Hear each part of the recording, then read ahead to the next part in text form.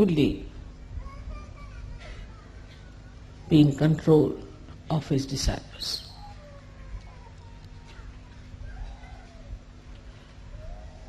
Guru principle is extremely strict,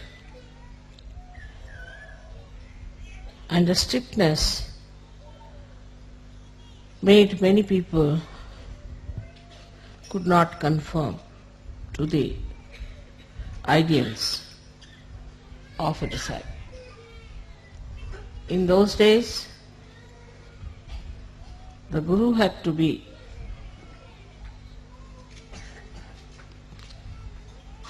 absolutely the authority, and it was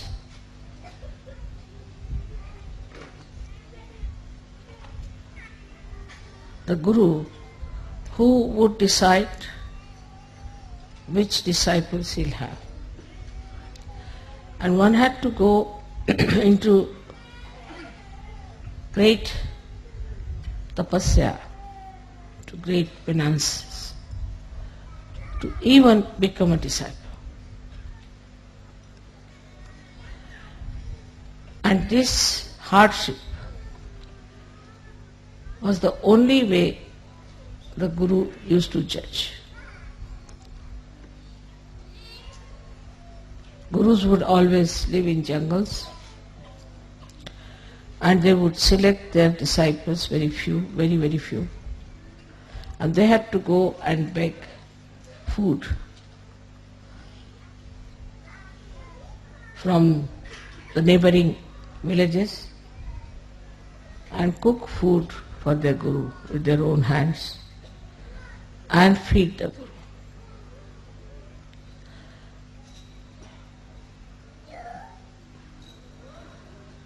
That sort of Guru business is not in search. That basically we must understand that the difference between those styles of Guruship and that we have now is this, that very few individuals were given the chance to become the Guru. Very few. And these few also were selected out of quite a lot of people, and they felt that there was something really special, that they are being selected, chosen, and that whatever they will have to go through is all welcome. With this idea, they became the disciples. But sahajayoga is a very different thing. I would say just the opposite. First of all, your Guru is a mother, and who suffers from Sandra Karuna. At the slightest things that happen to you, my eyes get filled with tears. So, as a mother, to be a Guru is a very difficult thing. But at the same time, for you to achieve heights is also difficult. Because you get lost when I love you so much, and in that love you forget sometimes that the progress in your being is very slow. It is important that in sahajayoga you have to be strict with yourself. That's why I said that you have to be your own Guru, which people do not understand what it means. You have to be your own guru means you have to guide yourself. You have to treat yourself as your disciple. And you have to trim yourself. If you do not understand the responsibility as sahajayogi of working it out yourself everything, you cannot move very fast, because it is a different type of relationship between the guru and the disciples. So first, I have always said you become your own guru. So you have to make a lot of introspection and fix your ideals. Before you, I am sitting. You have seen me how I am. I can eat anything. I need not eat at all for days together. I can sleep anywhere. I may not sleep at all. I travel for miles together untiringly. I have this energy because I am a guru of myself also. So the first thing is that there should be a lot of introspection. What's wrong with me, not wrong with others? What's wrong with me? Am I seeking the comfort of my body? The attention, is it on my body or on my spirit? If so, what am I doing? I think best thing is to write it down. Can I sleep on the grass? Can I sit on the stone? You have to make this body work. Can I sleep anytime I like, and can I keep awake anytime I like? I've seen people doze off. The reason is this, not that they're bad or in any way indisciplined people, but because inside they are tired. If you are tired inside, then you feel tired all the time. You will see on the television, if you see people in the West, they are always sitting like this. Because they are so very tired. Why are they so tired? They don't work so hard. So introspect how you behave. Now when you start introspecting yourself, you'll also start introspecting your surroundings and your styles and your methods and what you are doing to yourself because of the conditionings of the outside. Now the conditionings of the outside in the West are of a psychological nature. Indians have other conditionings which are also quite surprising. Or we should say the Western people, they must wash their hand 10 times. Even if their skin comes out, they'll go on washing like mad. They must have a bathroom attached to them all the time. They must have their baths. If they don't have bath, they are not comfortable. They have other conditionings also.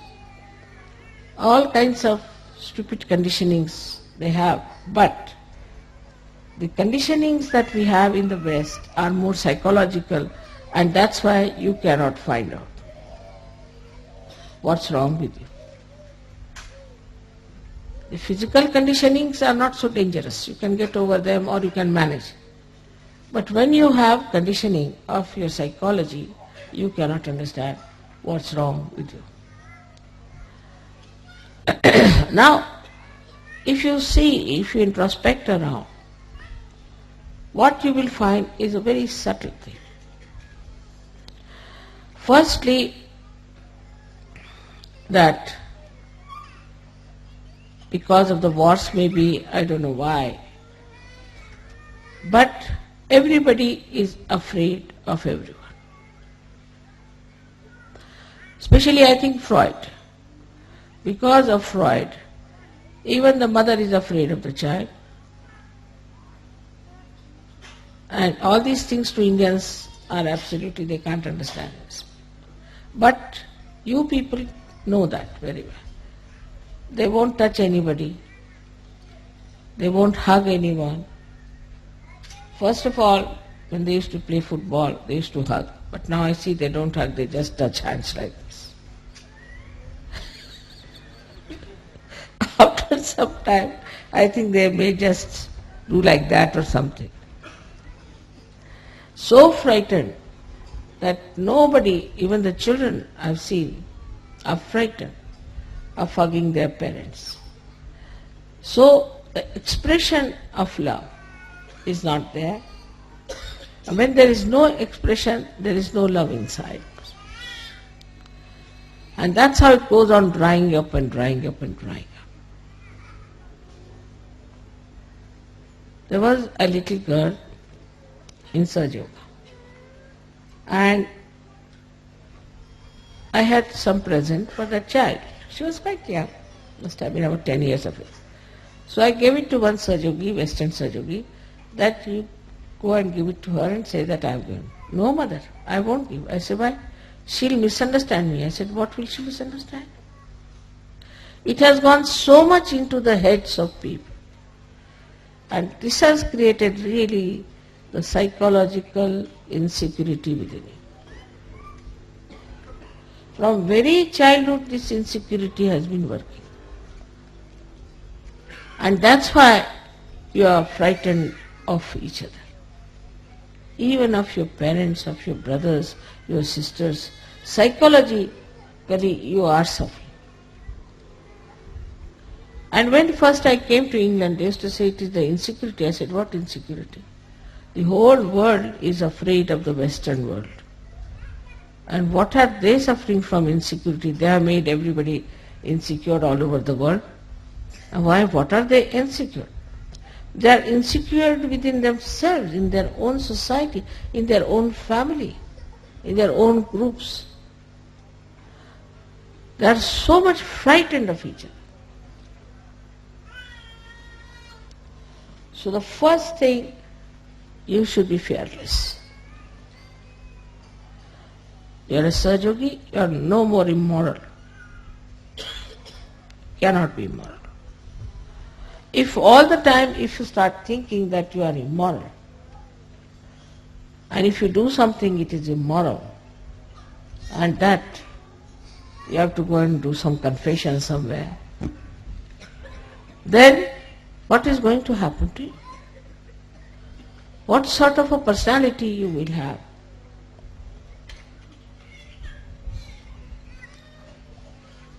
We have to change this by changing ourselves. So among sahajogis there should be no insecurities but maryadas. You must know how to respect each other's privacy. The second thing that if you find with the Western mind, which is a very common thing, that they are bombarded by criticism. There are so many critics that now there are no more artists left. Only critics are criticizing critics. All artists are finished. They are all the time criticized. Somebody will come in, there is an education on criticism. They may not know how to play any instrument, they may not know how to sing, but they can criticize, all right. So all the time in your mind is a way that you always feel that somebody will criticize if you do this. All the time the fear is there that somebody will criticize. So, should I say or not? As Sahajogis, you shouldn't worry about these stupid people because they are blind, and if they want to criticize, you let them criticize. What does it matter? Makes no difference. But this you have to build up within yourself. Now the third is even worse, which I don't know if you have noticed or not.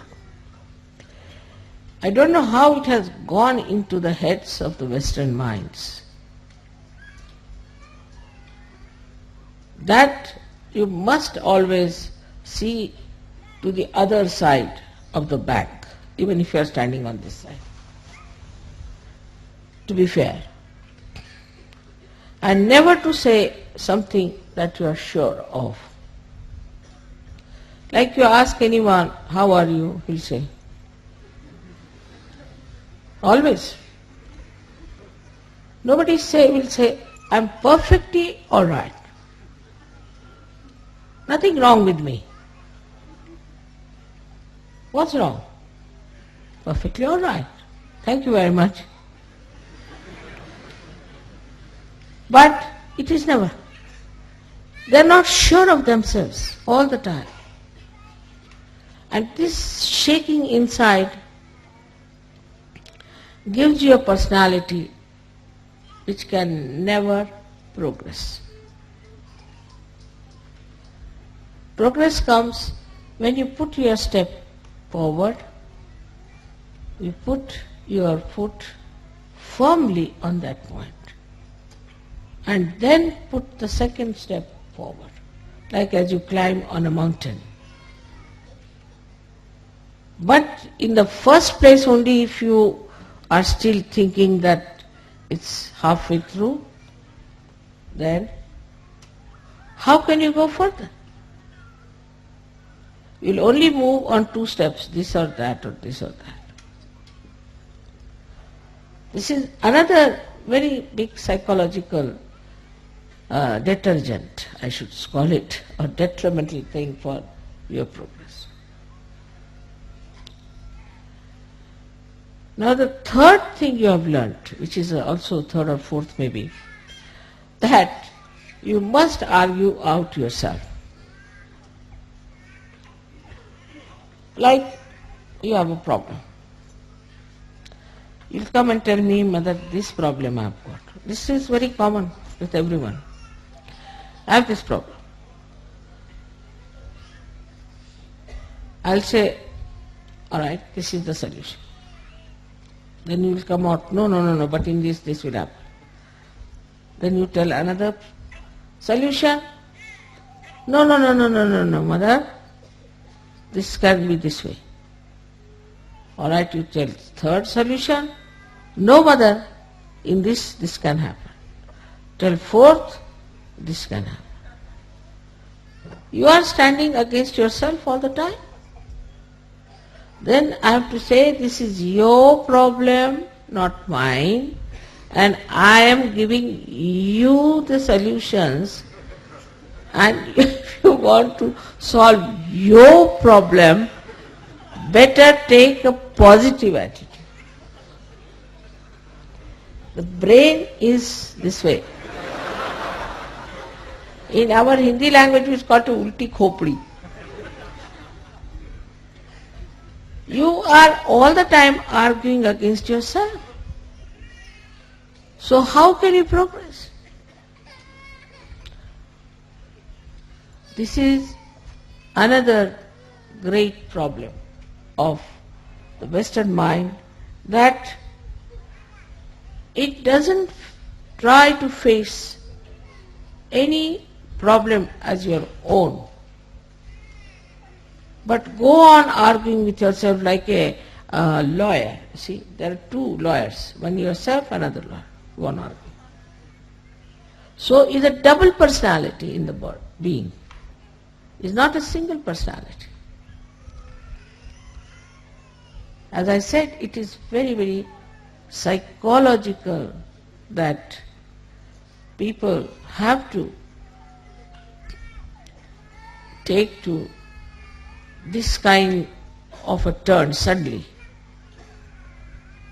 without understanding how dangerous it is.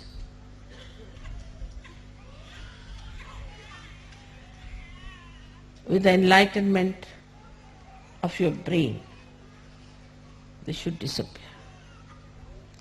On the contrary, in sahajayoga, it's very dangerous. Because you say something, you are a sahajayogi. You are connected with the all-pervading power. Whatever you say gets connected. And it acts. It's very dangerous for you people not to realize that you are realized souls and not to assume your own powers. Like, see, I have to say something secretly, then I must put my hand here and then say it, because it is connected to the mains. But supposing I keep it open like this and say something, it goes to everyone.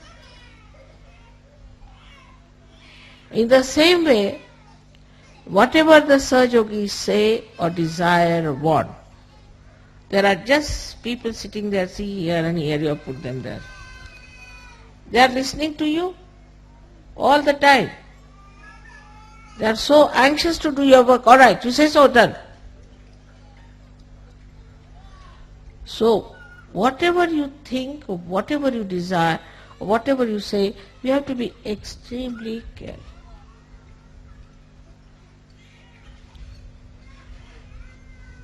And when, now, I mean, old people, all right, I can say that very conditioned, they have problems, But the generation that is here, most of them are all capable of improving yourself and making your brain straight by bringing it backwards to the forward.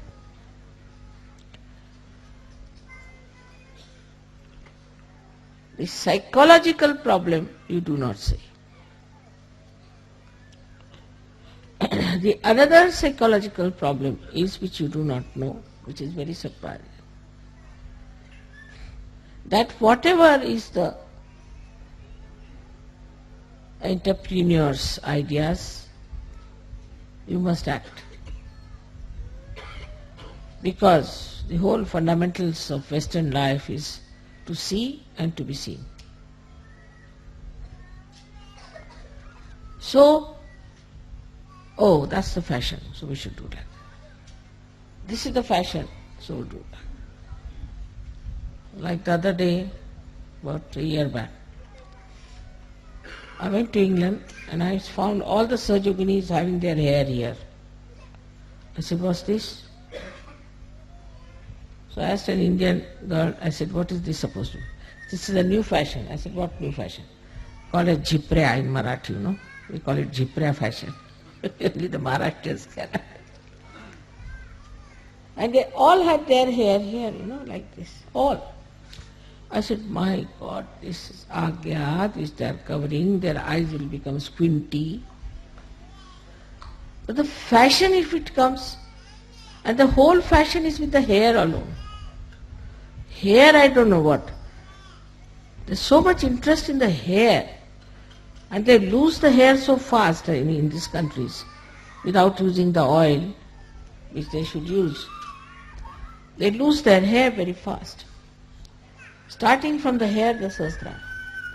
Then, fashion means, what is this? These entrepreneurs, these stupid people are creating ideas, and why should we follow them? I don't say that Sahajogis should all look alike, not at all. You can dress up the way you like. You can live the way you like. But you should not get yourself enslaved by any entrepreneurs. You are free people now. Know that very well. Know that you are absolutely free, and your freedom is absolutely in the light of your enlightenment. You can never do wrong. But first of all, have that confidence within yourself, that whatever you have to do, you are not going to enslave yourself to entrepreneurs, what people have to say, how you will look, how you will appear before. This is a very important point, that half of the time we are laboring just to look like many others. It's very surprising how these entrepreneurs have befooled the Western people. In India it won't work. Won't work. Especially the Indian women. This in between came a mini sari. Came up to Bombay for about 4 or 5 days, I think disappeared. No Indian woman would wear a mini sari, finished. Nothing doing. Any sort of fashion now comes in India, doesn't stay. Because whatever clothes we have now in India is traditionally has been there, has been tested and error and trial and error and trial, and we know now this is the best, now stop it. At certain age, you stop. This is the style that suits us the best. But anything goes on, the styles go on changing. And this is what you have to be very careful to see, that you do not take to stupid things which are being created by entrepreneurs, but to sensible things which are required for you. So one of the enslavement I feel is that you have to play into the hands of entrepreneurs. But the slavery is very deep and is so psychological. In so many ways it is extremely hidden and so subtle that you cannot make it out. So in the introspection you find out what's gone wrong with you, how you are made this way, what's wrong in my own personality. It has come from all the surroundings and the way people have been putting ideas into my head. You should have your own ideas.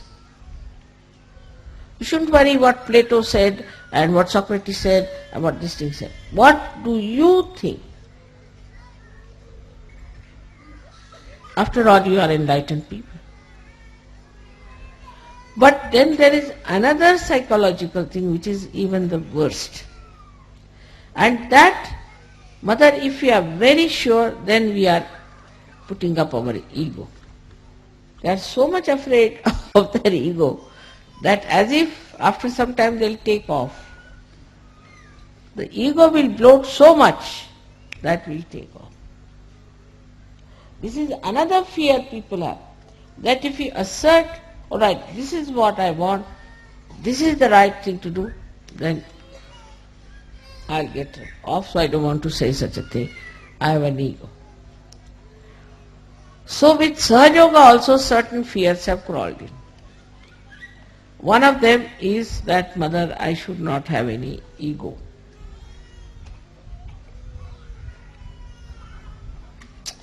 Now, what is the problem of ego? That also surprising despite all fear and everything. As a reaction to it, people have developed a kind of a protesting character.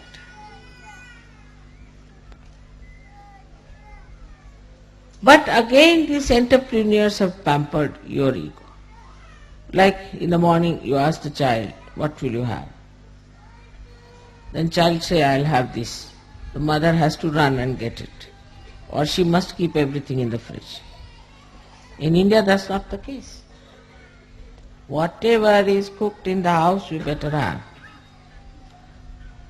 If there is no salt, all right, without salt, come along. Otherwise, don't eat, doesn't matter.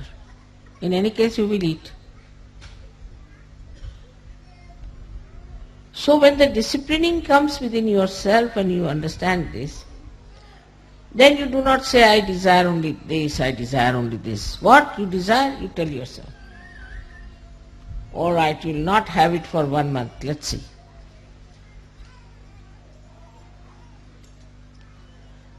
Once I must tell you about myself that little bit comfort grew upon me sometimes, I think. So we had a transfer, and my family was not with me at that time. We had only one small little bed where my husband slept, and I slept just on the bare cement in the road. And next day I started getting the pain in the body. I said, all right. I slept on the cement for 1 month. On the cement you get pain, all right, sleep now. 1 month I said, I'm going to sleep on the cement. Then cement lost its power on me. Then might be the cement might be feeling the pain. So, that's what you have to do, is to master your mind.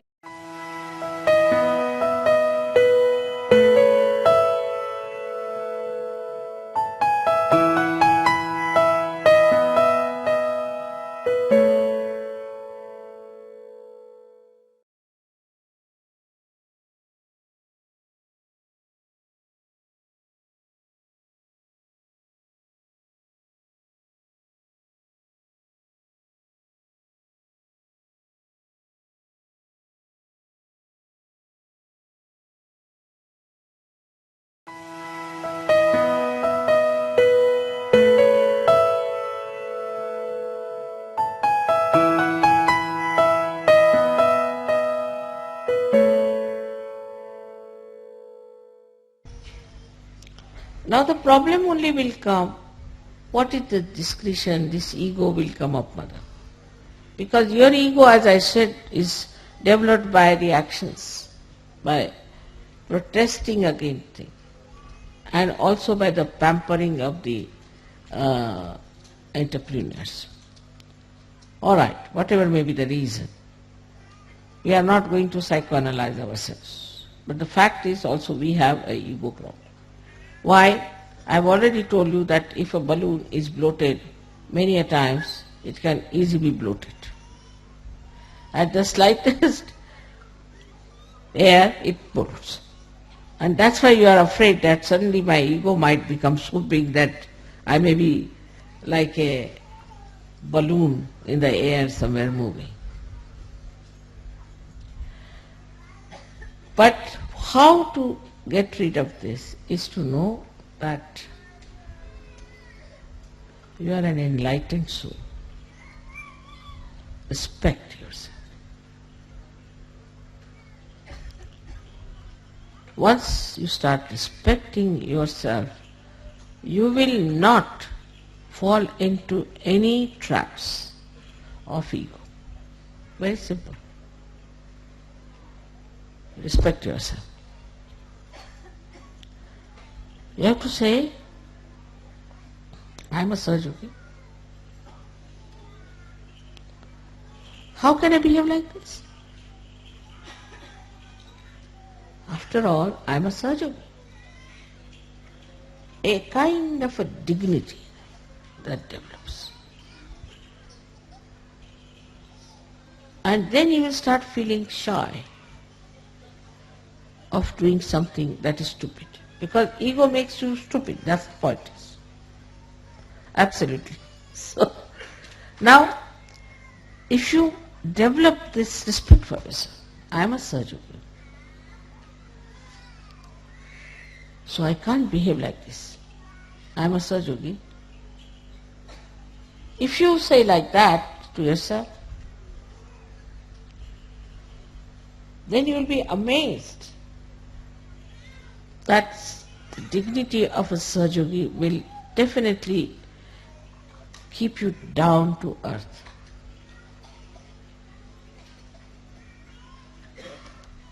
you will not get into the trap of your ego. So one side is the conditioning, another side is this ego. Simple thing is ego. That dignity has to be developed.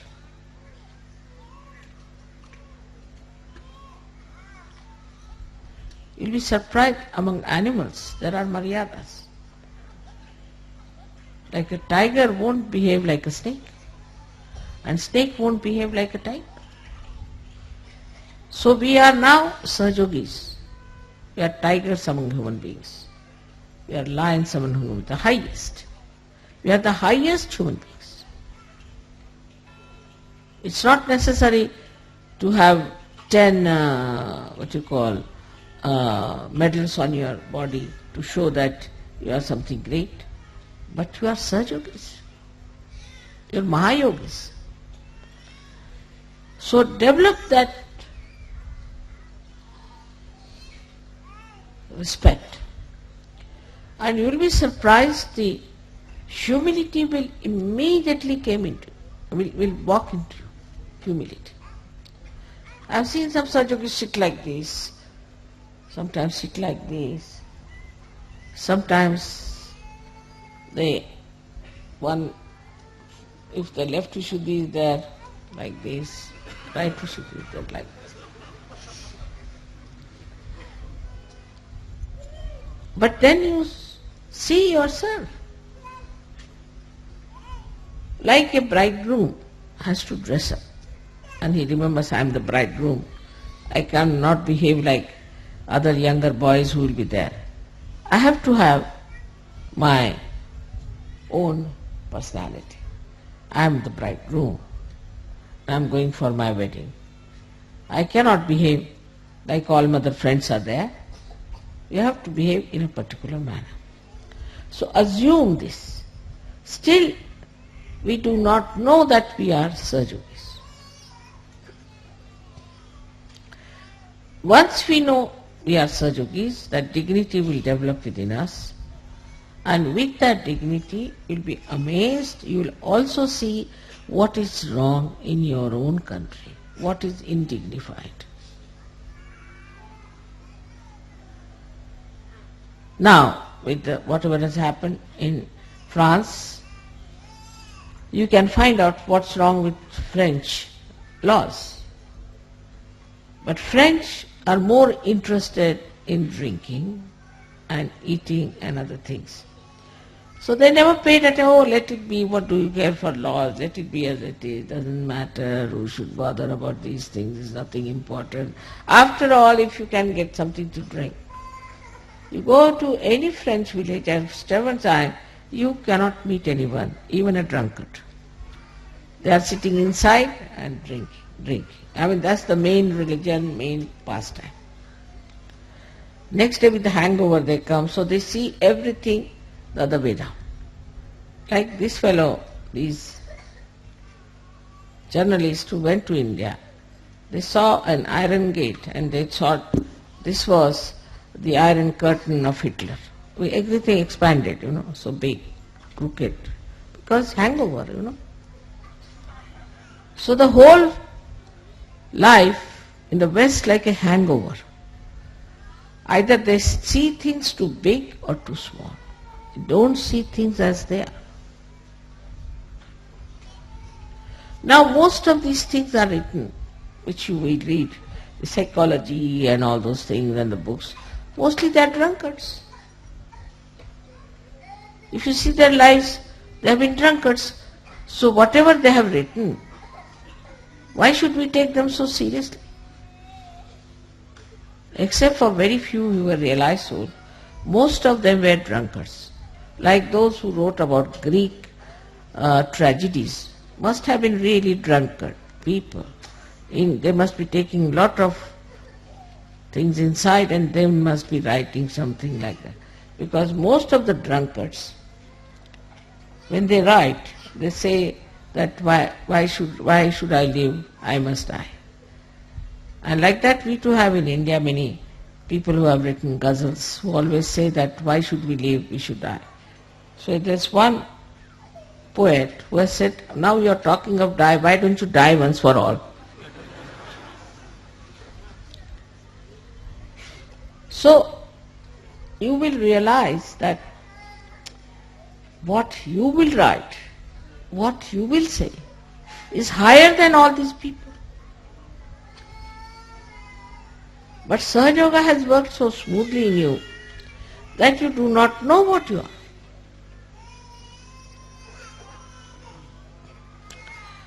Today on Guru Puja, you are worshipping your Guru. At the same time, I bow to your Guru within yourself.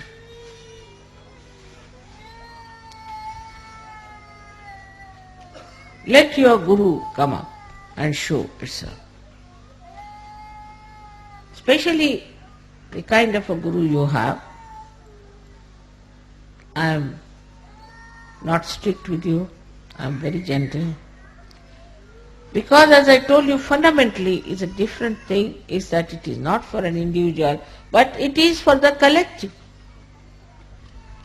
And if something has to spread collectively, then you have to understand that it has to be only love that is going to work.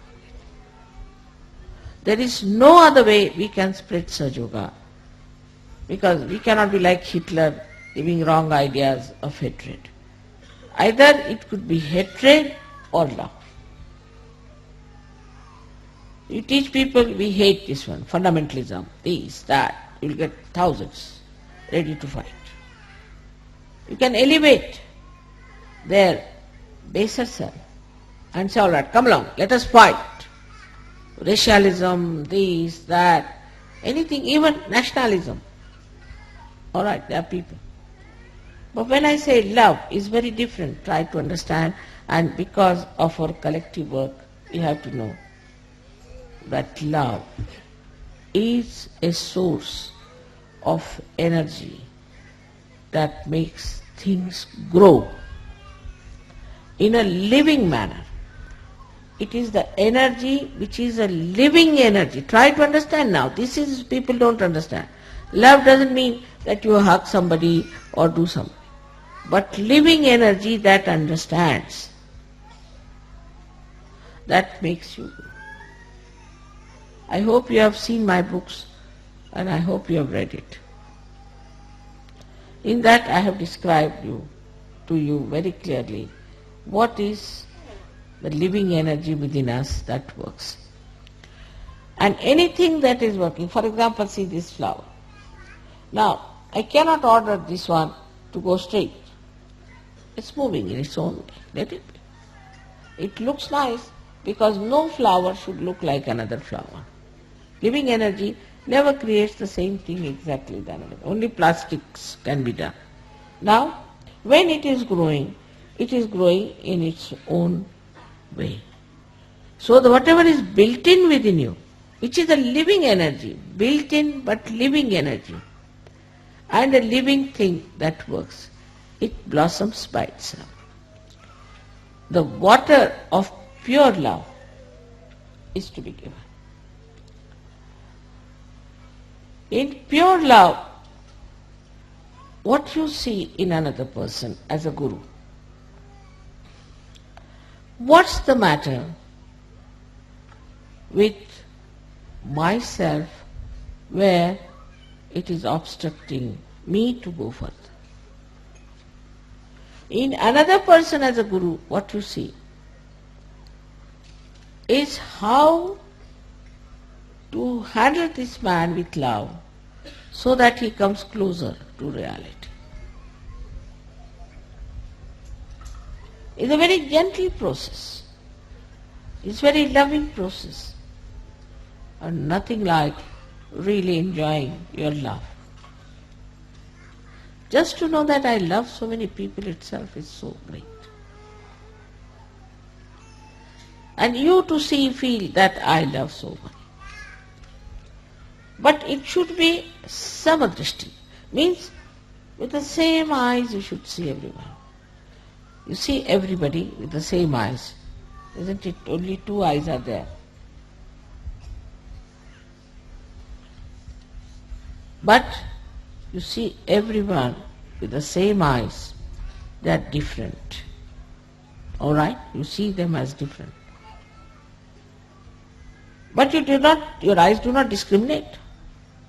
Your eyes do not see somebody black, somebody white, somebody blue. They see what they are. When you start seeing with samadrishti, means the same eyes, same sight, not to change your ideas.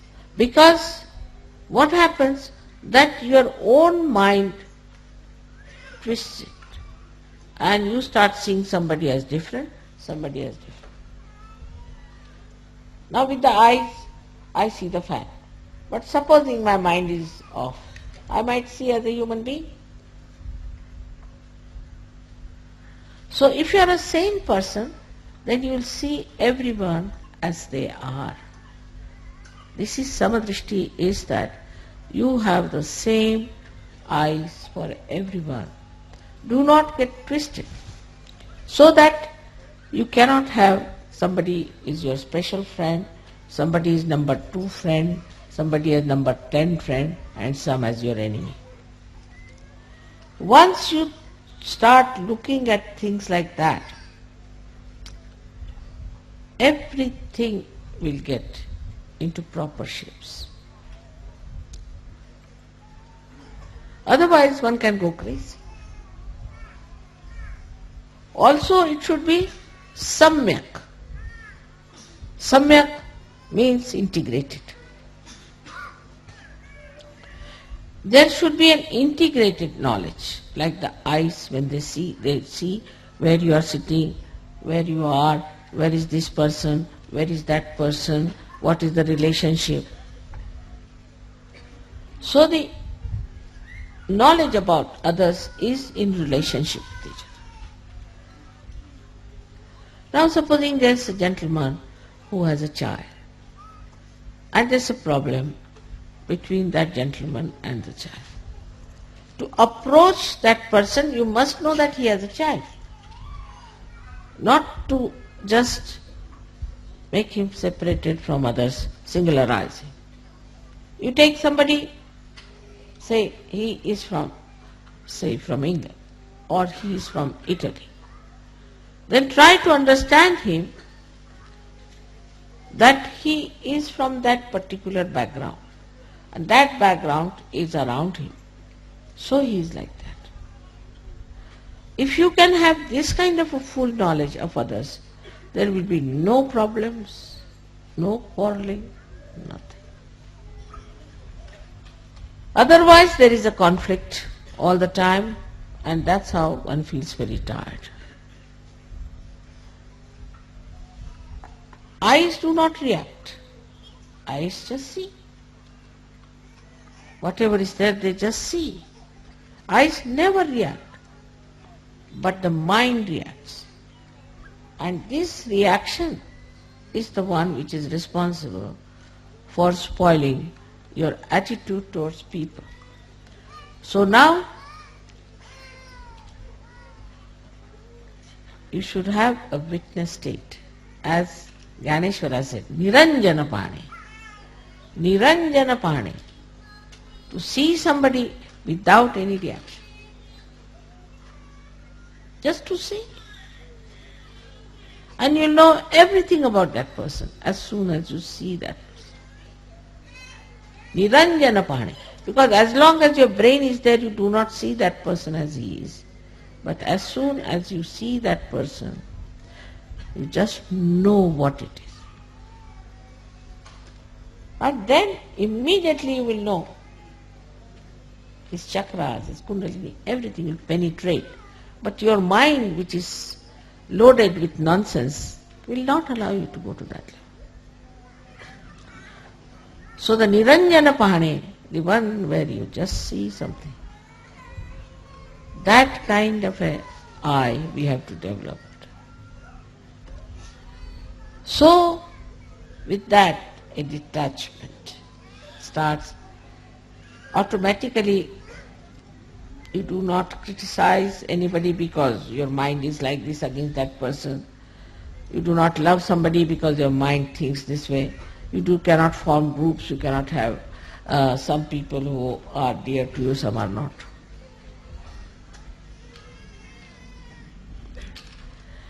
Sometimes if I do not smile at some people, then they grumble and say, this time mother didn't smile at me. I mean, I cannot keep all the time a smile, you see. You must also think of my muscles. All the time, how can I keep my smile on, But there are people who feel very bad that, you see, this time mother didn't smile, so I have to go on smiling all the time at him. I try.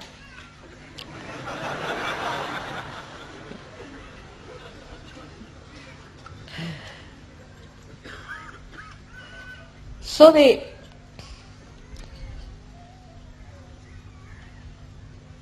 attitude towards others has to be with Niranjana attitude, because it's a collective work. It's not strict. It is not in any way clamping anything, because it's a living work. Absolutely living. We cannot. But it is definitely the work which creates harmony, love, affection, feeling of oneness. Imagine to think about someone who is not kind to you, or is a horrible thing. Better think how nice you could be to that person. So the attitude should be that how nice I am going to be with that person, See, somebody is angry with you. It's easy to fight. Come along, you are angry, I am angry. No, go and just tickle. Simple thing like that. And enjoy. Because you cannot enjoy hatred. You cannot enjoy rivalry. You cannot enjoy separatedness. Like this hand has to enjoy this hand. In the same way, you have to enjoy each other. If you cannot enjoy, then you have lost the point. Lost the point.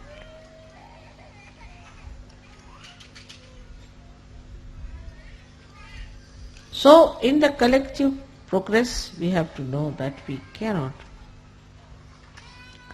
progress if we have no sense of collectivity, that we are part and parcel of one person. If I pull my one ear, it's not that my ear will come out, but it will give pain to the whole body. That's why I say pull both is better.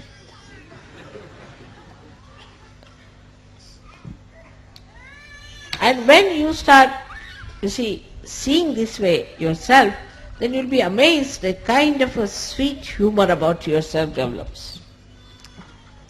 And you really become a very interesting, magnetic personality.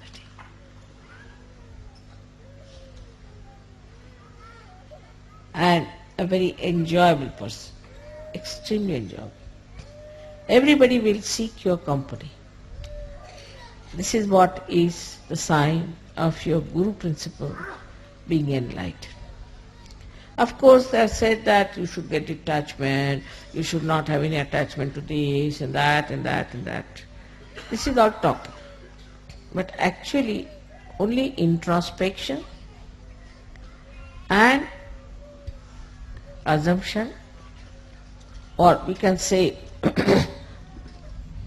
the knowledge of your own depth itself will give you that feeling. If you have that knowledge that I am a sahajayogi and my depth of divinity is so great, that itself will be more than sufficient for you to exist as the topmost guru. Actually, I am no more a guru. I was never a guru. I am a mother. I am hopeless guru. Because a guru cannot be strict. It's useless. And I have to prepare myself to say things, If there's problem between two people, and then if there's some gap of time where I have to say to them, then I start how to become strict. I tell myself. Spontaneously if something comes, then I say, why are you doing like this for the most? Spontaneous. So, you have to develop this special style of guruship in yourself, which is for the collective working. Again, remember, it is for the collective working. So today, you worship your guru principle within yourself when you are worshipping. I would not say that you should try to follow me because I am hopeless in many things. Say banking I don't understand, money I don't understand. There's so many things I don't know. Really. I'm hopeless. Law I don't understand. You should not be like me, agreed. But you should be able to say, as I say, that, you see, I have these problems.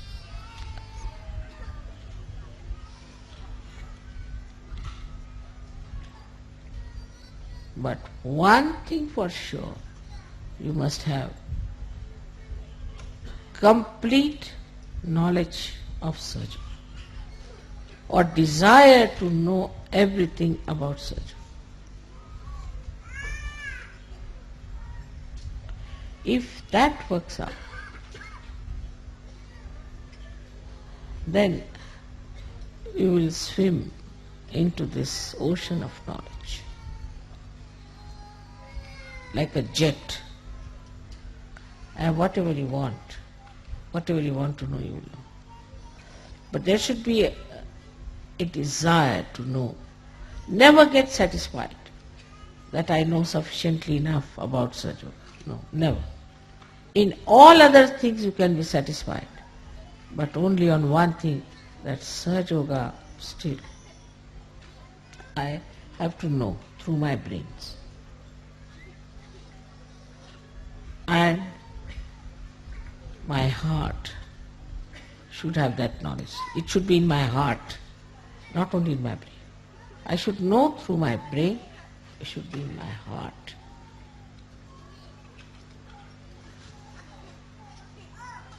Like when you see a film, you see King Kong.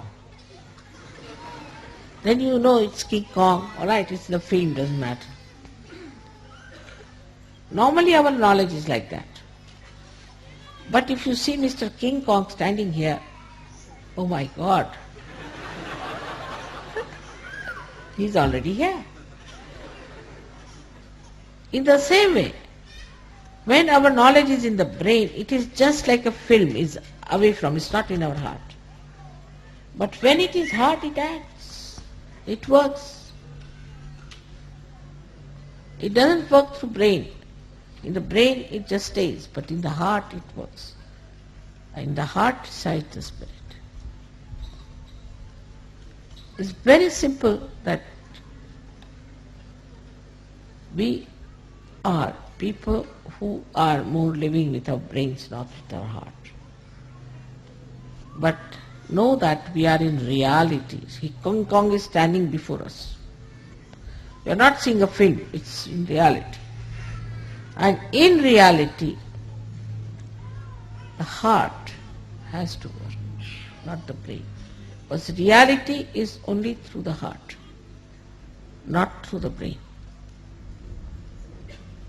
Once you understand this, then you'll open your heart, enlarge it. Now this is in my heart.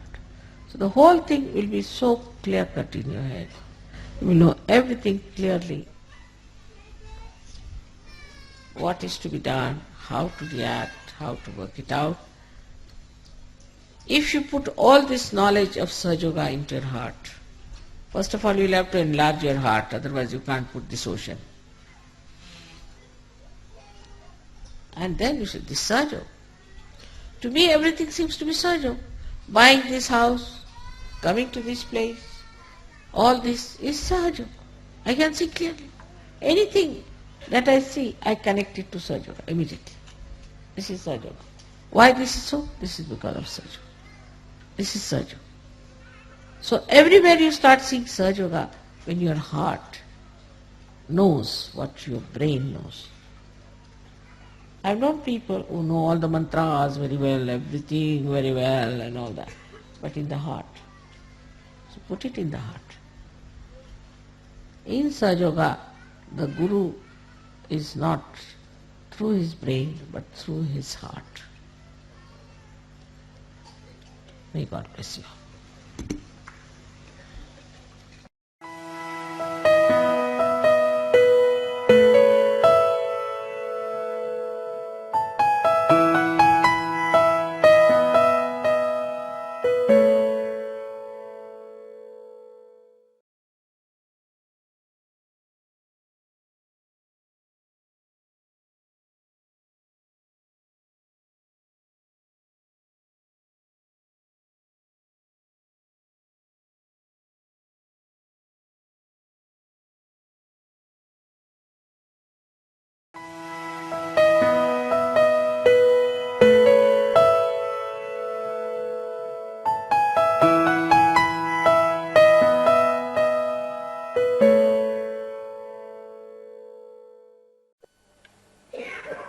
सत्य को खोजने वाले आप सभी साधकों को हमारा नमस्कार।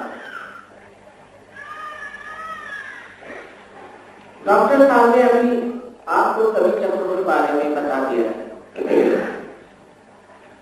उसी प्रकार कल मैंने आपको 3 नाड़ियों के बारे में बताया था, जो कि ईड़ा, पिंगला और सुषुम्ना नाड़ी है। ये सब नाड़ियां, ये सारी व्यवस्था परमात्मा ने हमारे अंदर कर रखी है। वो क्रांति के काल में जबकि हमारा रिवोल्यूशन हुआ है, तब धीरे धीरे एक एक चक्र हमारे अंदर प्रस्तुत हुआ। किंतु अब भी एक कार्य बचा हुआ था, वो ये कि ये सारी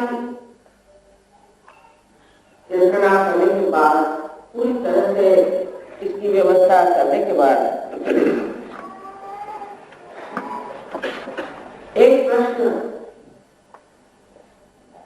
था कि इस यंत्र को, जो हमारे अंदर ये जो परमेश्वरी यंत्र बनाया हुआ है, इसको किस तरह उस परमेश्वरी तत्व से जुड़ा है।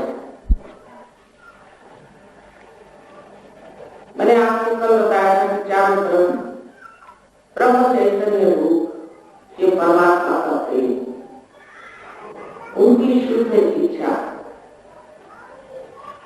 कार्य कर रहे हैं। लेकिन ये ब्रह्म चैतन्य अभी तक शुरू हो गया है, और इस त्रुटि का अनुभव आपको साक्षात्कार के बाद आएगा, घर पर आएगा। आपको आश्चर्य होगा कि ये जो ब्रह्म चैतन्य का कार्य है, ये कितना सुंदर अनुभव और ईमानदारी का, इसमें कभी कोई गलती नहीं, इसमें इतना प्रावीण्य है, एफिशिएंसी थी, इतना एफिशिएंट है कि आश्चर्य होता है किस तरह से काम करता है। तो अब आखिरी जो एक कार्य था, वो कि आपका संबंध उस ब्रह्म चैतन्य से हो जाए। उसके लिए अपने अंदर ये कुंडलिनी की शक्ति 3.5 वलय बैठी, और वलय को कुंडल कहा जाता है, तो इसको कुंडलिनी कहते हैं। ये शक्ति जो है, ये आदि शक्ति का प्रतिबिंब है, और आत्मा ये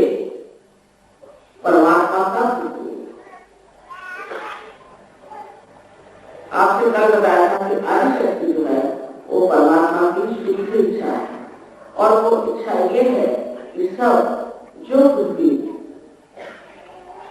इंसान के स्वरूप, मानव के स्वरूप के संसार में है, सब उनके साम्राज्य में आए और आनंद का उपभोग है। यही उनकी एक शुद्ध इच्छा है। इस वक्त पुनर्जन्म उतरती और इन 6 शब्दों को गिनती हुई ब्रह्म को गिनती है और उस सर्वव्यापी ब्रह्म चैतन्य से एकाकारिता प्राप्त करती है। उस वक्त क्या क्या घटित होता है वो जान लेना चाहिए।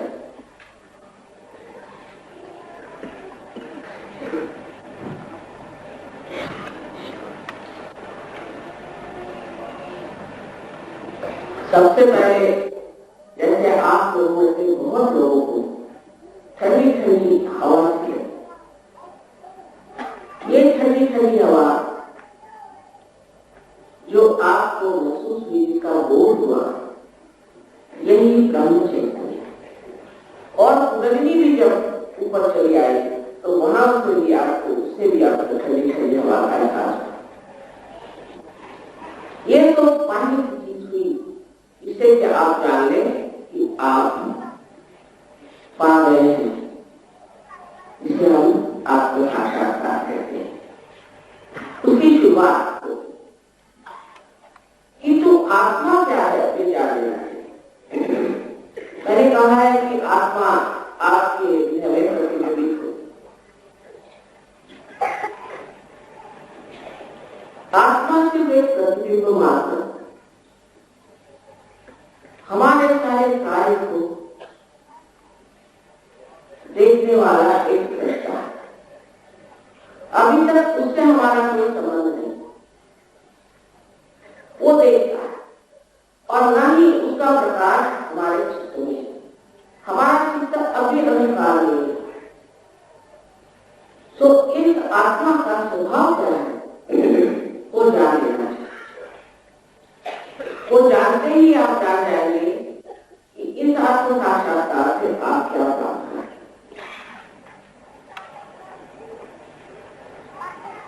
पहले तो जब कुंडलिनी इन चक्रों में उतरती है तो ये आपको अनेक प्रकार की नई नई उपलब्धि होती है। जैसे शायद आपको बताया कि क्या क्या उपलब्धियां होती है।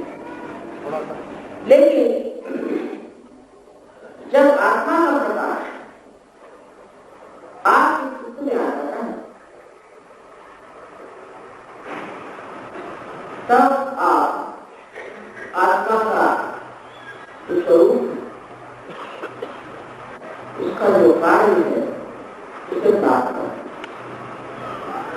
और उसका सबसे बड़ा कार्य ये है कि उसके प्रकाश में आप केवल सत्य को जाए। मैं कहूँ सत्य को नहीं, केवल सत्य को, इसका मतलब समझा। जितनी है उतनी बात होती है, जितनी आपसे उसका देखना है। किंतु केवल सत्य ये होता है कि जब इसे आप प्राप्त करते हैं तो सब लोग एक ही चीज को जानते हैं।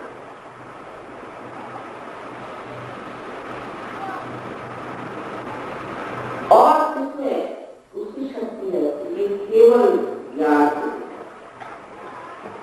जैसे कि समझ लीजिए कोई आदमी कहेगा ठीक है, ये एक फोटो है या एक मूर्ति है या एक साधु है, ये असली।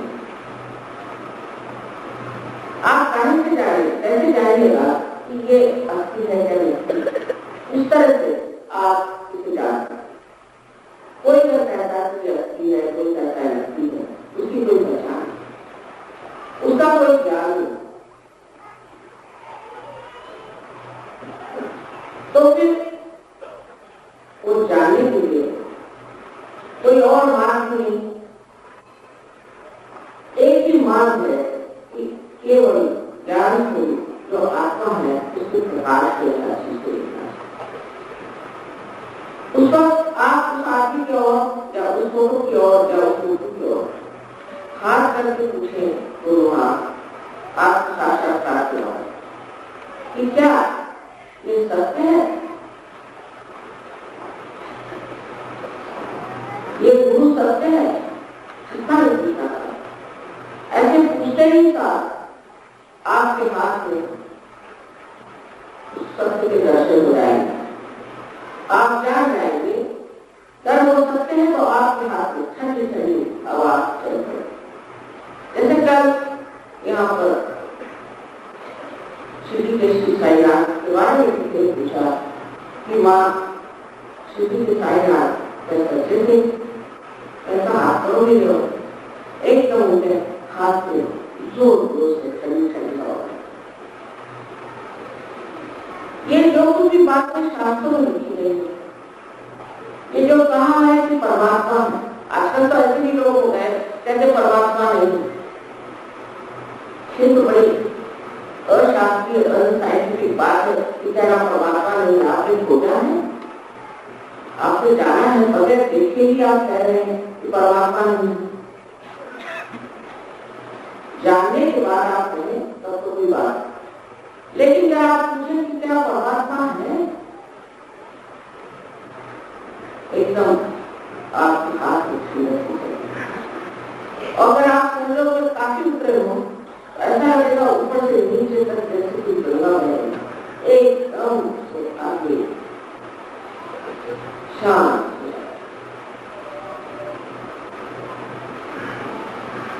तो पूरी तरह से इसे हम केवल ज्ञान करते हैं, वो आप शुरुआत में जरूरी है कि अभी पूरी तरह से आप नाव में नहीं बैठे, तो हो सकता है कि डरपक हो, लेकिन जब आप पूरी तरह से उससे जम जाते हैं तो आश्चर्य होता है कि छोटे छोटे बच्चे भी बता सकते हैं कि ये साफ कैसे। अभी एक बच्चे ने फोन उठाया और उसने कहा कि अंग्रेज बच्चे ने पता नहीं कहा तो योगी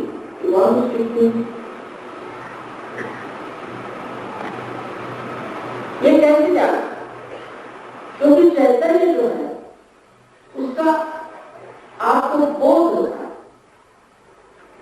कल आपको बताया था कि बोध होने का मतलब होता है कि आप उसे सेंट्रल नर्वस सिस्टम में अपनी मज्जा संस्था पर जाते हैं, कोई कहने से ये ऐसा है वैसा है। जैसे आप देख सकते हैं सफेद चद्दर बिछी हुई है, सब लोग देख सकते हैं कि यहाँ सफेद चद्दर बिछी हुई है। उसी प्रकार आप जानते हैं आपके सेंट्रल नर्वस सिस्टम की सत्य क्या है, फिर बताने की जरूरत नहीं और कहने की जरूरत है।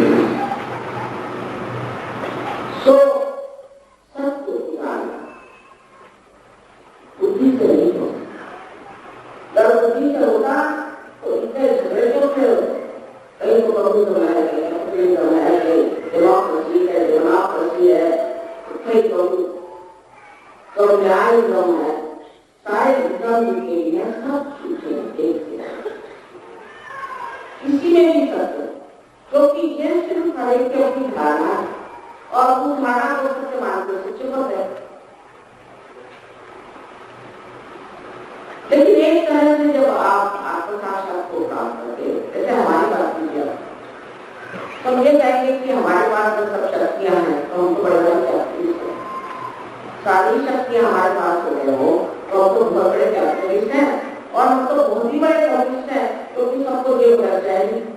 इस बात में आप तीसरे दिन को वही करते रहते हैं और चाहिए जब तक ज्ञान अच्छा नहीं है। देने की भी शक्ति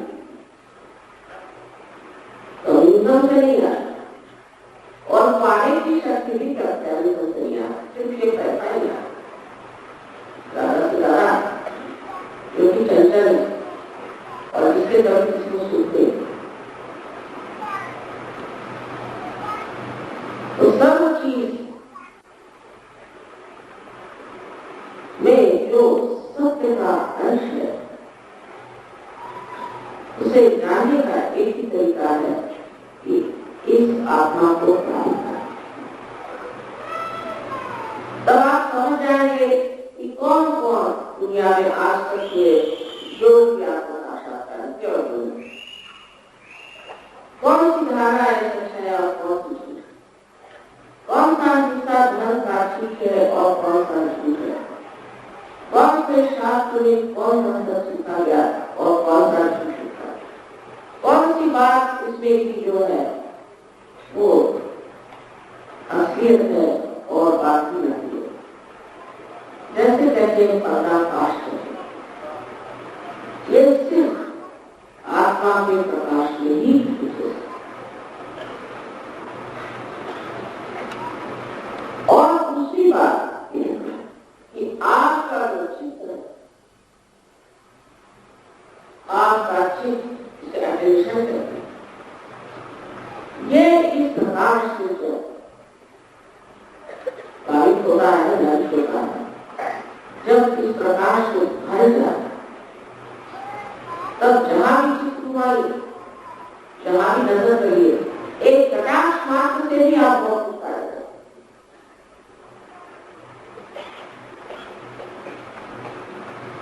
और यहां बैठे बैठे कहीं भी दुनिया में जो चीज हो गई है, जो लोग हो गए हैं और जो लोग हैं, इसी के बारे में भी आप जान सकते हैं बैठे बैठे। ऐसा ये कम्युनिकेशन है और एक बहुत एफिशिएंट है। आजकल के जैसे टेलीफोन में यहाँ बैठे बैठे आप जान सकते हैं किस आदमी में क्या बात है, कौन सा शस्त्र उसका पकड़ा है। अब तक तो की बात करते हैं, आदमी की बुराई क्या करेंगे आप?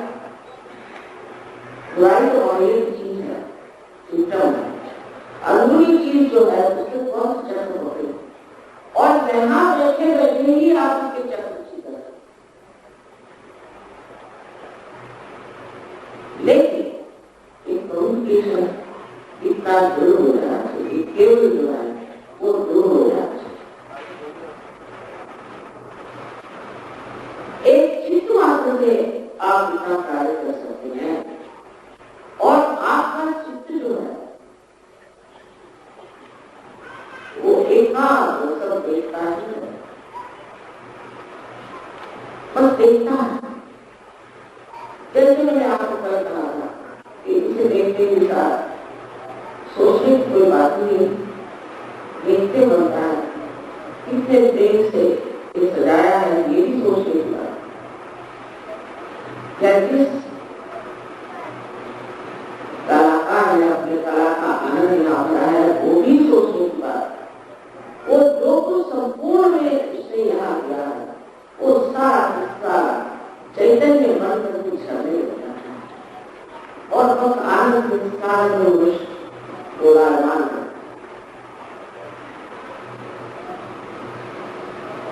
जिसे हम पहले की बात कर कहते हैं ये विचार समाधि का अशोक में इन लोगों ने सिर्फ व्यायाम करना चाहना है, वो करना चाहिए। व्यायाम तो बहुत थोड़ी सी चीज और उनका शास्त्र पढ़े तो उसके समाधि की भी बात है। पहले ये विचार विकल्प समाधि, इस विकल्प समाधि इस तरह से उन्होंने इसकी तीन दशाएं दिखाई, वही आपको सहयोग में प्राप्त।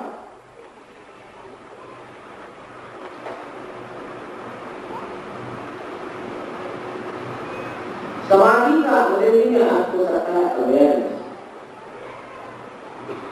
कि आप में एक नया आयाम, एक नया डायमेंशन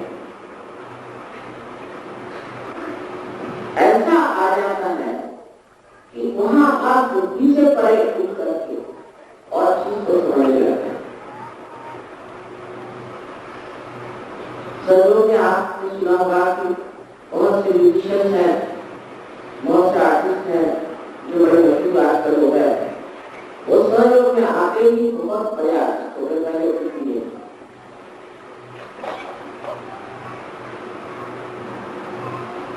उसकी वजह ये है कि उनका चित्त जो है वो चित्त इतना एकाग्र हो गया है कि जिस भी चीज को देखता है उसका पूरे हिसाब किताब, उसका पूरा चित्र ही मानो उसके मन पर कुछ आ रहा।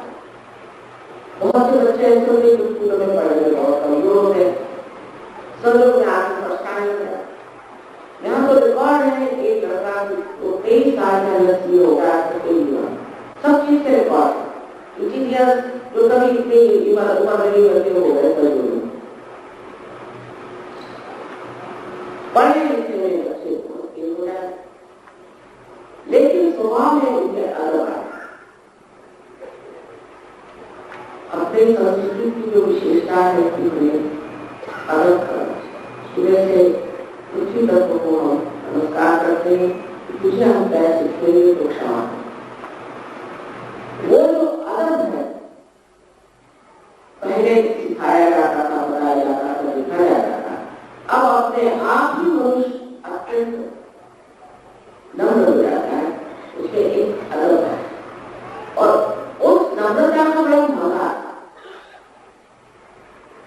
जिन बातों के बारे में धार्मिक पुस्तकों में लिखा गया वो सारे ही तत्व हमारे अंदर जागरूक हो जाते। ऐसे ऐसे लोग जो मशहूर हुसैन थे, हुसैन को क्या कहना चाहिए, बहुत ही ज्यादा बदली लोग जो हाथ में हमेशा तलवार बंदूक लेके घूमते थे, वो भी इतने प्यारे बेटे हो गए हमारे कि लोगों को समझ ही नहीं आता है वो क्या हो गया, ऐसे बदल कैसे गए, ये इतने सुंदर कैसे हो। तो अपने अंदर का जितना भी गौरव, इतनी भी विशेषताएं, इतना भी प्यार है, वो सारी एकदम दुर्लभ है। और मनुष्य शांति में स्थापित हो, जैसे एक चक्का है, चक्र है, पहिया है, वो घूम रहा है, लेकिन उसका जो मध्य है, जो उसका एक्सिस है, वो शांत है। इसी प्रकार आप उस परिधि से, उस पेरीफेरी से निकाल करके अपने मध्य में आते और आप देखते हैं जैसे कि पानी में इंसान खड़ा है, उसे पानी से डर लगता है, वो नाव में चढ़ाता है और फिर तैराक होता है। जो पानी से डराता था आज किसी को मदद से खेलता है और 50 को बचा भी दे रहा है। ये सब होने का है, आप सबका अधिकार में प्राप्त करने का। ये आत्मा आपके अंदर बसा हुआ आपका अपना और पुनर्जीवी आपकी अपनी शक्ति।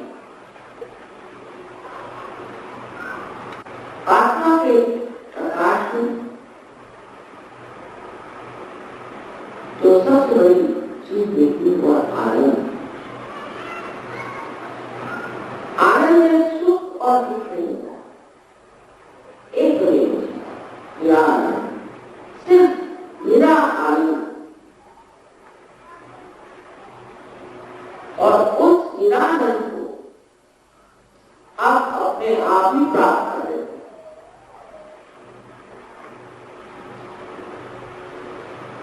जैसे कि सब कोई ड्रामा चल रहा है और आप उधर जाते हैं, अगर कोई लड़ रहा है तो आप उसके साथ लड़ने लग जाते हैं और कोई रो रहा है तो आपके साथ रोने लग जाते हैं। लेकिन जब ड्रामा खत्म हो जाता है तो आप बात कर रही तो खत्म हो जाए। देखो ड्रामा उसी प्रकार दुनिया से ये जो झमेला है, आप भवसागर पार करके और इस भवसागर में और देखते हैं ये लीला तो श्री चक्र के श्री कृष्ण की बात सारे धर्म आपके अंदर जागरूक हो जाते हैं, जो कि गुरुओं ने हमें बताया, महागुरुओं ने बताया, आदि गुरुओं ने बताया। वो सारे अपने अंदर ही जागरूक हो जाते हैं, फिर सर जो भी गलत काम नहीं कर सकते, डर से नहीं। कौन से लोग डर से अच्छे होते हैं? गवर्नमेंट का डर है, किसका डर है, उसका डर है नहीं, क्योंकि अच्छाई का मजा उठाने लग जाते हैं, अच्छे होने का मजा उठाने। मैंने तो ऐसे लोग देखे जो बहुत ही कंजूस है, बहुत ही कंजूस, ऐसे कंजूस मानो जैसे उनको कंजूसी की बीमारी, और वो दानी हो गए और दाना उनकी इतनी मशहूर हो गए, तो वो कर गया। ये कैसे? क्योंकि वो जो दाता अपने अंदर छुपा हुआ है, आपकी प्रेम का सारा कार्य सारे विश्व को प्रेम चाहिए। ये परमात्मा का प्रेम निवास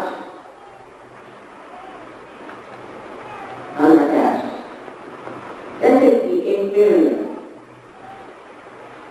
उसके अंदर का तत्व सत्व साफ चलता है, हर पेड़ की शाखा उसके पत्ते उस सबको देते, लेकिन किसी एक चीज में हरकत नहीं जाता। समझ लीजिए उसे खूब बदल रहा है, वहां आ गया तो पेड़ तो मर जाएगा और फूल भी मर जाएगा। तो किसी में अटकाव करना ही प्रेम का मृत्यु करना। मेरा बेटा, मेरी बेटी, मेरा घर, मत है। आज तो वही बेटा बेटी और घर इतना बताते हैं कि नए बाप बेटा ये जरूर तो आवाज एक तो अच्छा हो गया, लेकिन सबके नंबर कभी यहाँ पर आकर आदमी मेरा बेटा ऐसा वो करने लगे। लेकिन पहले बहुत भगवान बाजार मारा बेटी दे दो, बेटी दे दो, बेटी। पर इस अनुभव से जो आपको ज्ञान प्राप्त किया होगा, जुदाई रखोगा, ये अनुभव आत्म साक्षात्कार का आपको सहज में ही बता देगा कि किसी से भी लगाव करने की कोई जरूरत नहीं, जिसके साथ जो करना है वो करना, लेकिन किसी में अटकने की कोई जरूरत नहीं। अपने ही आपके व्यक्तित्व में, आपकी पर्सनैलिटी में बात तो मेरे मुखर लोगों की रखेंगे श्री राम योगी की कोई बात। कोई लोग कहते हैं कि सुबह से शाम तक 100 झूठ नहीं बोले तो हिंदुस्तानी नहीं हो सकता। हिंदुस्तानी की पहचान है कि झूठ बोलना।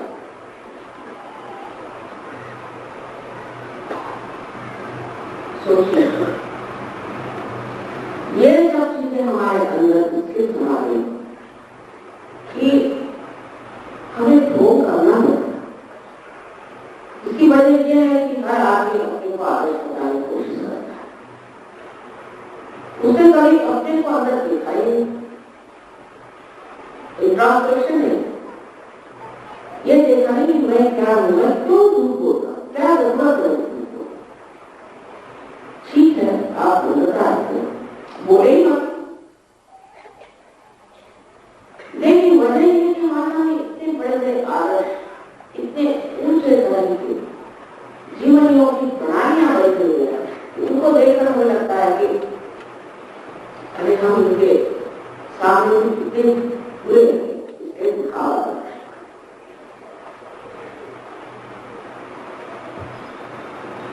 चाहे वो धार्मिक हो, चाहे वो नास्तिक हो, चाहे वो मंदिरों में जाए, चाहे वो मस्जिदों में जाए, और चाहे वो भगवान की है, अपने अंतर्मन को हमने अपने बुलाए और देखा नहीं था कि कुछ तो कुछ ये जो साधुता हो गए, उन्हें क्या विशेषता थी, वो क्यों नहीं झूठ बोलते थे, वो क्यों नहीं दुष्टता करते थे,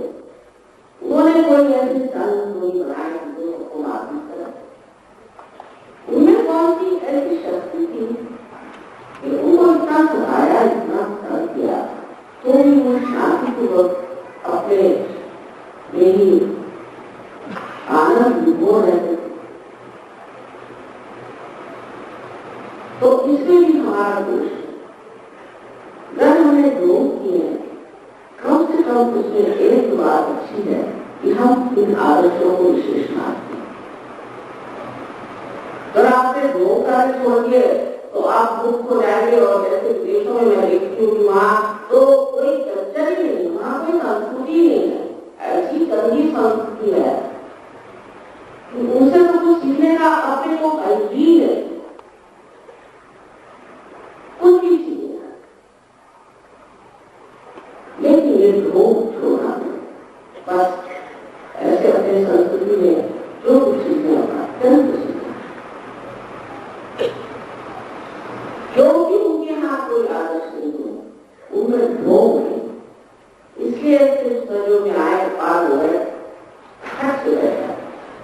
एक रात में लोगों ने रस छोड़ दी, रस, इसमें भी बेहोशी की हालत में आए, शराब छोड़ी एक रात। एक हिंदुस्तान में थोड़ा है ना, किसी को तो देखा है छुट्टी जाती है 2-4 लोगों की, लेकिन ज्यादा लोगों को नहीं छुट्टी, एक साथ से वो तबाकू खाते। मैंने उनसे कहा ठीक है, मैं जानती थी कि अभी लोग ये सोचा है सर लोग मेरे आगे से तबाकू खाते तो छुट्टी है, और उनसे लोग तबाकू खाते। एक दिन वो आके मुझे पहले वहां पता नहीं, मैं कुछ आपके फोटो सामने जाकर बैठता हूँ तो मेरा जो है पूरे लग जाता है, क्योंकि हमारा तो नहीं वहां। मैंने कहा कि तू स्थिति का ही प्रश्न है ना? हाँ, मेरा स्थिति बहुत मेरी स्थिति है, क्या मैंने कहा देखिए हमें से बात हुआ, आप तबाकू खाते हैं, अब आप हमारी भी हो जाए, तबाकू खाना आपको हर सोच दिमाग में माने क्या वो दिन से तंबाकू, लेकिन तो काल बना, काल बना हमारी करते रहे तब तो सर ने ये भी इलाज, अगर आप भोगी बना करेंगे तो उसका भी इलाज ये 2-4 तरफ फैली हुई पर इतने वो भी करेंगे, बहुत बड़ी पुरानी एक साथ रहे 2 साल हो गए, कोई सिगरेट कभी कभी पीते, जो भी होती है पहले कभी किसी से नहीं कहा कि सिगरेट मत पियो, शराब मत पियो, तो आदमी को ऐसे उठ जाए। सर्दियों की बात है तो एक दिन ड्राइव कर रहे थे, उनके साथ 6 और घर के गाड़ी में जा रहे और 7 आदमी गाड़ी, तो कहीं जाकर एक्सीडेंट हो, सारी गाड़ी सब कुछ हो गया, सब लड़कों को चोट आई, लेकिन इन महाशय को सिर्फ इस उंगली में चोट और ये विशुद्धि है। और जब आप सिगरेट पीते हैं तो राइट विशुद्धि पकड़ती है। सब आएंगे तो मेरे पास नहीं, आज से सिगरेट पीते, ऐसी छोटी छोटी बातों को आदिशक्ति की ये जो शक्तियां ऐसी छोटे छोटे तरीकों से आपको ठीक है, और आप स्वयं ही जानते हैं कि मेरा ये चक्कर हो रहा है। जैसे दिल्ली में तो जब शुरू में आती थी तो सब मेरा तो आ गया, सब जो है तो आ गया। मानिए कि मैं बड़ा अंधकारी हूँ, मेरे अंदर अंधकार है, हमारे को सूत्र, लेकिन आपने बताइए किसी से अगर आपने कहा कि तुम अंधकारी हो, सदा मुझे उससे कहिए तो मारने को दौड़ेगा, मारेगा कोई नहीं मानने वाला कि मैं अंधकारी। पर जब आप अपने से हटते तो देखते हैं और ये संघर्ष शुरू हो गए तो आ गया था माँ में बड़ा अंधकारी, लेकिन ऐसा नहीं, अब सारी भाषा जो है वो चक्रों की शुरू हो गई। चक्रों की बात होती है, माँ मेरा आज्ञा पकड़ा थी।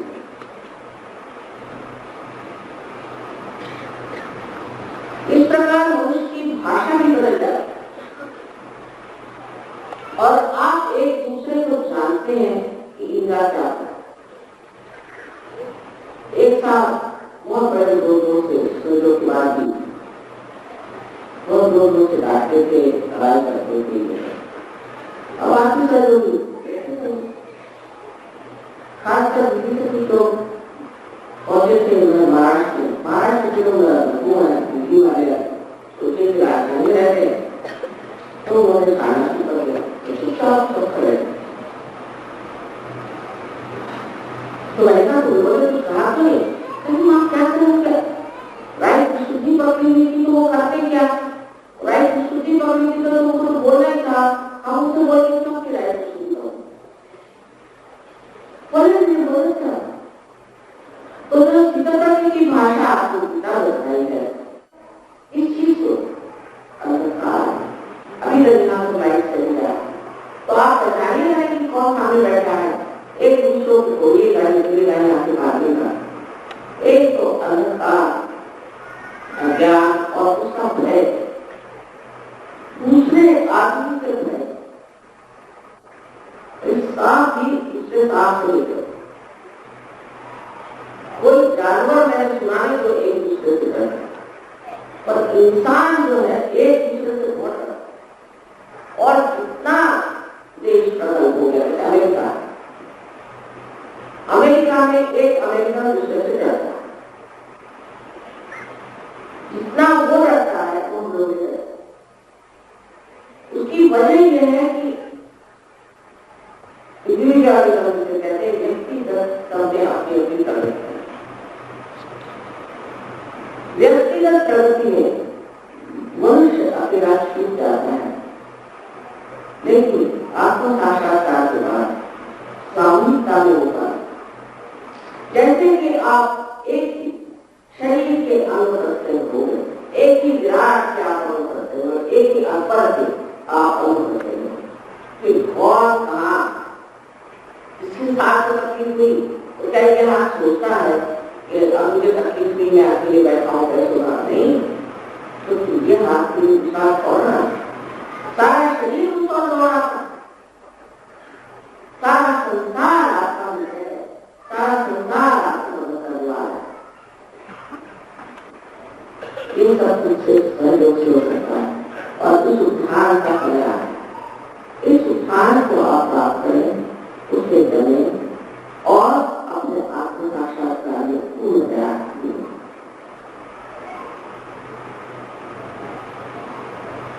यही आत्मिक आनंद है, इसे आत्मानंद कहते हैं।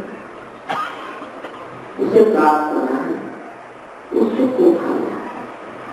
सब कुछ आपके लिए तैयार है, पूरा इंतजाम है, सिर्फ आपकी तैयारी होती हो तो ये कार्य पूर्ण नया हो सकता है।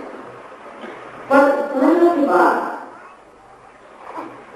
ये जान लेना चाहिए कि अभी भी अंदर कुछ दोष है, चक्रों में दोष है, उनको पूरी तरह से हमें स्वच्छ करना है और ठीक से रखना है।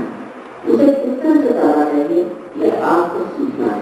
अगर आपको अपनी जरा भी जरूरत है, जरा भी अपना ख्याल है, जरा भी अपने आत्म साक्षात्कार को आप विशेष चीज मानते हैं, इसको जैसे आदमी को गुरु के यहाँ बैठे वहां से भाषण सुनता है, या कल के तो यहाँ नहीं आया, आपके नहीं यहाँ आ रहे, ऐसी तो बैठा है तो समझो धन्यवाद। इसके लिए चाहिए विशेष मराठी में है त्याला म्हणजे काफी से या वायाते कानून। ऐसे आलतू फालतू लोगों का ये काम नहीं, वो चाहिए विशेष, और ऐसे आप विशेष है तभी आप यहाँ आए।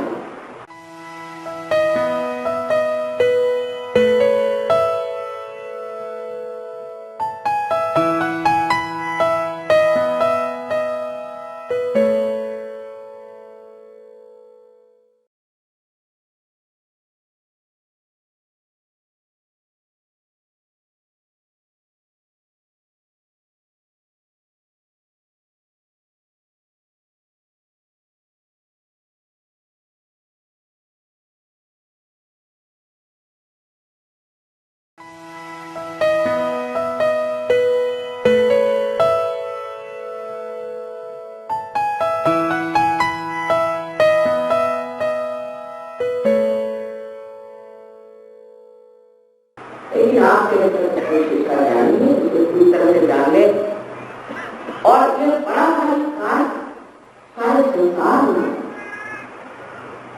हमारे प्रति भी आप जानते हैं कि यूनाइटेड नेशन से जो आयोग वहां चला गया और 134 देशों में पारित किया। वो कहते थे कि यूनाइटेड नेशन यूनाइटेड नेशन जो वास्तविक यूनाइटेड इसमें कोई जरूरत ही नहीं। हजारों आदमी इकट्ठे हो जाते हैं यहाँ दिसंबर में हम लोगों का मेला लगता है। 8-10 दिन लोग रहते हैं। इस वक्त 56 देशों में से 33 देशों में से लोग आए थे। कोई झगड़ा नहीं, सब आपस में कोई बच्चों का, स्त्रियों का, पुरुषों का कोई नहीं। और इतनी शुद्धता ऐसी तो मेरी जिंदगी दो तरह से आप जानते हैं पति के साथ कर लेती है कि आदमी उस औरत पीछे मारा, वो औरत आदमी पीछे मार रही। मुझे समझ नहीं आ रहा था उसका अनुमान सब आप लोग मुश्किलें हो गई स्पष्ट आए और मैं ये सब छूट जाता है, पागलपन सब छूट जाता है, एकदम शुद्ध सोच। ऐसा हमारा नाम नहीं, ऐसे ही आपको निर्माण ये सब व्याधियां और ये विलास करने से कहते हैं लालच और अंत, इससे एकदम आप फाइट हो जाते हैं, छूट जाते हैं, निकल जाता है, छूट जाता है। ये सिर्फ मैं आपको कोई बड़े बड़े आश्वासन दिए या आप हैं इसे आप काम, लेकिन इसमें सामूहिकता से कार्य होना है।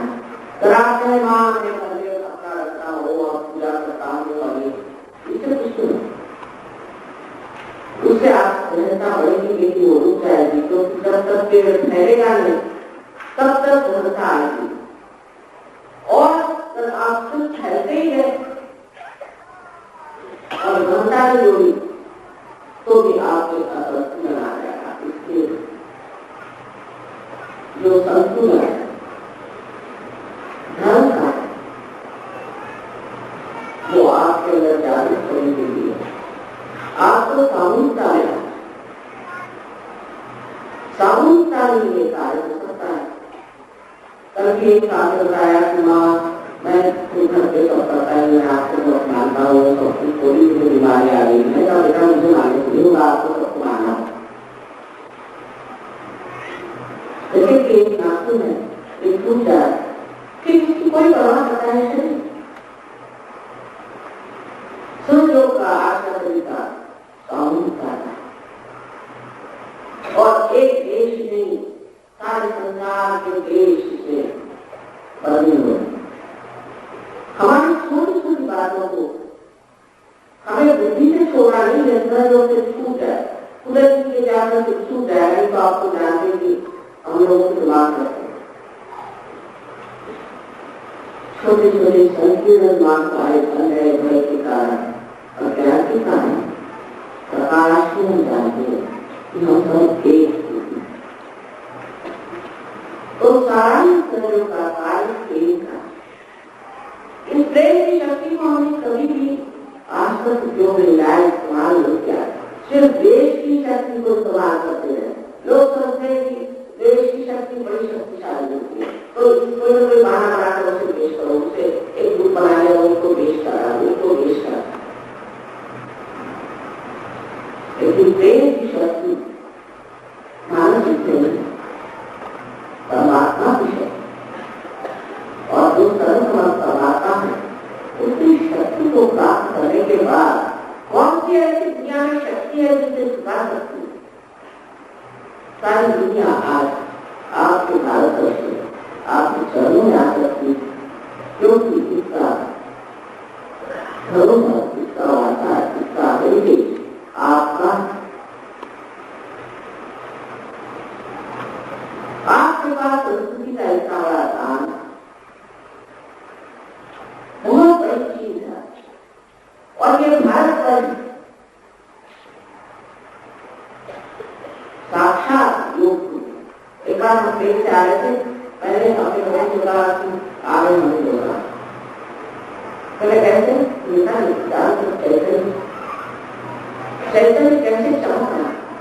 वो जाकर पायलट से पूछा बताते हैं अभी मैं दिन पहले आया, ये ऐसा था भारत, ये पृथ्वी को आप क्या समझते, इस पर आप बैठे हो, ये पृथ्वी को क्या हजारों साधु अपना कुछ सीखा।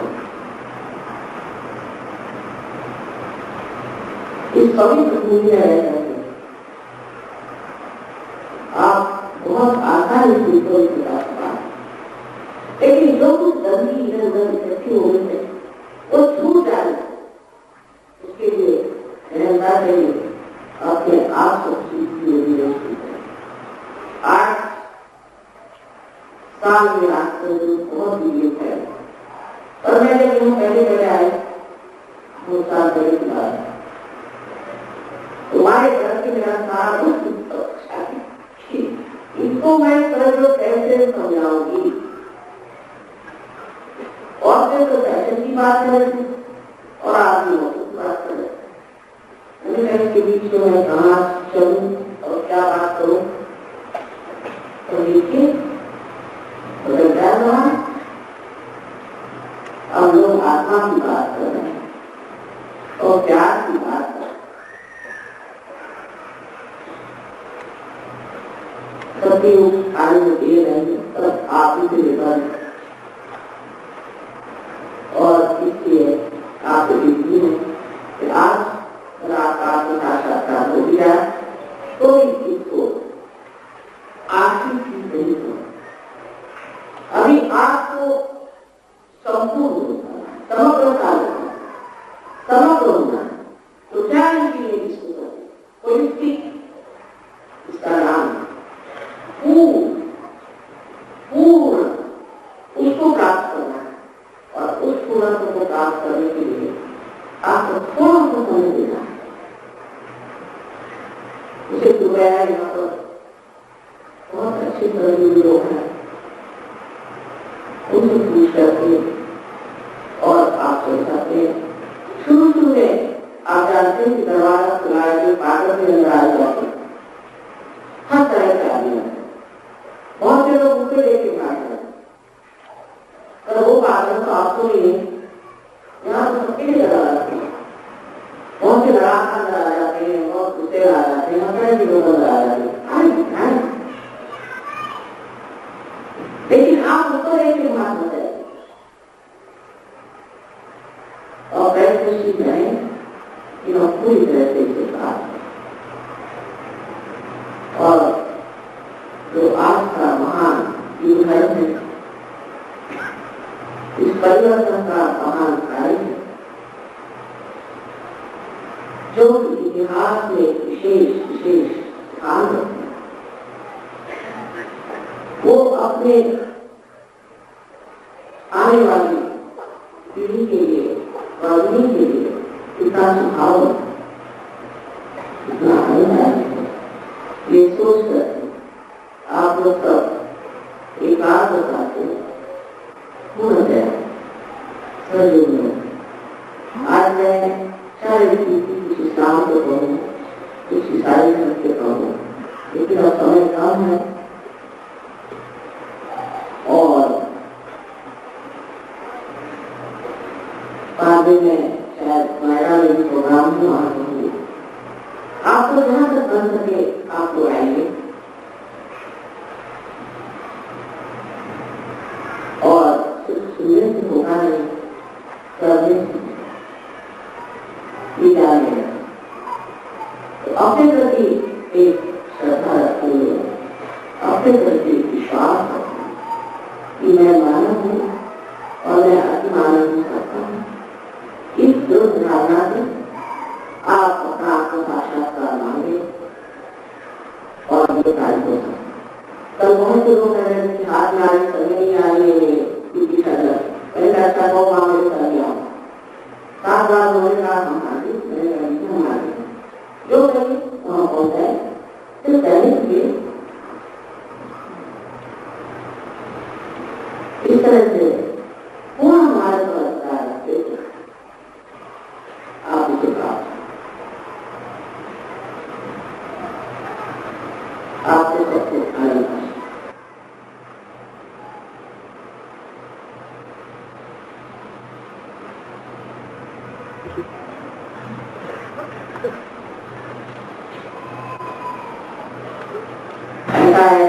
आप लोगों को थोड़ा बहुत बाहर जाना है तो आप दो आइए 5 मिनट बाद हम आपको साक्षात्कार का प्रोग्राम कर सकते हैं।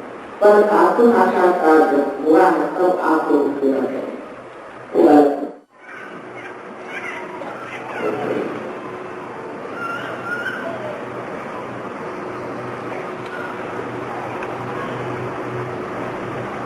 अपनी विपत्तियां और परेशानियां तो एक मिनट को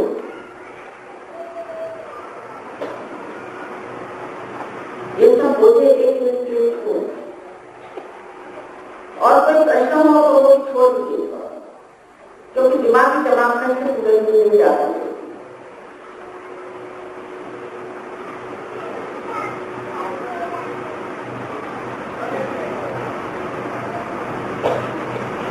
अब आप दोनों मार्क्स दे रहे हैं।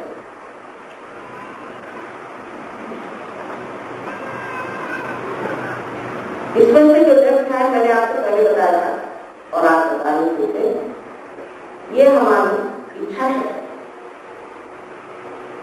शुद्ध इच्छा तो गलती है, इसको प्राप्त करने के सारी इच्छाएं लगने लगती है, बेकार। लेकिन ये जो हमारी रोजमर्रा की इच्छा शक्ति है, इसके जब आप टेंशन में योग कर रहे हैं, इसका मतलब है कि आपको इच्छा है कि आप आपको साक्षात्कार को काम करें। और दूसरा जो है राइट, ये क्रिया है। इसलिए इस हाथ से हम अपने चक्रों को छुएंगे और आप खुद ही अपने चक्रों को जा सकते हैं। पहले आपको दिखाते हैं इस तरह से आपको चक्रों को छूना है। सब काम को लेफ्ट साइड से करें।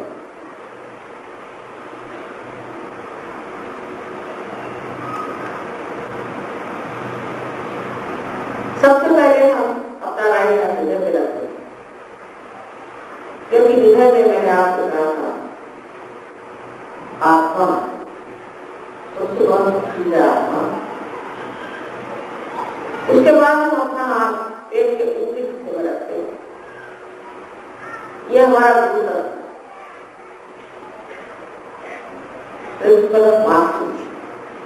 ये हमारे अंदर बनाया गया है। महान गुरुओं को नानक साहब ने बनाया, कबीर ने बनाया, इतने महान गुरु लक्ष्मी में रामदास ने, सबने जो महान गुरु हो गए, आदि गुरु आदिनाथ दत्तात्रेय आदि सब लोग उनके स्वरूप जो की दुनिया में आए, जैसे कि राम से प्रकृति अब आखिरी हो गया सबके शुरू बताया। इन सब लोगों ने हमारे अंदर जो चक्र बनाया हुआ है वो है इस जगह, इसके जागृति से हम स्वयं रूप हो जाते हैं। अपनी की आत्मा जागृत हो जाने से आत्मा ही हमारी चालना करता है, वही हमको संभालता है, वही हमारा मार्गदर्शन करता है, वही हमें रास्ता देता है। फिर इसके नीचे पेट के नीचे हिस्से में फिर से रहता है जो चलता है, ये चलते शुद्ध इच्छा, शुद्ध विद्या, शुद्ध विद्या, शुद्ध विद्या है वो विद्या।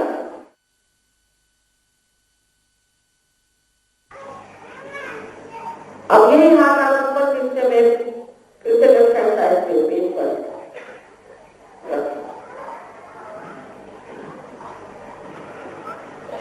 ऊपरी हिस्से में मुंह तक, फिर आपके पास हो सकते। उसके बाद इसे हमारी गर्दन और कंधा, इसके बीच का जो कोण है, इसके काफी पीछे तक इस तरह से हाथ पीछे की ओर रख के और अपनी गर्दन को राइट साइड में मोड़ दे। मैंने पहले कहा है ये चक्र आप दोषी हैं, ये सोच नहीं सकते।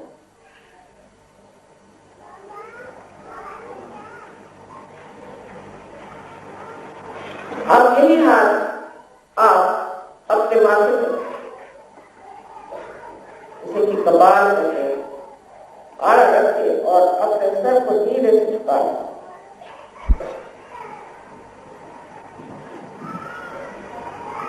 ये शब्द क्षमा मांगने का, क्षमा करने का, सबको क्षमा करने का ये शब्द आज्ञा का शब्द जो सामने की ओर होता है। क्षम का बीच में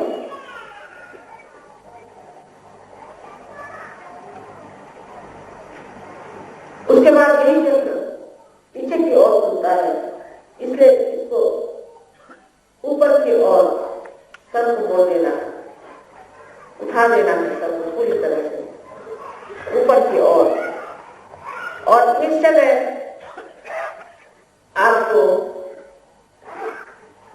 अपने को दोषी न ठहरा दो, बिल्कुल नहीं, सिर्फ अपने समाधान में आपको समाधान, इस परम चैतन्य से क्षमा मांगी होगी, इस रूहानी शक्ति से आपको क्षमा मांगी होगी। अब इस हाथ को पूरी तरह से खोल देना, पूरी तरह से, और इसका जो इसका हिस्सा है,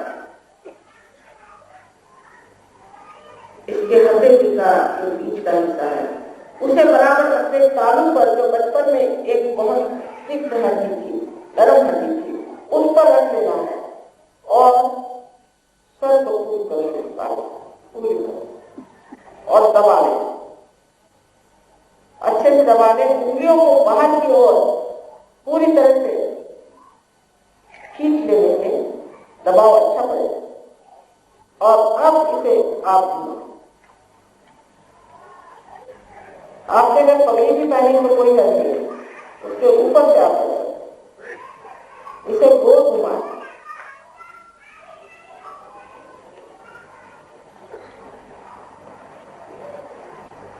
सात मरतबा आप घड़ी के काटे जैसे ये जो चमत्कार है उसे घुमा,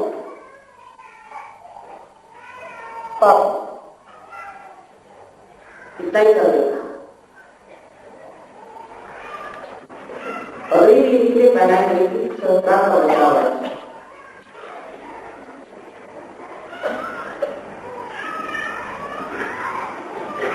बहुत जरूरी चीज है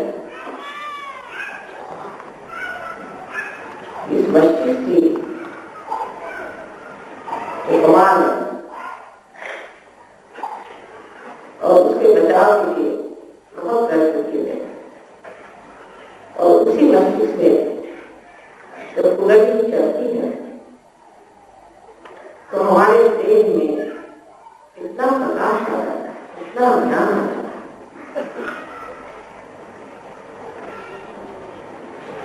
अब हम लोगों को आंखें बंद करते हैं और लेफ्ट हैंड हमारी ओर और राइट हैंड हृदय पर रखते हैं। जो बैठे हैं कुर्सियों के ऊपर दोनों पैर अलग अलग रखना है, क्योंकि ये दो शक्ति है, लेफ्ट हैंड राइट।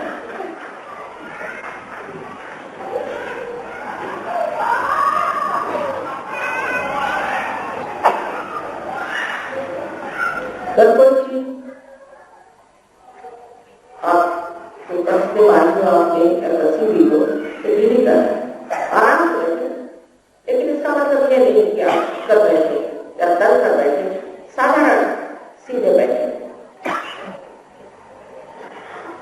और अपने विचारों में लड़ने की जरूरत नहीं, उसका अपने आप शांत हो जाएंगे। अब हृदय में हाथ रख करके आप एक बहुत महत्वपूर्ण प्रश्न पूछे मुझे मां नहीं, श्री माता जी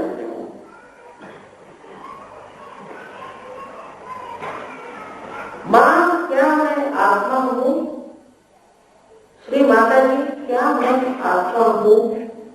अपने मन में ये प्रश्न 3 बार आप पूछे, जैसे कंप्यूटर से पूछा जाता है उस तरह डिवाइन कंप्यूटर ने उससे पूछा क्या मैं आत्मा हूं?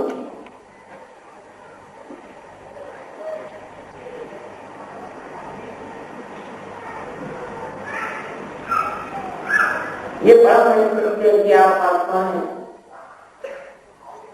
शरीर मन अहंकार की उपाधियां जिससे हम कहते मेरा शरीर, मेरा अवतार, लेकिन मैं कौन हूं? मैं हूं आत्मा। अब ये हाथ आप पेट के ऊपरी हिस्से में लेफ्ट हैंड साइड से रखे, दोनों मिला लगा के, ये गुरु तंत्र है। जब आप आत्मा हो गए तो आप अपने गुरु ही हो जाते हैं। इसलिए दूसरा सवाल की बातचीत करेंगे अपने मन में, श्री माता जी, क्या मैं स्वयं का गुरु हूं? मां, क्या मैं अपना ही गुरु हूं? ये सवाल आप 3 बार पूछें, शंका नहीं करें।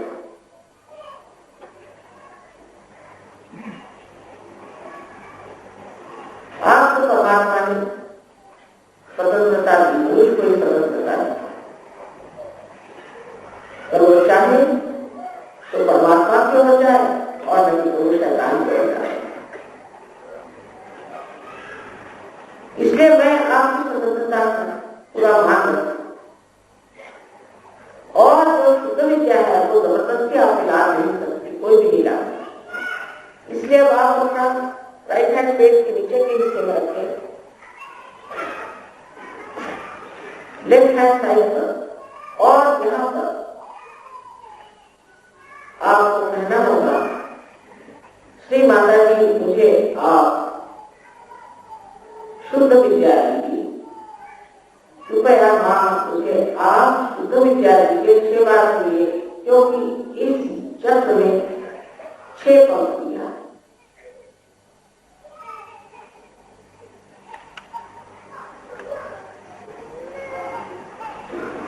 आपके कहते कुंडलिनी का उठना शुरू हुआ, उसका जाना शुरू हुआ, और वो ऊपर की ओर चढ़ रही है। इसलिए हमें चाहिए कि ऊपर के चक्रों को हम अपने आत्मविश्वास से पूरी तरह से खोल दें। अब अपना राइट हैंड आप पेट के ऊपरी हिस्से में रखें, लेफ्ट हैंड साइड, और पूर्ण विश्वास के साथ, पूर्ण आत्मविश्वास के साथ आप 10 मरतबा कहें, जो कि गुरु तत्व है, और 10 गुरु हो गए। मां, मैं स्वयं का गुरु हूं, कहिए 10 मरतबा पूर्ण विश्वास के साथ। मां, मैं स्वयं का गुरु हूं।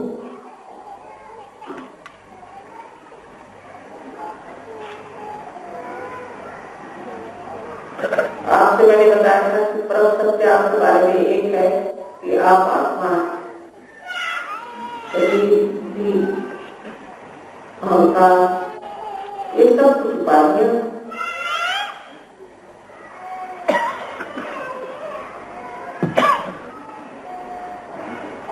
इसलिए अब अपना राइट हैंड आप अपने हृदय पे रखें, हाथ पे रखें, और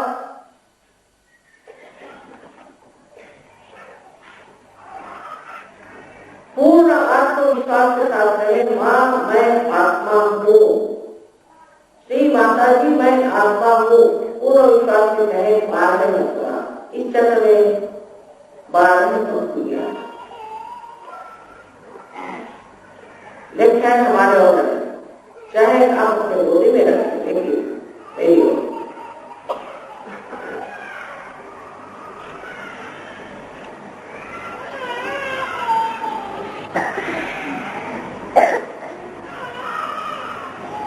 परमात्मा प्रेम का नाम,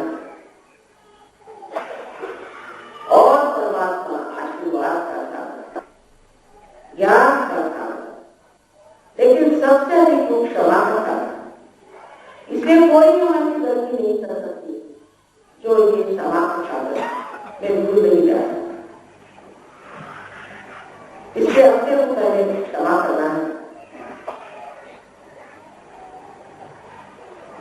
अपना राइट हैंड आप अपने कंधा और गर्दन दोनों के बीच के कोण पर ऊपर रखें, इसमें पीछे उठा जा सक लेना, और गर्दन को राइट साइड में मोड़, और यहाँ पर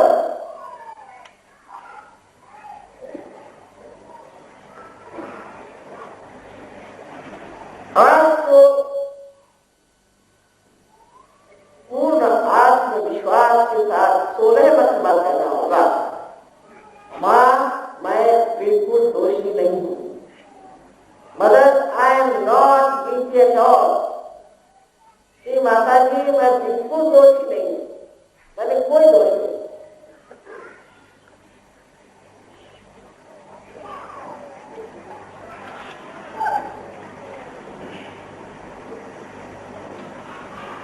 आपसे पहले बताया था मैंने कि आप किसी को क्षमा करते हैं या नहीं करते हैं, कुछ भी नहीं, लेकिन जब आप क्षमा नहीं करते हैं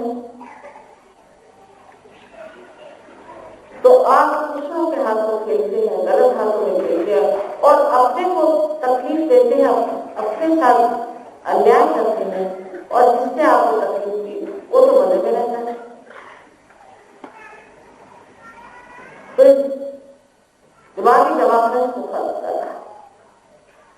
कृपया अपना राइट हैंड अब आप उठाकर अपने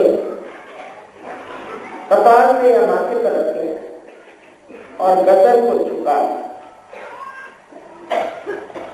यहां पर पूर्ण हृदय से कितने बार की बात है, इसकी तो एक ही पंक्ति सामने और एक पीछे आ गए। पूर्ण हृदय से कहें, मां मैंने सबको क्षमा कर दिया।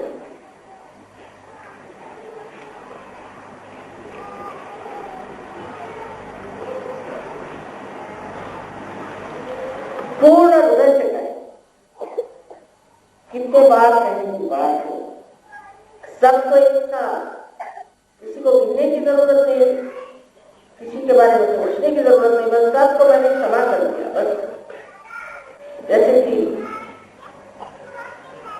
वो सब छोड़ छाड़ के मैं खड़ा हुआ। अब अपना राइट हैंड आप अपने सर के पीछे के हिस्से में ले जाए और अपने को दोषी न समझते, किसी भी तरह अपने को नीचे न गिराते। आपकी अपनी तृप्ति के लिए, अपने समाधान के लिए आप अपनी गर्दन पीछे कर ले पूरी तरह से और पूर्ण हृदय से कहें, कितनी बार मुश्किल बात नहीं, पूर्ण हृदय से कहें कि हे परम चैतन्य, हमने कल कोई गलती की हो तो हमें क्षमा कर। हे रूहानी शक्ति, अगर हमने कोई गलती की हो तो क्षमा कर। ओ ऑल परवेडिंग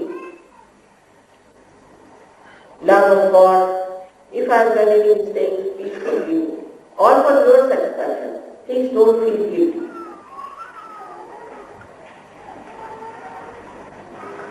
अब ये राइट हैंड आपको पूरी तरह से खोल देना और उसका बीच का हिस्सा बराबर अपने तालू पे रखें, तालू पर,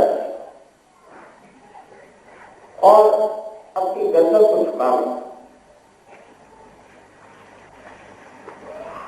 अब यहां पर फिर आज की स्वतंत्रता में उसकी मान्यता करती हूं और इस वजह से ये जान लीजिए कि आप पर आत्म साक्षात्कार लादा नहीं जा सकता। आपको मांगना हो, आपकी इच्छा होनी चाहिए। इसलिए मन में कहे 7 बार, श्री माता जी मुझे कृपया आत्म साक्षात्कार दीजिए, और ऐसे कहते कहते अपने सर की जो चमड़ी है जिसे स्कैल्प कहते हैं उसको खूब जोर से दबाइए और ऐसा कहते कहते आप अपने सर को नीचे झुका करके 7 बार घड़ी के कांटे जैसे घुमा के कहें। इंद्रियों को बाहर की ओर खींचे दबाओ।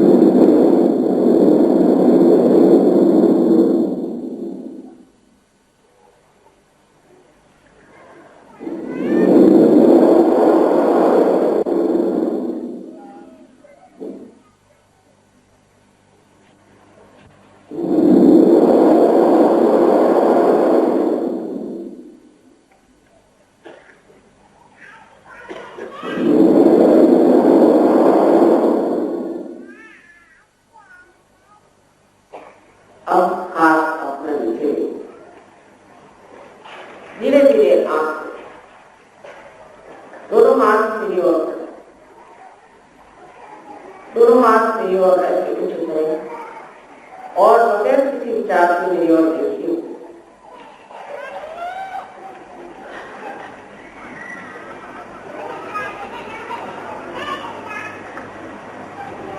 और राइट हैंड मेरी ओर ऐसे बढ़ा के और लेफ्ट हैंड सबको झुका करके देखिए कि इस तालु से ठंडी हवा आ रही है, पहले पहले गर्म भी आती है, कोई बात नहीं।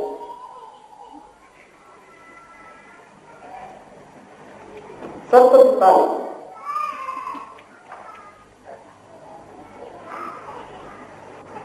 सर झुका नहीं तो लिया पता नहीं, सर झुका ले।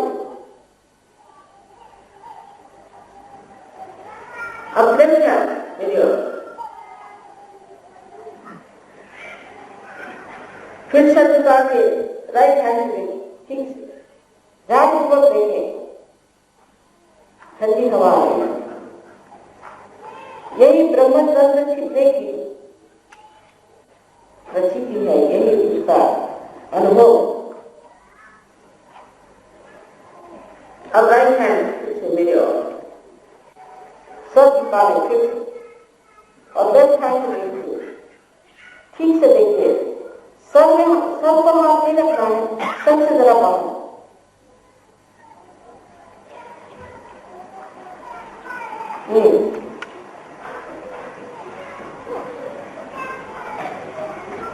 किसी को जरा बहुत बुरा, बहुत जोर में खवा दे, किसी को नजदीक, किसी को फैली, जैसी भी प्रकृति गर्म हो तो भी खाते। अब ये दोनों हाथ आकाश की ओर करें और गर्दन पीछे मुड़ाकर मोड़ करके एक सवाल 3 बार पूछे। श्री माता जी, यही वो परम चैतन्य है? या इसका सवाल, Is this the all-pervading power of God's love? Is this the full being of the Holy Ghost? कोई सा भी एक जैसे सवाल आप 3 बार पूछिए मन में।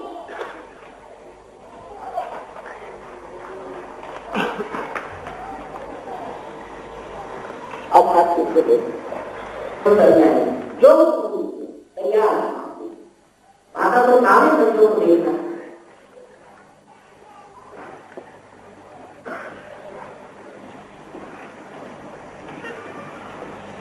ये विचार हो जाए। अगर आप विचार करता है तो फिर आपकी दशा पुष्टि हो जाएगी।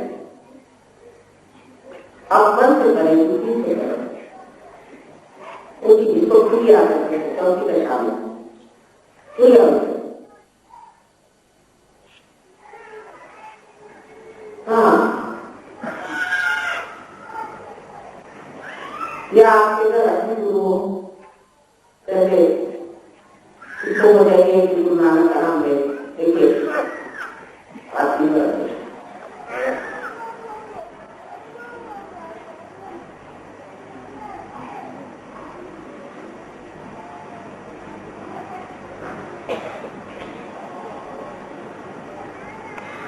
या आपके घर को ड्राइवर हो उनका नाम वो भी हो।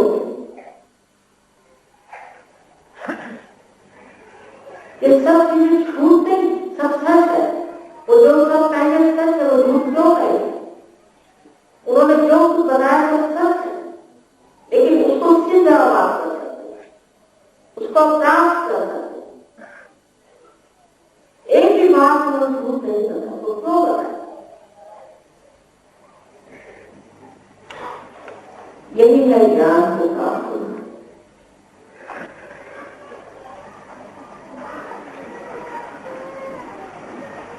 मैंने आपसे कहा है ये कार्य कलेक्टिव होता है और हम लोग को पैसा खरीदने नहीं आप जानते, इसमें आप कितना पैसा दीजिएगा, इसका मूल्य किसने आता है, इसका मूल्य कौन देगा, कौन देगा। इसीलिए हमारे पास बड़े आलिशान रहेंगे, लेकिन जो कुछ है माँ का घर आप लोग जरूर आइए और सामूहिक में से प्राप्त करें। हर जगह सेंटर्स हैं वहाँ पे नम्रता को माँ का घर जब कैसा भी हो उसको मानी करना। आशा है आप सबके सब अब आपसे मुलाकात करके साल होगी, ऐसे माजा बजा रही आप उस वीडियो को माजा आ सकते जरूर करा।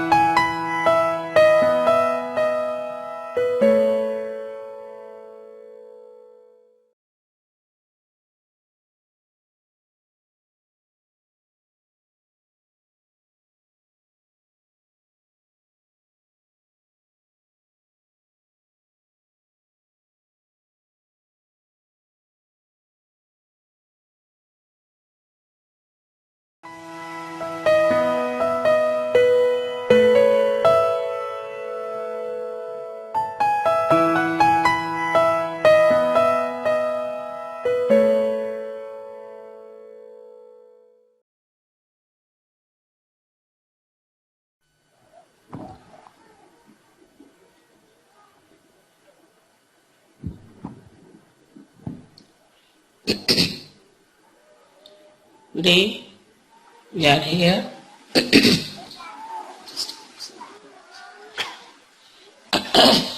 to celebrate Sahasrardi.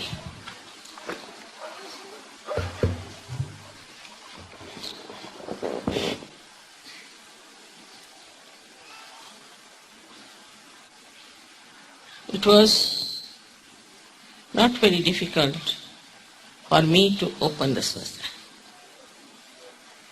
because there were so many seekers in this world. Because, of course, I studied also the permutations and combinations from which you all are, in a way, suffering. Also, the time had come. I felt horrible gurus who are really devils are trying to capture all the seekers. I thought it's high time that Sahasrara should be opened up.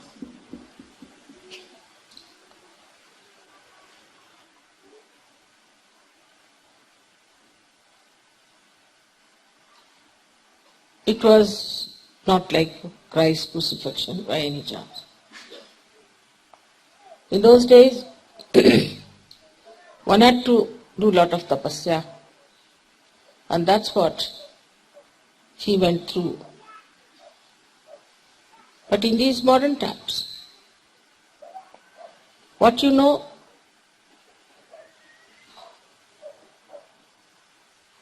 is much more important than what you do. It is such a universal awareness now because of maybe medias, because of communications, because of traveling, that a human mind knows a lot. It knows so much sometimes that its brain cannot even bear it. It is so overloaded with ideas. And also, the human mind is all the time anxious to grasp, absorb and retain whatever he thinks is knowledge. But he lacks distinction, so all kinds of things are accumulated in his brain in the modern times. Especially with the advent of all these media like television, computers, not a media but it's quite a complicated brain again. the man had to know the technique of all these things very much. And this technique, if he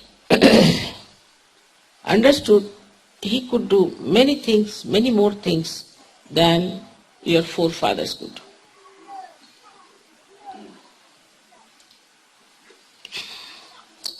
Thus materialism started taking its own development in the minds of people. So the curse of human beings at that time was materialism. When I felt that Sahasrara must be opened up.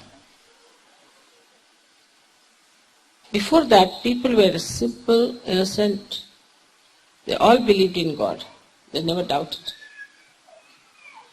And they didn't even seek the truth. This materialism created such a competition among human beings, such hypocrisy, that people started finding out that this is not honest. Materialism is not joy-giving. You can't get peace out of materialism.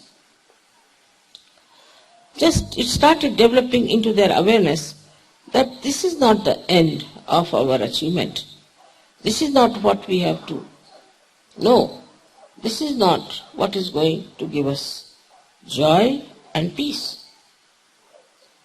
Especially after war, this awareness started growing very much among young people.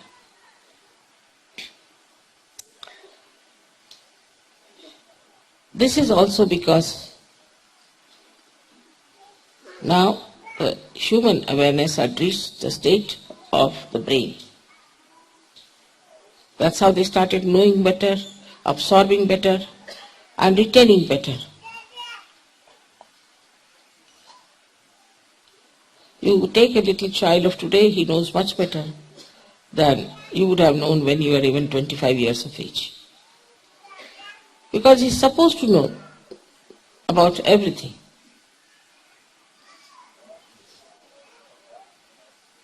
And thus, there was no movement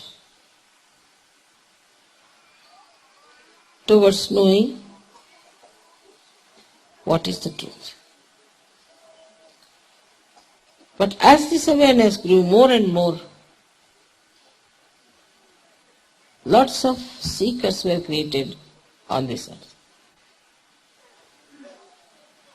So many people who never knew they were seekers suddenly became seekers.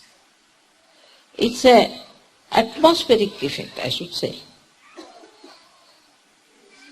And thus a new category of people were born, became aware that they have to find out the truth. So it was all simultaneously, according to the time that Sahasrara was to be opened up. And thus this happened.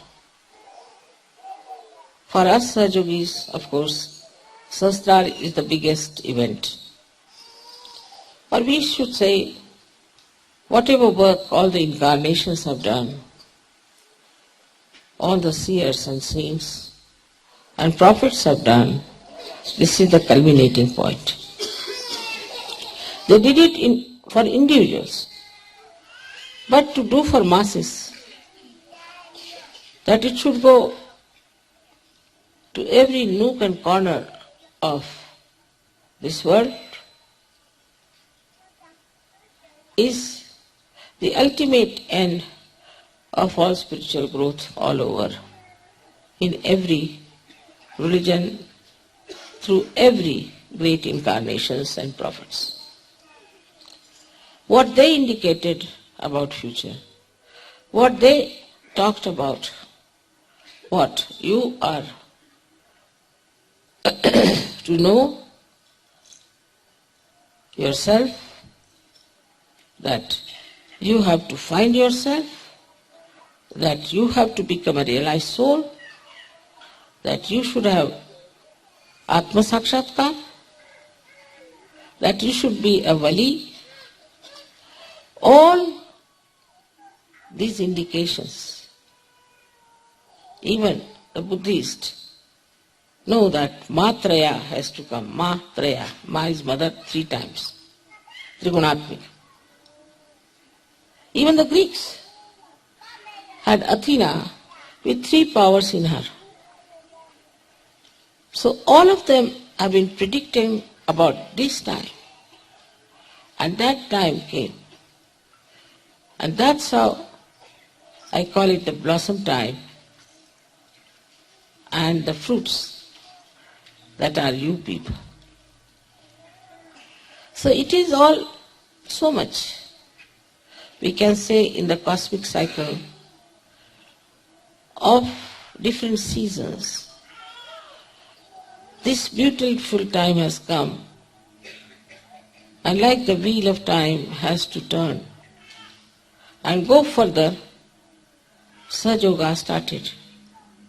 Of course in a very small way, but has now grown so big all over the world. Here now,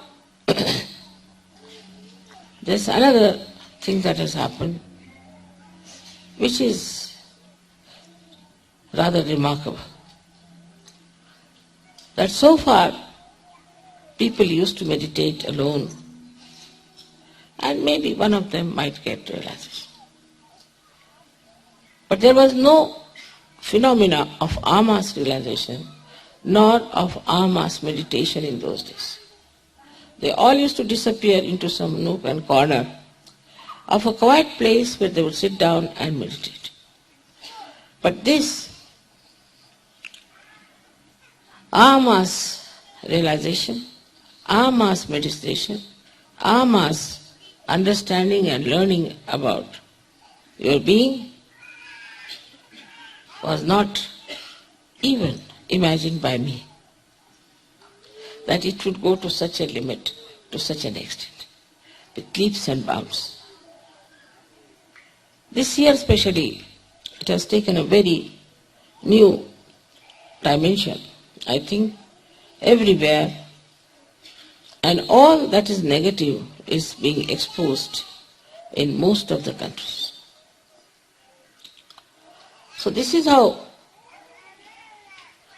when the Sahasrara opened, the Kundalini started moving towards this divine power, getting connected with it, and was all the time flowing within you.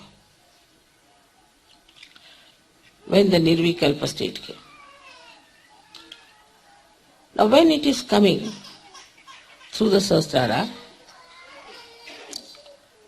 one has to know that the Sahasrara has to be clean so that the flow of divine power is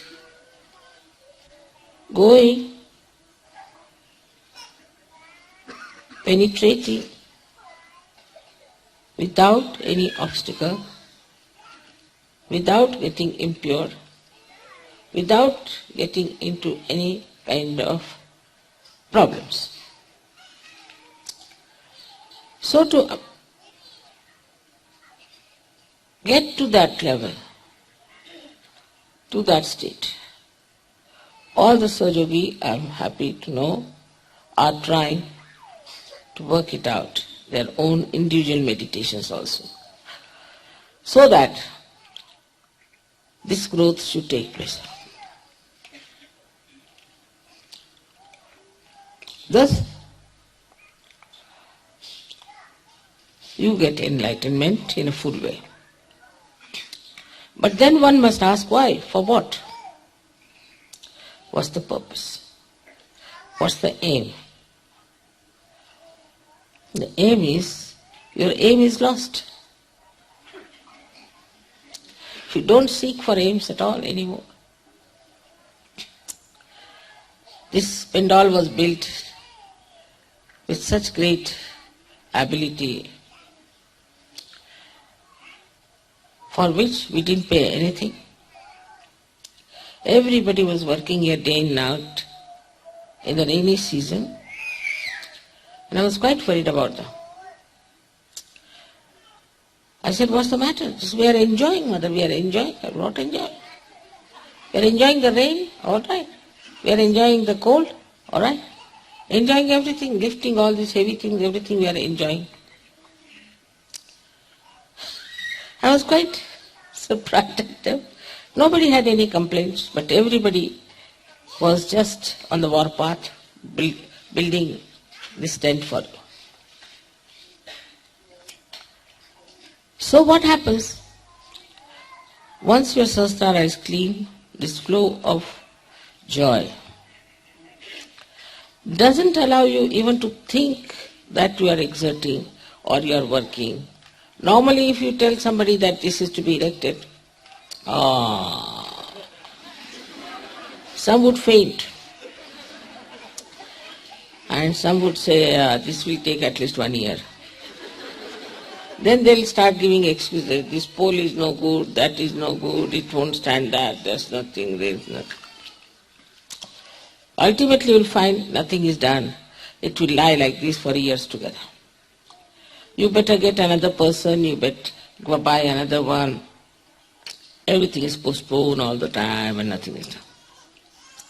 But here you don't feel you are doing anything. When you don't feel you are doing anything, how can you say then why? Because I'm not doing anything in any way. So I don't ask question why, do I? In any case, I'm not doing anything. That is the state where you are working in the divine plan.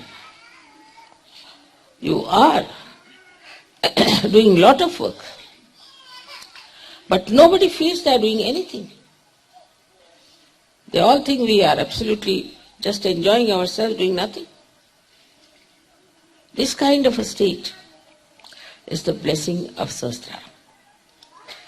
Because only in your brain you think all these things, labor-saving devices. I mean, you tell anybody, you go and telephone to this person. Immediately, if it's a madden bond, he'll say, he may not be there, God knows, what's the use, telephone may not be alright. But you see, why don't you see if the telephone is alright or not? Before that only he will give 101 explanations that it may not be alright, it may be something may be wrong. And just labor saving first. That is one of the tricks of the brain. Then this intelligence cheats all the time. It gives you rationality for everything. Like a person kills his father. You ask him, why did you kill him? Why not?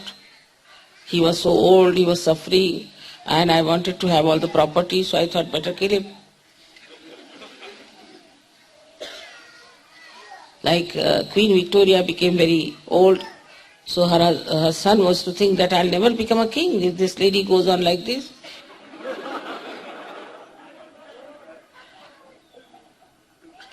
So the brain starts giving lots of explanation and cheating. Because rationality. It gives rationality, and rationality is nothing but ego or your conditioning. Your ego tells you, no, this is no good. So you stick on to that point. This is not good. Then another can ask you why it is not good. I think it is not good, so I think. Or like some say, I believe. But why? But in sahajayoga, answer is simple. Why do you do it? I enjoy it. What's the next answer? Why are you worried? I am enjoying it. Now the people who also say like that, because of their conditionings, oh, I am enjoying it. Somebody will say, I enjoy my drink. Somebody can say, I enjoy my going to the church.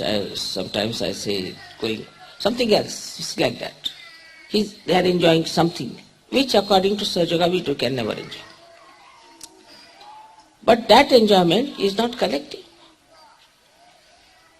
That is not supported by anyone. For example, somebody says, I enjoy drinking. Nobody has erected any temple or any statue of a man who drinks. Have you seen anywhere in the whole world? So though he may say that I enjoy, it has no sanction from the society. People can say, I enjoy stealing. People can say, I enjoy killing.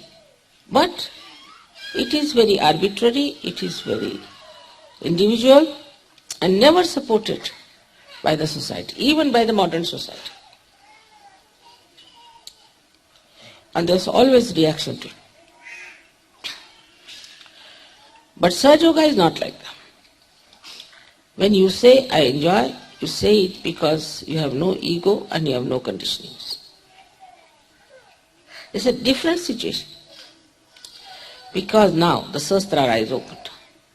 So on one side your ego has gone down, another side your conditioning is finished. You are no more conditioned. Like you talk to a Catholic. So I started talking about Christ. Immediately said, Mother, now please. I said, I'm talking about Christ, not about Catholicism. Talking of Christ, what are you frightened about?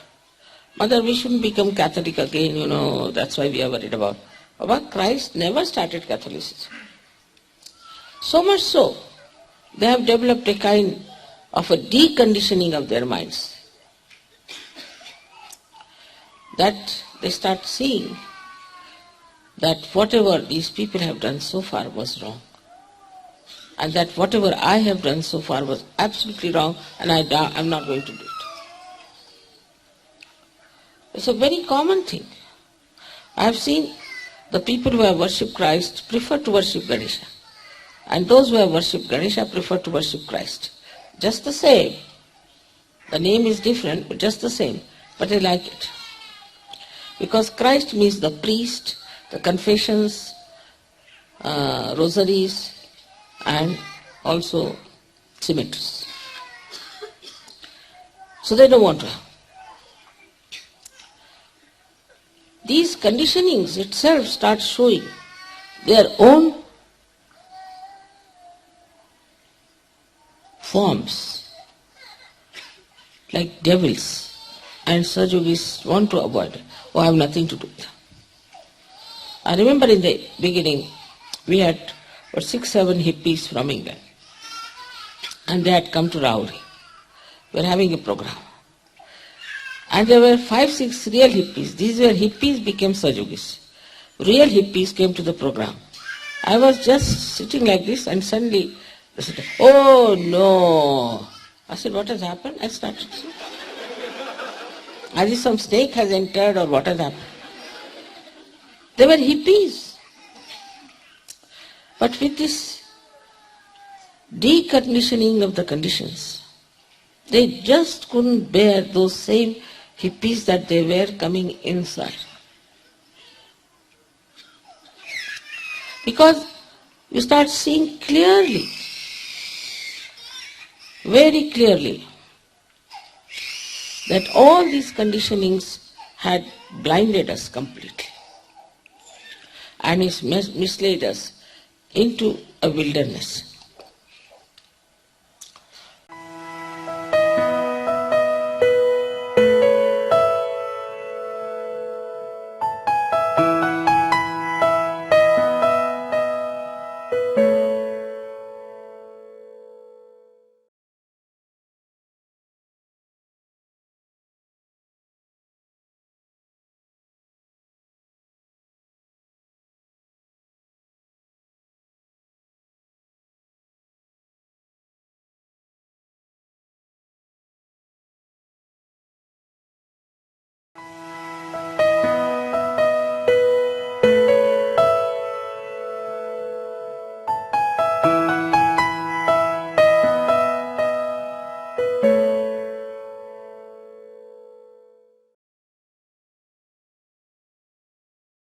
Of course, about ego, in the West people are extremely conscious. There was a leader's wife. I said, why don't you help your husband? She said, Mother, I'm worried about my ego. I said, why? If I start doing some work, this ego might develop again, so I'm rather worried. They are so conscious of it that this ego should not come back. One fellow who came to me and I was talking to him, then he just ran away. I said, what happened? She said, no, those people who go close to Mother always develop very bad ego. I don't want to be there close with her. So, it's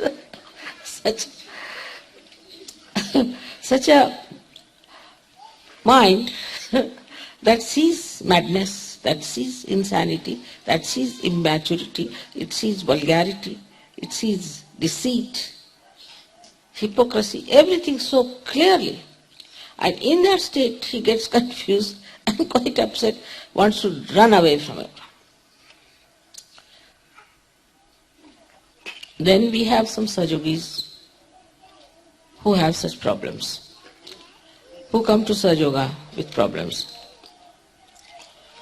Then these people see them with these problems, they are still continuing. Now the Sahasrara doesn't want to accept it. It's terrible. I was like him. No more. Me, I don't want to be that. So they abhor the person who was just like them. They just can't bear him. They just can't tolerate. Then I would say, still, you have to grow. You have to grow. Your Sahasrara has to be cleansed out at such a speed, at such a level and stage, that like soap cleanses everything, it should cleanse everything else. Should not be afraid of anything. Should not have any worry about the conditionings of others or ego of others. That is the state now we have to reach. Today is the Sahasrara day, is the 23rd Sahasrara day. And I shouldn't expect much. I don't want to say anything much about it. But I wish and I hope that all the 1,000 petals of your Sahasraras will be so cleansed that you will never catch from anybody, you will never be frightened of anybody.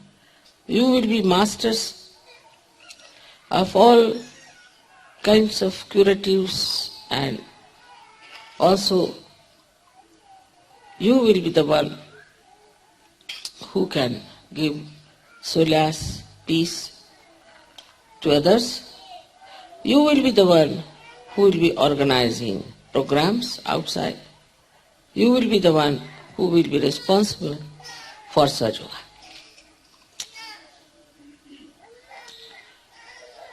And when that happens, then we can see that these 1,000 petals of the Sahasrara have opened out.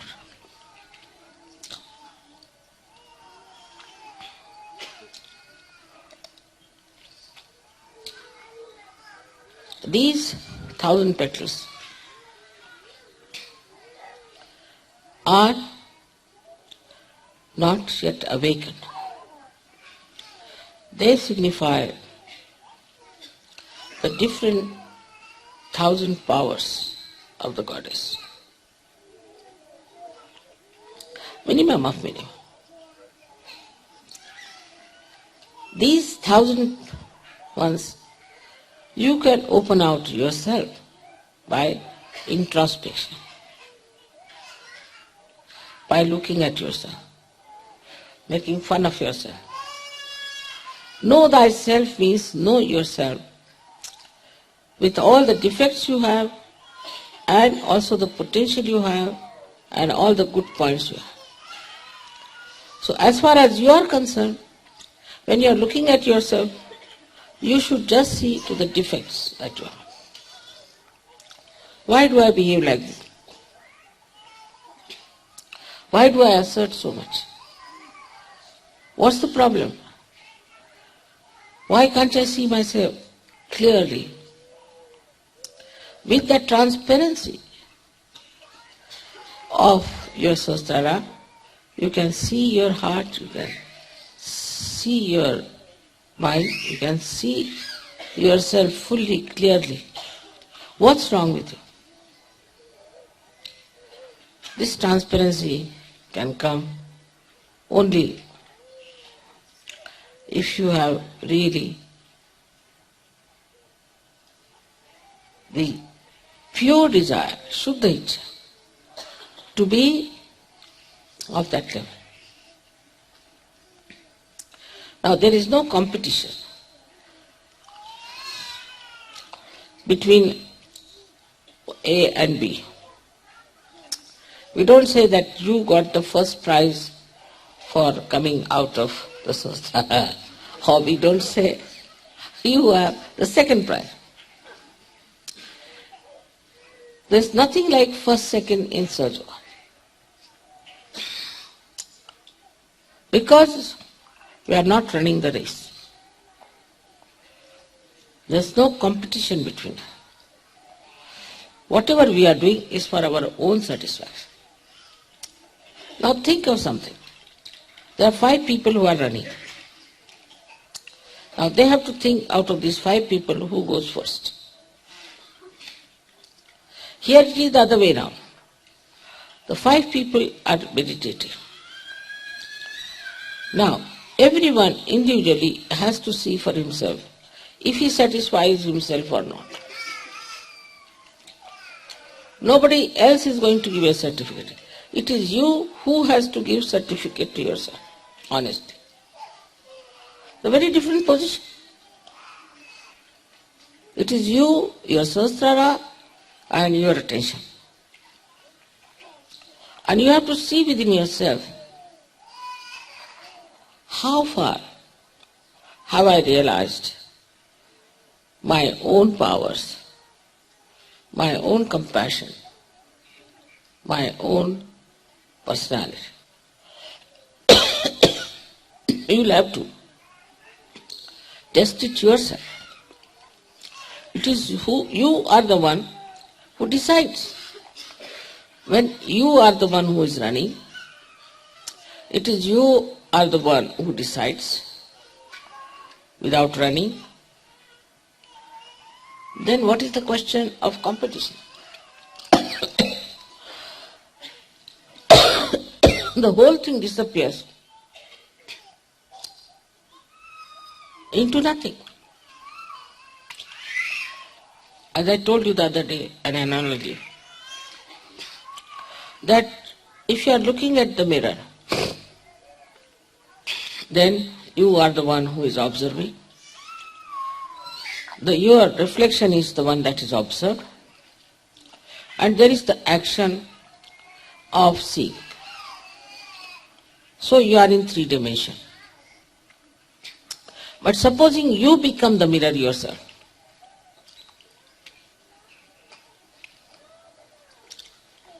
the whole process is reversed. You see yourself. You don't have to see because you are seeing it all the time. It's just spontaneous. In the same manner, when it comes to sahasrara, it is your sahasrara itself gives you the full idea as to how you are. The diagnosis comes from your own sahasrara. Your own sahasrara tells you what centers are catching, because all the pithas of these 7 centers are in the sahasrara. As if the sahasrara is now watching yourself and reporting to you, see, this is wrong with you, this is wrong with you, this is wrong with you.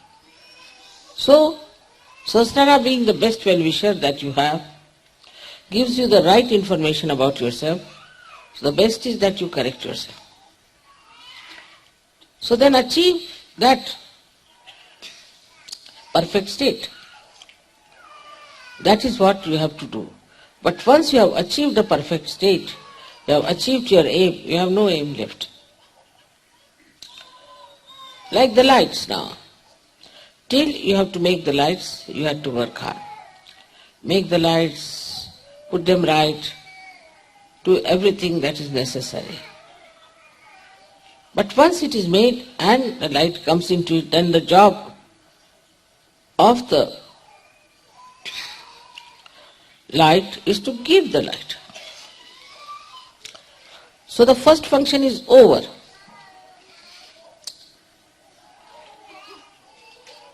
Now the second function is to give it back.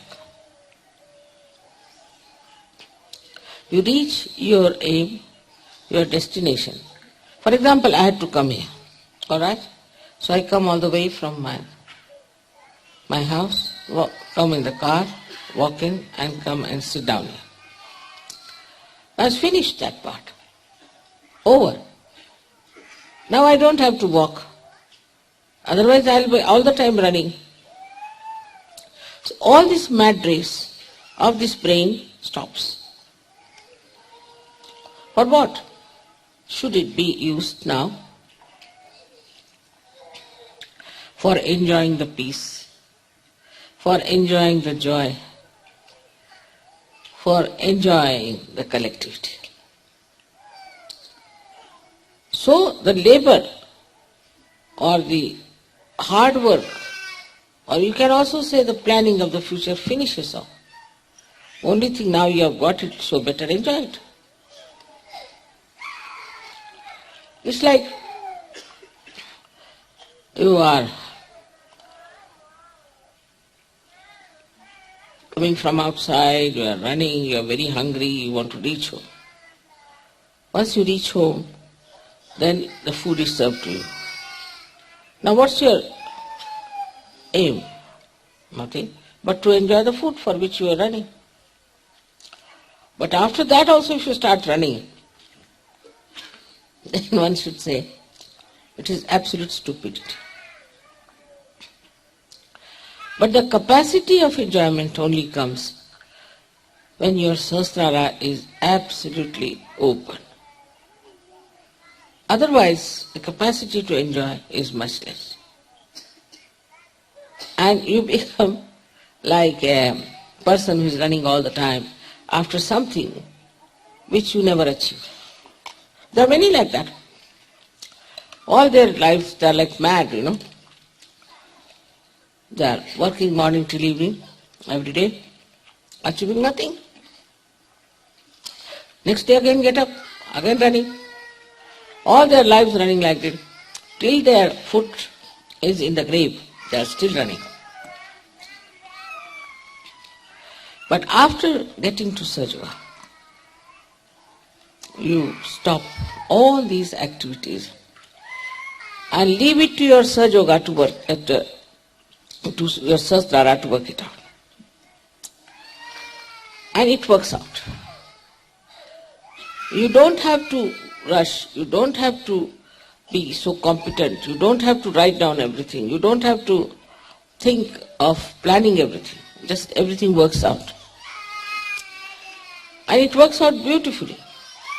The only thing that one has to do is to accept whatever is happening for our good. Even in small things.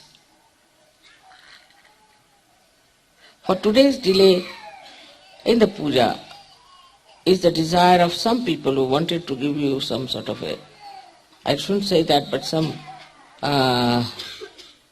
secret show was going to be there. And they didn't want any light. So they were thinking what will happen, the puja will be over by about 5, then by 6 o'clock they will eat their food, but the sun would be there after 9 o'clock. Then how can we show this? Alright? So have it in the night. In every small thing you will see.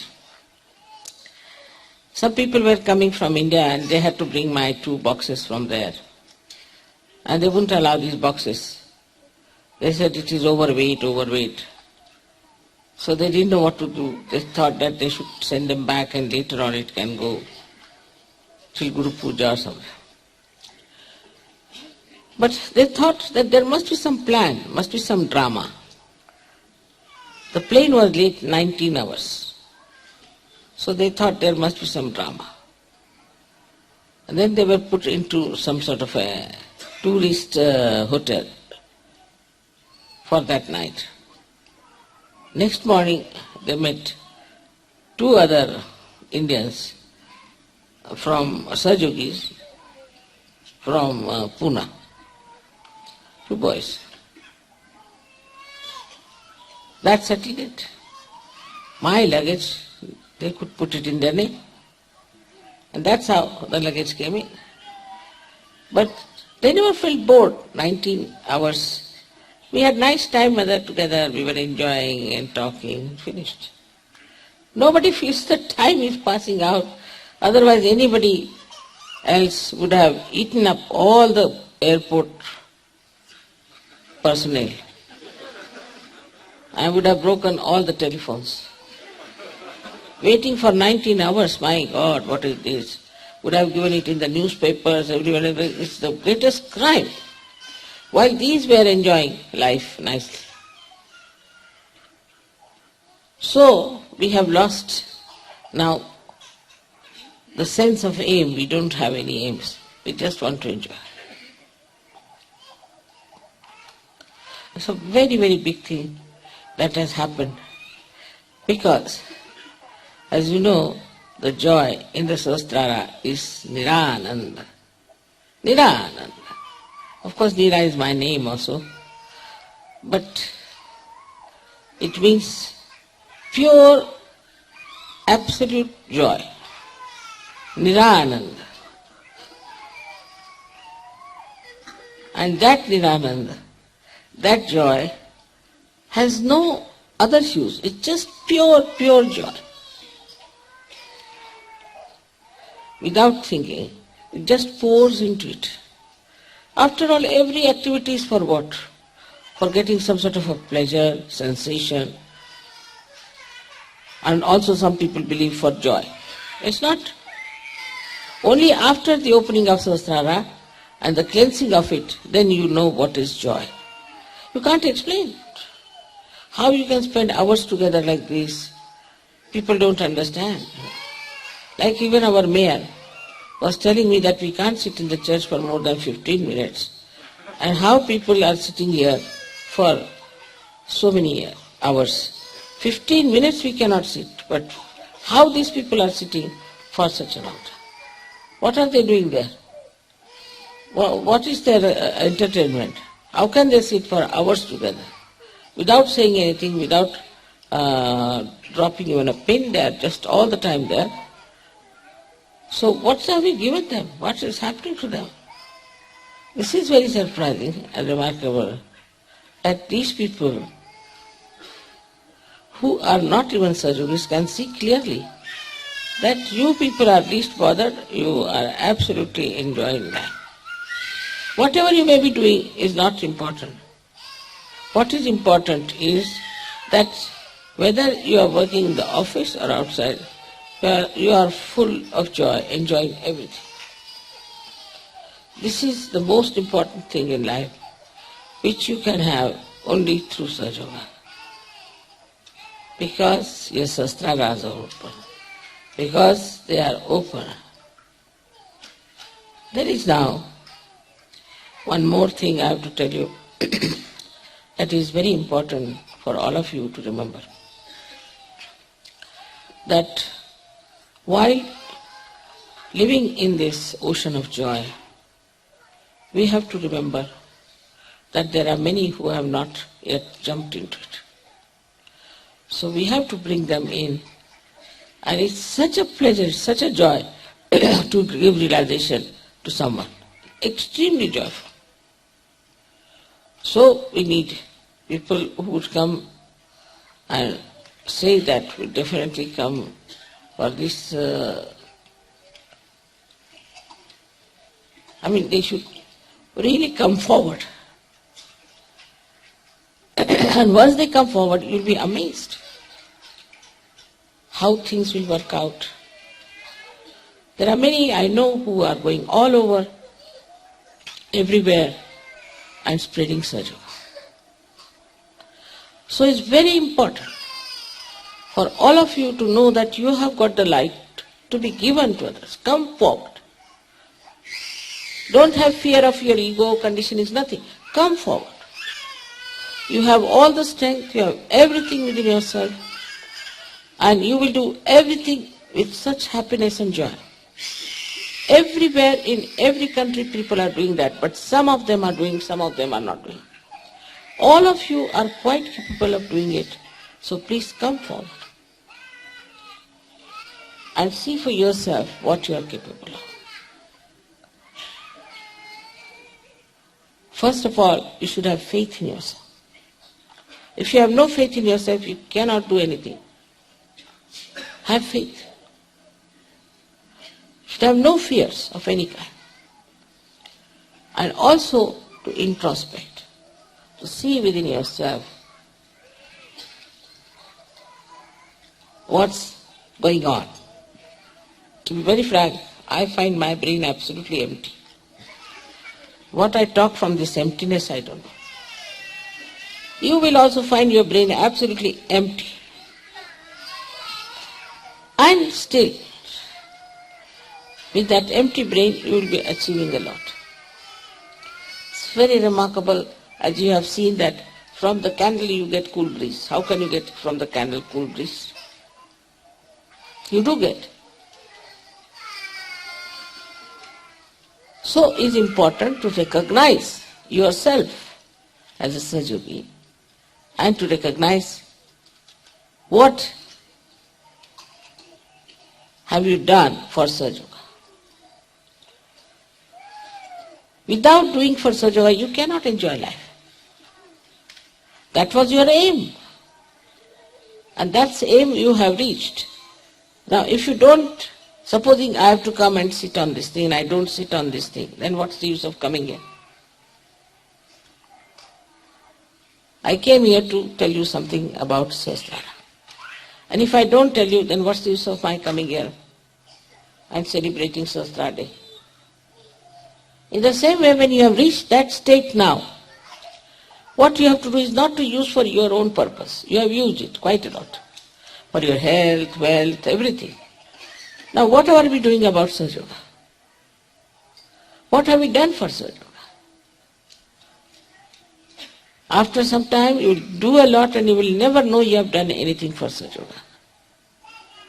Very surprising it happens to so many of you. And should happen to all of you. I hope all of you will realize that your sahastraras are clean, completely, you are perfectly all right. You don't have to worry about it, and you can really go ahead with spreading of sahajayoga. May God bless you all.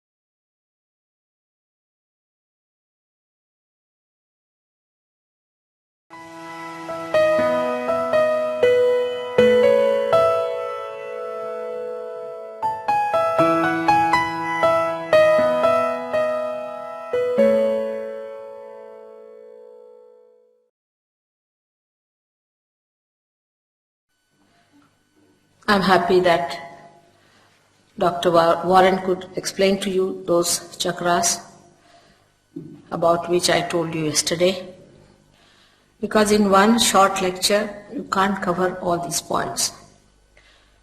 And if you get your realization and you progress well, then you can listen to my tapes, which are in hundreds, and you can understand the knowledge is vast like ocean.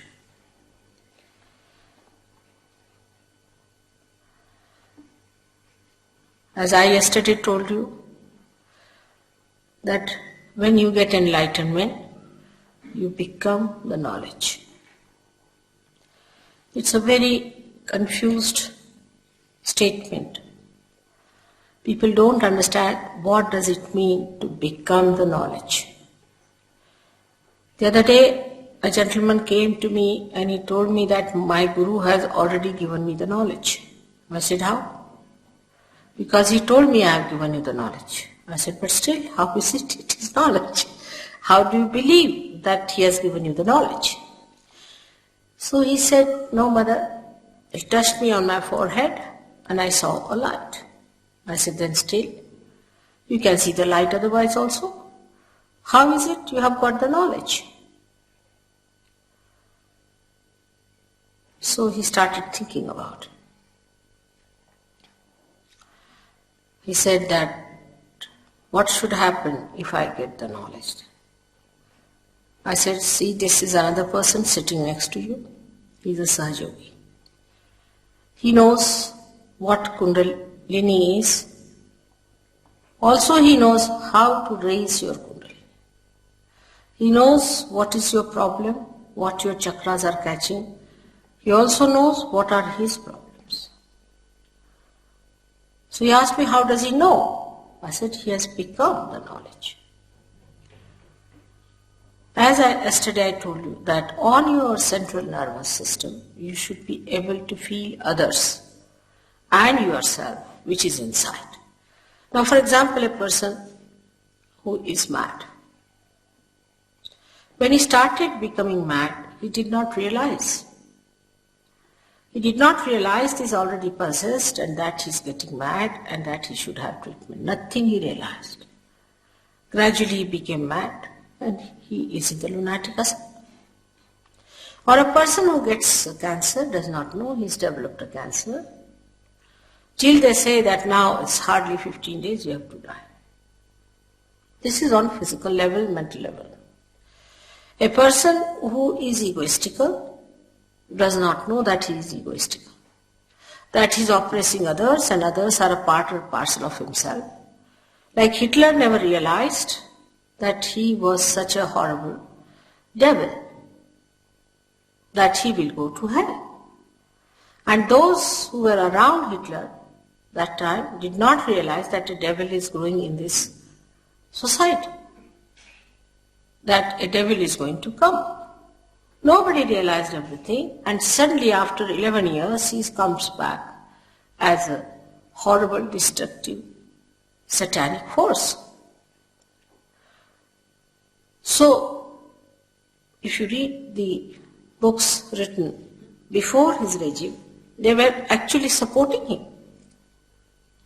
Because they said that we are getting decadent, our society is decadent, and we need a person who will take us to austerities and who will make us little disciplined. We need discipline, we must have discipline. And so they liked him. Even the young students liked him. When he went to the universities, he charmed them by saying we must have discipline, we should be austere, we should not eat this food, we should not eat that food, we should become very austere. And that thing was very much appreciated by the young people. They did not realize whether this man was a devil or not. Now, knowledge is such that in that you see the subtle of yourself and subtle of others. And the subtle of ours and the subtle of others resides in the chakras. These are the chakras which reside within us. And these chakras are the ones who cater to the need of any emergencies we have. For example, if you have to run very fast, we can run very fast. Our heart starts beating. The sympathetic goes into action. Then these chakras bring it back to normal by supplying proper energy to that part which has been overused. They bring it back to normal. When, say, on the left-hand side and the right-hand side, we have two extraction of the sympathetic nervous system. When this extraction is too much on the chakras, these chakras get separated. And there is a deity in every chakra. And when that deity sleeps off, there is a separation from the whole, because that is how we are connected with the whole. This is supposing is the vertebra, is like this. Once it is broken off, you are broken off from the whole. The control is lost. Once the control is lost, then you start working on your own. Once a cell starts working on its own, it becomes malignant. It loses that relationship with the whole which gives it balance, a sense of proportion and coordination, how much to grow, and that's how cancer is set in. In the society also nowadays, because the society is becoming ego-oriented, we go on saying, what's wrong? What's wrong in this? What's wrong in this? As today, just now, Warren was telling you that there is a dharma within us. We have got 10 dharmas, the 10 sustainers within us, the 10 commandments that we have to obey. Why? Because if you go out of them, then you go into an imbalance, and if the imbalance is set in, then you can develop any one of these problems which come out of imbalances. That is how we cannot cure cancer, because we cannot make the cells go back to its normal condition.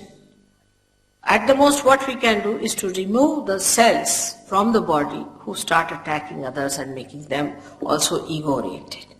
But we cannot make them again normal cells. Only through vibrations you can do it.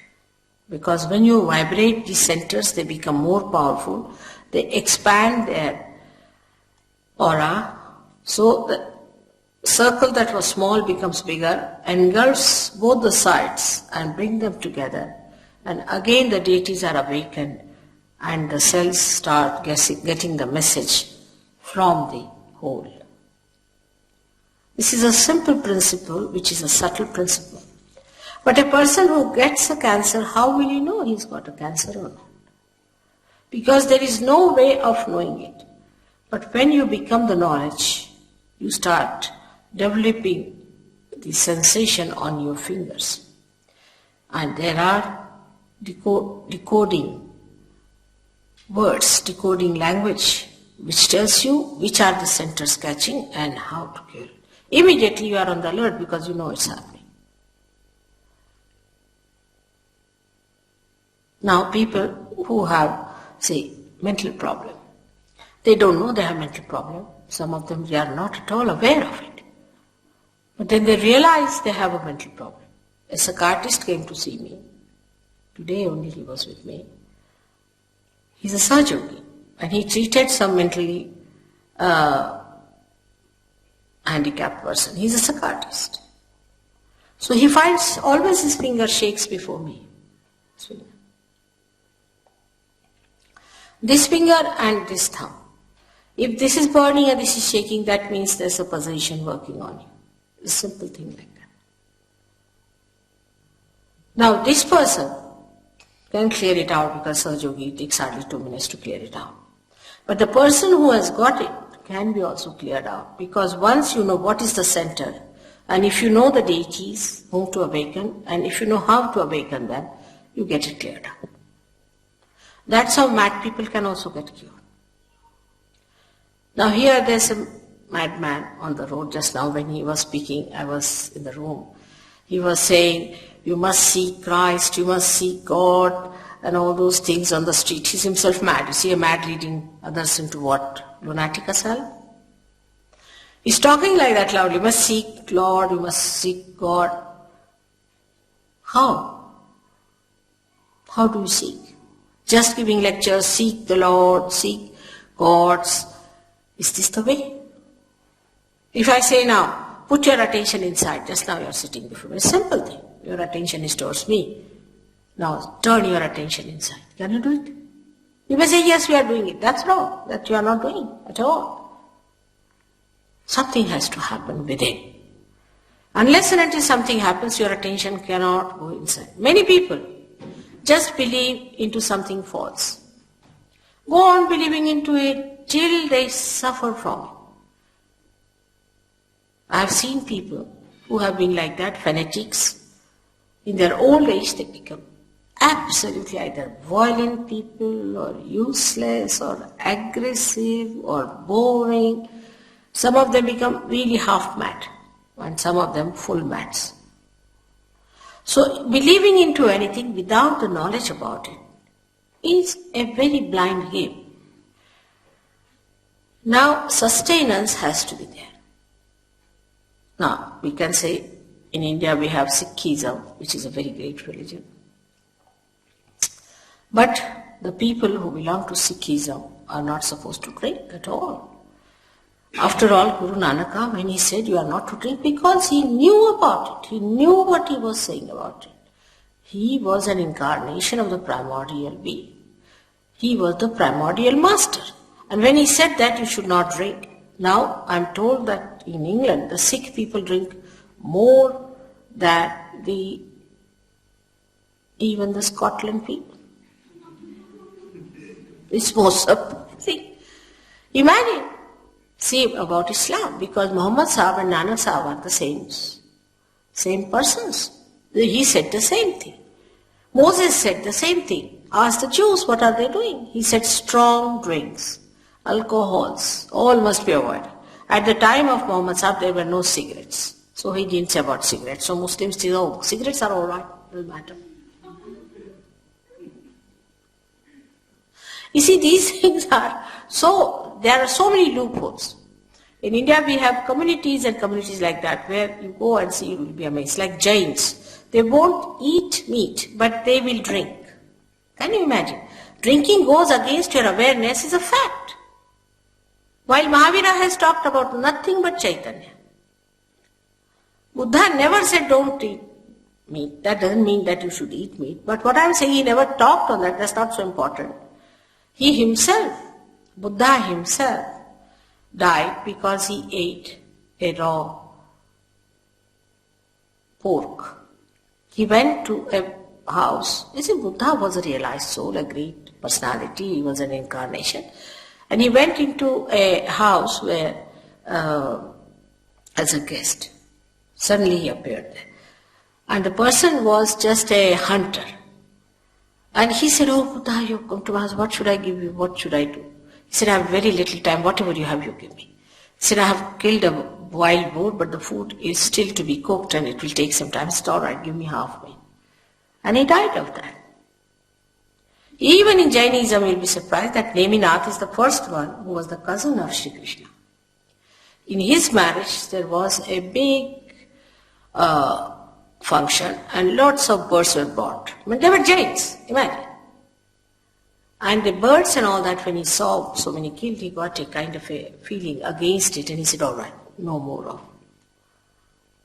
this. But they have gone to another extreme of vegetarianism. I mean, they can be very cruel themselves, but they don't mind that. They can be vegetarians. To such an extent that you can't imagine. So this is the problem with the religion has been, that you go to extreme of things. First thing about religion is not to go to extremes. That's the basis of every religion. For Christianity, you know, Christ has said, keep away the dead. Have nothing to do with the dead. He took out the dead spirits and put them in the pigs and put the pigs in the sea. You all know that, sir. But every church has got all the dead lying under their feet. You don't know how to walk in the church, they are all lying down there. Luckily I've been living, or unluckily I should say, living next to the church all the time I've been in London. And in the night I see all of them coming out of their graves and it's of God. And here the children sit down, pray to God and everything. Now what do they get? No wonder Catholicism is bringing such a catastrophe, or this so-called Christianity. I mean, the basics of every religion has been contradicted by the disciples. Because Christ is the one who controls the dead. He is the one who sucks the effects of the dead.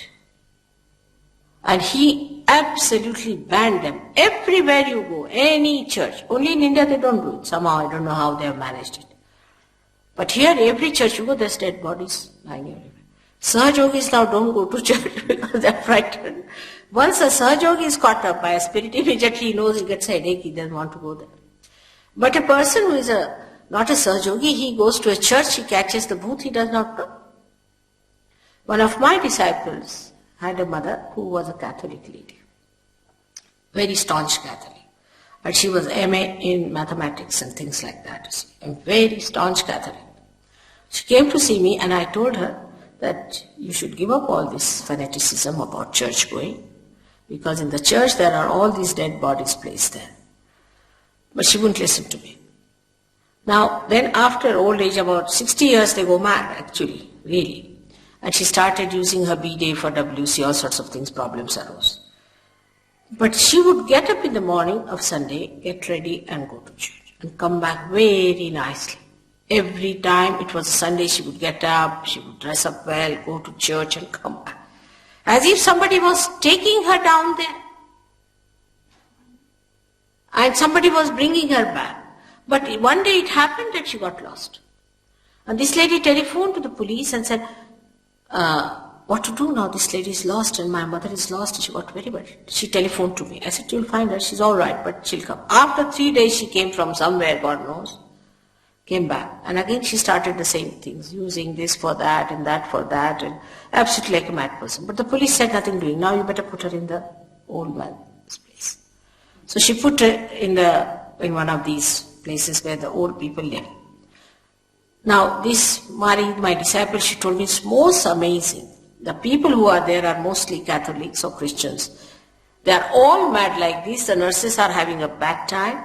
But all of them get ready on a Sunday and go to a church which is specially made for them. Can you imagine? Just look at this obsession. It's an obsession with us. We must know these are obsessions. We are not free people. We are slave to these things. Now once you come to this side, the other side of slavery are our habits. They enslave us. They enslave us. I have seen now people, once had a minister sitting with me, and Russian minister, very powerful man otherwise. And suddenly he got up, he was the host, suddenly he got up, oh, I must go. I said, what happened? He said, I am a sick man. I said, what's the matter with you? You see, I am a football fan and I can't sit any longer, the football match must have started. Imagine, he was the chief host. And so many people were there, he just couldn't sit. I mean, he could not glue himself to the chair and he wanted to get up and walk. And he just didn't know what to do. I was amazed. He had no poise, no control over himself. I mean, I just thought must be some possession from this football is coming to him, or what is it? But such a grown-up, matured person behaves like this. This is nothing. Other habits that we have are much worse. And they all enslave us. We can't live without them. Anything that is in this world is for us. We are not for anything. If anything can enslave us, we should know that we are the masters of everything. If a chair doesn't make you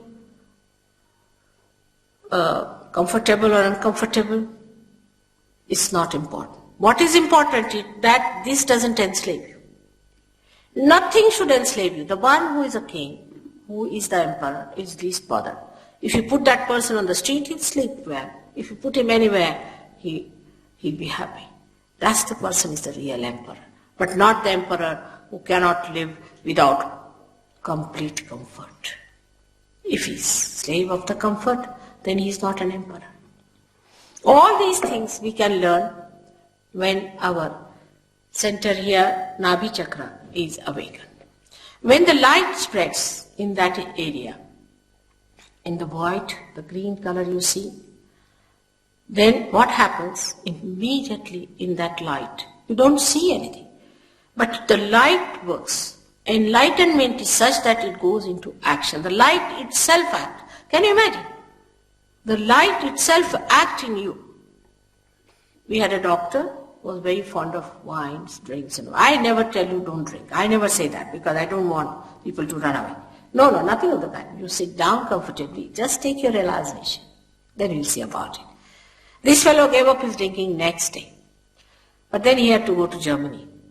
And he thought, I better try some special type of wine that he had liked. So he tried it. And then he vomited. Couldn't bear. He said the taste was so bad. I had never tasted such a dirty thing. I never told him.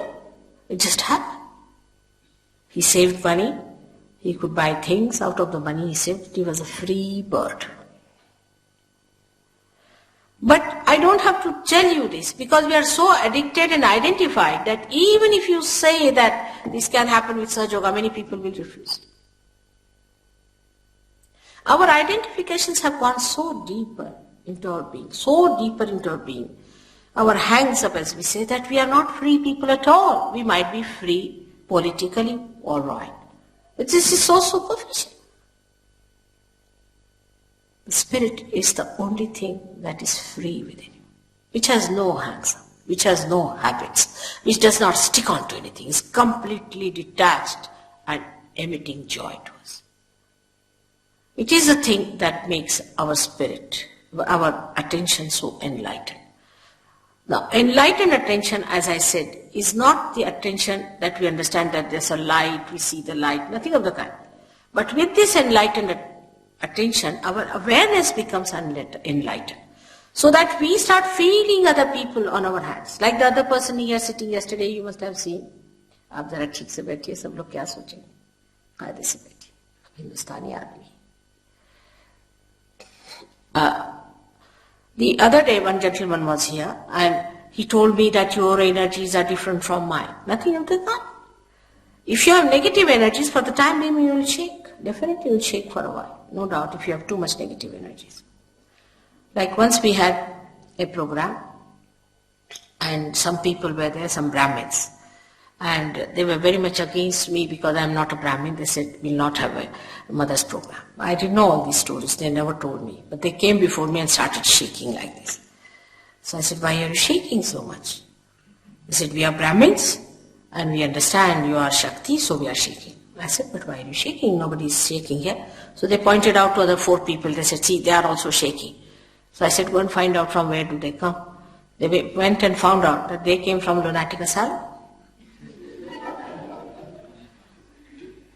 I said, relatively you should see who are shaking are you and these people, nobody else. So if there are negative forces, do shake a little bit.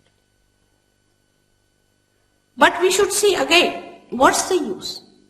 What's the use of getting this energy within us? That is very important because we are utility-oriented people. Everything must have an utility. As it is, what do we have which has utility in this world? Nothing. If we had something which had real utility, we would not hanker after anything else. The hankering is still on, so we should conclude that whatever we have got now is not the ultimate. The utility of the ultimate is that once you get the ultimate, everything becomes relative. Everything becomes relative.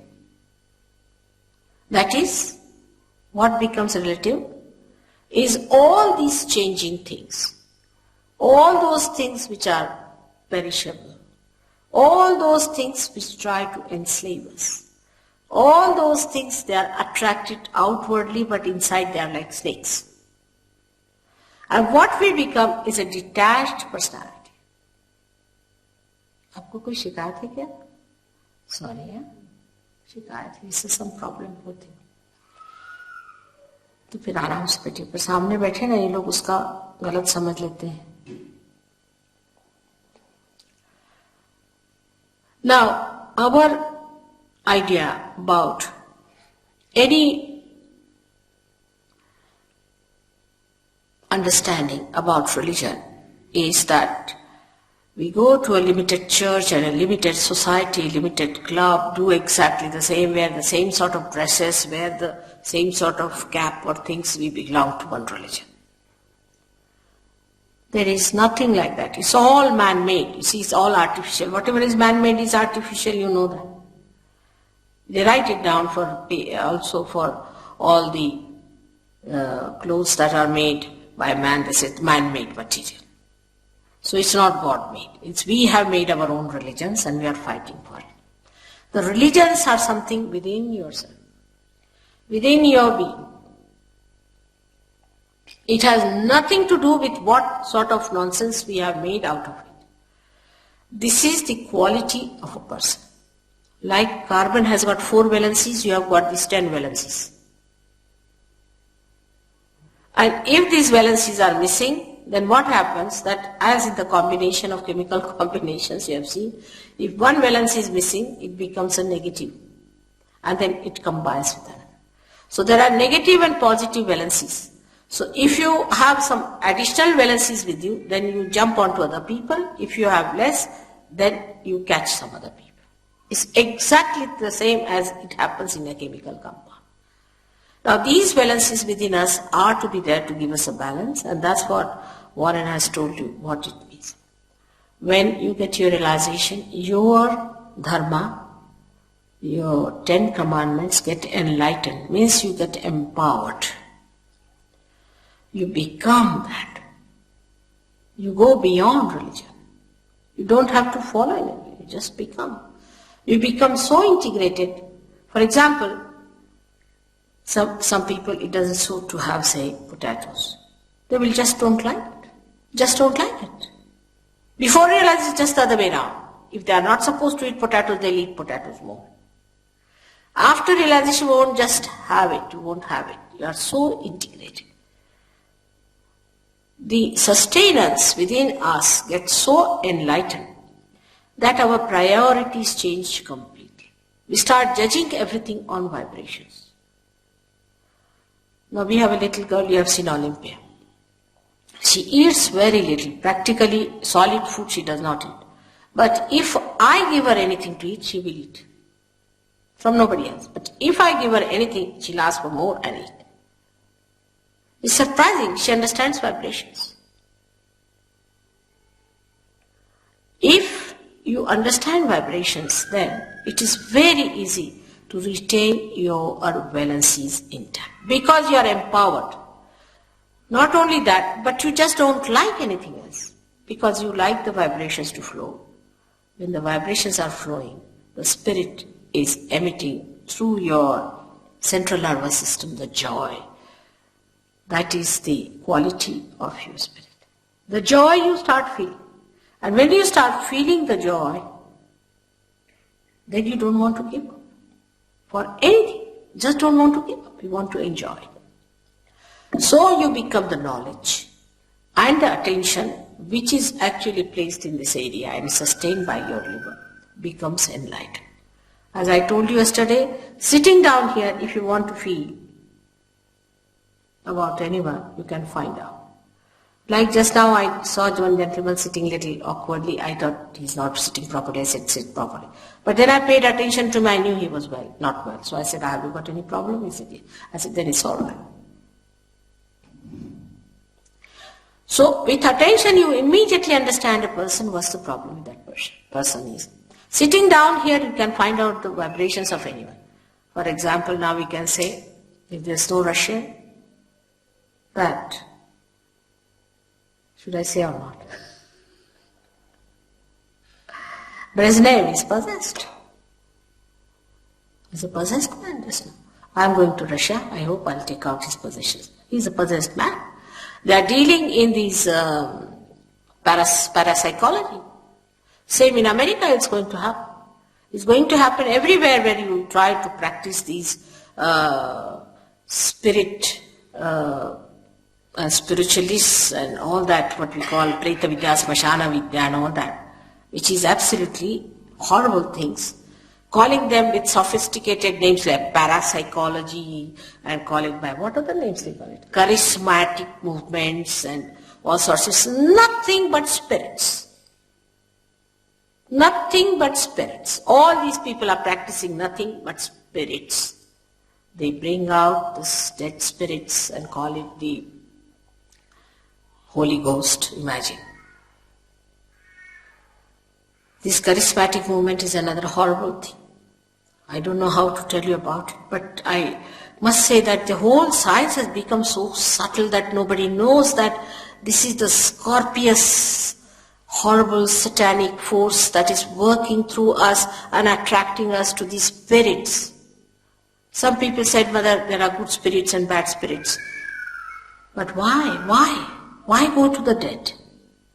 You don't know which is good, which is bad. How will you know? Why go to the dead? We have to be in the present. We don't have to be in the past. So that's one thing happens when you lose your balances, that you go to the left.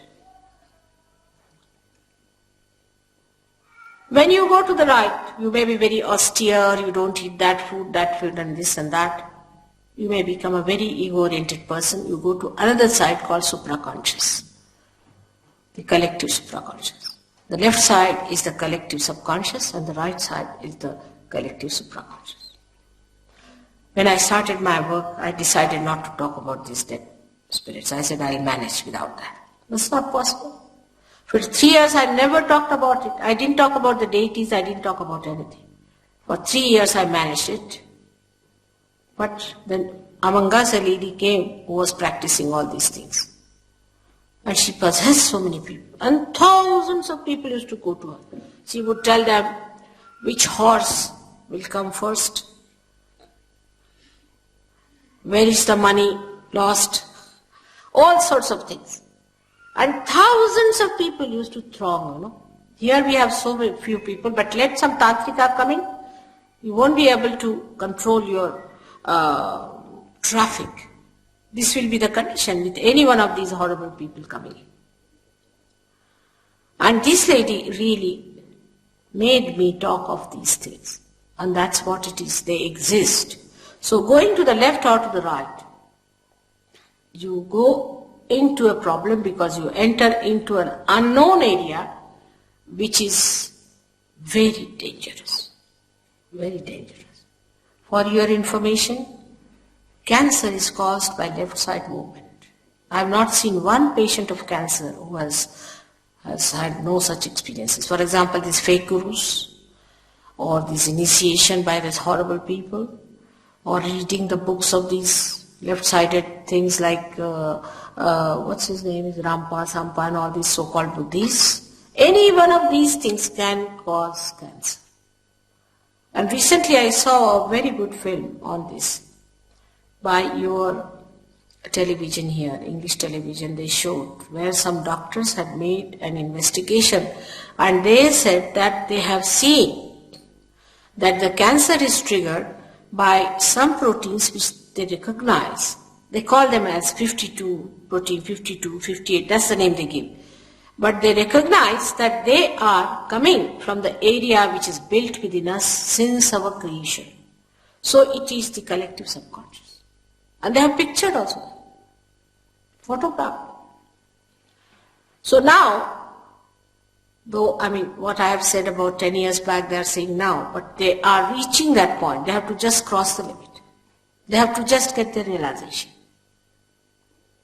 And because the doctors cannot reach that area themselves, they cannot cure cancer. At the most, they may stop it, they may try to reduce the possibilities and all that, but complete cure they cannot give because they cannot extract people from that area altogether. They can always be drawn into it if that area is made like this. It's very interesting to see how these things are caused within us. This center is one of the most important center because it gives us our seeking, and our pure seeking should be for spirit, for nothing else. But those people who go wrong, all that you see in such people who have bent their forehead before wrong people, they develop a ridge on their head. And there are 11 centers here which just come out like a ridge. And these are the 11 centers called as Ekadasha Rudras, which are responsible for the destruction, the ultimate destruction, the Kalaki as called as, or what you call the Maitreya, or the coming Christ on the white horse. That ridge once set in, it starts developing more and more, and destruction is made. I must say from the unconscious, many people get ideas. I have seen people drawing or showing some pictures where they show a very devilish person with a horrible this thing coming out and a squarish thing. I don't know how they get these ideas, but that's a fact. Now, the destructive forces are also on action. They are also working out their forces. You have to be very careful. We are very precariously placed. Formerly, if you had gone too much to the left and right, you would have been not so badly off, and people didn't care also so much. But today, you are so precariously placed and you are so sensitive and vulnerable that you have to be extremely careful. The rate of destruction is set in very fast, and the rate of construction has to be set in much faster. If you see along, when I see what is constructed, nothing. If you read in the newspaper morning till evening, one good news will come that the princess has delivered a beautiful boy. The rest is horrifying. You ask them to publish something nice. I told them to publish about sahajayoga. They are not interested. They are interested if there's a mishap, an accident, some people died, some people killed. They want to put all these photographs, how the people were killed and what wars took place, this and that. They have no time for some good news, some good message, something of hope. They don't want it. That's how you see any organization that is working out today, how they are building up ego-oriented organization. Even charity organizations are nothing but ego-oriented. I have myself been with many associations like that and worked with them. I was amazed. These people had no charity in them. Charity is something that should come as compassion, should just flow from it. But it is some sort of a camouflage for earning better position or a better status and all nonsense going on. A person who is charitable is actually a person who just flows. Who is the other to be charitable?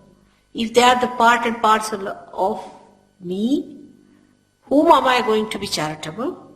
If this finger is paining, am I going to be charitable to this finger? I must look after it jolly well, because it's paining me. I have to do rubbing of it, whatever is necessary. I have to do it. And that's what people don't understand. All this kind of our facade will one day fall down, and we'll find out that we have been wasting our energy over something very, very trivial. Actually, the all-pervading power does everything. We do not do anything. Believe me, we do not do anything. How many flowers are turning into fruits just now? Who is doing that job? How many seeds are sprouting at this moment just now? Who is doing all that? How many children are born at this moment? In the human body, no foreign matter can stay. No foreign matter. It tries always to expel it. But when it comes to fetus, not that the body only keeps it there, but sustains it, nurtures it, looks after it, makes it grow, and when the right times come, it throws out. Who does that? We take everything granted. Take our eyes. If you are a doctor, you can see what an intricate thing has been created as eyes, that we see people through these eyes. Who has done all that? Have we done it? Can we make even one eye? And we see so many different types of eyes. This is the compassion of God. This is the power of God that is all-pervading. First time when you get realization, first time you feel that compassion. You feel those vibrations. You feel that all-pervading power. You can now know that all-pervading power is there, and then you can see the maneuvering of it. You can work it out. You can work it out. Use it. You are the instrument, as I say. You are the master. Only you have to assume that power. Warren, I hope, has told you how he came to me. I don't know if he's told you. He just came with a phone call. He had my phone number, and the person who sent him gave a big idea about me, that she's not available, this is that, and all nonsense. I'm the most available person. He just called me and I said, come along. When he came to my house, he got his realization. And now in Australia, he's transformed so many people. We have ashrams in 7 cities of Australia. England is the most lethargic, I must say. 7 cities of Australia are now there, ready to get it. There are so many people working it out because once you get the light, you give it to others.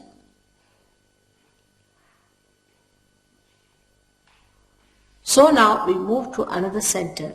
Above that is the center of the Mother of the Universe. The Father resides in this center, previous center, the Nabhi Chakra, and rises above and then settles down on to the right side.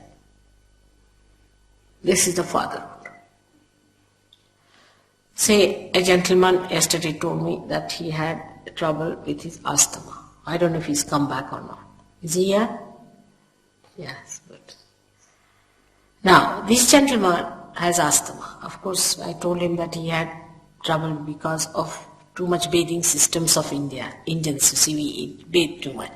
Apart from that, it comes from the father's grief. His father had died, and the father himself is not willing to leave him, is worried about him. It can happen to any one of us. If a man is unkind to his son, it's a father principle. If the son is unkind to the father, so the father is hurt. It's the father principle if it is disturbed by any chance. Or suddenly father dies and you feel the pinch of that all your life. All that can work out here and you get this right heart catch. With that you get asthma. It is said that in homeopathy they believe that with more tension you get it. Because when you are more tense, you see, you remember your father. If he was here, he would have helped you. In the subconscious sometimes it works out. And that's how it adds to the problem. It is so simple to work out that you'll be amazed that if you have to just raise the principle of father in a person like that, who might be a dejected father, who might be a cruel father, who might be a son who has lost the father, can be anything. That you have to just put your hand on that part and just say a mantra, a chanting, which will raise or which will awaken the fatherhood in a full bloom, and you get cured. It's very simple. The center heart is governed by the Mother of the Universe. She gives us a sense of security. When you are at the age of 12 years, the bone that is in front here starts emitting antibodies. It creates antibodies within it till the age of 12 years. And then these antibodies are really the soldiers of the Mother of the Universe. We call her Jagadamba in Sanskrit language. And they spread to the whole of the body, and wherever there is an attack, they inform each other and they fight it out. These antibodies are created in the sternum bone, in the front side of the, we can say the ribs, where the ribs meet, thoracic region, that part, they stay there, are created till the age of 12 years. Now what happens in ladies especially, they are the mothers also. When their motherhood is challenged, they get a problem. Like a woman, say her husband is a flirt, he has a roving eyes or sort of a thing, and she's insecure. Then this motherhood is challenged. And when it is challenged, she gets a problem there. And she gets a disease of the breast cancer and all that is caused by the insecurity of a woman. If a woman is insecure, she may be with any reason insecure, she gets this breast cancer. There was a girl who was married. She was married to a Catholic or someone like that, and there was an inter-religion marriage, and the people of the boys' side try to trouble her a lot. It's very common in India, but here also I see it is so. And they try to sort of say these things to them and that thing to her and to her parents and things like that. And she developed this insecurity within her, that she developed breast cancer. Now when we are cruel to others, we don't know we are giving them cancers. What does it take for us to be kind to a girl who's married in our family, who has come to us? We are experts in saying things that hurt others. We learn from childhood how to talk to people so that they are really hurt. By hurting them, we give them cancers. But this only one realizes when you get your realization.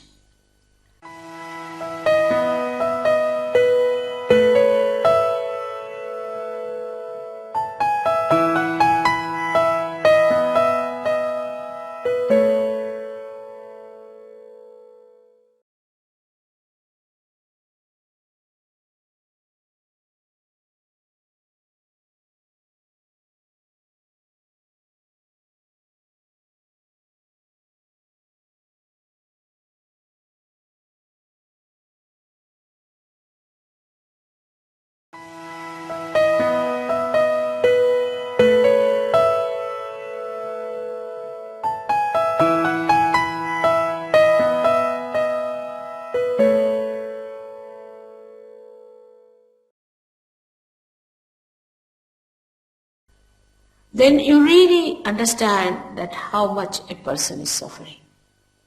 Because you also feel a little pain there. Your whole style of talking, your whole style of behavior, of commuting with others completely changes.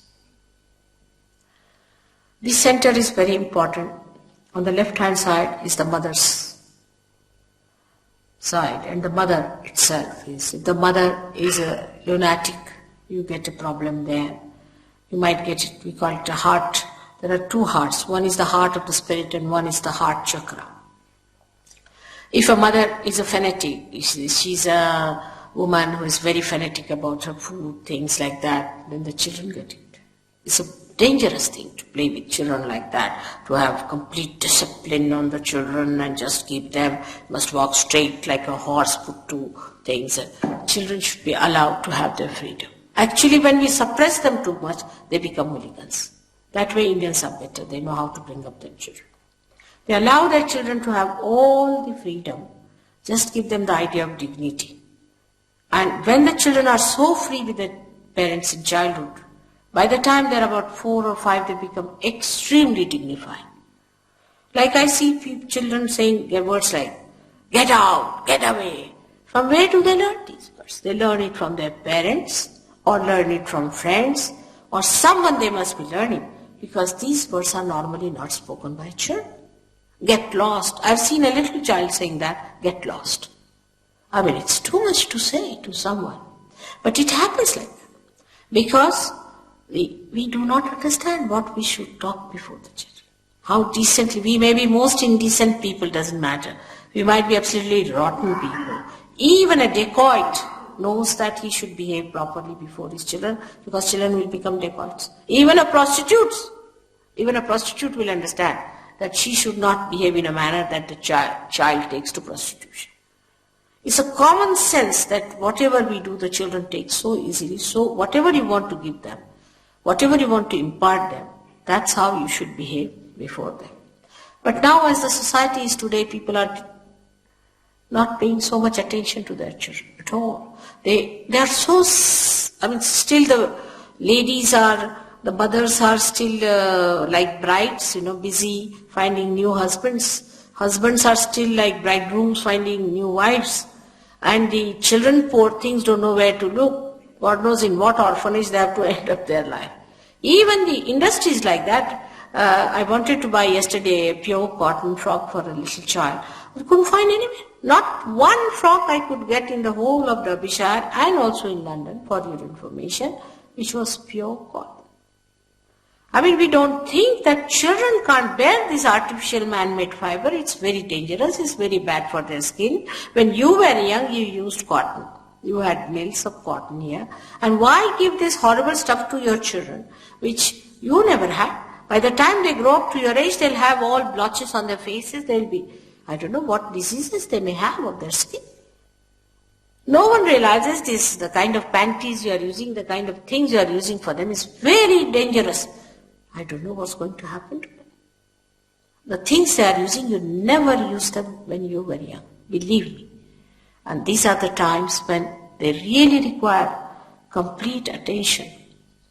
And these are the times when they are absolutely tortured. Even the industry is not worried about them. Why not make some cotton clothes for little children? Actually, I would say the government must pass a law that no children's clothes should be made of any artificial things. You can have the elders with that, doesn't matter. But for the young children, you can't give them atomic bombs to wear. This is too much. And these modern times, I think, are the cruelest for children. That's why very few children want to be born in these advanced countries. We have to bear the load in India. If you are not kind to children, imagine 2 children are killed by the parents. What sort of a society we have? Every week in London city itself, I used to think in England, but they told me it's in London city 2 children are killed by the parents. But I have not heard a single case like that in India. With this cruelty towards children. I don't know what women are up to. Where are they going to take their figures and their beauties and everything in front of God? Such cruelty exists, such self-centeredness. Then with all this, the children develop this struggle and they have palpitations. They have very weak hearts. They are in your trust. God has given you such beautiful children that you should thank Him for that. They are not some surplus quantities have come to you. It's a blessing to you that God has given you children. If one woman in India doesn't get a child, she'll go and weep and ask every god and every prophet and everyone that she should get a child. While in Germany, it is going towards minus 5% growth now. They pay to a woman who has 5 children as much as the Prime Minister, or even more than that, but she won't have. She says, I lose my figure. Where are you going to take these figures? I don't understand. What are these figures for? Who is interested in your figures? Why? Why should we make ourselves so cheap? We are mothers and we should be proud of our motherhood. Motherhood is the highest thing a woman can achieve. I mean, I have achieved it because I am a mother for thousands. And I think that's the greatest thing that can happen to a woman is to be a mother. And mother and a guru, you can imagine my plight. It's much worse. That you have to tell your children something to be done and you love them so much that you don't want to say that. Then you have to play some little sweet tricks with them to bring them wrong. It's such an interesting and a beautiful life to be a mother. We should be proud mothers. But I would say the men too are to be blamed because they are not interested in mothers. They are interested in younger and younger girls. It's a sign of perversion, I tell you. It's a sign of a complete perversion.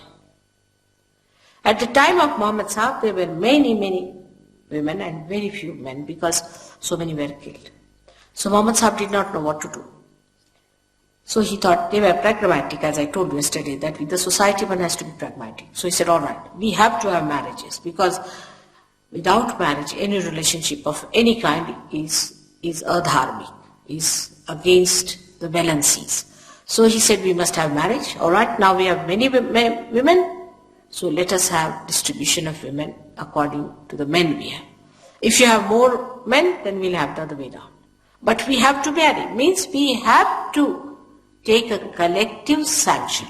A collective sanction has to be there to be blessed. So he said, all right, marry 5.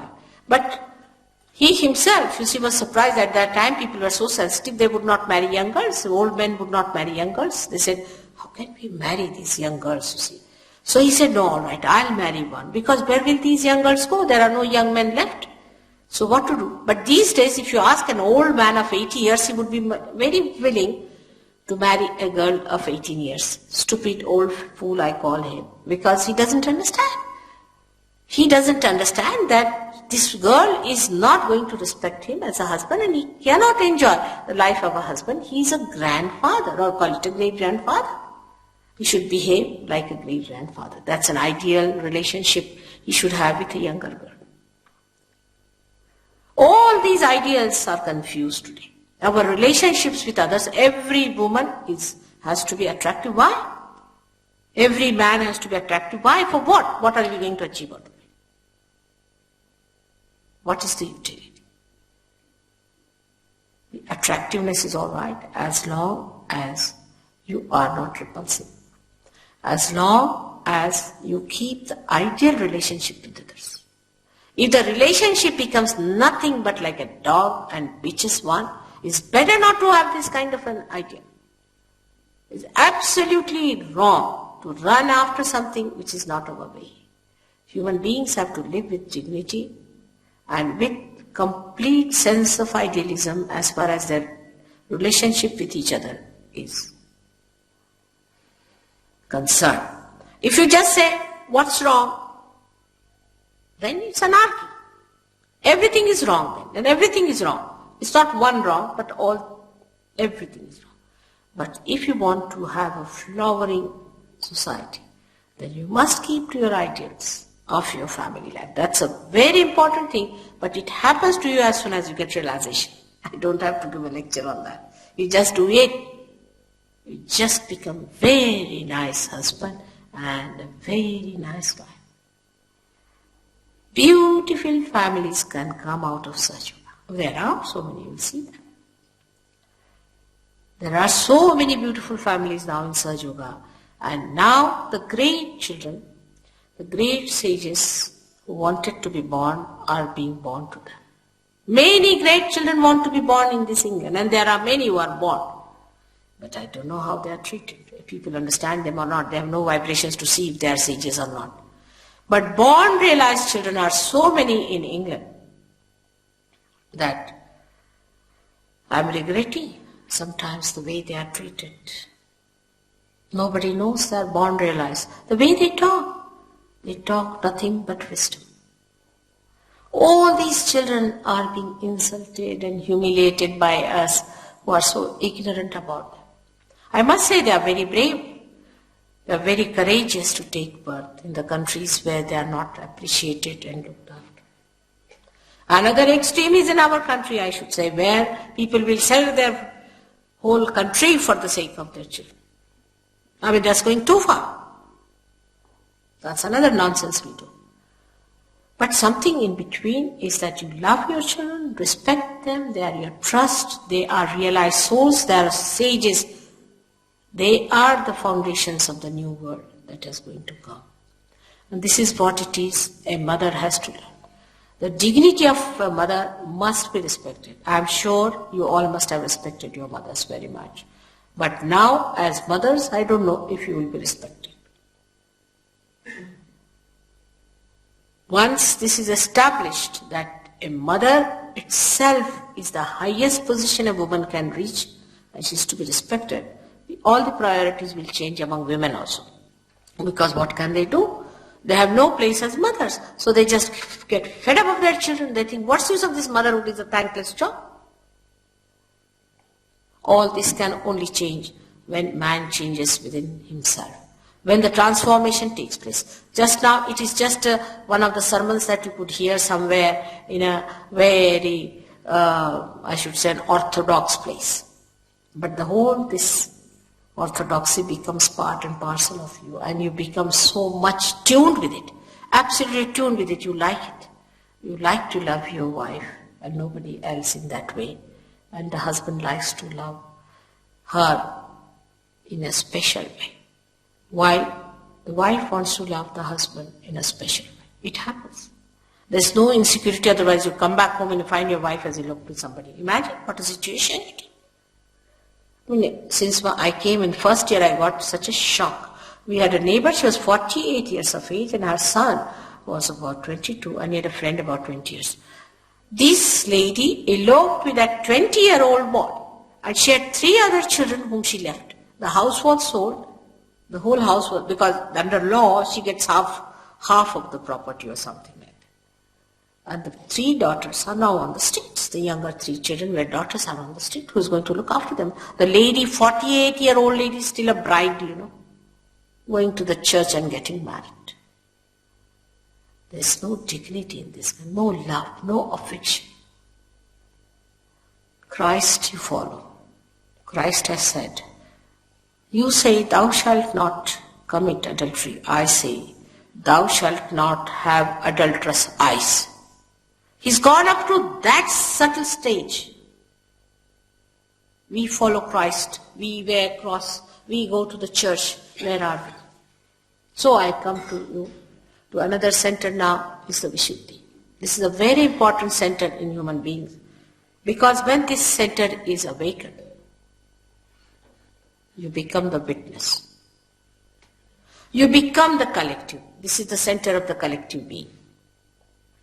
You become, again I say, you become the collective being. When this center is awakened. It's a very important center. And now as I am with you, I must tell you about what we suffer from. And what Indians suffer from, or the Eastern people suffer from, is another thing. For example, Eastern people suffer from too much talking, right side Vishuddhi we call it. And the Western suffer from not talking at all, especially English, they never talk. Actually you have to pinch them. They never laugh. That's the problem, is they'll just smile and it's regarded good manners, but this speech sometimes very boring. Now the left Vishuddhi is a thing which is very much more subtler than what we think of. Is a very funny sort of a situation where you get a left Vishuddhi, and that you get very commonly among the Western people, because they have developed a new sense of guilt. I mean, everybody is guilty. Without going to the courts, without committing any guilt, everybody is guilty all the time. Like a lady, oh, I'm so guilty. What happened? I didn't say thank you to her. So it doesn't matter what is it to be guilty after all. Oh, I'm so guilty. What happened? I spilled some coffee. It's all right, doesn't matter, it can be cleared out. What is there to be guilty? But it is an unknown guilt people have. They don't know why they are guilty. Why they are getting all the time this feeling, oh God, I should not have done it. I should not have done that. What? What guilt? What guilt we can have? And this guilt is a horrifying thing. I have seen start from America, England, Portugal, Spain, Italy, all that, Switzerland, all these places, nothing but left Vishuddhi is the first problem and the last which I have to conquer. One lady got up and she said, Mother, I am guilty because of Vietnam. I said, Vietnam, it's finished long time back now. What are you going to do about it? No, but I'm guilty about it. But why? What are you going to do about it? How are you concerned with it? What is your relationship with it? Why are you guilty? I just feel guilty. I said, it's nonsense. Like that. Everybody has developed this. Now from where does it come? Let's see the source. The first source comes from Bible, which is very wrongly interpreted, saying that you are a sinner, a born sinner. I mean, absurd. What it means is that you are the one who is only aware of the sins, not the animals. You are the one who is aware of your ignorance, not the animals. You are the one who is aware of your blindness. Others are not. Animals are not. Why?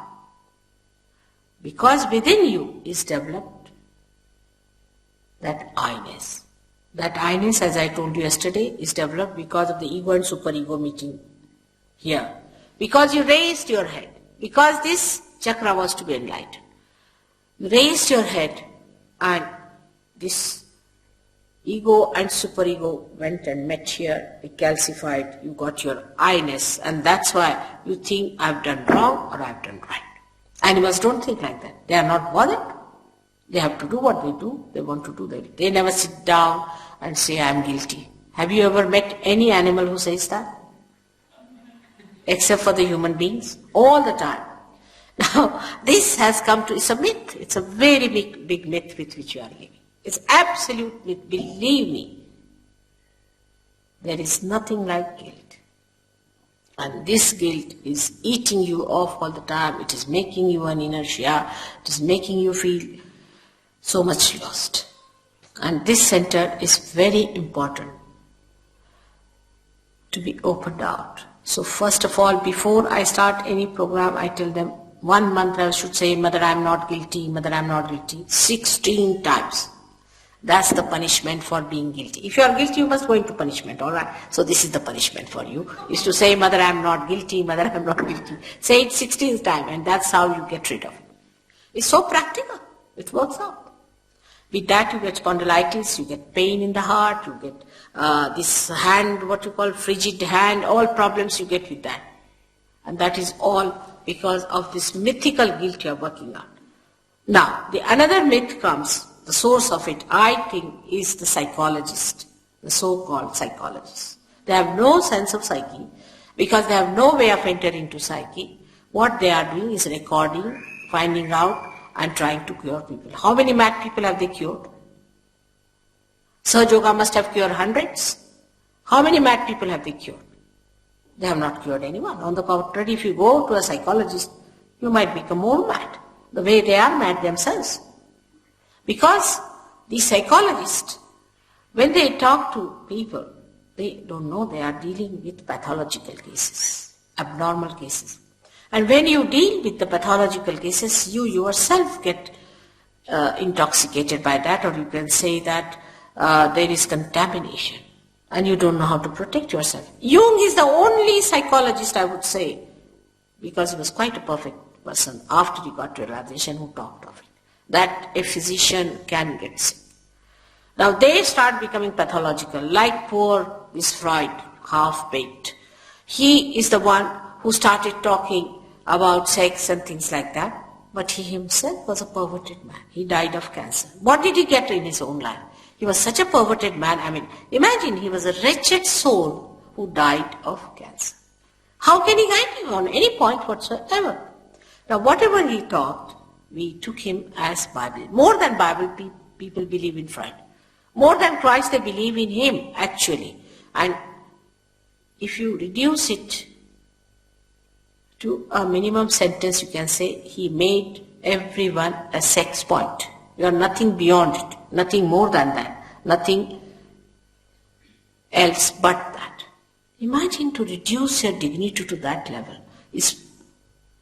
As a mother, I just give him a grace mark by saying, poor fellow must have dealt with pathological cases and he was caught up and he gave these wrong ideas to me. He dealt only with the psyche, with the left side, which is also starting from there, but ends up there, ends up into your superego. So, sex addiction takes you to superego, means it takes you to your subconscious mind and your collective subconscious. Now all your problems you are having or sex are because of this. Emotional behavior and all perversions take you to collective subconscious. There was a girl in India which is very abnormal. She came to me and she said that she wants to be with men and she wants to be with girls and she wants to marry a girl. She wants to dress up like a man. I said, really? So I gave her some sahajayoga treatment and I found that there was a man in her. She was reduced to nothing. It was a man who was possessing her. And she was given these ideas through that man. And that's how she was talking. She was a possessed person. All these abnormalities come because you get possessed. There was a girl in Cuba who came to see me from Cuba in America, a short girl, very petite, small, good-looking girl.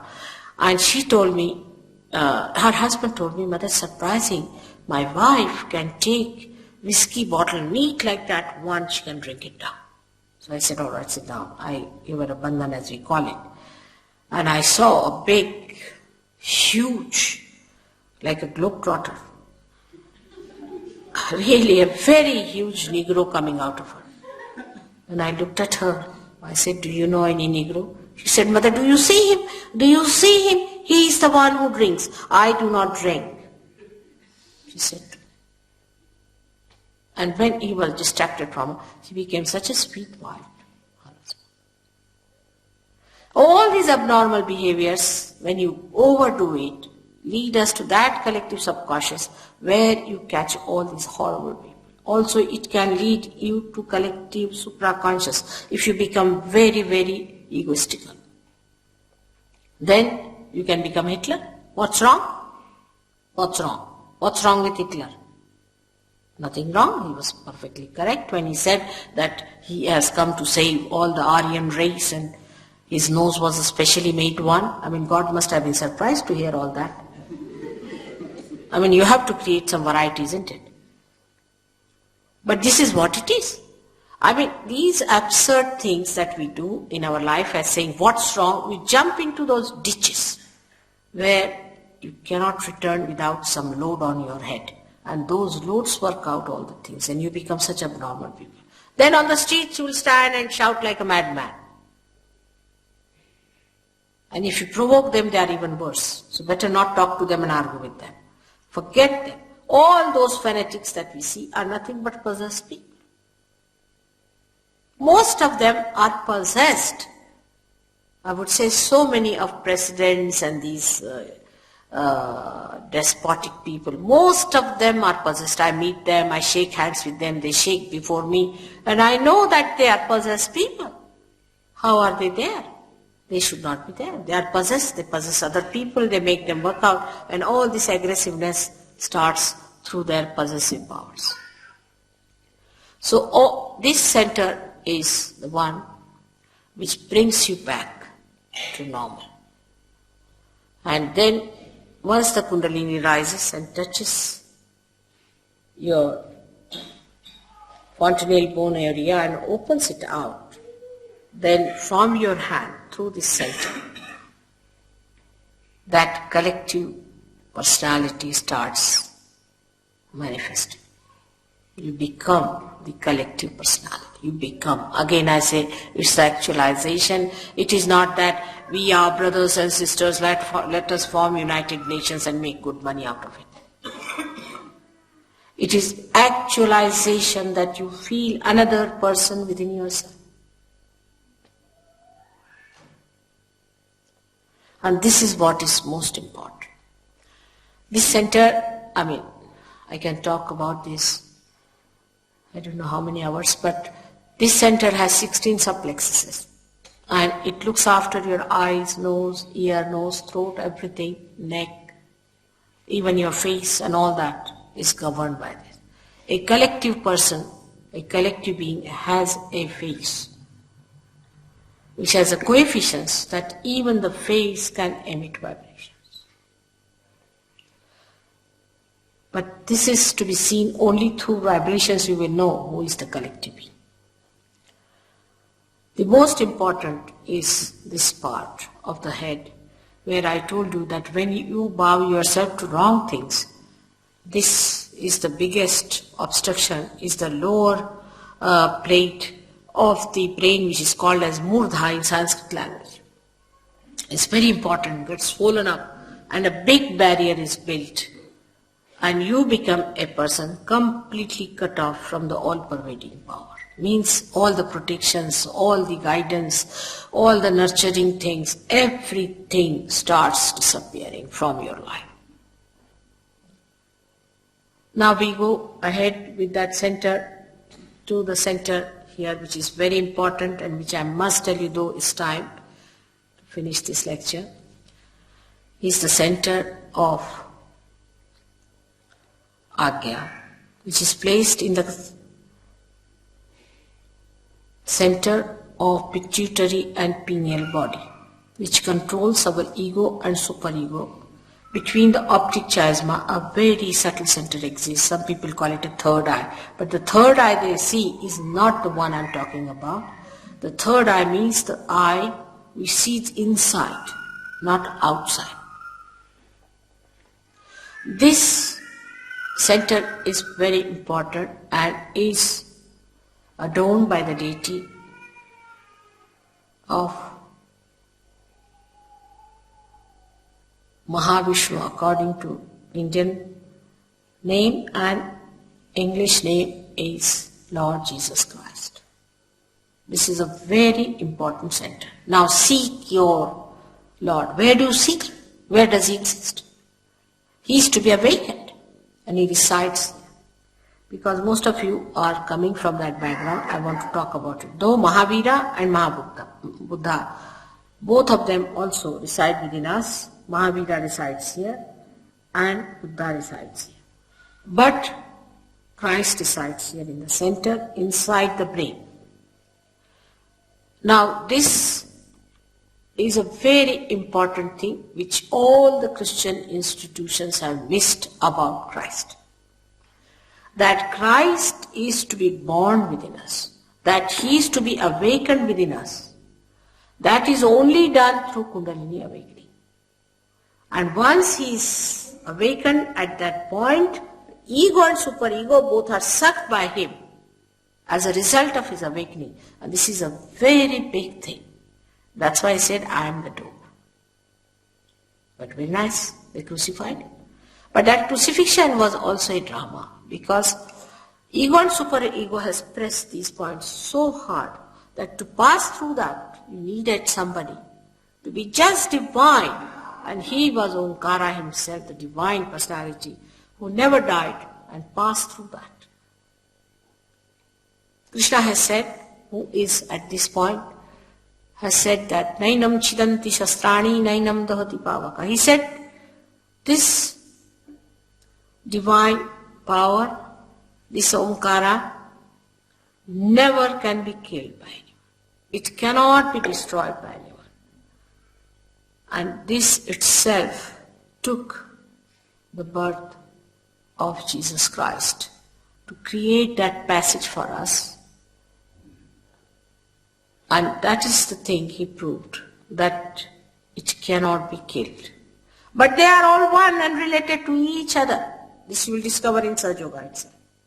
Because when the rapport is established, you have to ask questions. What is the relationship between Jesus and Krishna? And you can discover eternal vibrations. They are all related to each other, very closely. Christ has said, those who are not against me are with me. Nobody has tried to find out who are those. It is said in the Bible that I'll appear before you like tongues of flames. Nobody tried to find out what is that. Or tree of life. Yes, this is the tree of life. So he is to be awakened within you. That's the main point that he said, that somebody will come and awaken it so that you will know my Father forever. Now, which one of the institutions which are running in the name of our Lord Jesus Christ are doing that job? What they are doing is having a fete or a carnival, collecting money, building churches, this, that. You have to build every human being as a church by awakening Christ in them. That was what was meant by baptism. But who did baptism in the real sense is the Kundalini awakening, where it comes on the fontanelle bone area, which is called as Brahmarandra, and breaks through that. Who has done that? None. I went to a church called Unity Church. They have united all the churches, I believe, and also united all the ghosts of the world. All kinds of fake gurus are there. All kinds. They have no discrimination of any kind. I was so amazed, Christ. He was not so diplomatic, I should say, because the way he lashed at these people, and then he said, if they are hot, we can manage them. Means if they are hot, means they are cut up, we'll manage them. If they are cold, we like them. But if they are halfway, I spit them out of my mouth. These are his words. Because these half-baked people, compromising with the devil and talking of God, how are they going to deliver the goods? Why not awaken your Christ within yourself and see for yourself? You'll be amazed when you raise the Kundalini and Kundalini comes up to this point and it cannot go further. Among all the Christians, this is a problem. You have to ask them to say Lord's Prayer and it works. That's a mantra. At the time when the center is getting, because Krishna is a collective being, Allahu Akbar means the same. You have to put your fingers into your ears and say, Allahu Akbar. Realize souls. And you get the Kundalini rising. You can see the pulsation of the Kundalini at the triangular bone. You can see the rising of the Kundalini. You can feel the breaking of the Kundalini at the Sahasrara, at the point where it comes and breaks. So you enter through the gate of Christ, who sucks these two institutions and makes the way here. And once the Kundalini rises about Agya, you become thoughtless. The limbic area is the kingdom of God, from where you are guided and the Kundalini passes through. That's the last job that is to be done, and now it is done. That is done, now en masse. It has to be done. It was to be done. It was promised. The time has come. But where are the people? Sometimes I wonder. I'm in England now with you. You'll be amazed that in India, these people have seen thousands and thousands are there to receive realization in the villages. Here I find people don't want reality. You should have a circus. At least English people come, but Indians, very few, and they never stick. It's so amazing, I can't understand. It's amazing how things work out. When are we going to take to it? I mean, it's free. You don't have to pay anything. It's your own. It is spontaneous. It is there. But still, they get realization, they get lost. It's something so surprising. I've been working here, you won't believe, 10 years now. 8 years? 8 years. For 4 years, in the first 4 years, I had 6 people. They would come up, go down, come up, go down. I said, what sort of people? 4 years. Can you imagine? In India, I go for 3 months and I get thousands.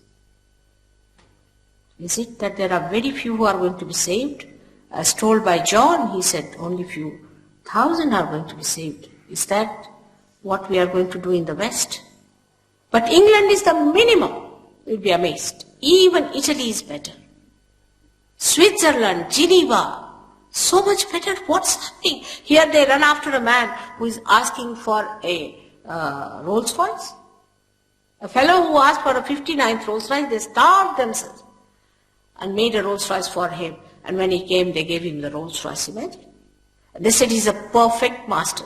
There is no pure intelligence left in the mind to understand that how can you get spirit for this nonsensical Rolls Royce.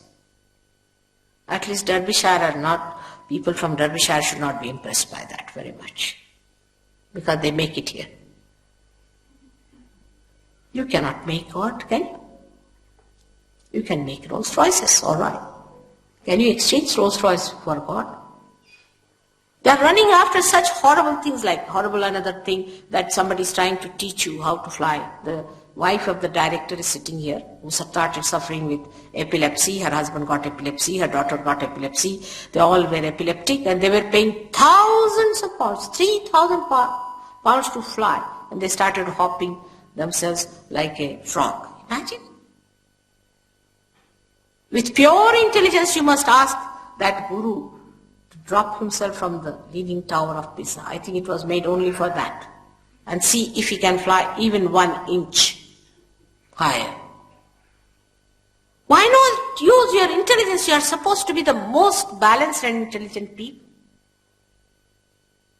Yesterday I told you that you are placed. The most important place in the universe is the heart. England is the heart of the universe. And the heart is lethargic. What can I do? You have to tell me, what am I to do? To pump this heart into reality. There are seekers, I would not say there are seekers. When it came to hippism, thousands became hippies. But all absurd things they accept very easily. And why not the thing that you are seeking? It's beyond my mind, I cannot understand. Now, I didn't come to this place as an immigrant, as I told you. I came here because something happened and my husband got elected to this country, which was important, which was, I think, was preordained, was to be. But I have to implore you now to take to this and understand that this is what William Blake has told you, that the prophets are going to be in this country, that the God of men are going to become prophets and they are going to have the power to make others prophet. That is sahajayoga. There's nothing else but this. He has promised so many things. He has even described the house where I lived. He has described the house that we are occupying now, exact position. He has described the ashram where we lay our foundations.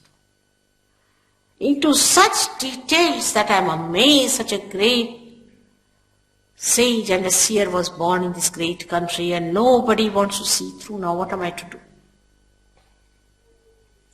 I hope very soon people would realize that they have to take a very big role, a very important and vital role in the transformation of the whole humanity and saving of this disastrous time. They are the ones who have to lead people into the kingdom of God. I can hope and bless that. May God bless you.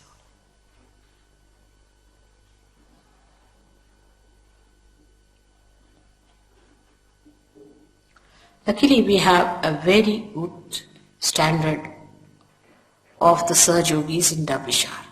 Really surprising. And Blake has mentioned Derbyshire very much. They wanted me to come to Derbyshire. I said, Birmingham has been sufficient for me and I will not go to Derbyshire. This mother, please. And then he said, Blake has mentioned you come to Derbyshire. That's how I am here.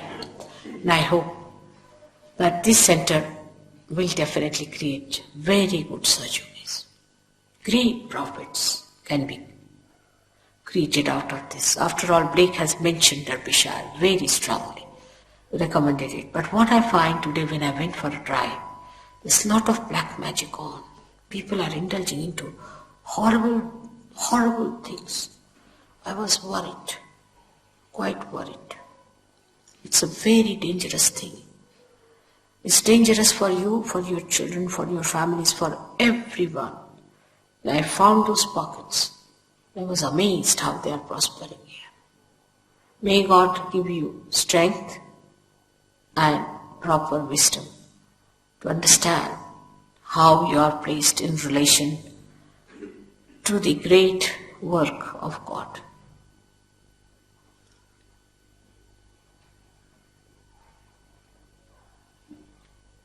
Now, if you have any questions, we can have for about 5 minutes. Yesterday, many people asked questions. Actually, first day only I allow people to ask questions, because secondly, it's quite a waste of time. Now, don't ask personal questions, for heaven's sake. Don't ask any personal question. That we'll attend to them later on, personally. They can be attended to. But anything general, if you want to ask, please ask the question general.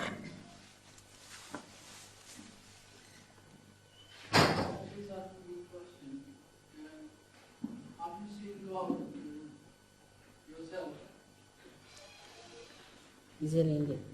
Have you seen God yourself? Why do you ask this question? Are you authorized to ask that question? First you see your spirit and then we'll talk about it. Why should you ask such a question? Are you an Indian? Then at least keep some manners. Please be seated. This kind of an arrogant question should not be asked. Have you seen God? Why should you ask me such a question? What authority have you got to ask that question to me? I have to ask you a question. Have you felt your spirit? Alright? First feel your spirit. That's why Buddha never talked of God. I yesterday only told you. Because suddenly you want to see God. Have you got eyes to see God? You can't see me even. How can you see God?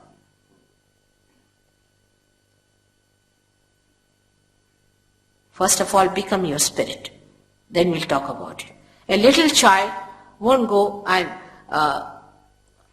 talk to a king and slap him on the face, will he? Is he supposed to do that?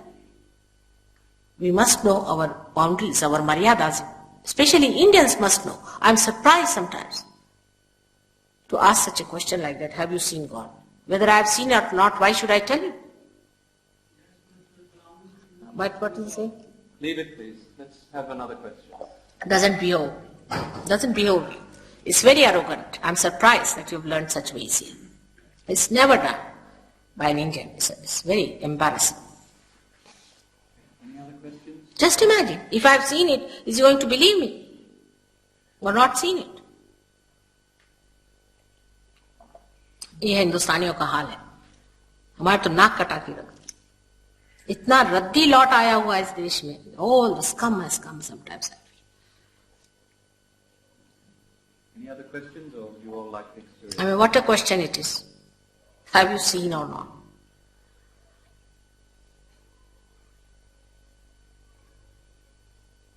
Okay, everyone slip their shoes off, feet on the floor. Just simply rest your hands on your lap. अपनी मर्यादाएं तक नहीं रह गई. Would you like the other microphone, or this okay? This microphone okay? I would like to have because I can speak, but I will not touch. He's a master of philosophy from Banaras University and all that, maybe that one. But in India you won't find such people. I don't know from where these materialistic, absolutely gross people are. I mean, what a question to ask me.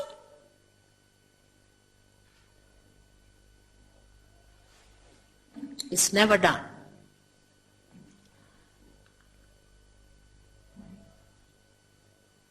I'm here to give you self-realization. That's all. And you should get it. That's your right.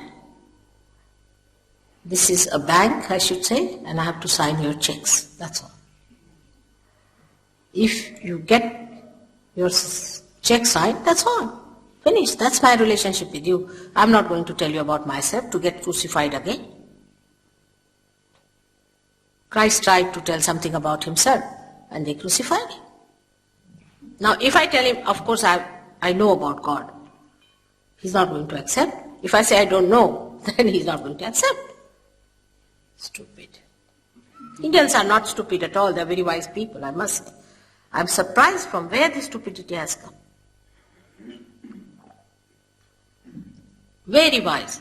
Indians are very wise because it's a yoga bhumi. You know? It's such an ancient country of ours. You don't know the praises of this country. I can. Do not judge them by the people you see. No. It's a very great country. It's very great, spiritual, absolutely spiritual country.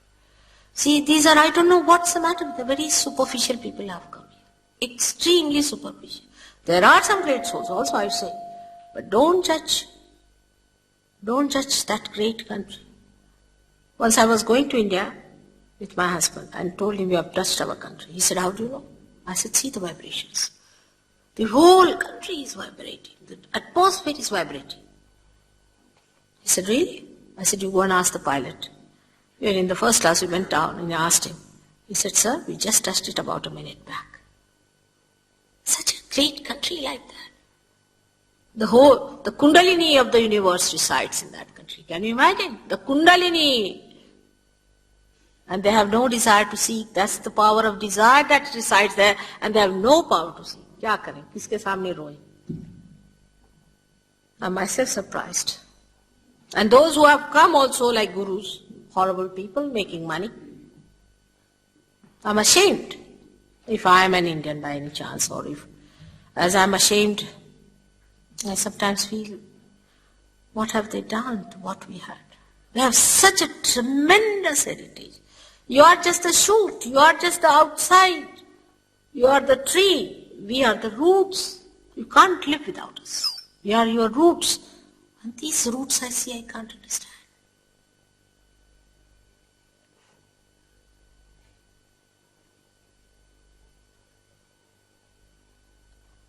Still, it's all right. It's the concern of a mother.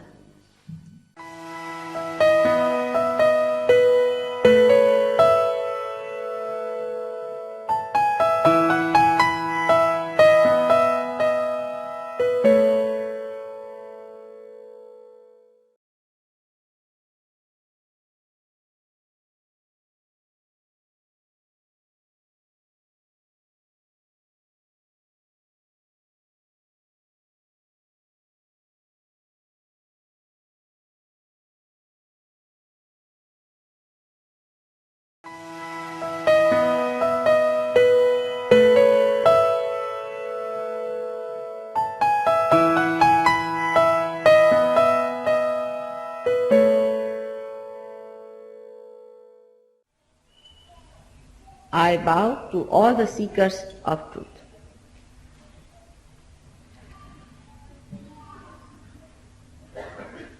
Today, in these modern times, we are face to face with lots of complicated problems, lots of shocks that are awaiting us. And then we look back to understand why have we failed? What has gone wrong with all of us? Whatever way the human beings have moved, in whatever direction they have tried to achieve something, the whole thing has recoiled on the whole humanity and has destroyed it. One must stop at this point and witness the reason, the basic reason what mistake we have committed. We talk of love, we talk of peace, world peace, but the peace is not in your hearts. Peace is not within. You are in a turmoil. And how can you bring forth peace all over? If the sea is full of waves which are in a turmoil, how do you expect the boat to be steady? The reason is we are not trying to find out what's wrong with us, but we are all the time trying to find out what's wrong with others. But who is the other? We are all part and parcel of one great world. God has not created many countries. He never knew about these things. He'll be surprised if he visits this world. He'll be surprised the way we have divided ourselves into countries, and from one country to another country you move like a criminal with a passport number. This idea of love is not love. This conception, the mental projection that we call love is not love at all. The love is something which is a power. A power that is looking after us. The power that is guiding us. The power that has nourished us, has brought us to this level. We in our ego, human beings, think that, oh, we have done this, we have done that. You have done nothing. You can't even create a blade of grass. You cannot. Can you? You cannot create anything that is living.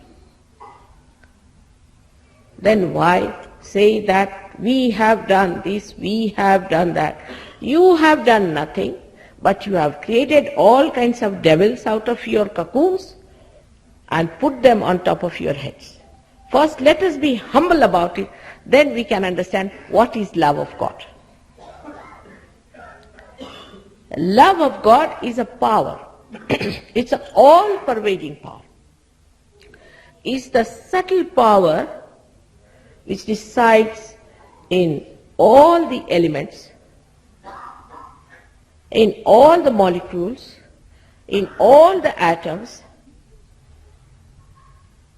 The vibrations that you see, say, in a sulfur dioxide, when you see the isometric movement of the atoms, then know it is the love of God which is working it out.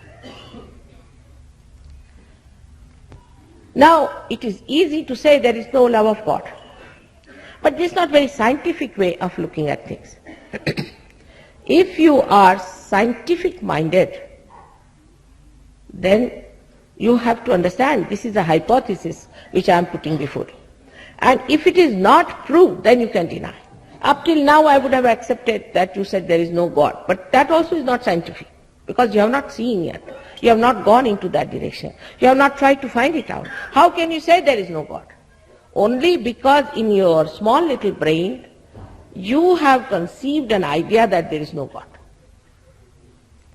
So secondly, you have to have an open mind to understand God's love. A very open mind. Open mind, like a student who goes to the university, doesn't challenge a professor, but sits down to listen, to find out what the professor has to teach. Thirdly,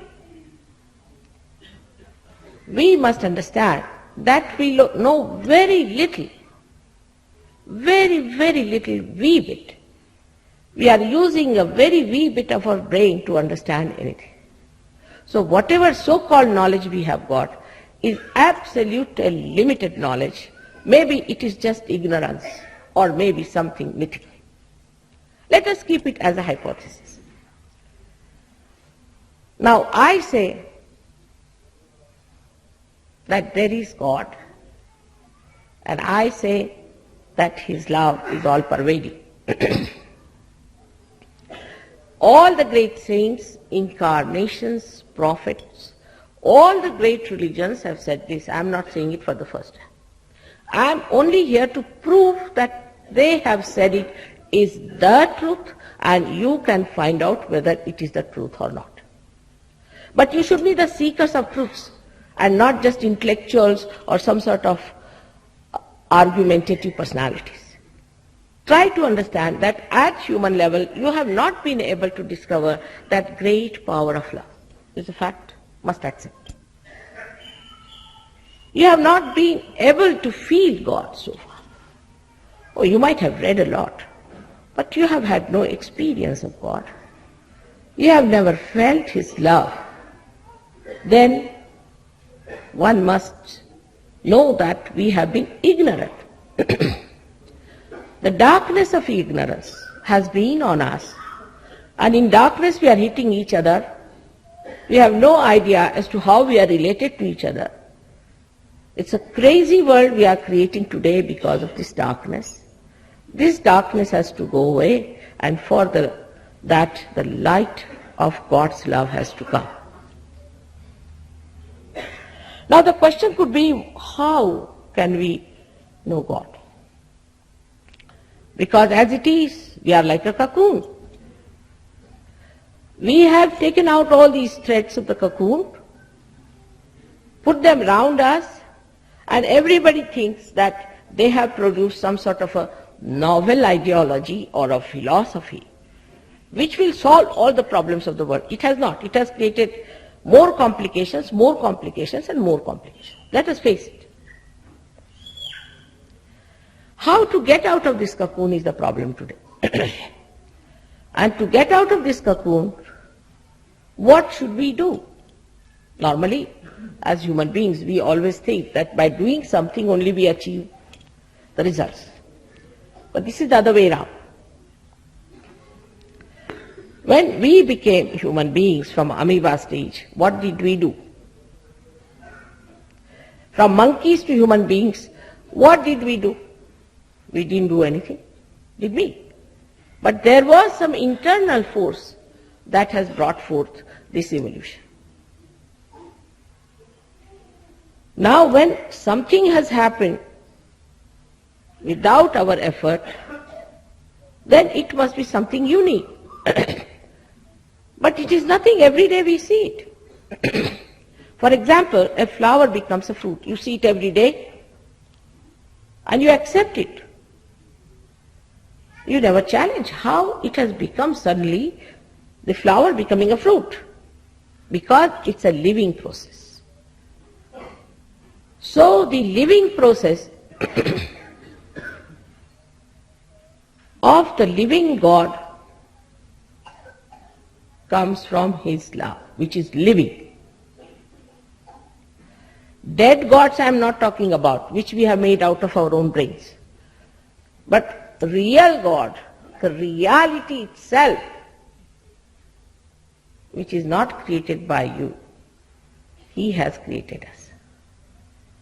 When He has created us, we cannot put in effort to know Him. He has to put in effort for us to know Him. So He has put in all the efforts within yourself. Very beautiful.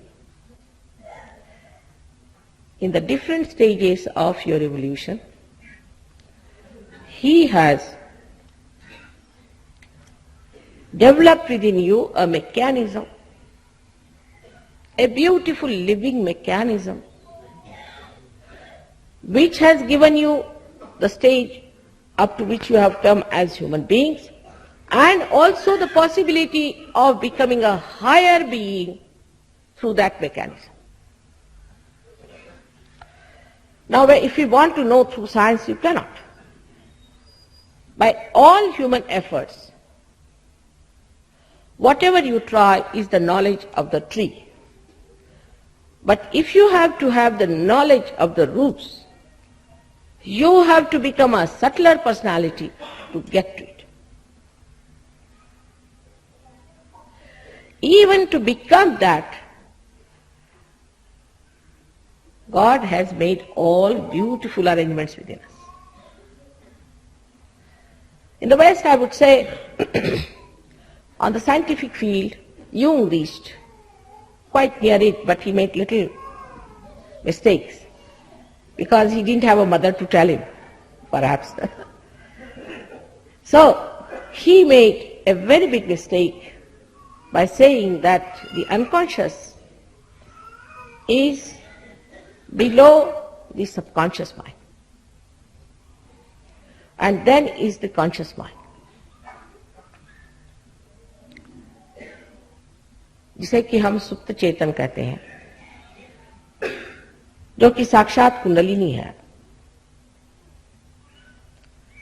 This Kundalini,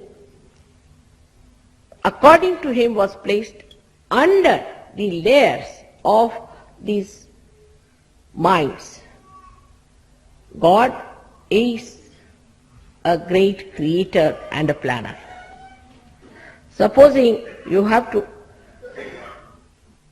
enter into an airport and there are piles of luggage, one after another, everything piled one after another like that, how will you reach? There has to be a path. So this argument of his has failed him completely. But actually it is not placed one on top of another, but on parallel sides. On the left hand side and the right hand side. On the left hand side, we have the subconscious, the present subconscious, this life subconscious, many lives subconscious, and then the collective subconscious. On the right hand side, we have got supraconscious, the present one, this lives, then of many lives, and then last of all is the collective supraconscious. Now the supraconscious means the futuristic ideas of people. So we have two types of people already. One are which are left-sided, which live with their past. One which are right-sided, which live with the future. We can say in India, we are the people who live more with the past. We talk of Shivaji, but what about today? Can we produce someone like him? We talk of Nanaka. Can we produce anyone like him? We talk of Kabira. Can we produce anyone like him? With all this nonsense that is going on, can we produce even one like them? We cannot. So no use talking about them. Better see what you can do today in the present. So in the present is the central part, which we call in the Sanskrit language as Mahalakshmis. This central path is the evolutionary path of human beings. And thus all the centers that are created within us are the different stages in which a human being has gone through.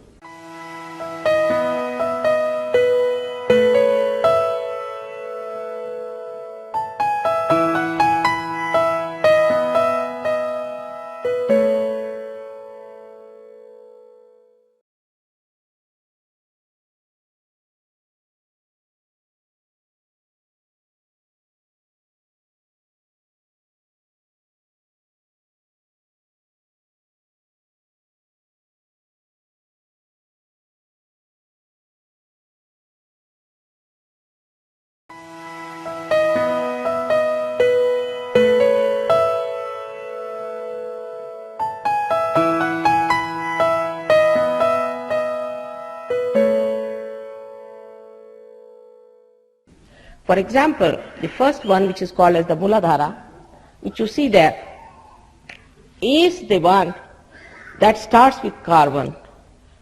With the carbon coming into the evolutionary process, amino acids were formed, life took its own existence, and life started growing. So basically, we have started from that stage going higher, higher, higher, till now we have come to the human stage. And last is this chakra, which we call in the medical science as limbic area, Sahasrara. The end of it is called as the Brahmarandra, is the fontanelle bone area in the medical terminology. And this is a soft bone in childhood, which gets covered up because of the two institutions growing into us of ego and superego. When the Kundalini rises through these centers, she pierces through this seventh center, and you get that higher awareness, which we call as yogis or sahajogis. These days there are so many types of yogis moving. That's why we call it sahajogis, but all real yogis are sahajogis. It is a spontaneous happening because it's a living process. Living process is a spontaneous happening. Once people asked Ramadasa, how much time does it take for Kundalini to rise? He said, Takshana, that moment. Guru Nanak has said, Sahaja Samadhi Lav. Sahaja Samadhi Lav. He has described Sahaja Samadhi Lav clearly. What more he should say? Kabira has said, Ida Pingala Sukhavana Nadire. They all have described the same thing. In the Bible it is written, I will appear before you like tongues of flames. No one can explain what does that mean. Christ has said, I will come back as a comforter, as a Holy Ghost. If you ask somebody who is the Holy Ghost, they'll say, we don't know. That's a mystery. Everything is a mystery, then what's the use of having such a mysterious ideas? Why do you accept anything that is mysterious? Holy Ghost is nothing but is the Kundalini within you. She is the reflection of the primordial mother who is within you in the triangular bone. She is kept there all the time. That's the power which is what we call is the power of Shuddha Ichcha. Pure desire. Pure desire. What is the pure desire we have? Is that we have to become one with this all-pervading power. This is the pure desire. All other desires come and go. Today they are asking, say, for something. Tomorrow they'll ask for something. Day after tomorrow they'll ask for something. It will go on and go on and go on. But once you get to your pure desire, you don't want to ask for anything. Then you give. Then you do not ask. You don't want anything. You want to give. This is the situation we should arrive at, that we have to give. When we say we have to become the light, then you become the light. And what does the light do? Light gives. Till it becomes the light, all the problems are there. As soon as it becomes the light, it gives. In the same way, there is full arrangement within us. In a living process, the Kundalini has to rise and give you your self-realization, your self-knowledge, which is the Bodha, which is the Vedas. Veda means Veda, to know within yourself means on your central nervous system, not reading. Not reading. Kabira said, Pari Pari Pandita Murakha Bhai. He said by reading too much, the great learned have become stupid. That is a fact. Because when you read, everybody else is in your head, you are lost. Now when the self-knowledge comes into you, then what happens? When self-knowledge is there, you know about yourself. You don't know anything about yourself. For example, somebody who is sick, he says, oh, I was quite all right, and suddenly I find I have got bone marrow cancer. You never knew, no, nothing. Suddenly they say, now I have bone marrow cancer. I'm walking about all right, I'm perfectly all right. He did not know. Somebody says, my son was all right, suddenly he's turned out to be epileptic. Another one says, my daughter was all right, now she's a lunatic. How it has happened, we don't know. Suddenly, something has gone wrong with the machine. We know more about the motor car that we drive, the machinery, much less about this, our machinery, which is so beautiful and so subtle. To know this, you have to become the knower. And the knower is the spirit where you have to reach. But for that, you don't have to do anything. Kundalini has to do some job. And that job is simple because she is your mother. She's been your mother all your lives. And now she wants to give you a second birth. That you have to have. It's no use certifying yourself twice born or saying that I'm a person who has got realization. It is no use deceiving yourself, no use. When you get your realization, the first thing that happens to you, the first and foremost thing that will happen to you, that on your central nervous system, you will develop a new dimension of collective consciousness. A new depth on your central nervous system. You can feed your own centers and the centers of others on your 5 fingers and 6 and 7 centers. This has to happen. The one who thinks I know a lot, I'm a great Pandit, I'm this and that, I think all of them are on their way to Nark. Only the way to rise is to ascend through Kundalini awakening. There is no other way. Some people think that we have to be very upright, straightforward in life. If you are honest, if you are all other things, then it's done. But another may ask, why? For what? What's the purpose of all this? Why should we have this balanced life? Why should we go through this rigmarole of being very steady, this, that? Anybody can ask, young people will ask this question. Why this nonsense of doing all these things for what? This balance is for the ascent. Without the balance, you cannot ascend. That's why the balance has to come. That's why you have to be in the middle. You have to be in moderation. Because you have to ascend. And for the ascent, all the extreme temperament cannot do it. Supposing you have an aeroplane which has one wing missing, will it fly? Or which has got one wing very heavy, it won't fly. So one has to have a balance, and this balance is achieved through your being in moderation or being, I would not say dharmic because dharmic means nonsense, but dharmic means the dharma within you, the 10 valencies that are within you, which are the valencies of human beings, to be balanced. We can say the 10 commandments, or we can say the 10 valencies, or we can say the Dasha Dharmas. They are inner things, they are not outside, they are inside yourself. When they are in balance, the ascent takes place. Now the difference between all those historical things that we have seen, all those self-realization stories we have heard, have been of 1 or 2 persons.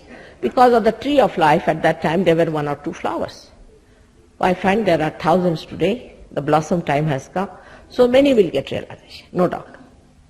But the other difference between all those practices where people used to cleanse themselves, chakras by chakras they used to raise, they used to go to real gurus, sadgurus, not these horrible gurus, but sadgurus.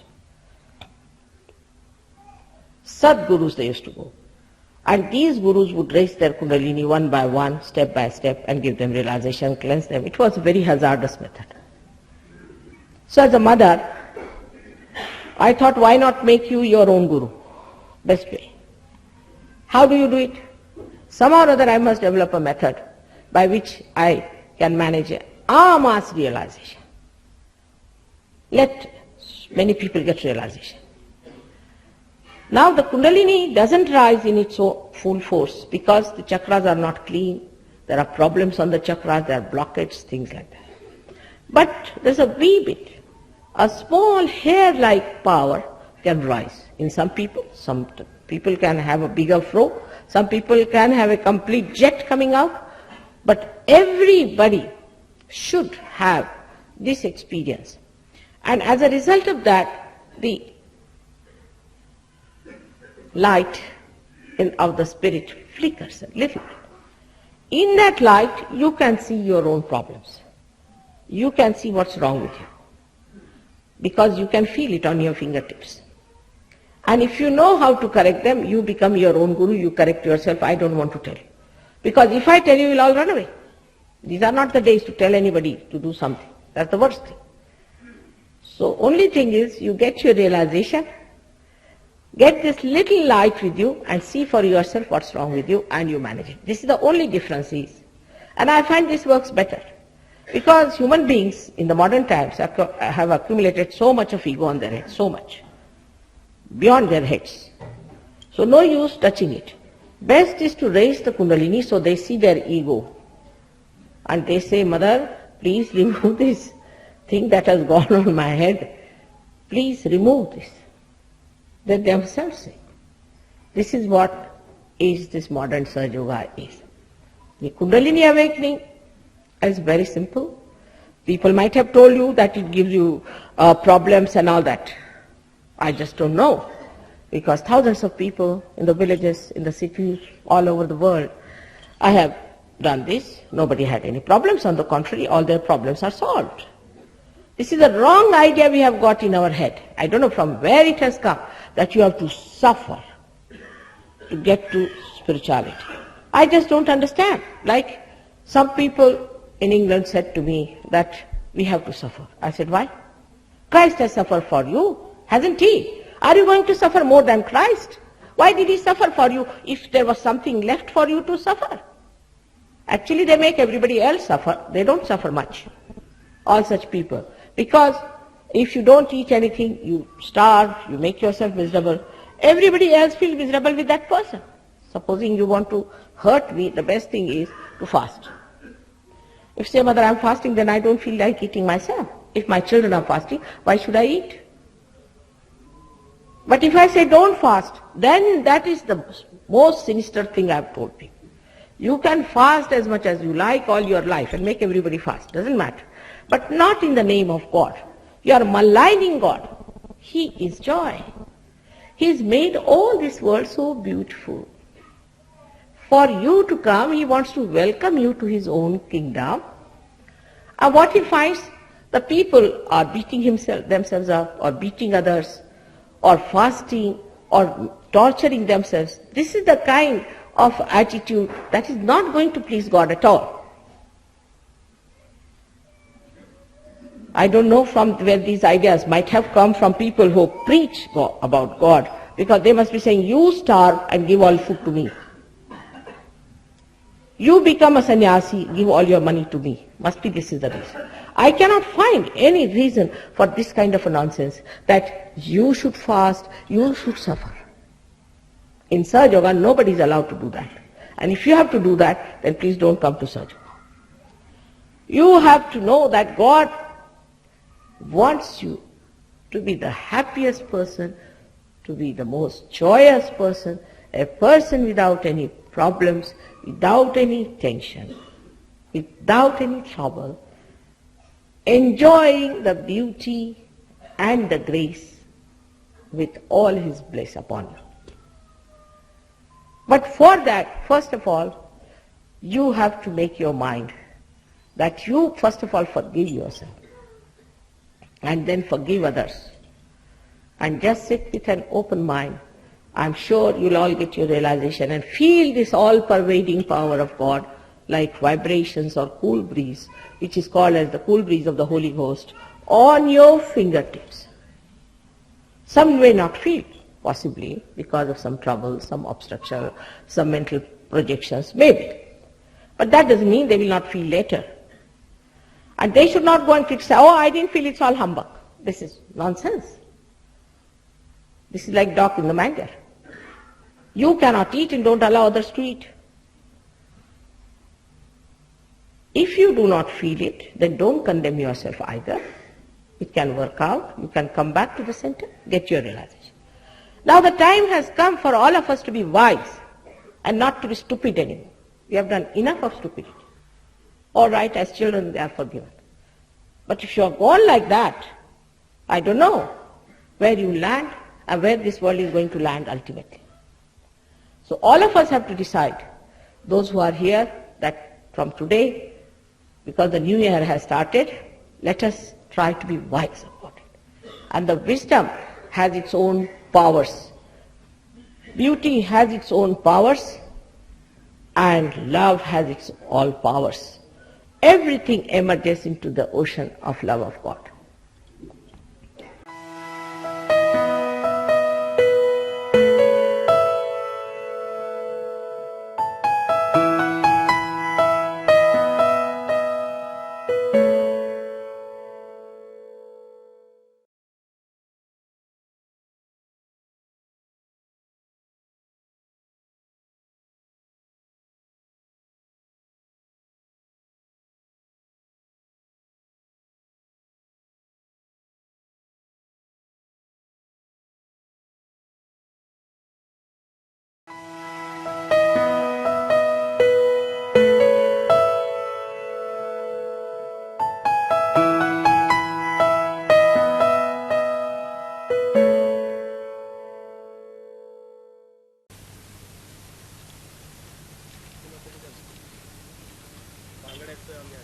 बरं, एक minute सांग.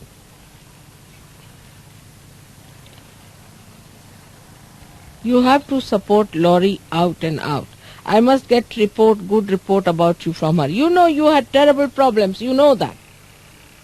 I must get very good report from her. And you must respect your leaders. Don't treat them as equals. None of you are going to treat your leaders as equals. You have to respect them and you have to listen to them. If something goes wrong with them, I will remove them. Don't start arbitrary behavior. This goes to this limit, what Danny has done. Do you want to become like that? So don't start any arbitrary behavior. And if you want to make me unhappy, I have nothing to say. But I have tried to make you happy by so many ways and so many methods. But if you want to make me unhappy all the time, what can I do? I have to be unhappy. You don't want to make me unhappy, isn't it, Felicity? All right, now go ahead and don't do all these things. It hurts me. I mean, I just don't understand. You have been with me for so many days and this thing, I've loved you so much, I just can't understand. Why do you want to hurt me? All right, get up now.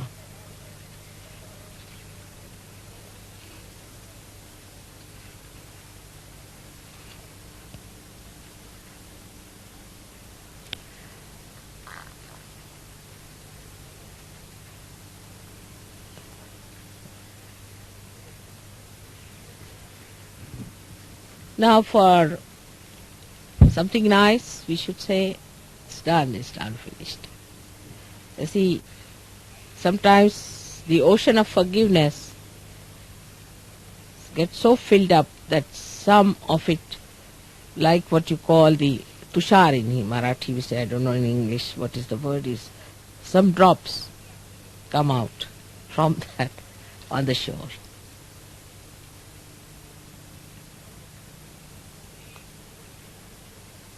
Try to love each other. Try to be helpful to each other. Try to enjoy others. That's what you are here for. Keep to your age. Keep to your levels. Keep to your growth. And also, you must understand that respect, if you give, you get the respect also. This is not the way one should behave in sahajayoga. I am trying to build up a new world. You are doing God's work. Just find out, have you got sufficiently enough understanding what work you have taken. Arbitrary behavior is absolutely cancerous for sahajayoga. Anybody does that, you point it out to others. This is arbitrary. This has been done very much before also. You know how the money was collected? Arbitrarily by Patrick. Terrible things happened. And everybody supported him, even Steve and everyone. And people sent him money without asking me. This is very sad. You are all Sahajogis of such a level, and you must come up to that level and see that you are the people who are going to change the whole world. You are the foundation of that. No arbitrary behavior should be there, but an understanding, because you have to receive so much. Unless and until you are respectful, you cannot receive anything.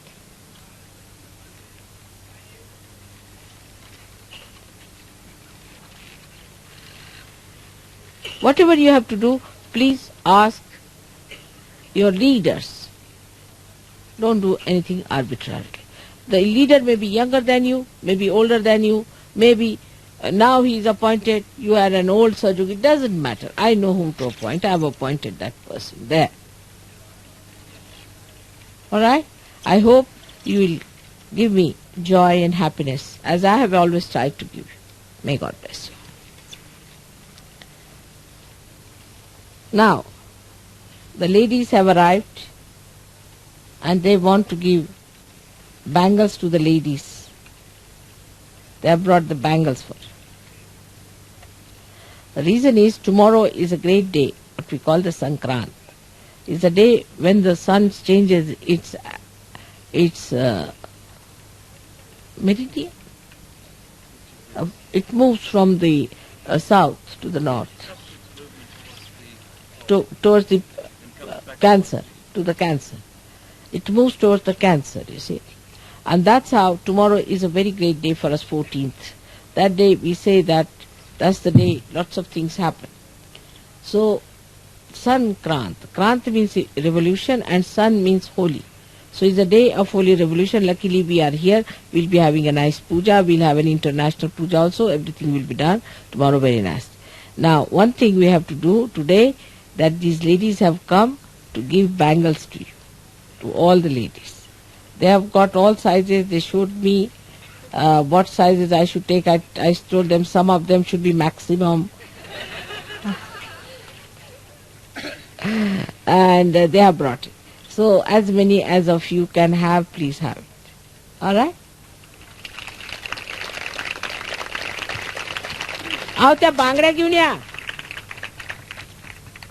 We don't offer them to women because men, because it is insulting. When the men don't go for a fight or they behave cowardly, then women offer their bangles to men that you better wear them, sit at home and I'll go on the war. So it's a saying, Bangda Bharani, means to men if you say that, that means now you are a coward. It means that. In all languages. यहाँ पे कितनी चिड़िया हैं? It's a sanctuary here. So many birds. Have you seen those birds before? Or only they have arrived today? Just go and have a look.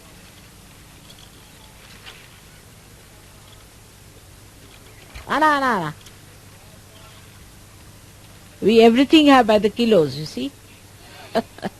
Ana, इकडे आणून ना आता बायका आहेत तिथे. अहो तुम्ही या कुठे विद्यापीठाच्या बायका इकडे या इकडे.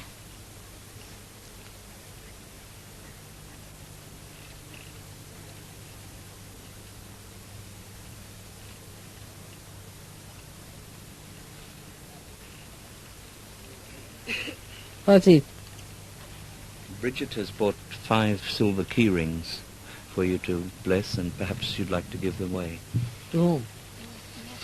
11. To whom?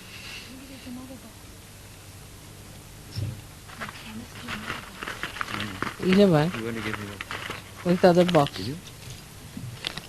Beautiful. You got them in Kolhapur? Are they beautiful?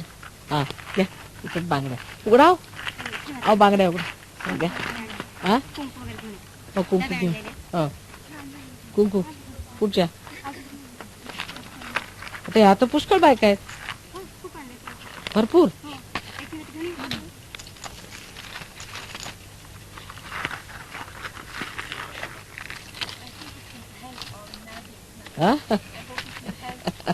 Yeah. But where are they? That's only we have very few. One is 1, 2, so 3, It's given me 2 boxes. 4, 5. Yeah. One is very simple. Huh? Now you make a list. I don't know. This one has been here. This is Maybe the if you simple can one. choose 11 Swiss ladies. Huh? Maybe you can choose 11 Swiss ladies. That could be very partial. We should give it to from every country. Now the leader know what? You know the ladies whom I gave. Okay. Yeah, sorry. You want somebody else or with someone? One more could be. काय झालं? All the अरे मला का? झालं. You know the ladies who receive saris from each country? Choose another lady in your country who बघ will त्या. receive them. तुम्ही कामच सुरू करा. आणा व्हायब्रेट करून. आल्या का सगळ्या? आणा. हा. काय हे तर व्हायब्रेट करून द्या आधी. हा. बर ते आणा.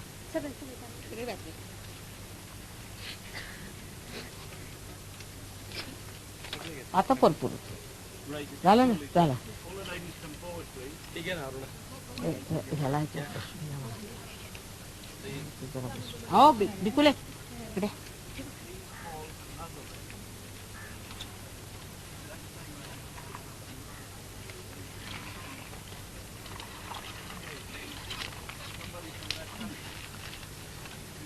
हा जरा इथं बसू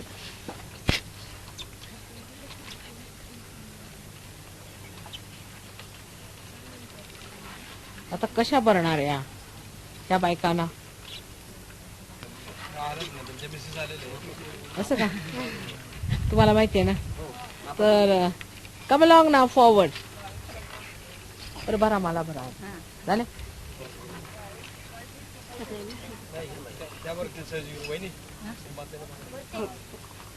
नाही आम्ही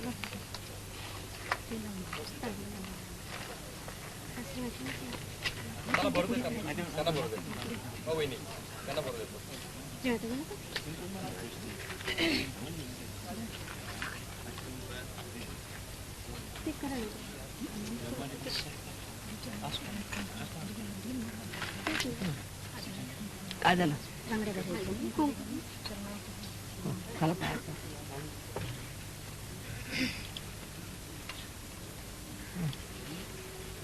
त्या लोकांना कुंकू लावणार ना मी तसं पुरायचं नाही आणखी घ्या कुंकू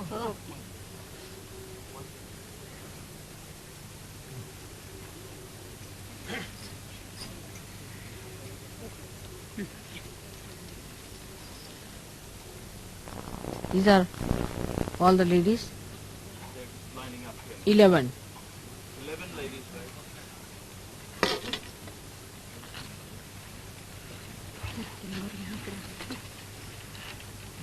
Will you please come one by one? First of all. These are key rings which are given by Bridget. All right. May God bless. Come on. हाँ हो मला भरा 1 मिनिट ह्यांचं उतर दे 1 minute May God bless.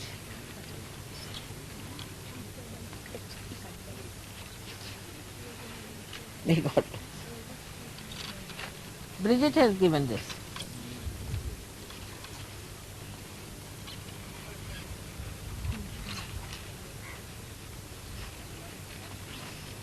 Whichever comes in my hand, I am giving it. All right?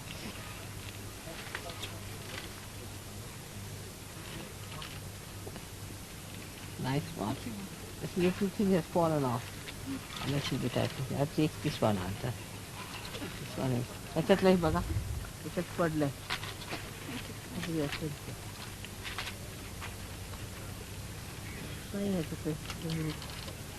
पडलंय.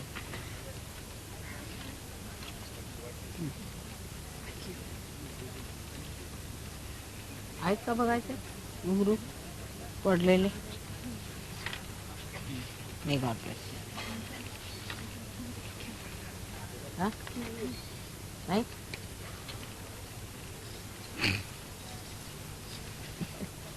Just have.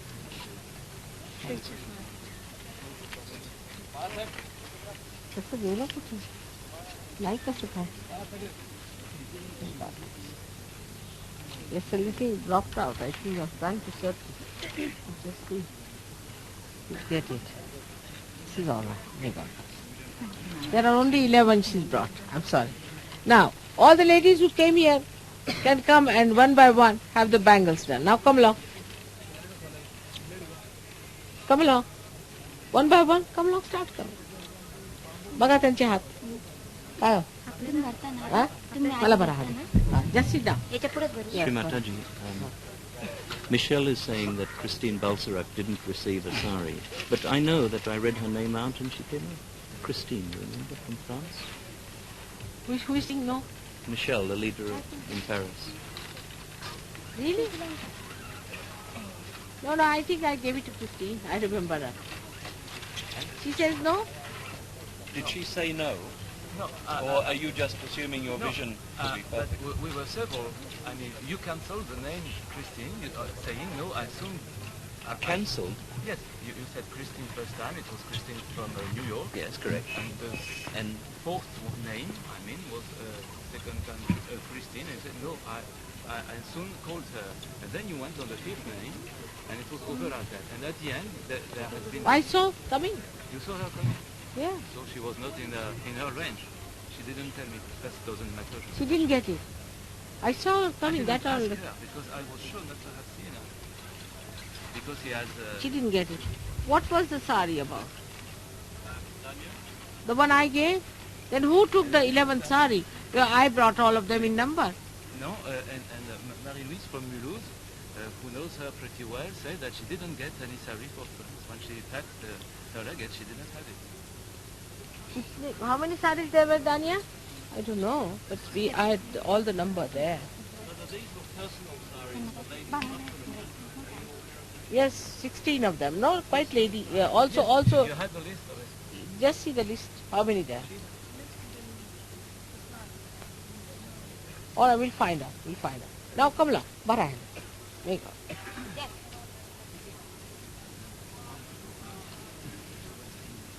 बस you sit down शील bring them तुम्ही असं करा हात बघून सांगा त्यांना म्हणजे इथं मांडून घ्या ना सगळं Mother Alessandra has a spare herself. You might like to give that to the one that missed out.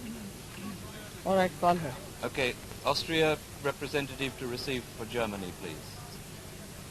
Herbert, who is it?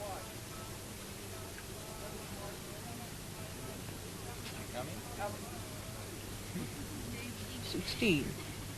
We'll see the sari list. But you should have pointed out that moment. Yes, why didn't you tell us then? That moment is wrong. You see, now it's the last case. I definitely had 16 saris, no doubt. I had bought them. No, and one of them, 15 I gave you, and one I gave it to Mrs. Dixit.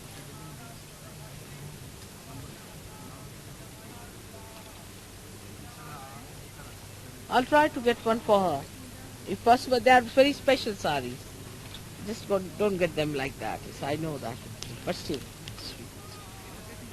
May God bless you. These hands. They are very special ones. I'll see if I can get one. All right? But who is then the 15th one who got it? Now let us see who got it. First of all. बरा अहो एकाच्याने नाही होणार 4 जण पाहिजे त्याला तुम्ही बरा त्याने भरू द्या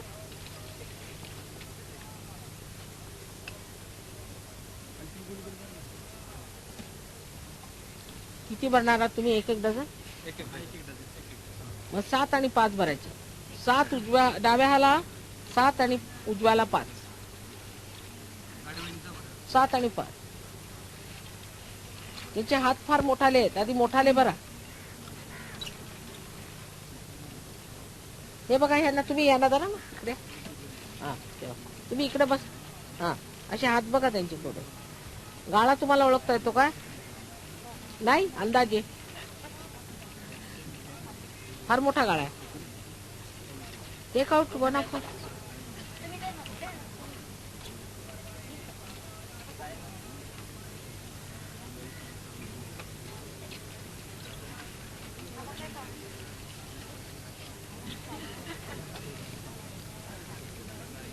त्यांना म्हणा काहीतरी म्युझिक वाजवा म्हणा त्याला. Please play some good music. Alright? Ask them to play some good music of the same one yesterday's. Other side.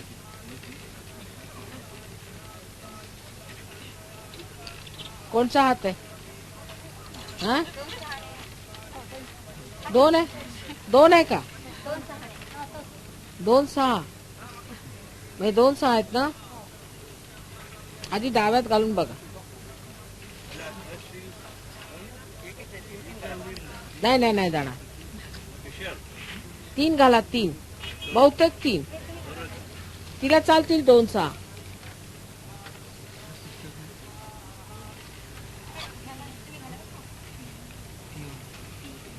You have a very big hand. What do? You do work very hard in the house or something? I'm the teacher. Why should the teacher have a big hand? You don't beat the children, do you?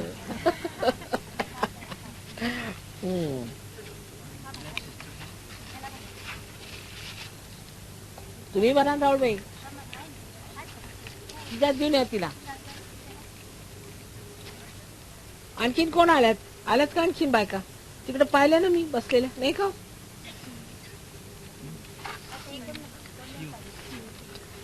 हा 7 बरा. हे बघा 7 की नाही.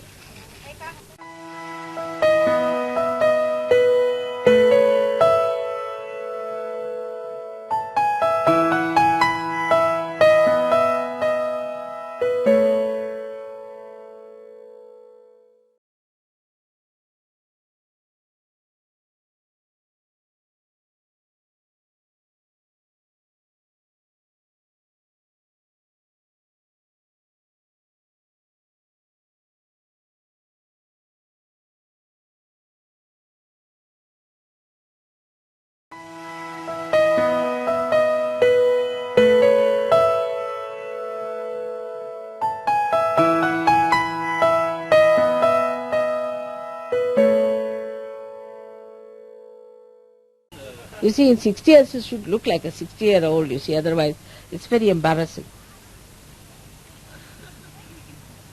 For me, I must say, I must also get some bald head and some wrinkles and this and that. Because, you see, once we were traveling and we had some lady with us, she is 6 years younger to me. And Modi was all the time trying to help her. Poor old lady, poor old lady. I said, what's this nonsense? She's 6 years older, younger to me, and you are just trying to help her all the time. What about me? Nobody's bothered. They make me sit for hours together. They do this, do that. Supposing if I had looked old, you would have said, no, mother must be tired.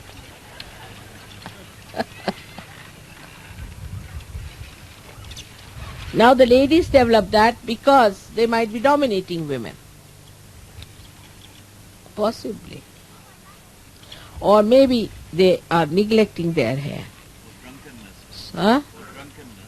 Drunkenness. Also could be they might have taken drugs. Or maybe in the West anything is possible under the sun, you see. Or maybe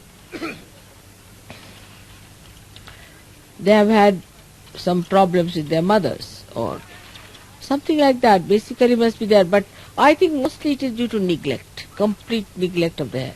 You see this hairstyle. Now you go to any person who is doing this hairstyling, within 3 years' time you are bald. Then they will give a wig. That's their business.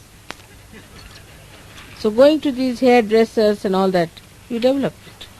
What is the need to go to the hairdresser? I don't understand. There's no need. Waste your time, waste your money. You look very nice without it.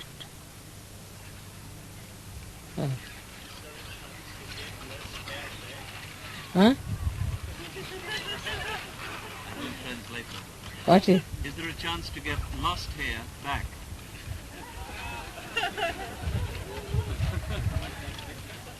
You might try.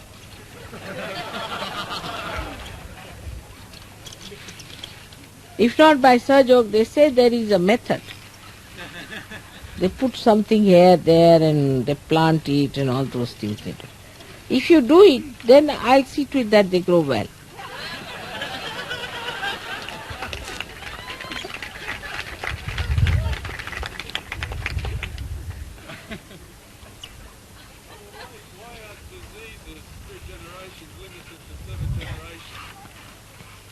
Why are diseases through generations limited to 7 generations? Or any problem, Mother, any problem that comes through the generation. The problems are like this. There's only one center which covers all the 7 centers, which is the Muladhara. Because it is the Omkara. It is the Chaitanya. If Muladhara is insulted, say I said if there's an incest relationship and the family grows, then it is 7 generations. But if it is between a very holy relationship like mother and the son and something like that, then it is 14 generations. It was complete insult of Sri Ganesh. And so many of these can come from there. Most of it comes because Sri Ganesha gives you the real strength. Those who have insulted Sri Ganesha are always delicate people, physically. So you have to re-establish your Sri Ganesh.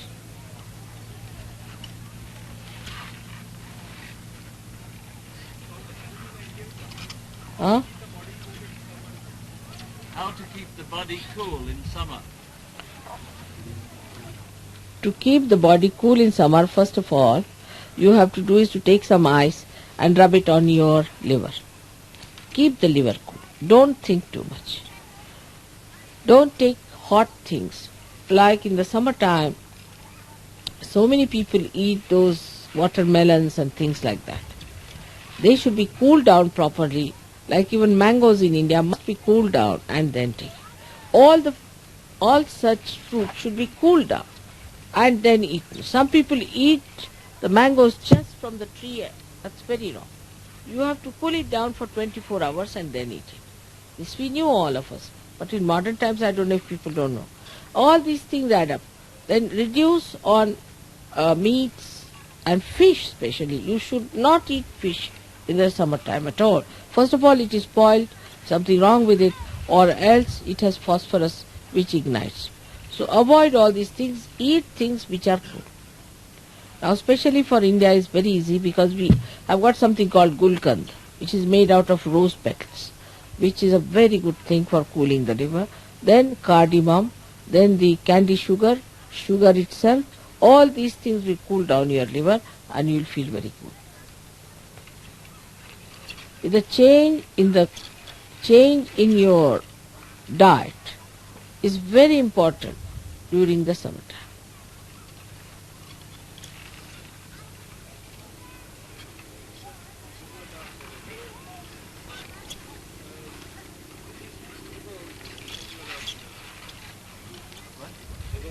Oh, hemorrhoids. Is it a Muladhara problem? Hemorrhoids. Right side Muladhara. Right side.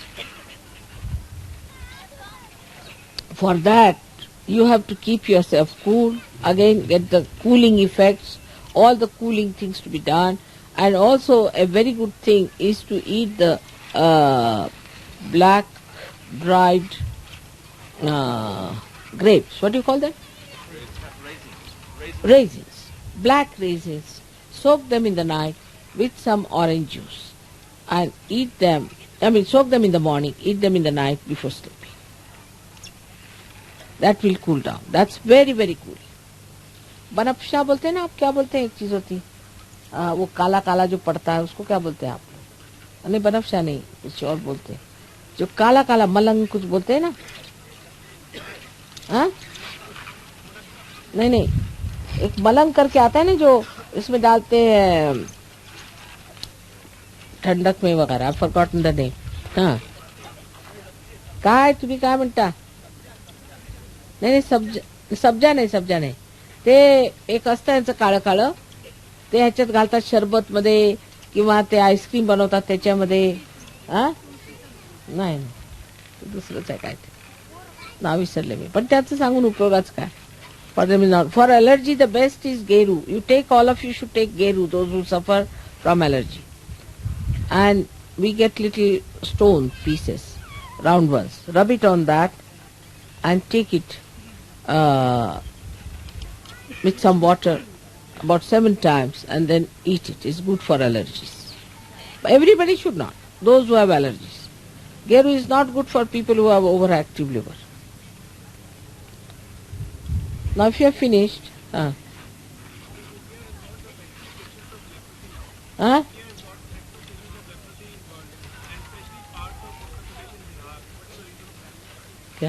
India has the biggest problem of leprosy, especially Bihar and UP. What is the reason? It's a kind of it's an infectious disease, and now they have found out some sort of a thing for that.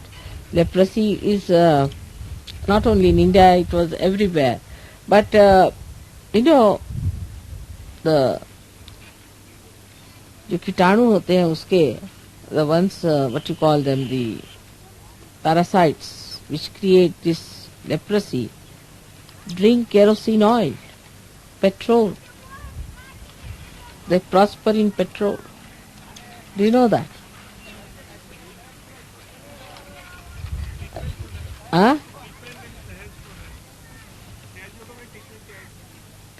What is the treatment in Sahaj for that? For leprosy, you see, for any infection as such, it's all left-sided. One can work it out. But as far as possible, keep out of it. Infectious diseases, you better not treat. You see, it's very dangerous. I will never advise you, because you should waste your energy on lepers now. Leave them to me. Which is the easiest way to cure yourself?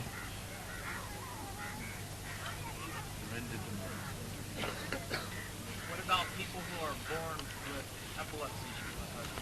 epilepsy? Epilepsy is curable. 100% curable. It's a left-sided problem. Epilepsy, whether born or anything, can be cured.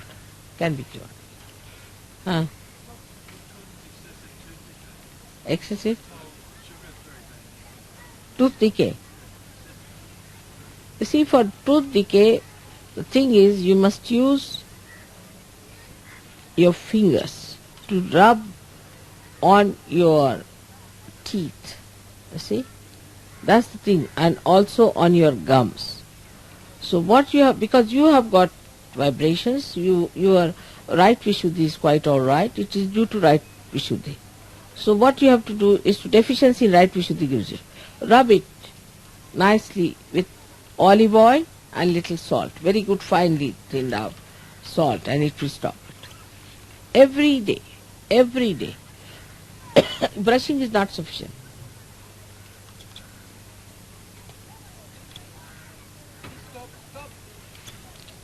One more here.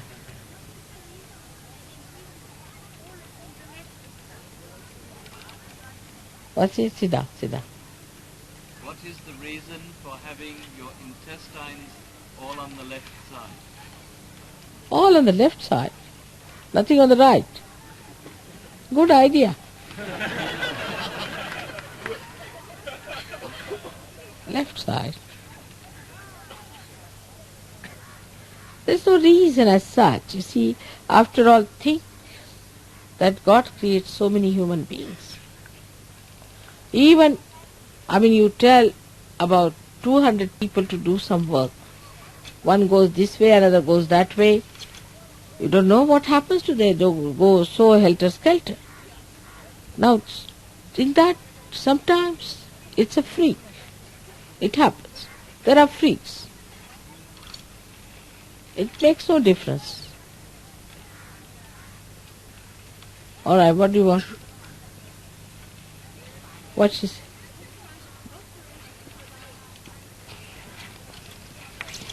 Ulcerative colitis. Ulcerative colitis comes by people who have amoeboisis, maybe. One of them could be. Is it there? Is there an amoeboisis? Yeah, yes, due to that. or could be due to very hot food if you eat, or if you drink too much. On all these things, you see, can be affecting, but mostly it is due to amoebiasis, I've seen it. And hot food. You shouldn't eat hot food. Like some people like very hot food and they get this trouble.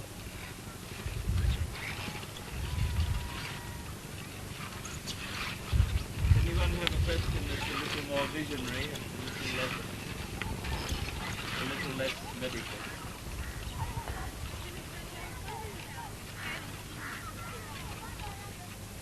What's it? What about Halley's Comet appearing later this year? I've seen it.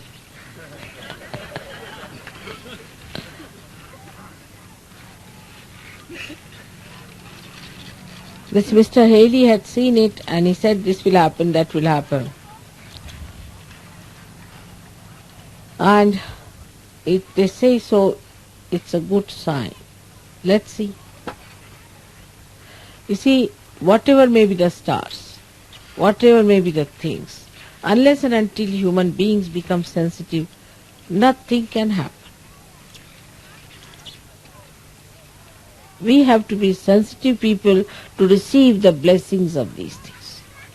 Otherwise, Haley may come, any may come, but we go on forever. It would be, if we become sensitive, then only it will happen. First of all, where there is ego, nothing is going to work out.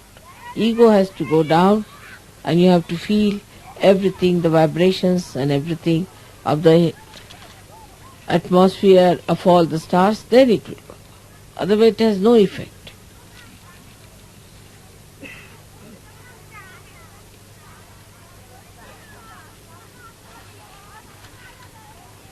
What is the proper attitude when you take darshan from you? I have never known how to approach you. What is the proper attitude when we take darshan of you, Shrimataji? He's never known the proper attitude. Oh, it's rather embarrassing. All right, I'll close my eyes and my face and I'll tell you.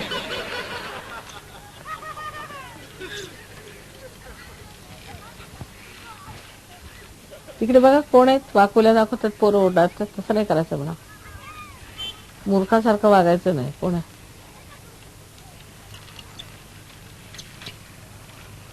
Now,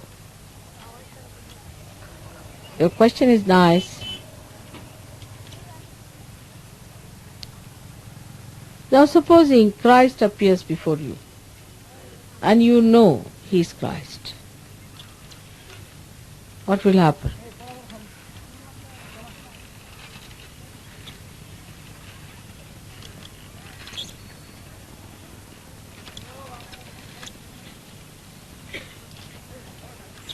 That should be the attitude, at least minimum.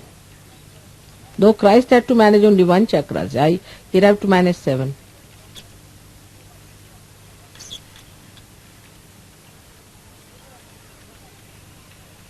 If that attitude develops, even thinking of me is sufficient, you have to just think of me, your diseases will be cured. That depth has to be. And this is just one chakra, 7 times, raised to power 7. That's what it is. You have seen the miracles, you have seen the photographs, you have seen thousands getting realization, none of them did it. But also I am Mahamaya. But in your heart you should know whom you are facing.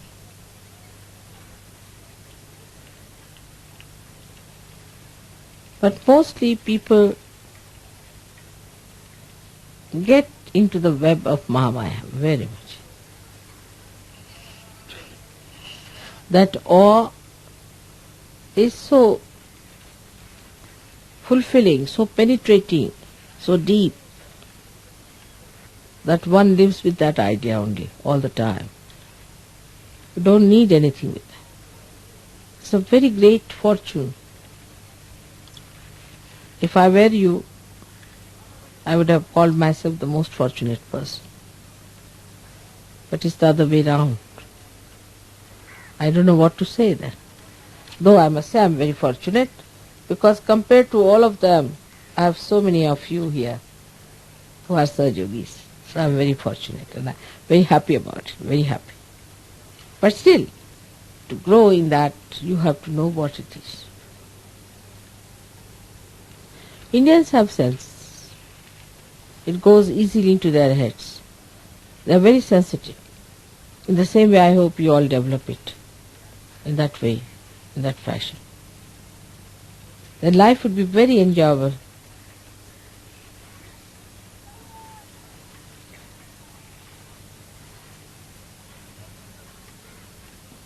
All right, now coming back to something practical,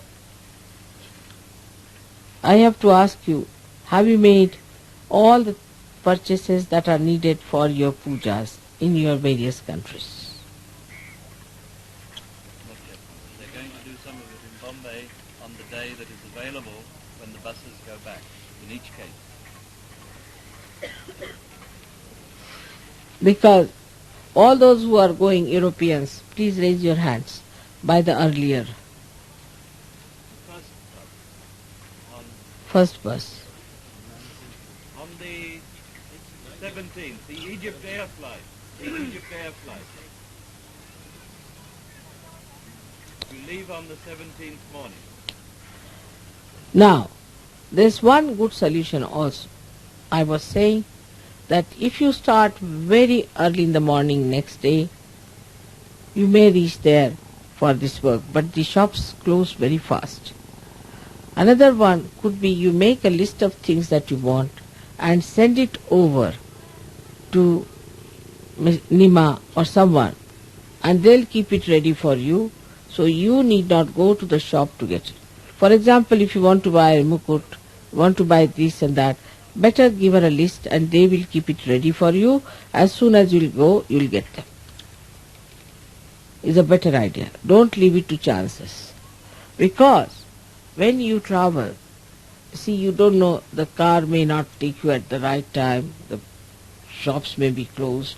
Being Sunday is going to be difficult again. Best is to make a list. Even Saturday is very difficult there. It's so crowded and all that. So make a list of things that you want, definitely, and those, otherwise you can try later on some that you want to buy personally, but actually these things are so common and so understandable, you write it down whatever you want for your puja. Have you got any list of saying what one needs for the puja? I bet you must be. Robert, you were involved in this, with your people going to do purchases in Bombay. Yes, for Austria, we got the list that we wanted to buy. No, altogether what you want to buy. Then make a list. Now sit down, make a list. Now, when you have made the list, I'll send somebody to Bombay who will purchase all these things, keep ready for you, put the price for you, you pay them and you take them. I don't think you will have much chance to go to any shop. And I would advise, don't go to any shop on a Saturday. On the contrary, you just go to the airport, rest there and take your They reach on Friday night, they have all day Saturday, and they go in the small hours of Sunday morning. Why do you want them to go on Friday night? I don't. Friday. Better let them go on Saturday morning. They chose that. I see. And what about you people? We're going the next day. We'll leave on Saturday, and the flights are not until Tuesday or Wednesday. All right. But if you suggest, Mother, that they go on Saturday, they'll do it. No, it's better go earlier, because in any case. You know why I was saying that maybe, you see, cars and this and that, supposing it fails or something. Better to be there one day earlier.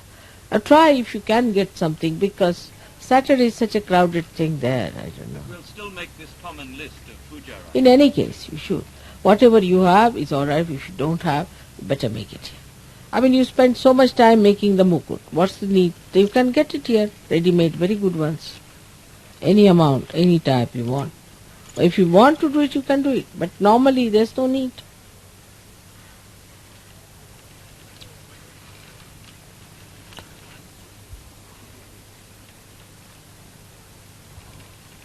They don't know what mukut is, mother. Huh? You better tell them what mukut is. Mukut is the crown.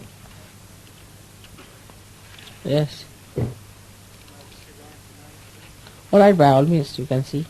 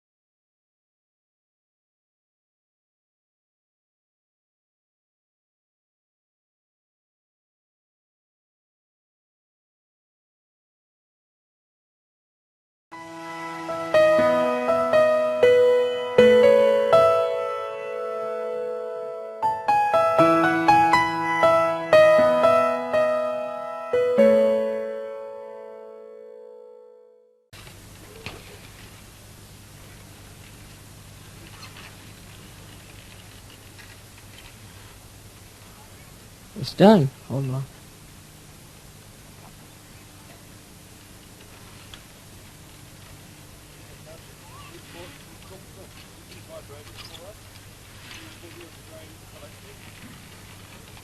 Warren, you better come. क्या कह रहे हैं? माता जी कह रहे हैं कुमकुम खरीदा है ऑस्ट्रेलिया के लिए, आप वाइब्रेट कर देंगे? हाँ, please bring it. Mother, I think I should just put the speaker down. What's it? Yeah.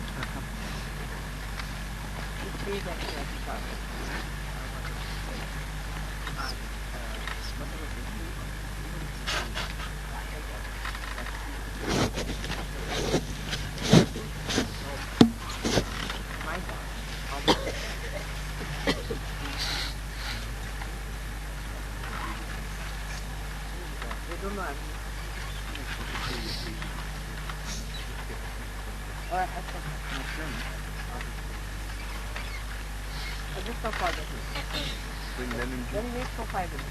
Put it away, please.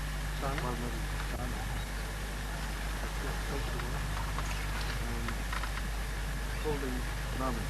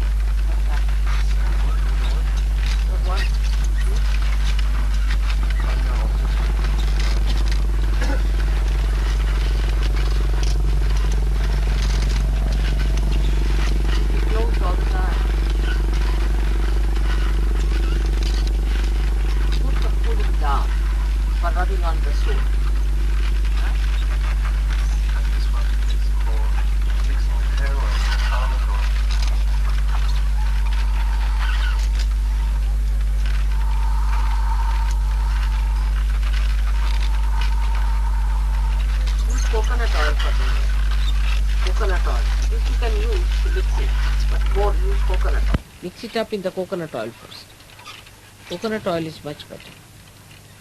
For the hair, coconut oil is the best.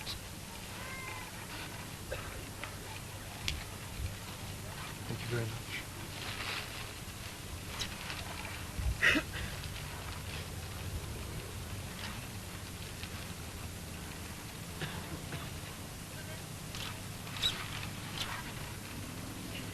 Take out the air first.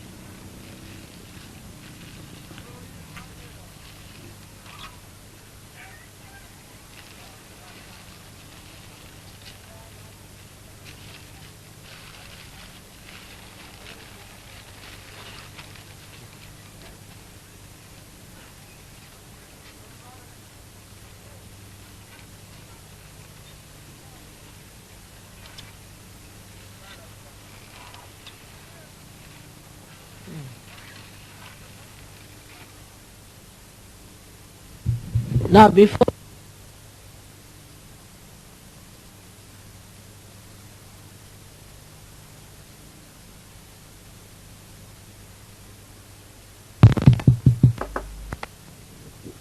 if before going, whatever silver you have got, you put it in your suitcase. Find it also customs, you just please tell them frankly that these are the volume entries.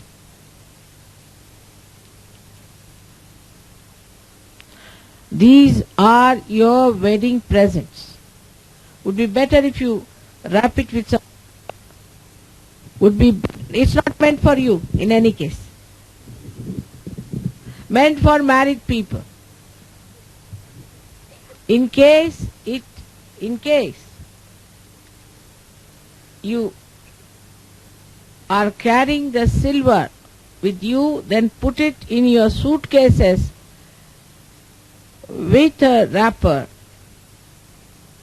with the wishing of somebody like that for your marriage. You should say we got married, or somebody has to say we remarried. It's a present. And they won't say anything to you, but in any case they won't see anything. I hope so. Next time when you come, don't bring any nonsensical thing like the one you brought last time. First was my television set, the way it was ruined. It's all absurd ideas. I never do like that. You need not try to avoid paying customs. We have to pay where you have to pay. So whatever you are bringing, each person should not bring more than 500 rupees worth. Means about, say, about 25 pounds. Secondly, that whenever you bring such things, like tapes, you should divide them into different people and then bring it. Don't bring them together. Thirdly, whatever you bring, you don't send it back without asking me. There's no logic in it. All the way you bring something here, and why do you send it back? And again, this is the same brain, I think, which I cannot explain. I mean, nobody can explain this. Ian, who took them back? Huh? Who is he? From Bristol. You know, we have paid for that.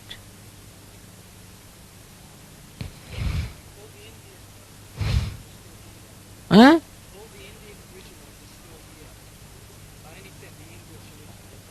But why? English originals, why did you send it?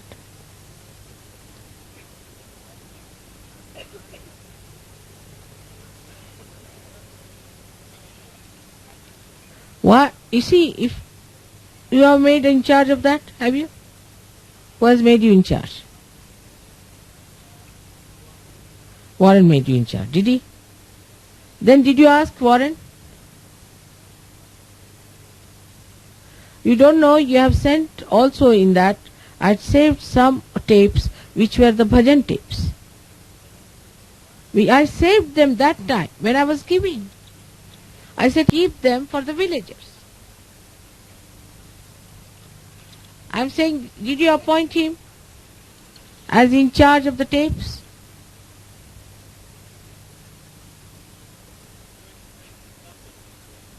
Alright. What? He didn't do these tapes. The tapes that he has sent back, he never did it. That's done by Paul. We have purchased them, gave it to Paul for doing it. Now I saved these ones. When I was giving the presents to people, I said save these, because I have to take them for distribution for the villagers. And these tapes were sent back. He never asked me. See, this is the trouble. When you are in charge, it doesn't mean you can do things like that. These are not your tapes that you sent them. We paid for it. We got it done through Paul. It has nothing to do with you. You never did these tapes. Nothing. No, you did not. I know. Paul did it. It was given to Paul. We paid for it. We asked Paul to do it. He did it. These tapes are not done by you. If you have done it, I don't know. But as far as I know, they are done by Paul. And I kept them back, I didn't keep them. And yesterday I was really crestfallen. But I told them that I'll give it to the bhajan mandals. And it was not there. They asked me, where are the tapes you had promised us, mother?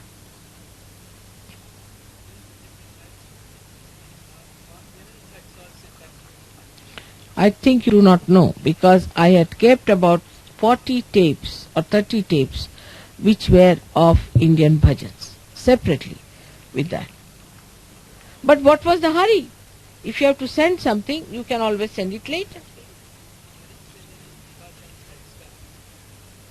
How do you know? You just sent a lot. How do you know? You didn't see everything. Definitely they are gone.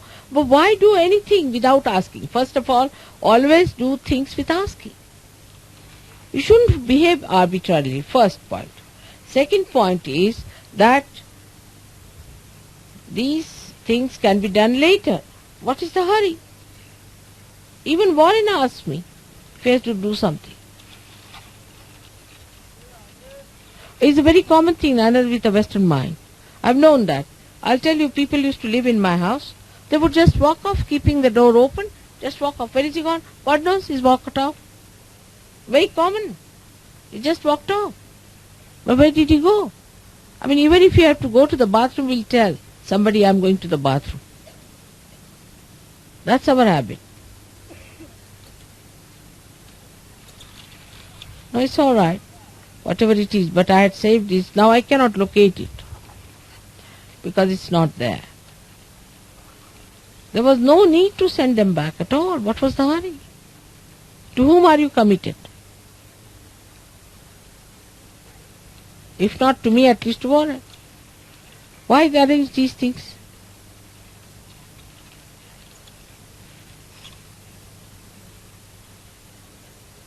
Well, I think something goes out there. You better look after yourself. You have to do sadhana. You all must do sadhana. There's one more thing. Is that by saying I'm a Sahajayogi, by believing I'm a Sahajayogi, you're not going to be helped. You have to do your meditation sincerely. You see, I know it's not hypocrisy, but also it is not all out sincere effort. There's something in between, in the limbo, I would say. That's not the way. We think we are Sahajogis, alright, then do it. You have to, every day, all these Indian Sahajogis meditate. Every day. Every day. They are much more, in a way, evolved. They have a much better background. We have to fight all that. Every day, they cannot live without it. Alright? Now try to meditate. Try to take out, because you have problems there. That's how you go off. Now, just don't do anything arbitrarily. Ask 10 people. I also ask you. I don't do anything arbitrarily. Yesterday, when all the leaders were there, asked them what is to be done, isn't it, Warren? Asked everyone. I can do everything myself. I don't do that. It's a collective thing. You cannot do anything like that. Alright, that's one thing now. Thank you very much. Next time, don't do anything. It's not only him, I'm telling all of you. Don't do anything arbitrarily. Alright? May God bless you. The second is Felicity. Come here.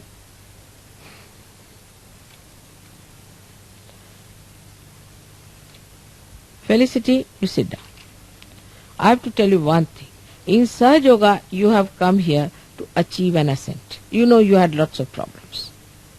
You have not come here to achieve any positions. Know that. If you want to achieve positions, why don't you go to politics and spare us? You become ministers, prime minister, do what you like.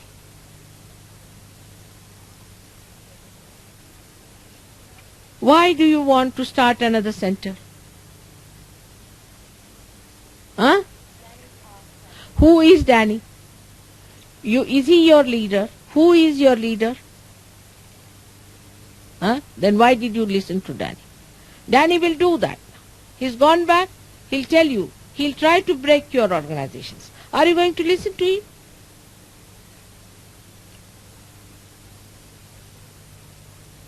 He will do like this. You should have told him in all sense that you better talk to Laurie. Now don't listen to Danny. He's already gone off his head. Actually, he made a horrible thing which you can't imagine. I mean, if I tell you, you'll be shocked. He made a deed.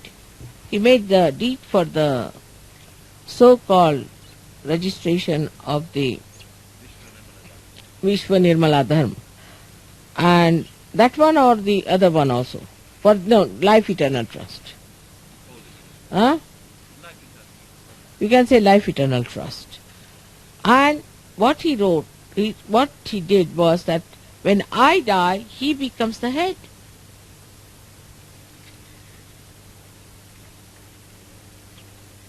He becomes the head of the whole of the world, Mr. Danny, that his great wife has achieved. And when he found it out, he told me, Mother, what are you doing? I trusted him, so he's such a good man. I don't know how he got into this trap of getting some sort of a power. Can you do that? You cannot. Started it.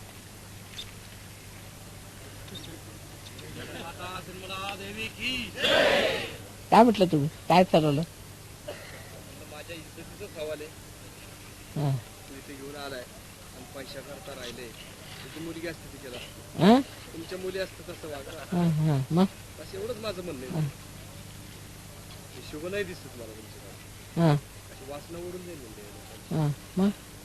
म्हणजे आम्ही फक्त तुम्ही आता काय आम्हाला जाण येण्याची भाडं द्या आम्ही तसंच लग्न करून मग किती म्हणाल तुम्ही हे 501 रुपये जे आहेत याला मी जबाबदारीने कबूल आहे तुम्ही वांदा घालायचं नाही मुंबईला सोडून त्यांनी करून 501 प्रत्येकाला मी शब्द दिलाय 501 रुपये बरं कबूल सगळं मिळून सगळं इन्क्लुडिंग येऊन अच्छा मग 500 ची रसीद द्यायला पाहिजे त्यांनी म्हणजे आम्हाला काय नको जाण्या येण्याचा आमचा द्या खर्च झालेला तेवढा द्या आम्ही काय बघू बिघू नंतर नाही 501 पुढं काय ते इतकी म्हणली की आम्ही आता लग्नच लावून घेतो वेळ चालली स्वतःच लावतात का वेळ ते गेली म्हणलं टळू जरा काहीतरी बुज राखा म्हणलं आपल्या ते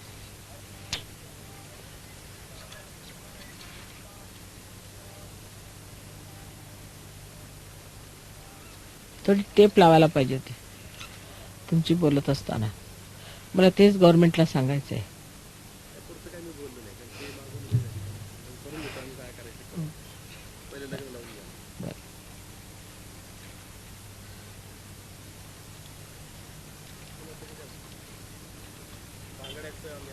बरं एक मिनिट सांग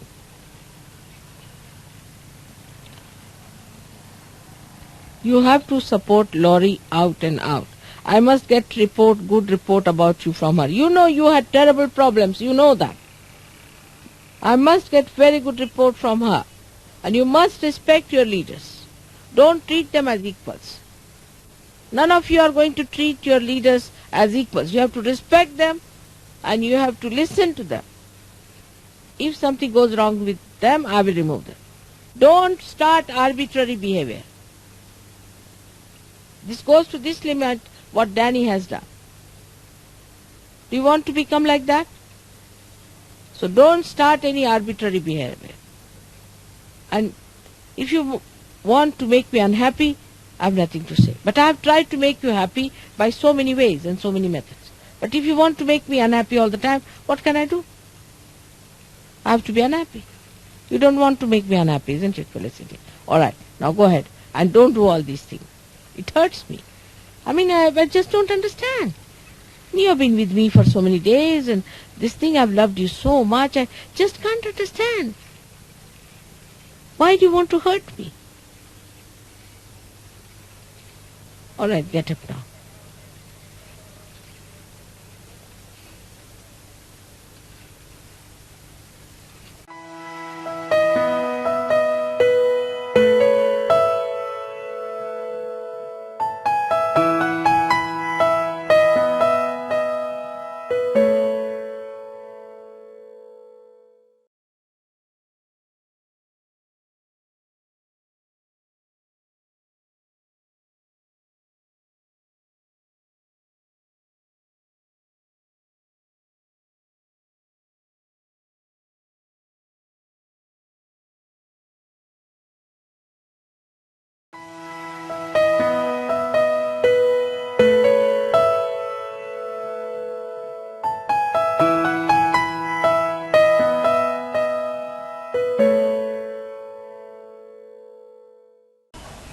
I bow to all the seekers of truth.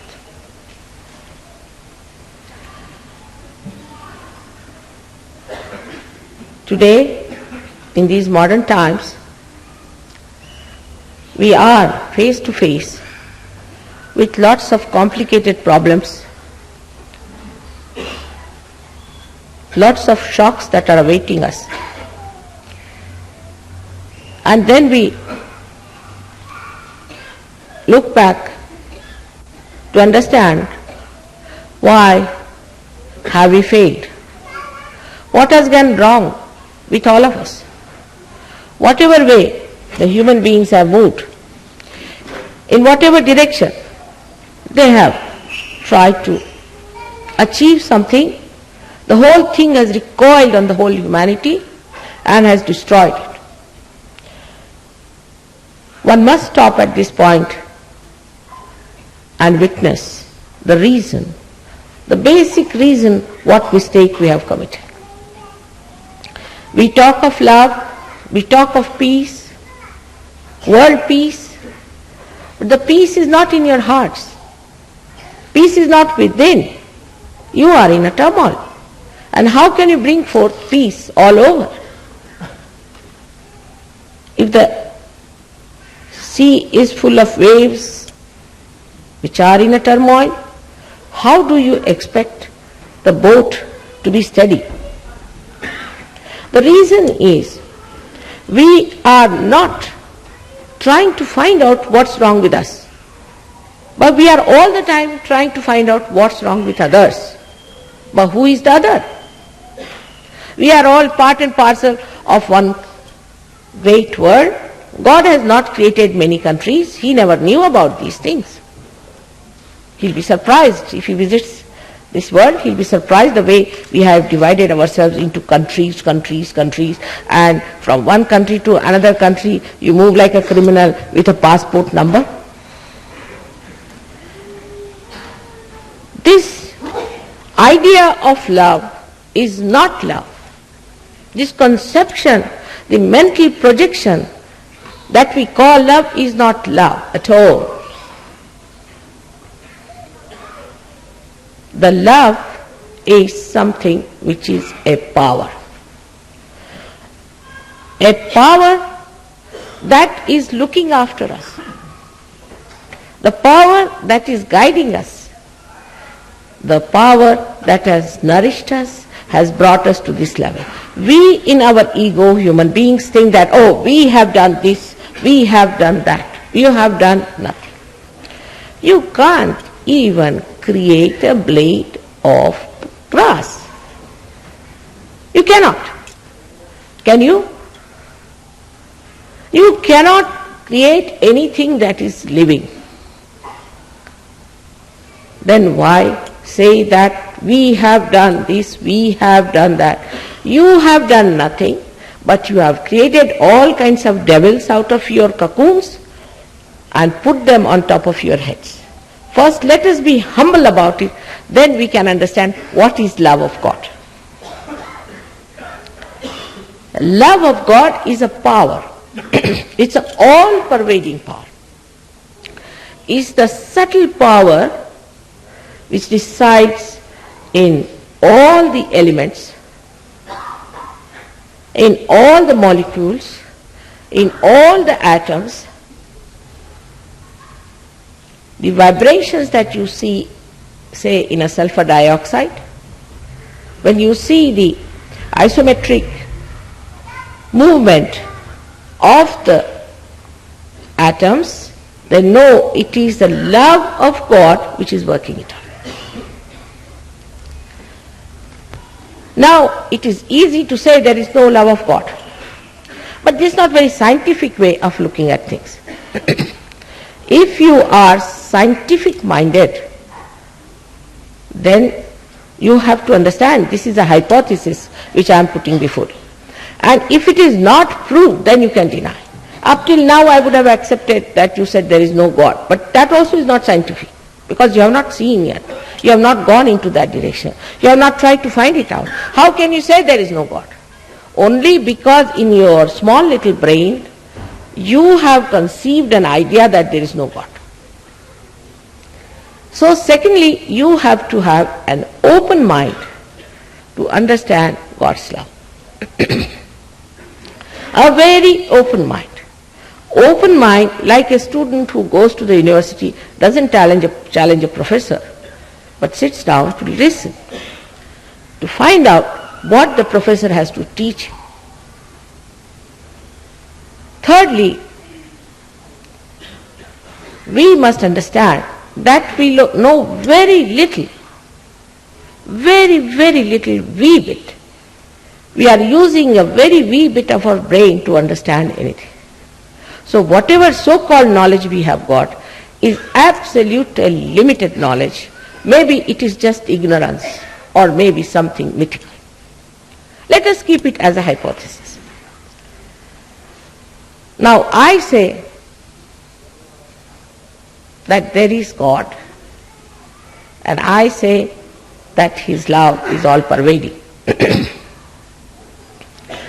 All the great saints, incarnations, prophets, all the great religions have said this. I am not saying it for the first time.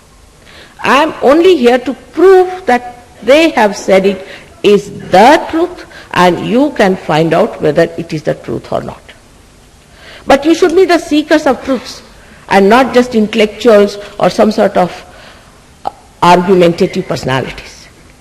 Try to understand that at human level you have not been able to discover that great power of love. It's a fact, must accept. You have not been able to feel God so far. Oh, you might have read a lot, but you have had no experience of God. You have never felt His love. Then one must know that we have been ignorant. The darkness of ignorance has been on us, and in darkness we are hitting each other. We have no idea as to how we are related to each other. It's a crazy world we are creating today because of this darkness. This darkness has to go away, and for that the light of God's love has to come. Now the question could be, how can we know God? Because as it is, we are like a cocoon. We have taken out all these threads of the cocoon, put them round us, and everybody thinks that they have produced some sort of a novel ideology or a philosophy which will solve all the problems of the world. It has not. It has created more complications and more complications. Let us face it. How to get out of this cocoon is the problem today. And to get out of this cocoon, what should we do? Normally, as human beings, we always think that by doing something only we achieve the results. But this is the other way around. When we became human beings from amoeba stage, what did we do? From monkeys to human beings, what did we do? We didn't do anything, did we? But there was some internal force that has brought forth this evolution. Now when something has happened without our effort, then it must be something unique. But it is nothing, every day we see it. For example, a flower becomes a fruit. You see it every day and you accept it. You never challenge how it has become suddenly the flower becoming a fruit, because it's a living process. So the living process of the living God comes from His love, which is living. Dead gods I am not talking about, which we have made out of our own brains. But real God, the reality itself,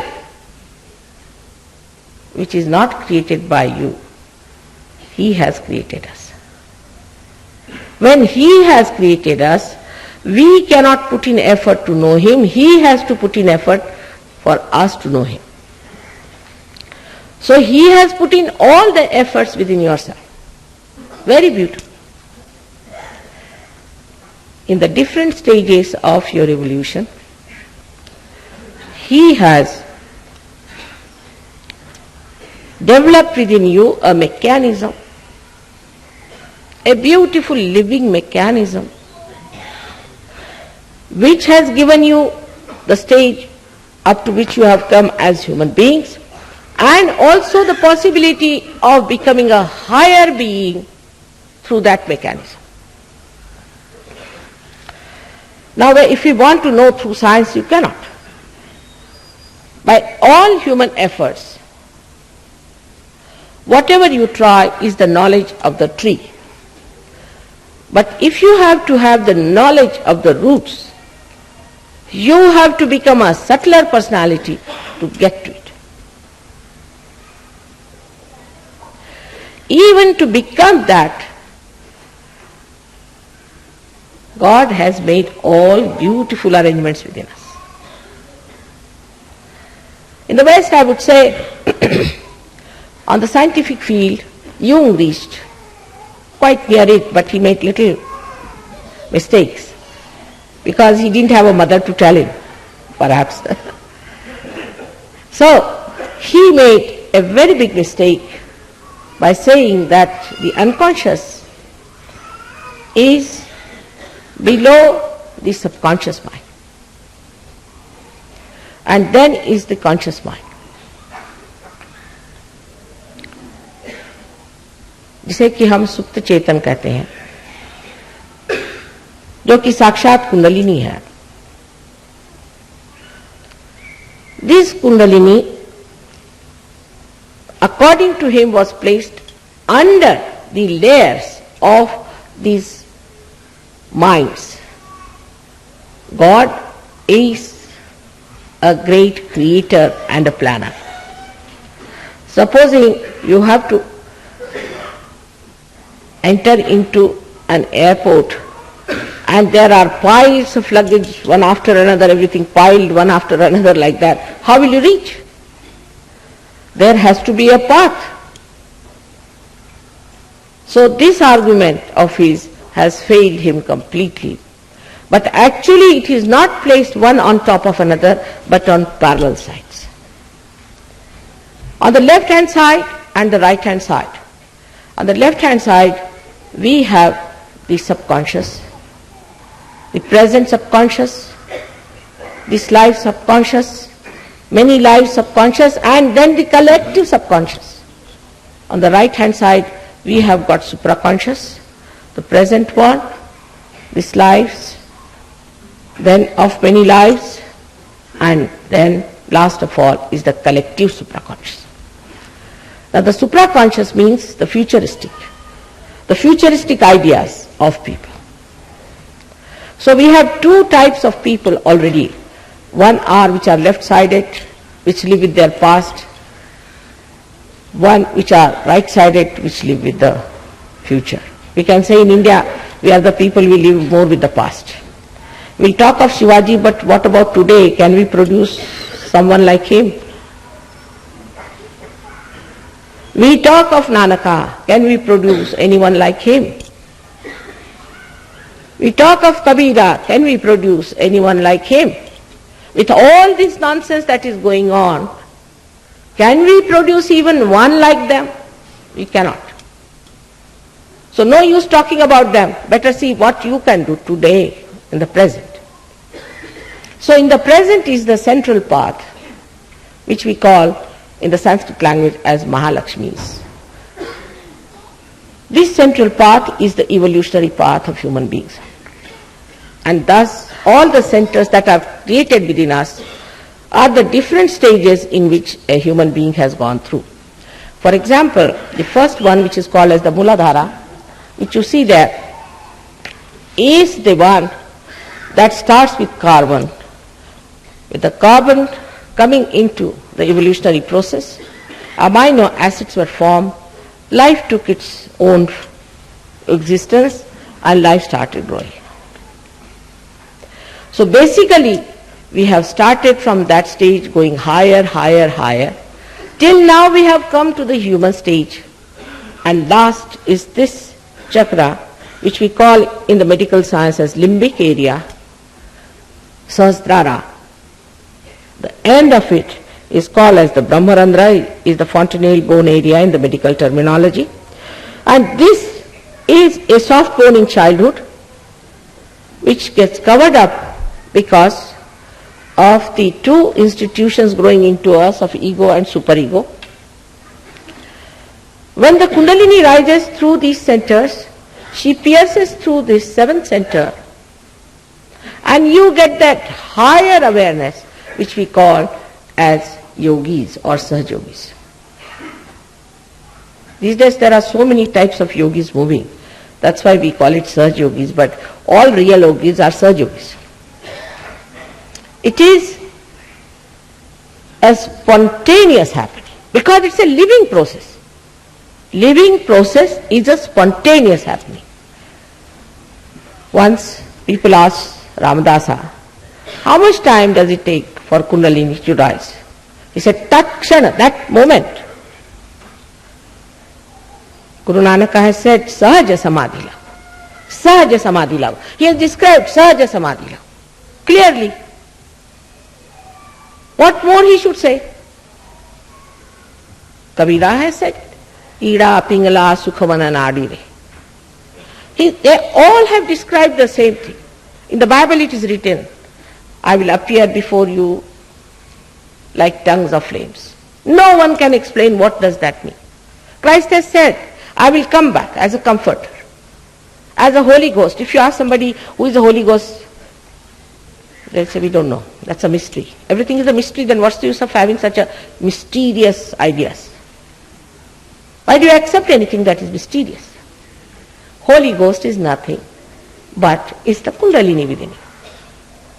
She is the reflection of the primordial mother who is within you in the triangular bone. She is kept there all the time.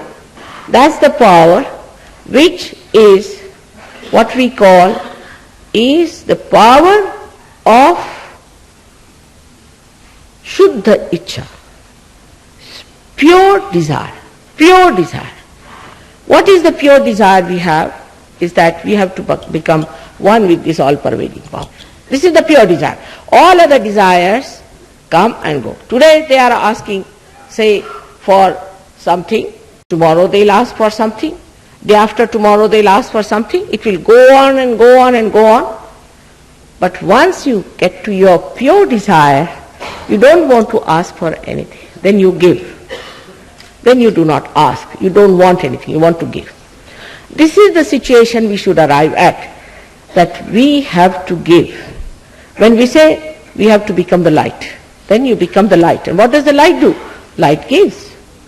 Till it becomes the light, all the problems are there. As soon as it becomes a light, it gives. In the same way, there is full arrangement within us. In a living process, the Kundalini has to rise and give you your self-realization, your self-knowledge, which is the Bodha, which is the Vedas. Veda means Veda. To know within yourself means on your central nervous system, not reading. Not reading. Kabira said, Pari Pari Pandita Murakha Bhai. He said by reading too much, the great learned have become stupid. That is a fact. Because when you read, everybody else is in your head, you are lost. Now when the self-knowledge comes into you, then what happens? When self-knowledge is there, you know about yourself. You don't know anything about yourself. For example, somebody who is sick, he says, oh, I was quite all right, and suddenly I find I have got bone marrow cancer.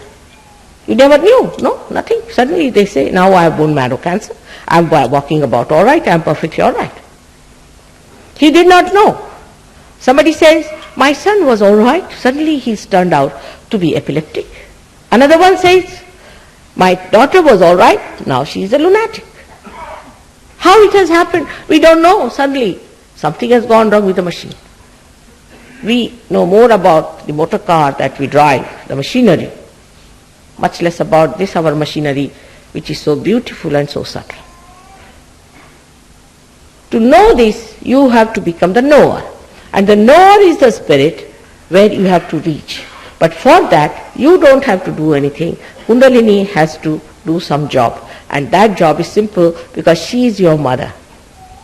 She's been your mother all your lives. And now she wants to give you a second birth. That you have to have. It's no use certifying yourself twice born or saying that I am a person who has got realization. It is no use deceiving yourself, no use. When you get your realization, the first thing that happens to you, the first and foremost thing that will happen to you, that on your central nervous system, you will develop a new dimension of collective consciousness. A new depth on your central nervous system. You can feed your own centers and the centers of others on your 5 fingers and 6 and 7 centers. This has to happen. The one who thinks I know a lot, I am a great Pandit, I am this and that, I think all of them are on their way to Nark. Only the way to rise is to ascend through Kundalini awakening. There is no other way. Some people think that we have to be very upright, straightforward in life. If you are honest, if you are all other things, then it's done. But another may ask, why? For what? What's the purpose of all this? Why should we have this balanced life? Why should we go through this rigmarole of being very steady, this, that? Anybody can ask. Young people will ask this question. Why this nonsense of doing all these things for what? This balance is for the ascent. Without the balance, you cannot ascend. That's why the balance has to come. That's why you have to be in the middle. You have to be in moderation. Because you have to ascend. And for the ascent, all the extreme temperament cannot do it. Supposing you have an aeroplane which has one wing missing, will it fly? Or which has got one wing very heavy, it won't fly. So one has to have a balance, and this balance is achieved through your being in moderation or being, I would not say dharmic because dharmic means nonsense, but dharmic means the dharma within you, the 10 valencies that are within you, which are the valencies of human beings, to be balanced. We can say the 10 commandments, or we can say the 10 valencies, or we can say the Dasha Dharmas. They are inner things, they are not outside, they are inside yourself. When they are in balance, the ascent takes place. Now the difference between all those historical things that we have seen, all those self-realization stories we have heard, have been of 1 or 2 persons. Because of the tree of life, at that time there were 1 or 2 flowers. I find there are thousands today. The blossom time has come. So many will get realization, no doubt. But the other difference between all those practices where people used to cleanse themselves, chakras by chakras they used to raise, they used to go to real gurus, sadgurus, not these horrible gurus, but sadgurus. Sadgurus they used to go. And these gurus would raise their kundalini one by one, step by step, and give them realization, cleanse them. It was a very hazardous method. So as a mother, I thought, why not make you your own guru? Best way. How do you do it? Somehow or other I must develop a method by which I can manage a mass realization.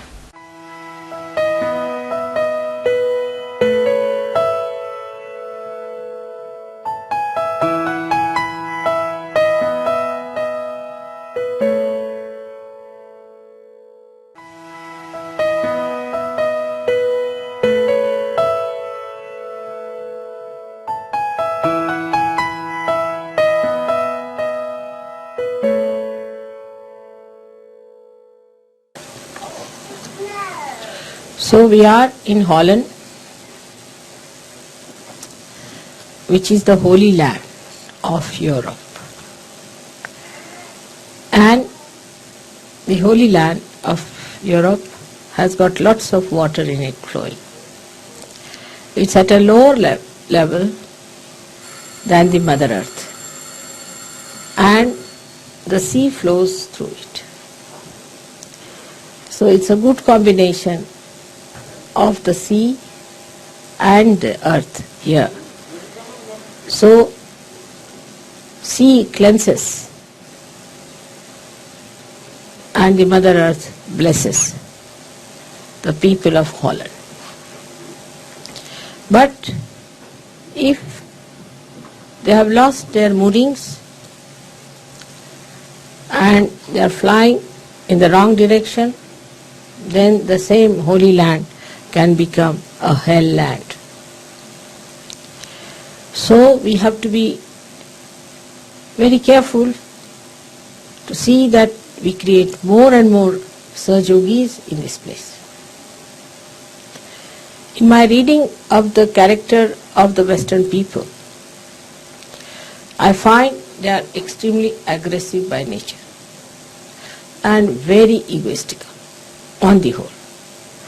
One should not feel that I am saying about you, but I am saying you are Sahajogis, you belong to the kingdom of God, but I am telling about in general. Now, while I am talking, keep your eyes open. I don't know why people close their eyes. I can't understand. Now, when we are in the Holy Land, we find that the Mother Earth has allowed the sea to flow in. And it's a very good place for me to say something to you. Here the sea has taken refuge in the Mother. The Guru has bound itself with the motherly qualities. A person feels more safe on the ground than on the sea or in the air. So today is the best opportunity for me to say that after the Guru Puja, we have to understand that to be holy means you must allow the Guru Tattva to circulate in the Mother principle. Or the Guru Tattva is to be controlled and guided and beautified by the Mother principle. It's only the Mother Earth that is beautiful, because it can create so many varieties, so many dramas, so many plays. Any other element, if you see, has nothing in it. So it is she who can create. So we should take to the motherly quality more and try to bind our Guru principle through that motherly, beautiful, creative power, so that we make our presence very agreeable, very congenial, very beautiful, full of interest and varieties. Every time new flowers, every time new fruits, every time a new design. As Kundalini is made of Mother Earth, we are quite capable of doing that. There are gurus and gurus and gurus, but no one so far is such a master as you are of the Kundalini. If they were, they would have given realization to thousands. Why? Because your mother has penetrated into your Guru principle and has risen your Kundalini, has given you powers to raise Kundalini, breaking your 7th chakra so clearly. That never happened with anyone. Even incarnations could not do that to the masses as you are doing. The Kundalini is flowing from your hand. The Ganesha is active in you. But it should never give you the ego or the sternness or the heaviness of the sea. But it should give you the beauty of the Mother Earth. Mother Earth is always bigger than the sea, because she has to contain the sea. Sea can never be bigger than the Mother Earth. Sometimes it looks sea bigger, but sea is contained in the Mother Earth. It cannot go beyond. So Mother Earth is always greater, bigger, wider than the sea. So one has to understand that when Kundalini has risen, you have become all the 7 chakras and not only the Guru chakra. And when you have become the Guru chakra, it is also bounded on all sides by the Mother Earth. Under these circumstances, when we are so capable, we are giving realization to so many people. When we are achieving so many things, if we could just become humble, congenial, beautiful, we can master the whole world. But I find in the styles of Sahajayogi, especially in the West and westernized Indians, there is so much of ego still expressed in their talks, in their behavior. They are not capable of it. To see, I think, sometimes. But better see it. First you may have to act as sweet people. Maybe. But you must learn that way. If you do not understand that all your leadership, all your Guru Tattva depends entirely on the loving capacity of your mother, her patience. I get angry, but perhaps once in 10 years or 12 years, something like that. Seldom. That's better. Then the anger has some meaning, but all the time if you are in a temper, or you try to show off, or if you have so much of ego that you go on asserting on wrong things, then you cannot be effective. Another thing I have seen, that ego has no discretion. Ego has no discretion of any kind. If you are egoistical, first thing you lose is discretion. Then what's the use of having this nonsense of an ego which doesn't give you discretion? And people who have greater ego always then assert, and you have to agree to that. You are more impressed by the people who have greater ego than yours. And you like the people who are without any ego, so you can oppress on them. But the discretion part is very poor. That you can see. The other day one guru had come, the one gentleman had come, and he has given some mantra. It's by his guru. Now he can't hear anything against his guru. Why? Because his ego has chosen that guru. Because the ego has chosen, how can the ego be wrong? And ego is always wrong. Invariably it is wrong. Everything is upside down with the ego orientation. Gradually you will learn that in the West, people lack common sense. Completely they lack common sense in everything. I mean, if they had common sense, there would have been much less problems. But common sense is lacking, and also I find the same thing in Sahajogis.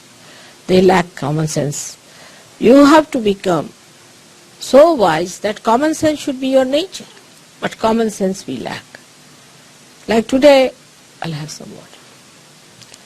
Today I was discussing about, say, the labor problem, which is a very general problem.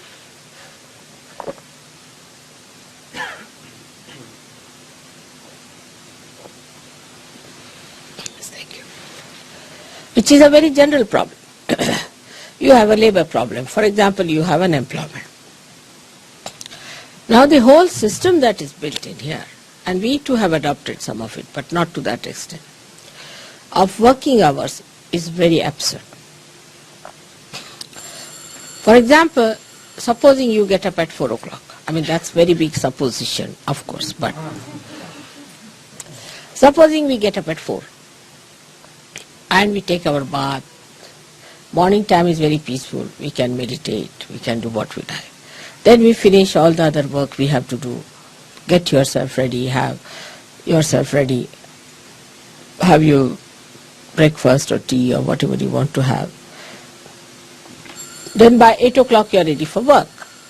Supposing you go at 8 o'clock for your work. So, you can work from 8 up to 1 o'clock very easily. Very easily, no problem. Then 1 o'clock, you come back home, have your lunch and have a siesta.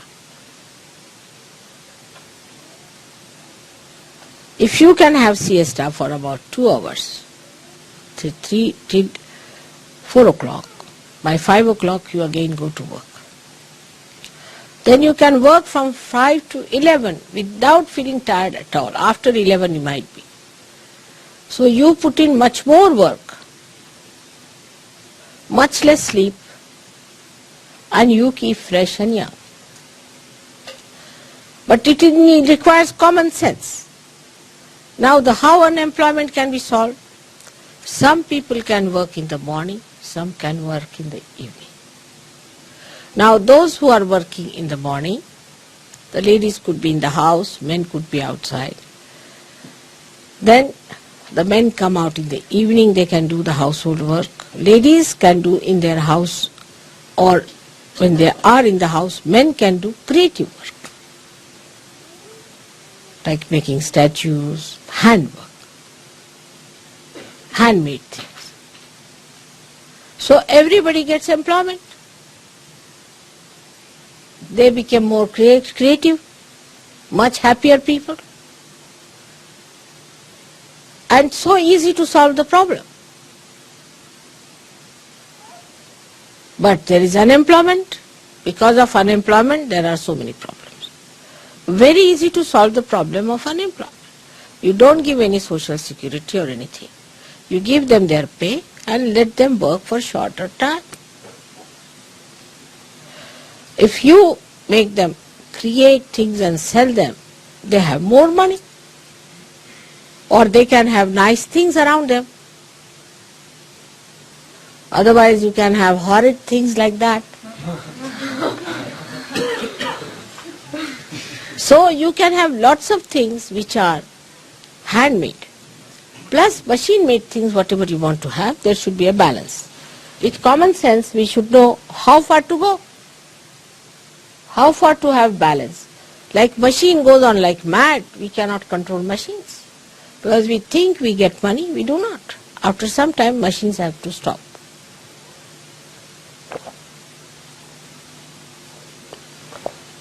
So you have to go up to this. I am trying to put the Guru Tattva into the Mother Tattva.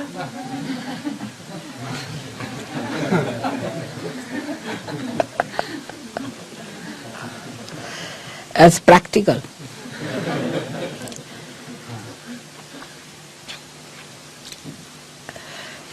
So, common sense should be applied. And that can only come when there is no ego. With ego, there cannot be common sense. Because I like it, I do it. But this I is an ego who is blind, who is indiscreet, who is stupid. So ultimately we do stupid things. There should be common sense, which one can learn by getting rid of this ego. Now, people say, Mother, how to get rid of ego? It's very simple. You have to move left to the right 108 times in sahajayoga. You have to forgive people in sahajayoga. And you can watch yourself. First of all, see, do you watch others or you watch yourself, first of all. Like there was a lady traveling with me, very old lady. And she said, this man is handsome, this man is not handsome, this woman is good looking, she is pretty. That I was looking at her, I said, this mad woman, she will go really crazy by the time we get her. She goes on looking into every person, judging everyone. who is handsome, who is not. And everybody whom she called handsome, I found him ugly. So I gave up. I said, you better decide. I never tried these things. Then, that man is not good, he is very hot-tempered, he is this thing, he is that, he talks like that, he walks like that, he shouldn't look like that. Worried about other people. You tell them anything, they'll go on shaking their neck like that. Oh, how could you do it? But you do it yourself. If they have to say yes, they'll do it 10 times. Yes, yes, yes, yes, yes. If they have to say no, they'll go on saying no, no, no, no. There's no common sense. Why to move your neck so many times?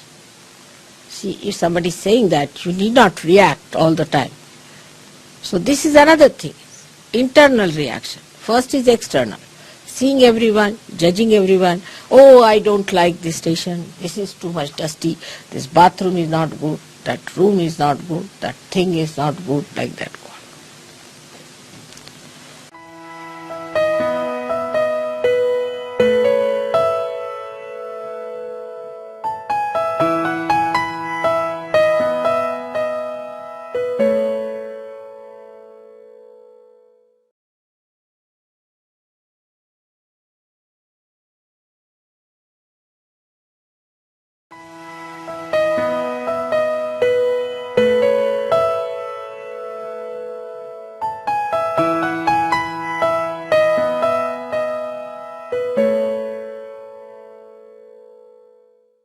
As if you are the Queen of England. Even that could be even more than that. Because she's not even allowed to choose her dress. Parliament has to decide.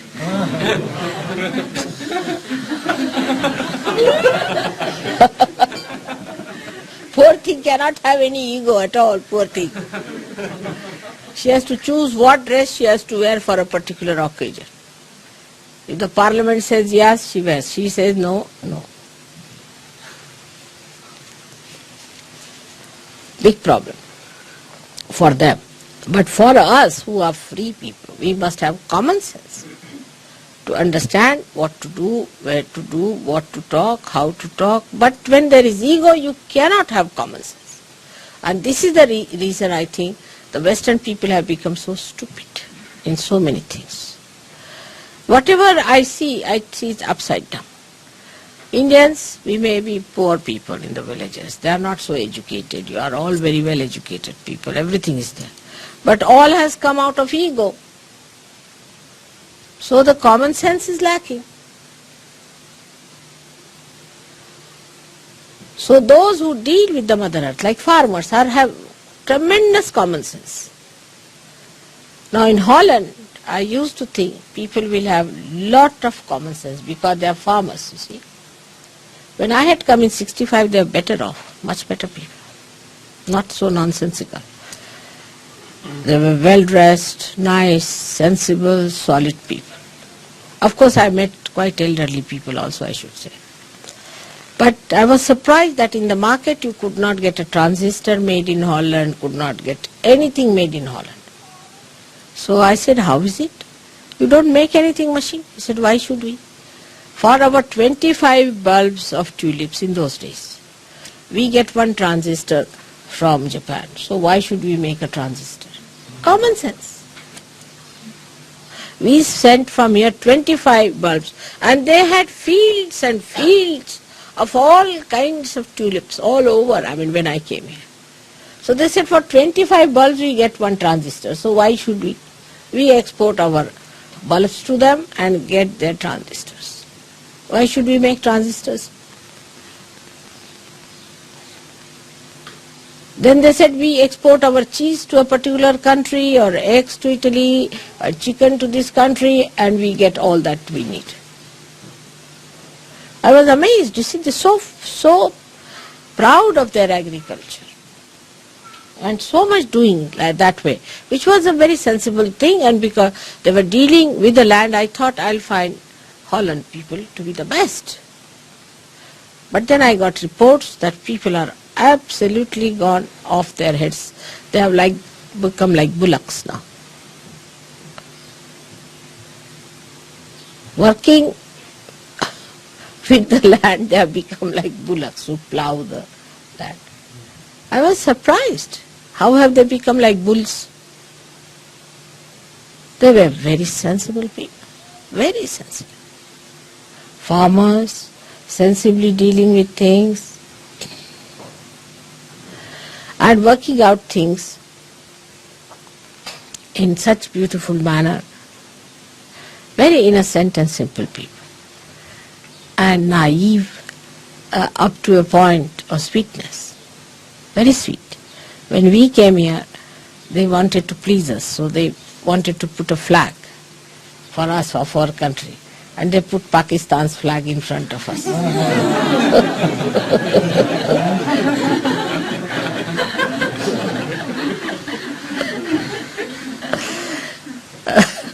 So I was very happy to see that.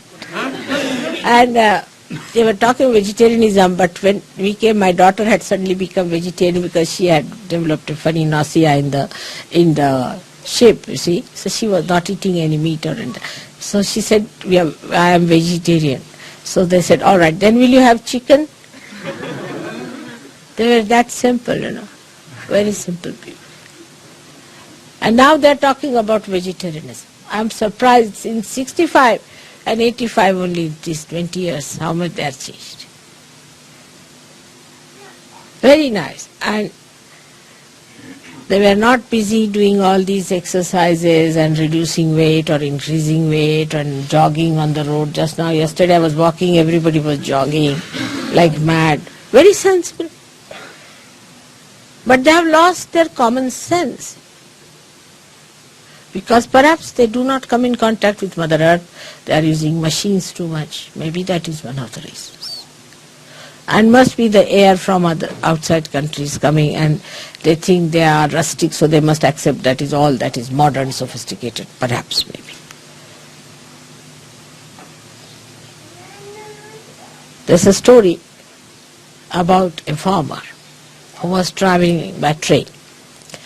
And there were some naughty boys who came from the city, so they wanted to pull the legs of the farmer. So one of the boys asked him that if the eggs are selling here in this station for 20p and in the next station the chicken is selling for £1, what is my age? Just to tease him.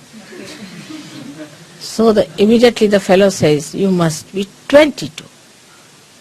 He said, how do you know exactly I am 22?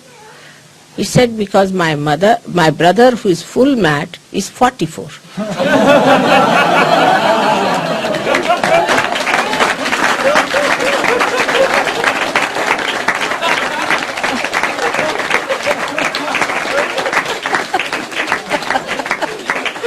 You see, they are so practical, so brass, you see, as you call in American level, brass tacks. You see, they know what is it. He looked at him and he said, 22? He said, how? Why? My brother, who is 44, is full mad. And these boys didn't know where to look, you see, because they wanted to tease him. And the farmers have great sense. Like we had one minister who had developed a bad neck, you see, he was chief minister. He used to go on like this, his head used to go like this. So some farmers came to see him. They saw him and they looked at him. They said, oh, he's saying no already, what's the use of telling him anything?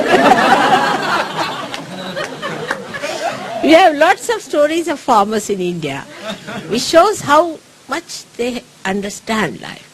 I had a very nice gardener. He was from a village. So there was one fellow, old fellow, another gardener. He says, no use talking to this old fellow. I said, why? He said, if he is a Hindu, then an old man is a gone case. I said, why? Because in young age they live like ascetics, and in old age they become like bhoots. But if he's a Muslim, they don't live like ascetics in young age. They enjoy life, and in old age they are satisfied souls. So you better talk to a Muslim old man than to an Hindu old man. I mean, the reading is so correct about things, Everything that he said was so practical and so sensible. I was really surprised how he could say these things with such sweetness and with such goodness, and how he understood so many things so well. And he was a very young fellow, about, I would say, 32 years of age. So he came to Bombay to see us. He didn't know our full address. He only knew Marine Drive. So he told the fellow, his taxi fellow, he drive me at Marine Drive. He said, Marine Drive is a big place. We said, drive me anywhere in Marine Drive. He drove. So he went and asked, is there a very tall gentleman staying in Marine Drive somewhere? And you see, my husband is one of the tallest in Indians, you see. So he went to the servants, asked, have you seen any tall Saab anywhere? He said, there's one tallest staying there, you see. So that's how he came to our house. And he showed them his shoes. This shoe is given to me by my Saab. He is also very tall, you see. So he said, this shoe he has given me. And he wears the same style of shoes. So servants noticed all these things. They were practical people. So another gardener who met him, he said, yes, there's a tall fellow and he wears the same type of shoes. So he came to our house. How they are sharp and how their eyes are so penetrating, how they know everything about everything. It is remarkable, very remarkable. And that is what we have to be. We have to be gurus with the mother's influence on us. All the time the mother controlling us, the mother guiding us, the mother making our banks, mother making our maryadas. So the motherliness is your blessing. Today you are raising your kundalini because your guru is a mother. Otherwise you could never have done it. And that is why motherliness is so important. One of the reasons perhaps why the Sahajogis run away from the leaders and sometimes from the people who want to have followed may be that we do not know that they are just entering in, just opening out. So try to be kind, just hatching. The little chicks, you see, will die very fast. You have to handle them very, very carefully. I am saying this after so many years of not saying this. And I am requesting all of you, try to develop, sit before the mirror and try to act like a mother. Let us say. Practice it. Try to be nice, kindly, gentle, patient. If you want to spread Sahaja in the West, we have to do that way. Not in Maharashtra. Maharashtra's mothers are quite strict and they are straightforward and children are used to it. You might find that you will say that my mother was a very strict lady, but I think I like her very much because she's taught me so many things. My sisters are expert cooks. We are very good in life. We are doing so well in life. We don't trouble anyone. All these things have come from our mother. She was a strict lady and she would not tolerate any nonsense. She would never tell a lie herself. And if you tell her, all right, if this gentleman is coming, you tell that I'm not in the house. Don't tell me to tell lies. I'll tell him that you told me to tell the lies. That's how she was. And that's how she treated us. And we lived with that. But we didn't mind it because what she did was for our good. We knew that she was doing it for our good. Not in this country. People don't understand this fact. They have ego. They never understand that this is for your good. They will always understand this is aggressiveness because they themselves are aggressed or they are aggressive. If they are aggressive, they are even worse. So try to understand what is the situation is in this country. I have adjusted myself. You also should adjust yourself here to the way it is. And that's how we should not hear any complaints about. Now again the Guru Tattva has to go inside, the Mother Tattva.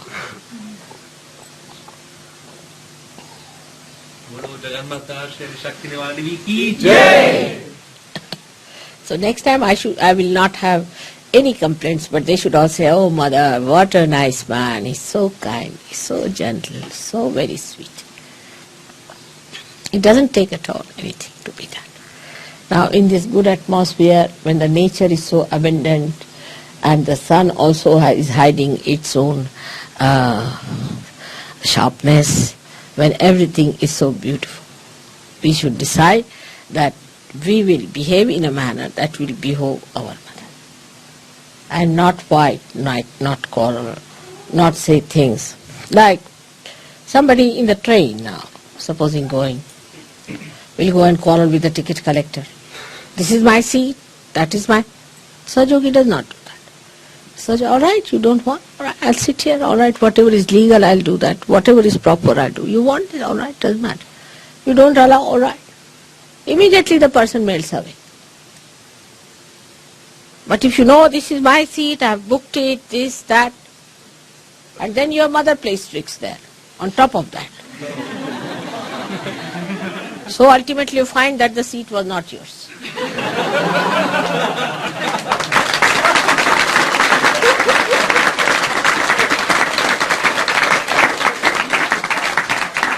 And you feel very upset about it. How a Sahajayogi is insulted.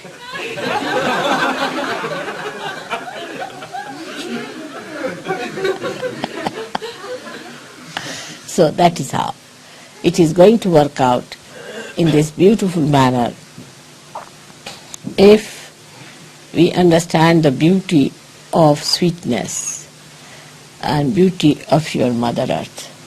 How she beautifully creates everything. And even she's so sweet, I tell you, that if you are sleeping under a coconut tree, can you imagine now? A coconut is so big, if it falls on anybody's head, finished. Stomach also, terrible. It can break your bone. But it will never fall on any human being or any animal. Can you believe it? It's a fact. That is Tambara Pragya. That's the quality of the Mother Earth. It never falls on any human being or animal. How does she manage that? And you have seen how the flowers also fall gently. You never see the flowers growing. How the mother does that? Otherwise we'll have problem, you see. Suddenly you see a flower.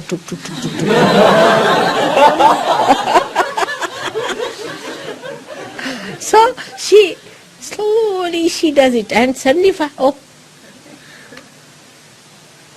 she makes the leaves so beautifully arranged that they all get the sun. How she manages? Then she creates a beautiful shade for you. The color scheme, everything so beautiful. And then how she nourishes? That because all the leaves drop down and they give nitrogen again to the Mother Earth. And then she again nourishes them up. But the leaves have to fall down if the sun has to come to the Mother Earth. It's all her doing. But she does it so beautifully that we are not even aware of what she is doing to us. We don't know. If you notice it, one thing about the Mother Earth's beauty that she creates and how sweetly she does it. We will say that even 1/1000th of that if we have, we could be somewhere already ruling in the kingdom of heaven. This is what it is. So, as you have got your Kundalini, you must develop that sweetness within you in such a manner that people see you and think that you are great mothers. But as you know, in the West, the mothers are so horrible. The women are so dominating that people do not have a proper image of a mother also. Women are extremely dominating. Women must learn to dominate. It's so easy. A bull can dominate anybody. But can they be like Mother Earth, which can bear up all kinds of troubles, all kinds of problems. Can we do that way? Especially that's why I request women of this country to develop those beautiful qualities and not of domination. Domination, it doesn't behove a woman. It doesn't look nice on her. It's like a bull she's wearing as a diamond piece around her neck. It's not beautifying. So we must give up that idea of dominating or trying to oppress the husband. He says something, we say no. To children we say no. To everyone we try to dominate. That's not our character.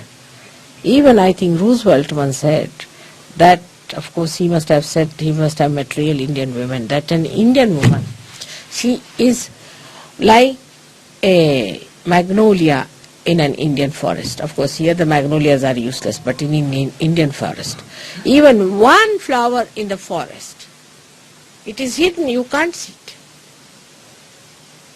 But you can smell it. The whole forest is fragrant. You can't see it anywhere, it's hidden in one flower. You can know this magnolia. And this is the greatest quality, because love is the most attractive thing in this world. Why do you hang around me?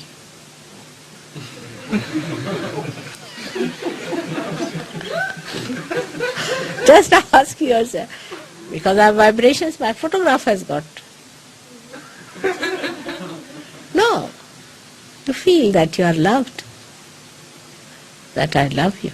It's a very great quality. But I have that innate within me. I don't have to have it from anywhere. And you too have it. Just expose it and manifest it. May God bless you. Thank you.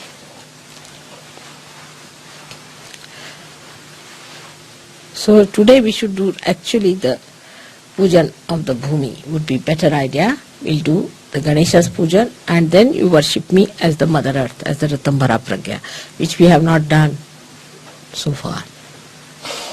Being the Holy Land. Alright? And we have to thank all these Sahajogis who are so few here, who have arranged all this and have done such good work.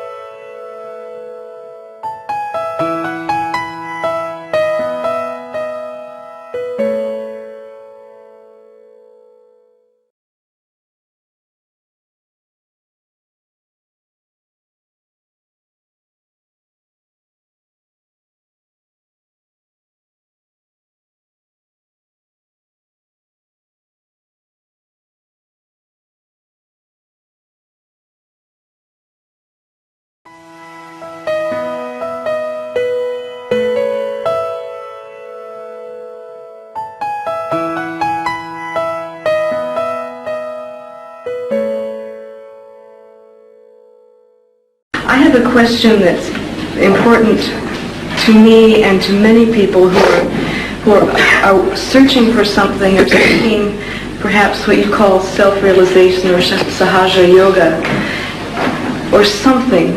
Some of us don't know exactly what it is. Yeah, and we find that there are many teachers. How do we recognize those teachers that you might call fraudulent from the real ones?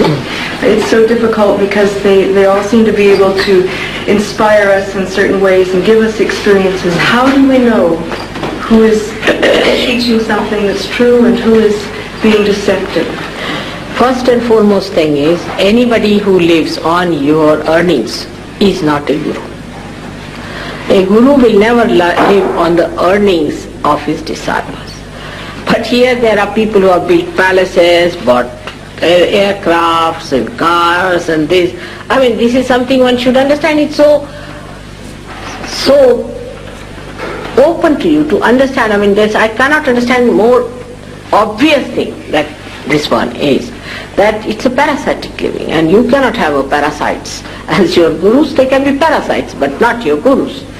That's one of the things. And if you can, I mean, you can retain some people, If you want, because you are rich people, you can retain some. That's a different point. But you cannot have them as gurus. Guru has to be a higher personality, you see. Now, you have seen Christ was such a great incarnation. He didn't take any money from anyone. He was a carpenter's son and he used to do carpentry himself and he lived like a modest man. He never lived with big cars and big houses. It's not necessary because such a person is himself is a very big king, you see, like a big emperor. He doesn't need anything. An emperor doesn't need anything because nothing can give him comfort except that he himself is in complete comfort. So such a person doesn't want anything. So you must see that such a person has no needs of comfort at all. He can sleep on the grounds, he can sleep anywhere. Now, in this life, I should say I come from quite a wealthy family or married to another wealthy man. You can say that way according to your own relative ideas. But to me, I can sleep anywhere. I have no problem. I have no problem of food, no problem of sleeping anywhere, no comfort. And I find it is beyond my self-respect to live on the earnings of others. It's not proper. But you are my children. Supposing now you bring a flower to me or something, it's all right. But I can't have a palace out of your money and all this. It's absurd, absolutely absurd. So this is one thing one should know, that it pampers our ego, that we can purchase our guru. We can purchase our self-realization. You see, this is a very subtle pampering, and that's how people accept. You see, they don't want to accept a person who says you cannot offer anything, it's too much for them. Or maybe that, secondly, could be that people think that if you pay something, then you get attached to it, you go through it, whatever it is. Say you are paid for a ticket and you find that the whole play is horrid, you can't bear it, but you have to go through it because you have paid for it. That's a human nature, you see. That's a human nature. I have seen that they do it, and that's what it works out. But this is very gross level, I'm telling you. But another should be that in these modern times it is promised that you will become prophets. You have to become prophets. So you must see, have you become prophets out of these? It's easiest is to see the disciples of this man. Any XYZ who says he's a guru. Now what is happening to the disciple? Is he a free person? Has he got any knowledge? Has he got any mastery? What has he achieved by being with that person? Now you have seen here there are sahajogis, one better than the other. You talk to them, they are knowledge. Some of them have met me only for say 8 days or so, they have become knowledge. So what have they achieved, you should say? What is their style of life, their pattern of life, how they behave? And there cannot be any privacy about it. You see, like mafia, you don't tell that and you don't say that and you shouldn't do that. Of course in Sahajayoga, the truth is exposed gradually. But it is not like this that if you give some money, nobody knows. Everybody knows everything in Sahajayoga. You see? Now, supposing we have to build an ashram, say for example. Alright, you build your ashram, you collect your money, do what you like and know about it. I have nothing to do with it. Also among yourself you should know how you got the money, how you spent it, what is the expense and all that. Because ashram you can pay for but not for your realization. And this is one thing, it's very important, that what you get out of it is important. That you should become a prophet. Have you become a prophet? Then thirdly, you must know that if you are going from one to another, what we call guru shopping business, that means you have not found it. Otherwise you would just settle down. But some people are so weak that they do settle down with one and are finished with them. You must always see the people who go to these gurus, what have they got? Have they got their transformation? Because this is the age of transformation. Mataji, what about teachers or gurus who produce miracles? You go to a guru who will materialize something out of the air and say this is divine. This is all jugglery. It's all jugglery. And also, you see, now supposing somebody says, I produce a diamond. Now these people come from India. Why don't they solve the financial problem of India?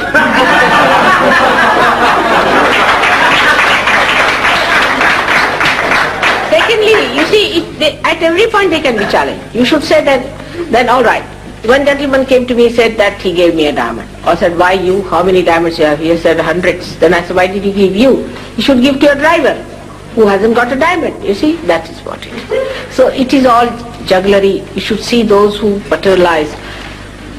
What have they given you? They have to give you something eternal. If they talk about God, God is not going to give you diamond. Which God has given diamonds to people? Have you heard of anyone giving diamonds? No. So you should ask for something which is the highest, which is the supremost. Now the fourth thing, which is very important, that whatever experiences you get, for example, some people start just like jumping, some start shouting, some start behaving like animals, and they say, oh, that's what is coming out, you're taking out, you see. They feel very bad, they get horrible diseases, they get into troubles, and they get into pains, and all sorts of things, and contortions. They say, now your subconscious is coming out. Nothing has to be brought out. That's one thing you must know. The subconscious, as I told you, is on the left-hand side, and the supraconscious on the right-hand side. What you have to do is to ascend in the center and come up. Above your head is the super consciousness. And when you become that, then you develop collective consciousness. So those who want you to become like frogs, again, you must know that you are not going to become frogs anymore now. That's not anyway evolution. The evolution has to go higher, not becoming frogs or earthworms, you see. And if you start crawling, it is simple mesmerism. Anybody mesmerizes can do these tricks, you see. It's simple mesmerism. And then to believe that now you are surrendered and all that is all nonsense, you see. It has no meaning to realization. In realization you just become the master. You become the master of it. There are many people in this country who came and lured you by their talks also, talking big about Brahma, Atma Tattva, this, that and everything. That is not the way you can, that is what is just the pendulum moving from Christian sermon to Hindu sermon, and from Hindu sermon to Islamic sermon, from there to the Rabbi sermon. You see, it goes on like that, you see. That's not the way. You have to rise higher within yourself. And that's why those who lecture about these things are really sometimes can be very, very dangerous. And so many have died of cancer, this, that.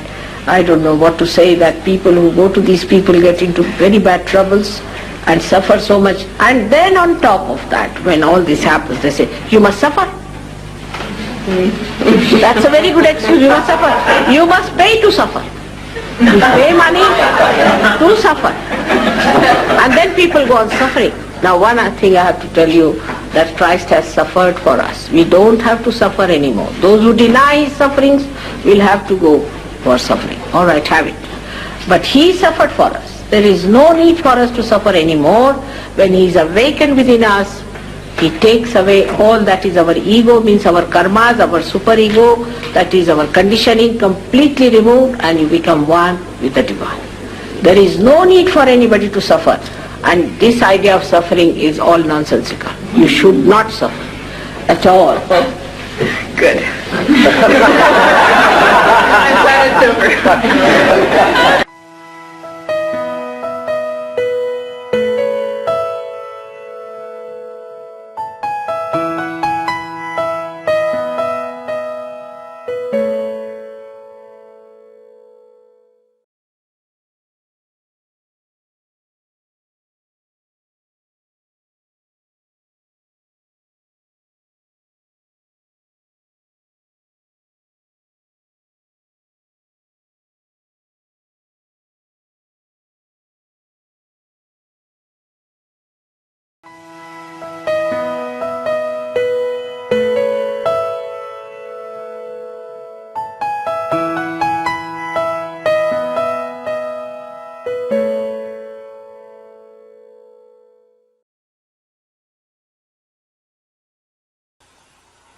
Any other question, please?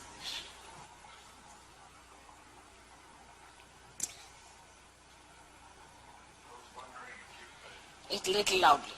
I was wondering if you could talk about what we can do to form a school for our children here in America. Many of us now with small children become That has been my primal problem here. I know, it's terrible, I know. It's going to be very difficult for you to have your children sent to these schools because the atmosphere is so bad. For the time being, I only feel that you must develop your children in such a manner that they become strong, self-confident, and also they have good examples before them, as you people are, to begin with. And you will find many Indian families are here. But what I have seen is that the children of at least 60% of Indian families don't learn bad things normally. This is my own experience. The reason is because the Indian family people are all the time talking to their children, having a nice family meetings together, taking them out, telling them about good things, of sharing. Because those people who are here from India have had that kind of a training, so they are trying to train their children in the same way. Now the families which are so-called advanced here can beat you hollow in nonsensical things. Because when it comes to advancement, they don't know how to relate it to anything else. But those who are not that way, those who have been going through a lifestyle, still maintain their own ideas and their own behavior, their own principles. They are imbibed by children. And they just think these are another category of people. These are not our style. These are different. They don't change. I've seen many families like that. In the same way, first of all, you must pay full attention to your children, talk to them, bring them up in such a manner that they have another value system. I mean, I can say about my own daughters or grandchildren, you put them anywhere in the world, they will never become like others because they have their roots. So you must try to make their roots very strong into great principles. Then they won't be that much in difficulty.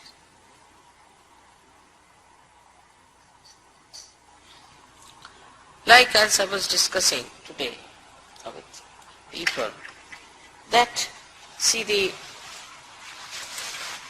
as I said, that Indian society has built up itself in traditional, ages it has built in traditions and things. So it must have made mistakes, trial and error and all that, but it has reached some very fine points. One thing about children in India, say, we don't tell them, don't touch this, don't take this, don't open this, never. We also don't allow them just to behave like a bull in a china shop. Supposing now I want to have a diet coke, alright? So I tell a child, alright, go and get 1 tin of diet coke. Now bring this glass. Slowly, because it is very good, so beautiful, you have to use it very carefully. Now keep it there. Now open the glass, put it in there. Now you have to bring it and give it to a friend or anyone. So the child carries it very carefully. But supposing it falls out, doesn't matter. We'll have another one. So the child develops the deftness of handling it, the respect for it, and not the sort of a fear of it. The cooking same way.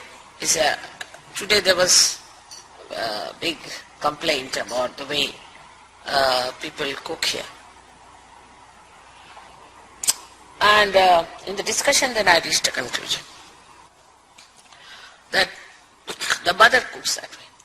So what mother says, alright, the child doesn't sit in the TV room if mother is cooking in Indian homes.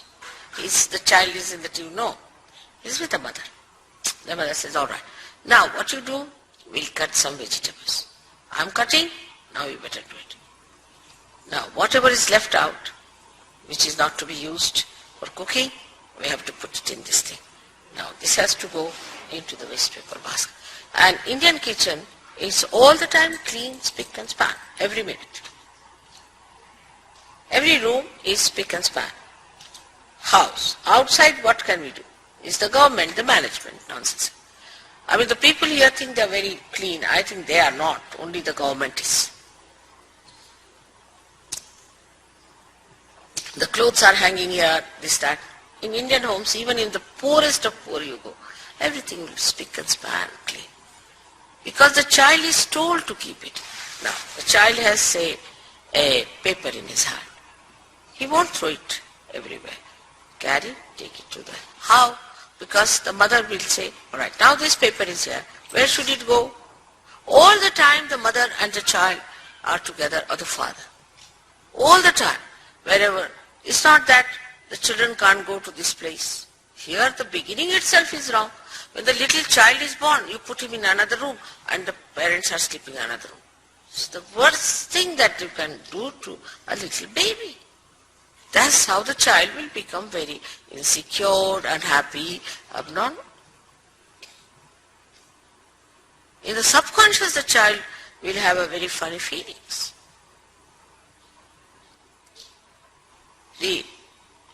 After marriage, after having children, the parents have to accept parenthood. They are still in the bridal dresses. Or the men are still saying, oh, they are romantic heroes going around. You are parents now. Otherwise, don't produce children. If you produce children, be parents. That doesn't mean you should become absolutely boring type people. But take interest in your children. Keep them with you all the time. Talk to them. Tell them how to behave. I mean, the behavior here of children is abnormally funny, I find. For that, one has to blame the training. And all the freedom is to be given to children. Now, the carpet is more important than child. A door is more important than a wall is more important than the child. Then what happens when the children grow up? I've seen. When they go to somebody's house, they start using everything as if they are own. In their house, they are very comfortably sitting. And also, every way you have restrictions on children, it sometimes shocks. Like I will tell you the example of my own granddaughter. She was telling me that, Nani, I had invited some girls for my birthday party. And you know, they liked it very much. And she asked me, can I have some more? I was surprised. It was all mommy had made for them and she had such a lot inside and she was enjoying the very tea. So they came and asked, can I have for some more? They are not beggars. They are children. They should rule all their wants. They should ask for what. But then you will get some toys, put them. The toy is with the child. Child doesn't know the parents. Toys, fill it up with the toys. Then by the time you go in the garage, there's no place. All the toys are kept there.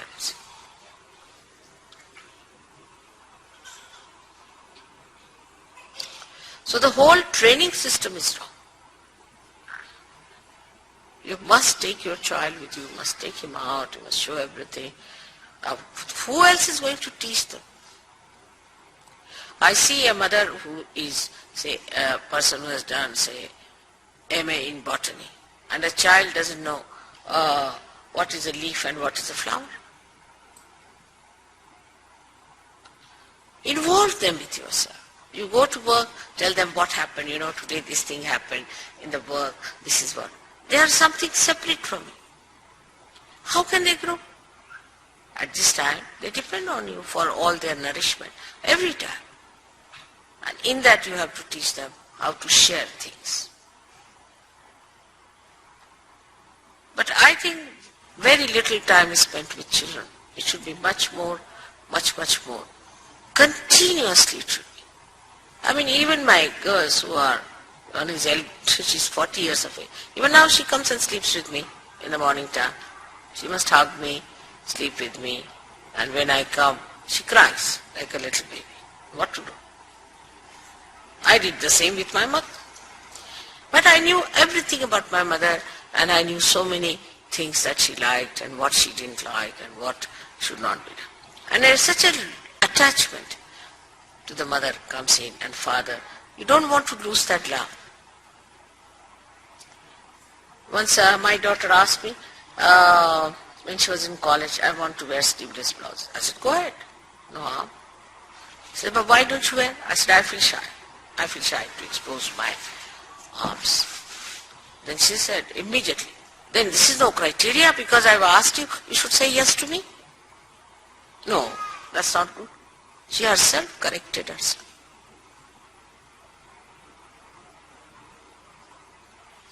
So first, a complete integration of the children with yourself. Now the films, they have films of children, for adolescents, then I don't know what else is there. No, all the films should be for everyone. But if you have to show filthy stuff, then you have to have it after 12 o'clock in the night. Why to see filthy stuff? Whatever your children cannot see, why should you see?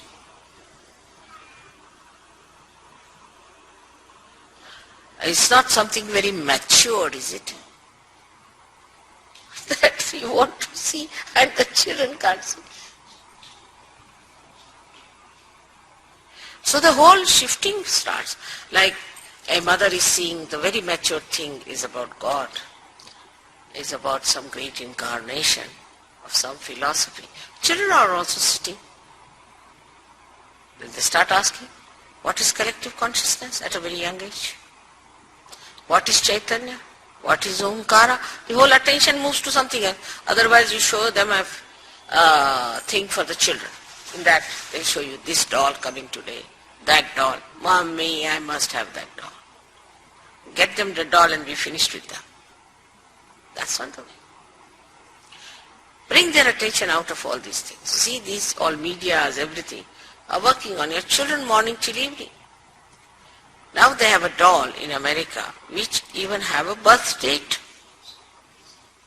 And then you have to join a club.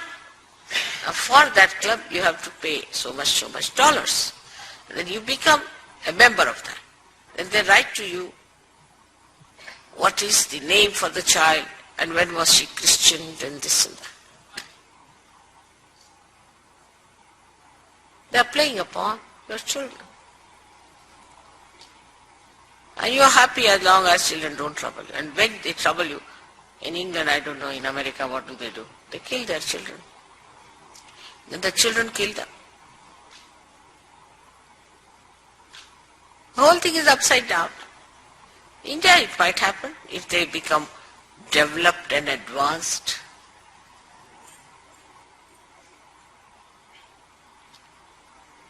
So we are different people. We come out of it. Now let's start another way. Let's not identify ourselves with that nonsense. Let's be something extraordinary. Let's make our children something different. That's what is to be given to your children. Not money, wealth, toys, no. Personality. Roots. You are their roots. If you are shifty like this, how do you expect your children to be all right? You have to nourish them. All right?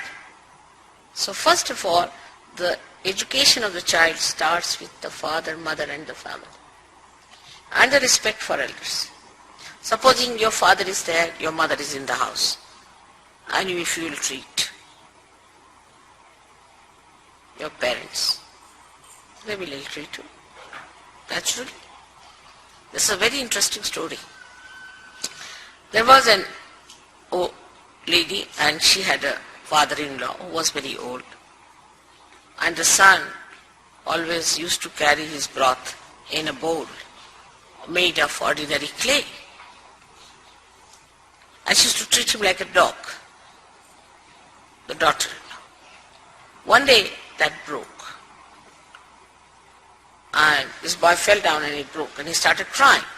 So the mother thought he's very badly hurt the way he was crying. He said, no, I'm not hurt, but this thing is broken. So why are you crying for that? We can get another one. He said, sure, you can get another one. He said, yes. You know, because I was worried, how will I give you food when you will be old?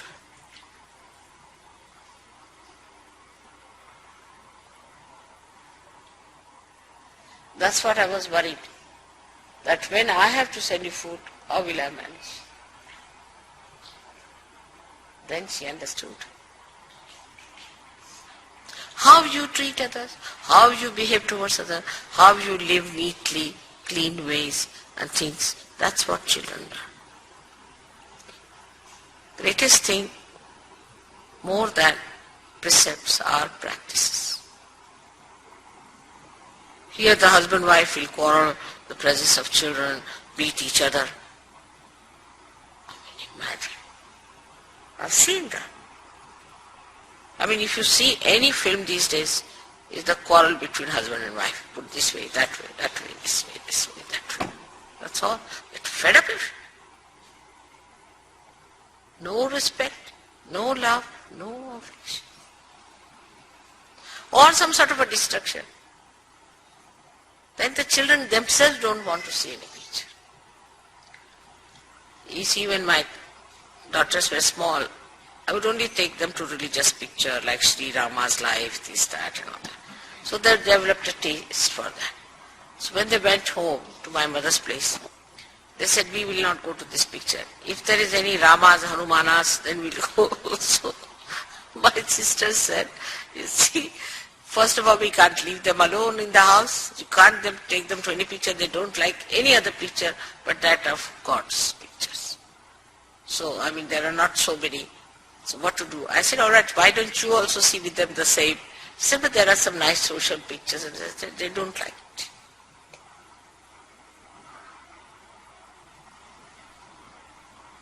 So what sort of books you give them? What sort of things you talk to them?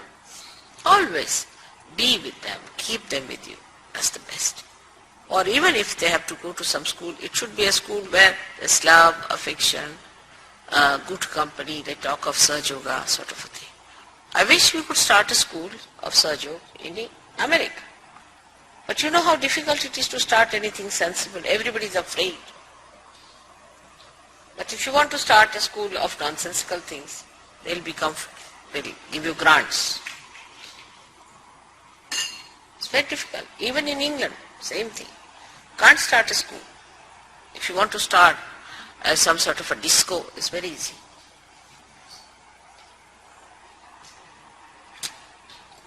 Many schools are closing down in England. Actually, there was a school for sale. I wanted to buy in my own simple ideas. They said, Mother, first thing, why it's closed? I said, why? Because of the different rules and regulations, it is closed.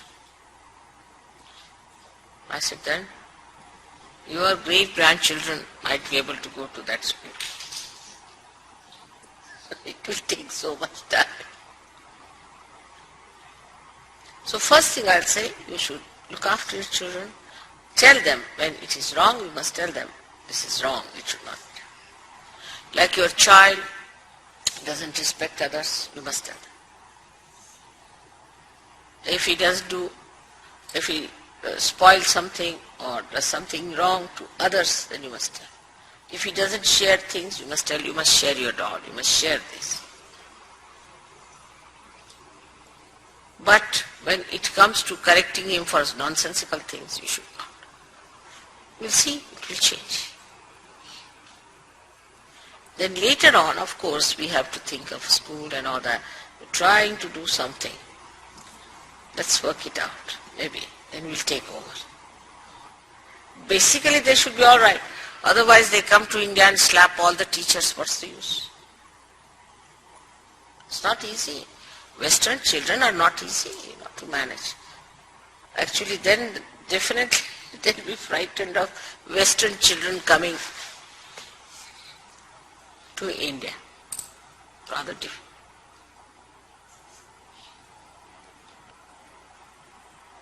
because you must discipline them.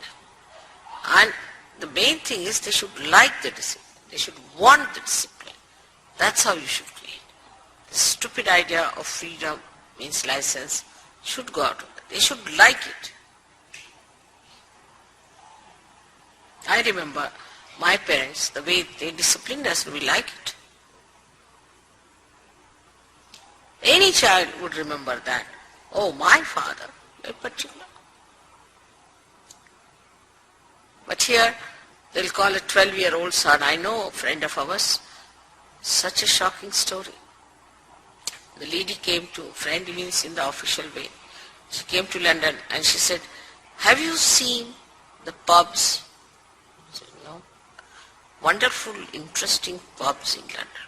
I said, really? She had a list of them. She said, the best is this one. I said, what is so special? It's called as the Hermit's Pub. So what is great? See, a man died in this place. And people did not know for months together. Then the smell started coming out. So they came in, took him away and buried him. But all the cobwebs and all the smell is still retained. And that's the most expensive pub in London. I said, oh God, what's this going on? This lady said, no, we are very free with our children. We allow them to do what they like. And she had two sons, I think one was 12-year-old and one was 11-year-old. And these husband and wife were sleeping upstairs in America. These two children were having a party. And the father had given them alcohol, beer, all open, drink, but oh, enjoy, we are one.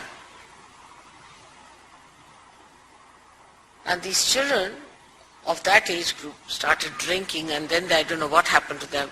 They put fire to some alcohol and the whole house was burnt. One child ran out, 11-year-old. The mother, father, one son, all died, and so many children.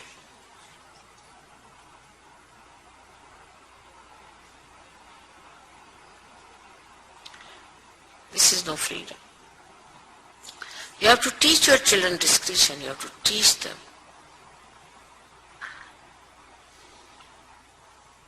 This is what one has to learn. So I think before starting a school for children, let us start a school for parents. What do you say?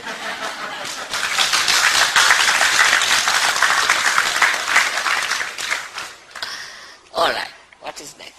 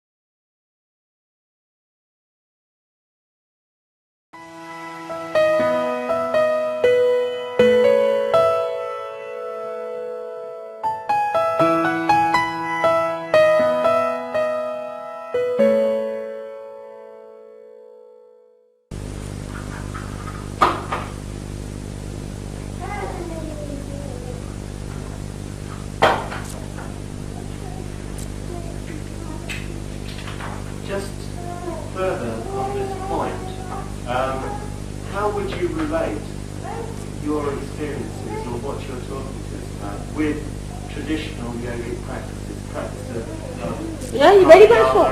Oh, very much. It is the most traditional thing, you see. Because the yogic practices you do here is some sort of a, I don't know what to call it, but it's like just a wee bit of it you have taken and you are doing that. That's not yogic practice at all. You see, Patanjali Yoga, which was practiced thousands of years back, when people led a different type of life. When the children went to school with the gurus, who was a realized soul, nobody who was not a realized soul was called a guru. And the children had to lead a very celibate life because according to your university, you are called as your guru. And you could not marry, even today, say my Gotra is Shandilya. Shandilya was the Muni of my family. I can't marry a man from the same Gotra. Even today, thousands of years have passed since then. Shandilya lived about 40,000-50,000 years back.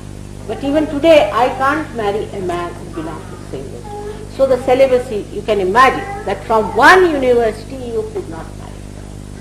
That's how they led a life, and then they went, after 5 years of age, they went to schools, they lived there, and they came out of that in complete celibate living they were, and then they got married, and then when they had children, they sent them back. Like that, the system worked.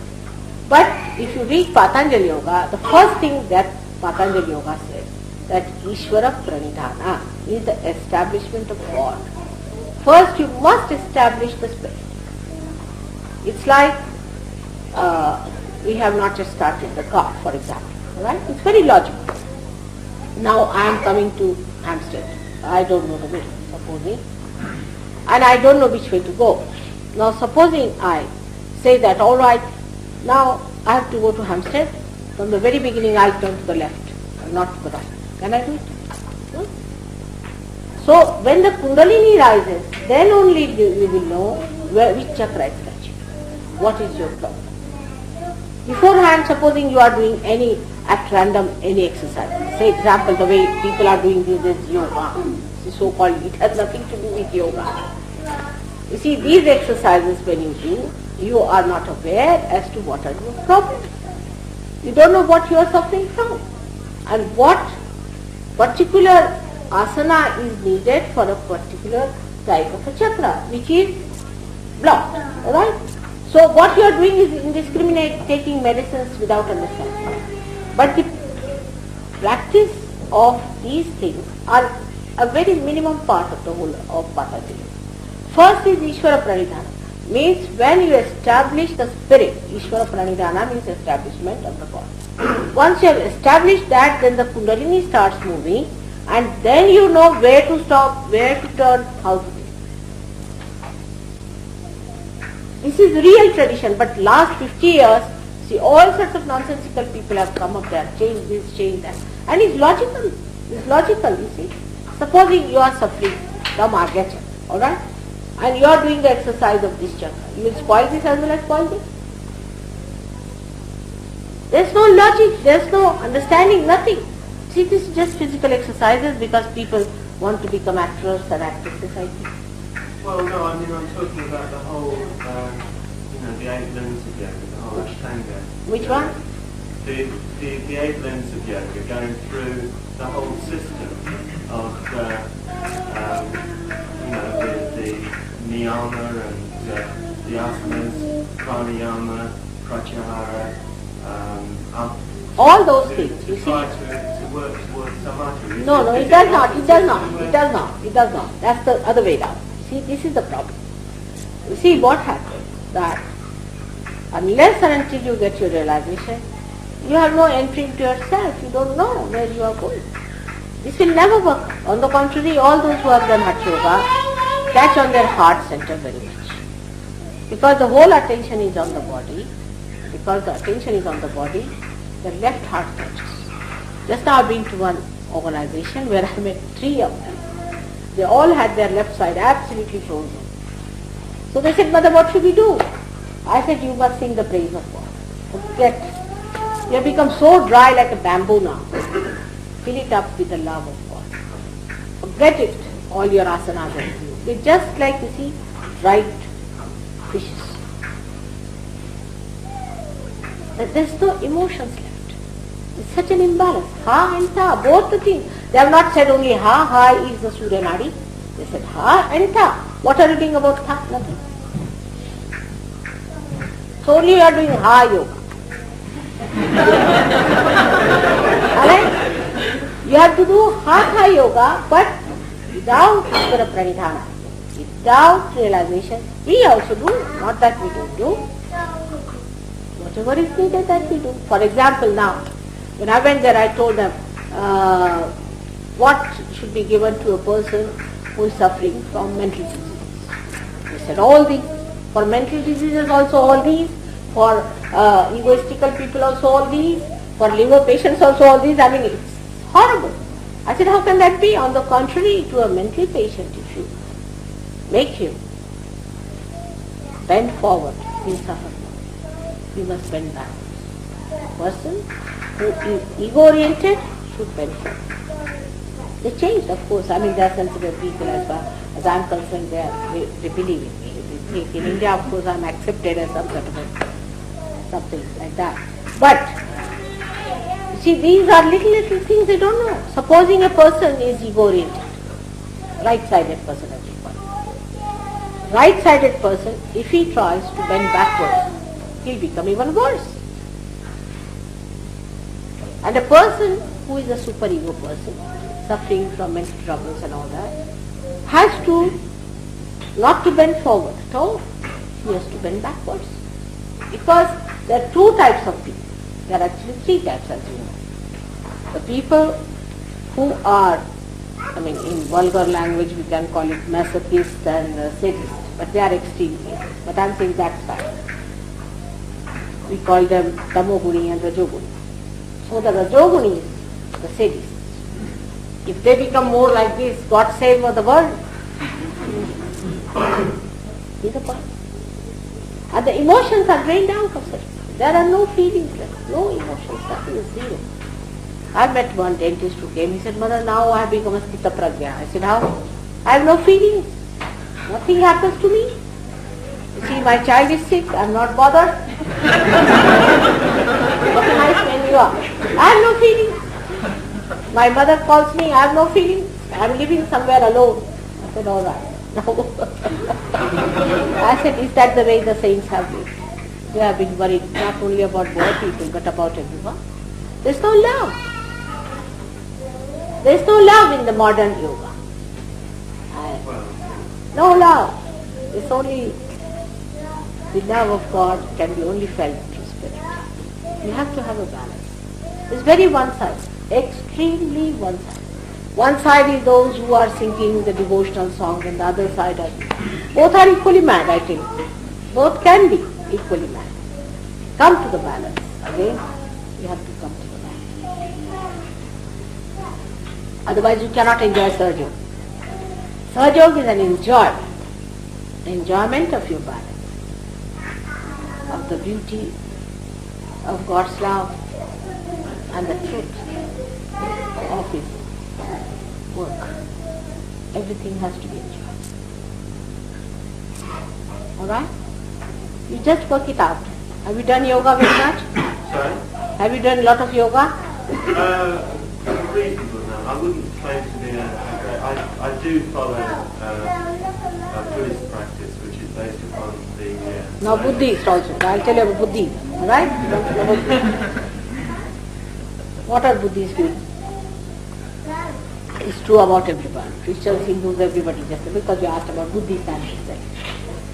Where is Buddha placed within us? Do they know? Where is Buddha? I'm sorry? Buddha is placed within us at a point. Well, yes. And what does He control within us? We have to know this knowledge of the roots. Unless and until you know the knowledge of the roots, how will you know about the tree?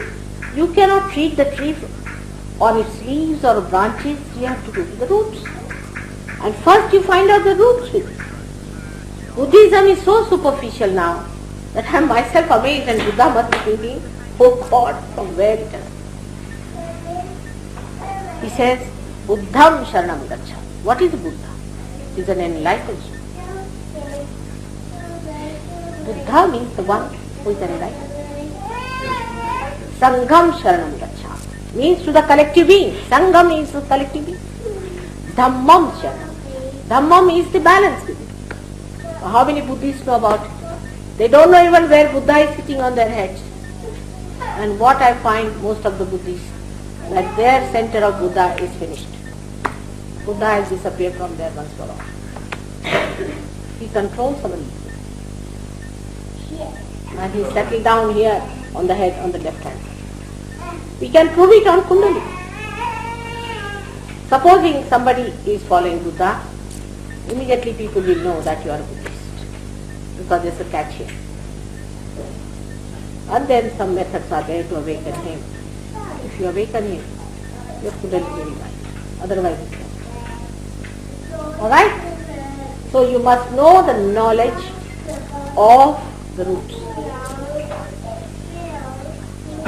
We should not just depend on Buddhism or any ism. Oh, no, yes, That's what I'm saying. It's just that the things that you said at the beginning, I mean, I agree with that. Yeah, you see, we have to have the complete integrated knowledge of the roots which nourish us.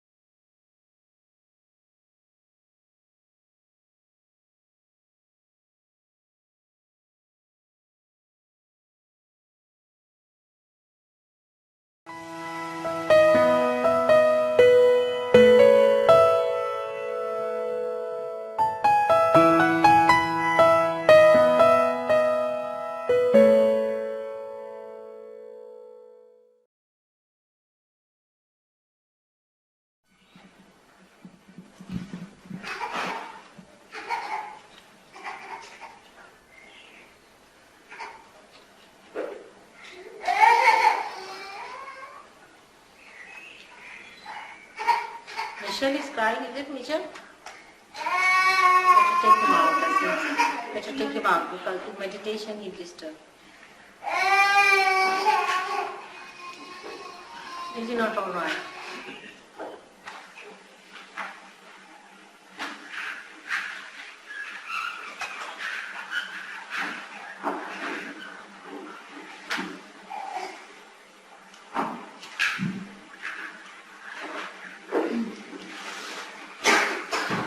No questions? How important is colour in our lives? How important is colour in our lives? Colour. It is important if you understand the value in vibrations. See the colour, any colour that you use with other colours gives a coefficients. See? A painting, so for example, every painting is valued according to something artificial in normal human life. I don't know how they value it. But in the spiritual life, you value it with a vibratory point of view. For example, you see a painting, maybe abstract, maybe any kind of a painting, and you put your hands towards the painting. If the person who has painted it is a realized soul, for example, I will say Michelangelo. He was a realized soul. And he's done the Sistine Chapel. If you see the Christ he has made, it's absolutely very near what Christ was. But other people, you see, they make Christ in such a horrible way that bad vibrations coming. And I mean, I don't know how people like it, but some people say, oh, it's very great and it's very valuable. I just don't understand. Because nowhere near Christ. It is not good colors, and it's the inside, the filth inside. You see, people are trying to express. For example, to show Christ, just like a skeleton, It's sadism. How can a person who carried a complete cross be like that? You can imagine. You see, he was a healthy man. Not healthy, he could take 5 of modern people and just swirl them in the hair. You see, he was such a powerful personality. And such a man can only be non-violent. And his non-violence has a glory, isn't it? What is the non-violence of a person who is already a weakling? So they show Christ such a weakling, I can't believe it. And I just don't understand from where did they get the ideas. But I've seen such statues being sold for a very big price. So human beings have their own ways of value system. But the divine has different. So the color also plays a, you may have colors, like red color is now, people, according to the psychologists who are quite stupid, I must say, is very bad. According to them, the red color is, but it is not. Red is the color of the mother, because the first light in a mother's womb is red. The child sees the red. And that's why it has the smallest, what you call the wavelength. Anything that you want to attract the attention, you see a cricket ball is red. If you have to say danger, it is red. And the red color has its own value. The white has its own value. But in human mind, it's very different. You see, they have their own nouns and forms and things like, you see, they have got, now you must eat with, say, fork and knives. Now the fork and knives must be kept like this. If you don't keep like that, then you are not elite. You see, like that. So in the same way, even in art, they have done this kind of a mischief. That this color is nice, that color is nice, you must have everything pastel. Now they're changing, because first they used to say, all right, we can have blue. This must be an old one, so they say, all right, let's have blue or some sort of, especially the grey color. You see grey. Now the whole sky is grey, everything is grey. Why do you want to have grey on your body? Also is growing grey suits, isn't it? We used to have. But now they have realized there's no warmth in grey, in blue. So we must have something warm. So they want to put red. They have realized it gradually, you see. It's all right grey for Indians who are so full of exuberance, to give them a little balance, let them wear something, it's all right. But for people who are in England, I think grey is too much. I mean, it's a headache to see any more greys. And when you see the yards and yards of greys walking in these parties I see, I'm really shocked. And especially you have those dresses from, borrowed dresses that you wear. You see some look so odd and so clumsy in those dresses. And they're walking about. See, they think they know enough themselves. They look really clownish. See. But these forms and these things we have created, human beings, that this is the form which is the best. You must wear a tailcoat. All right, tailcoat looks nice, but not in grey by any chance, I can tell you. If you wear a grey early in the morning, it's not. I think it's rather not being nice to God, because how do you show grey on a nice sunny morning? You should wear something nice red. Okay. All right. So it is very diverse and beautiful. But one must enter into the realm of the spirit. Then everything forms, just like magnet, when you put the magnet through, all filings go into proper direction. In the same way, the whole thing becomes so systematic and understanding. Immediately you know which place is giving vibrations, which is not giving vibrations. Even the chair you can make out, everything you can make out. It's very interesting. Even the forms. The other day only I told about Mona Lisa. According to the modern ideas of beauty, where you have just mosquito-like women who say walking, the Mona Lisa seems to be an ugly woman. But still people are attracted towards her. Why? Because there's these coefficients which gives vibration. She gives vibrations. So only on that vibratory awareness, only one can judge whether it is absolute or not. Because you have not reached your absolute form. To somebody, it may be a good painting. To somebody, it must be horrifying. Yes? Mother, I noticed that when you were talking about that 80-year-old woman who's riding the horse, that you laughed. It seems to me that we all do it in society. Why do we all laugh at other people's suffering and ignorance? Suffering? Sometimes I can laugh and I can't justify it. You know. What is it? Why do we have suffering, you are saying? No, I'm just saying, I noticed that you laughed when you talked about that 80-year-old woman riding a horse. Now, why did you laugh then? And why do you, obviously I know you're enlightened, but why do you not? Come here, I can't hear you, just come here. They're saying something nice, definitely, but what is it? I don't know. Mother, I noticed that you laughed when you talked about that 80-year-old woman riding a horse. And it seemed to me that, when I was rationalising that it was her ignorance and her folly led to her death, right? It was her suffering. And being a not at all enlightened soul that I am, I was wondering why I laugh at suffering, and also why you did as well. Still I didn't follow. Well, come here. What's the matter? No, I can't. You talked about a woman riding a horse. About what? That 80-year-old woman riding a horse. Oh, I see. Yeah. And you laughed, and I was wondering why, and why we laughed as well, the importance of laughter. Because it is nonsense for an 80-year-old woman to sit on a horse. See, you're not supposed to sit. You see, ask any wise man, say from India, a villager, he will just laugh. No? that he wouldn't understand why an 8-year-old woman, you see, poor that horse, how far can it look after that old woman? Why do trouble the horse like that? See, an old woman should know that she is a liability on a horse. And she should not jump onto a horse, isn't it? It's simple as that. You see, an old woman should behave as she's old. She should accept her old age. It's a very great thing to be old, you know. And it's such a glorious time you have as an old woman. I mean, I enjoy my old age the best of all. And I think it's a great thing to be old. But to behave like a child of, say, 15 years and getting on a horse when you are 80 years is wrong. That means there's no sense of proportion. One must mature with time. See, the maturity must come. Like my grandchildren would like to play with the little cars, alright? Then my husband would like to play with his own car, which is a moving car. Maybe I may be sort of a little bit too oldish and over mature. May not like to play with these things. I may like to play with your kundalini. So, it's stupid for an 80-year-old woman to get on top of a horse. It's absolutely stupid. And it's stupid for a little child to get on top of the horse. See, everything should be done according to the age. It's only why she got into the horse. Why? What is the need? Only because her ego is there. Simple thing as ego. She doesn't want to accept her age.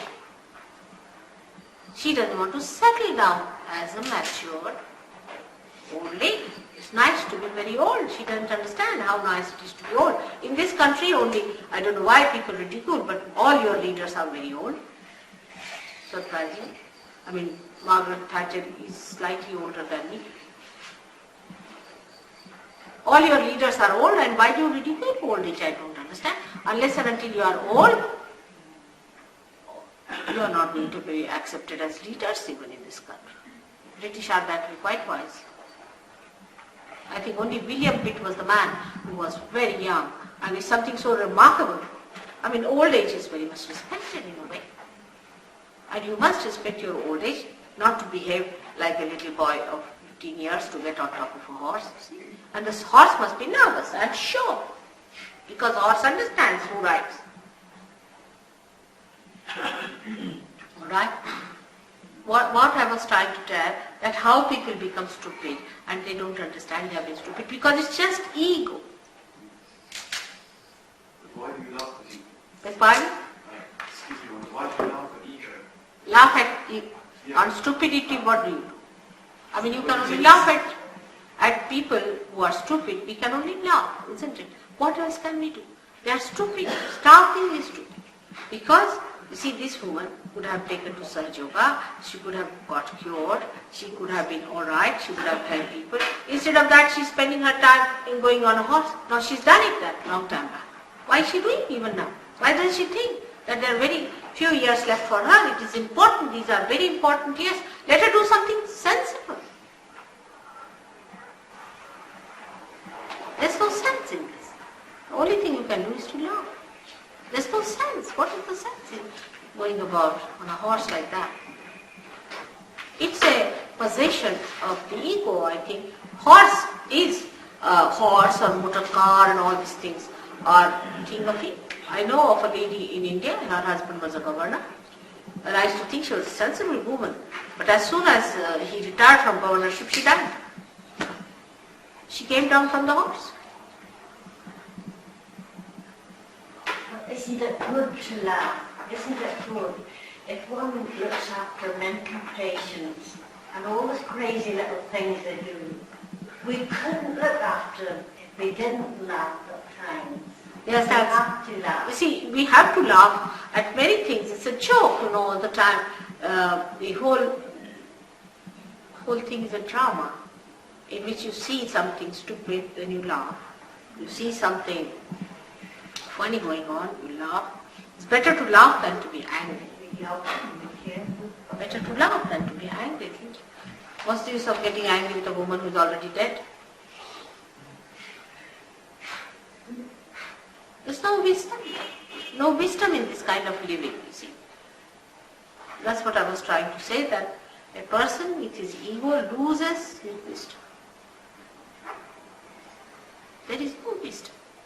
Human life is very precious, not to be wasted. I mean, if this woman had lived, I knew her very well, that's why I'm saying, she would have done something good.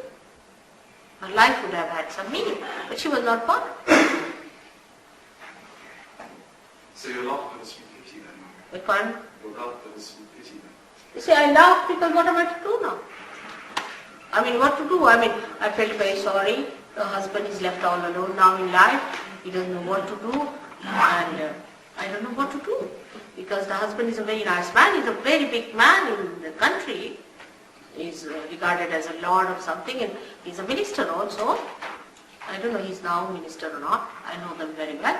And the poor fellow is now doesn't know how to manage his household, anything. He's left high and dry for nothing at all. And if you ask the gentleman, he said, I don't know why my wife was so crazy after the horses.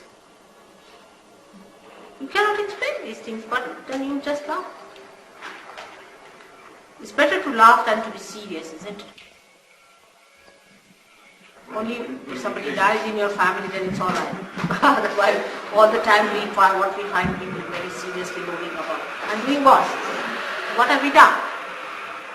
What have we done with all our seriousness? Created these horrible atomic bombs for our destruction? What have we achieved with all this seriousness?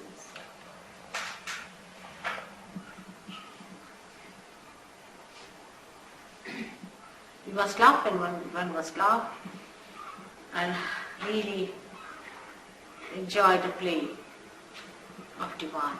It's beautiful. When you'll open out more, you'll laugh much more.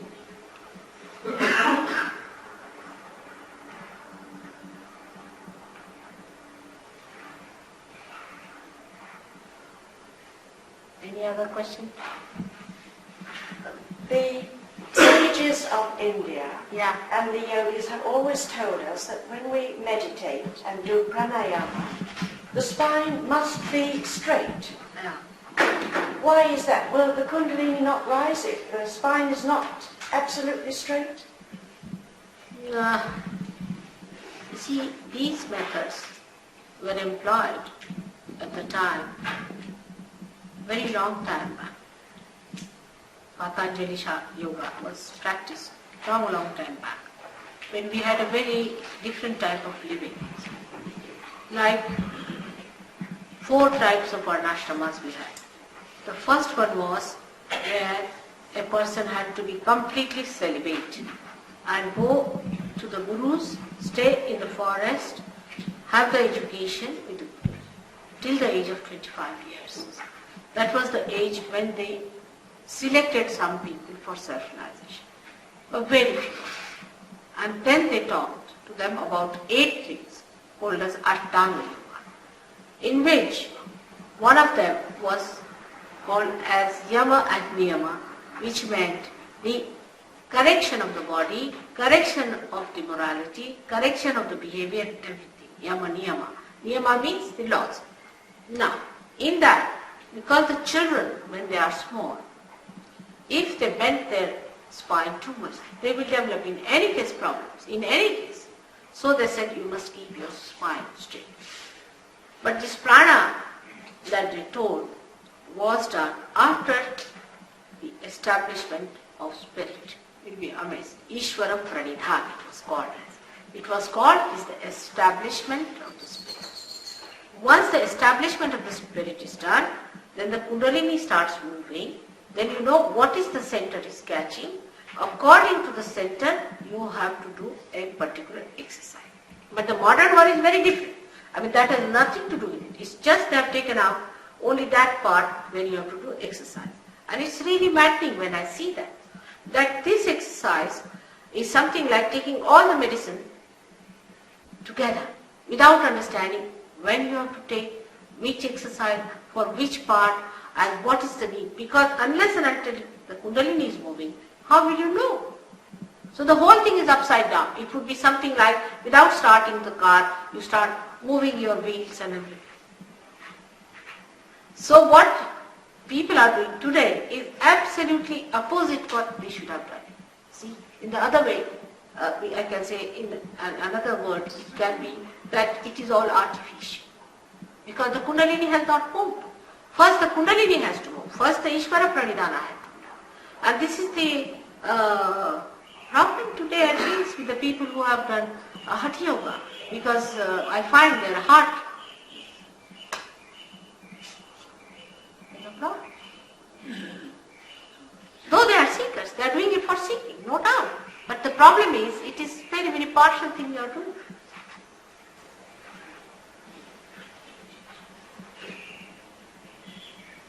So the sages did say that your spine should be straight, our spine should be straight, no doubt.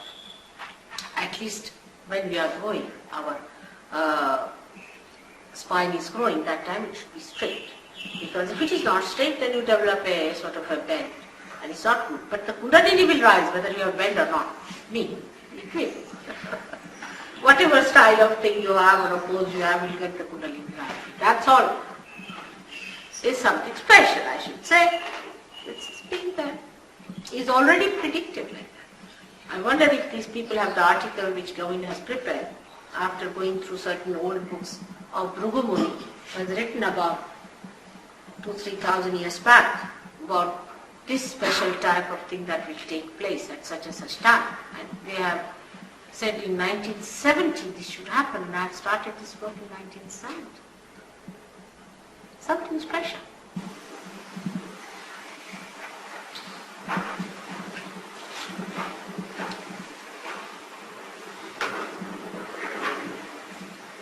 What else? In your lecture, Your Holiness, you stress down on divine power. And as a Christian, I would like to know his relation to the God.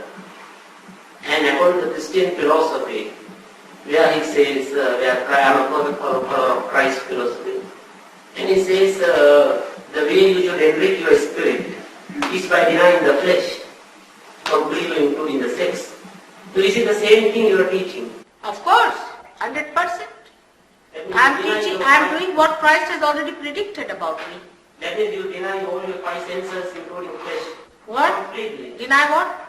Your five senses, your desires. No, I didn't say that. I didn't say by denying the flesh. No, I didn't deny it. Yes. No, nothing of denial. What Christ has said, you are to be born again. Yes. Now the philosophy is what saves us. Because what they have made out of Christ is something I can't understand.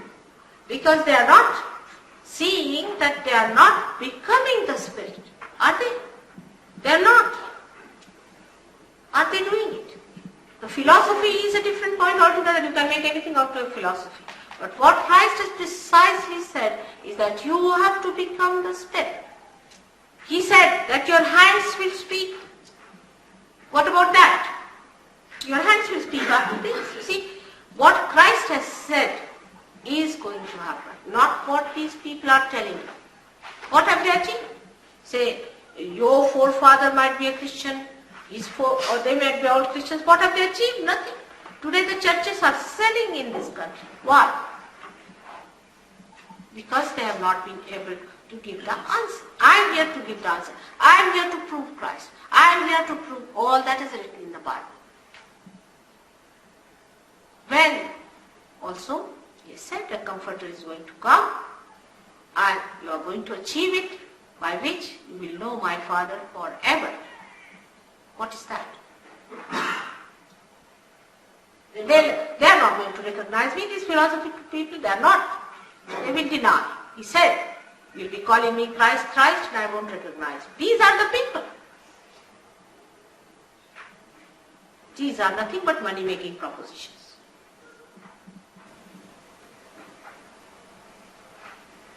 Simple as that.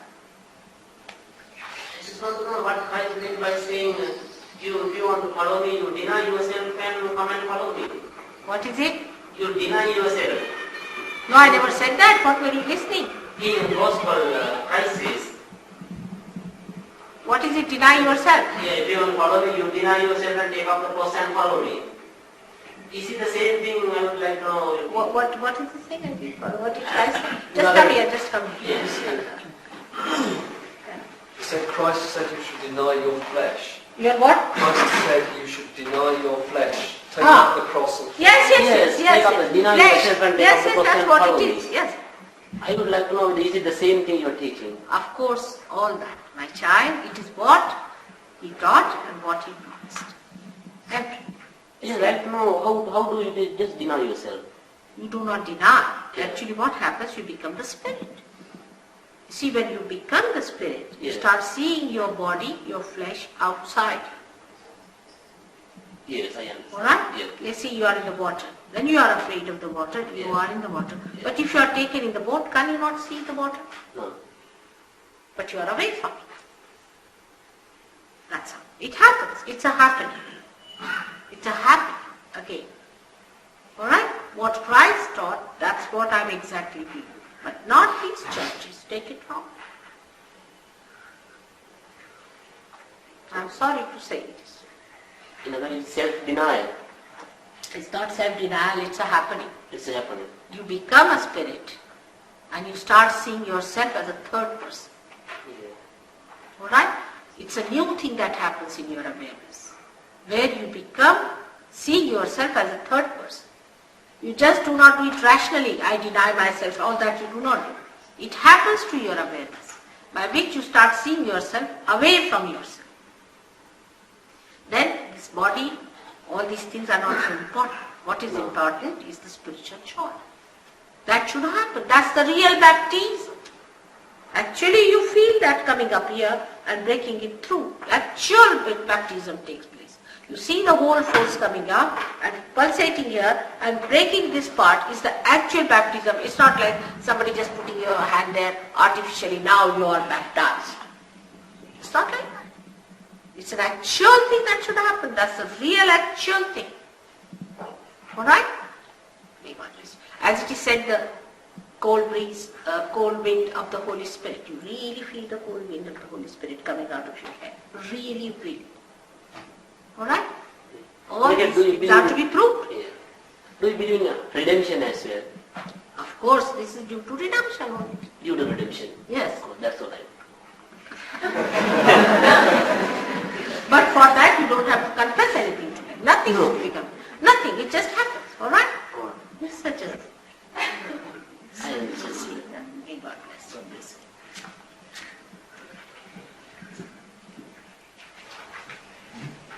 I tell you, if you really read Bible in an honest way, you will understand sahajayoga very well. You must reread it after realization. You'll be amazed how many truths have been covered by these so-called philosophies. It's really very sad what they have done to Christ. I sometimes feel it is the second crucifixion of Christ.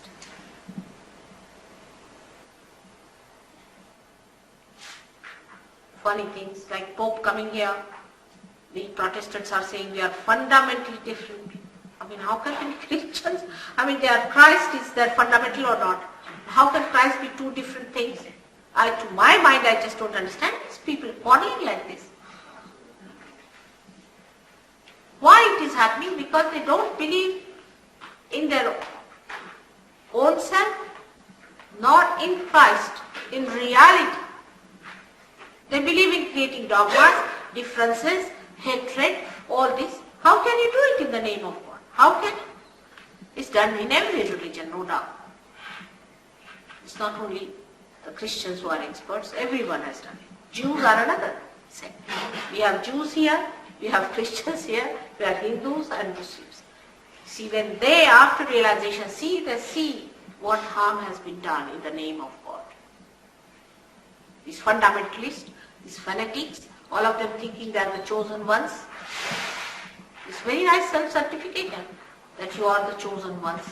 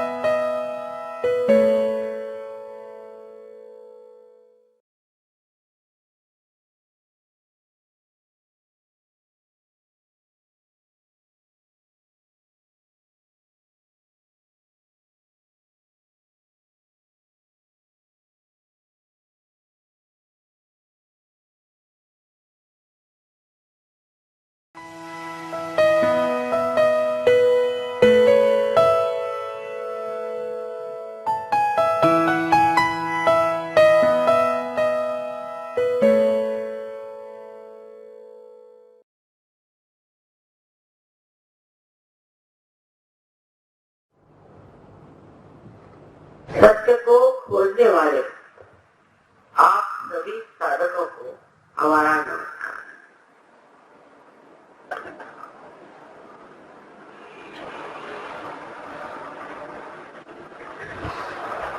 सबसे पहले ये जान लेना चाहिए कि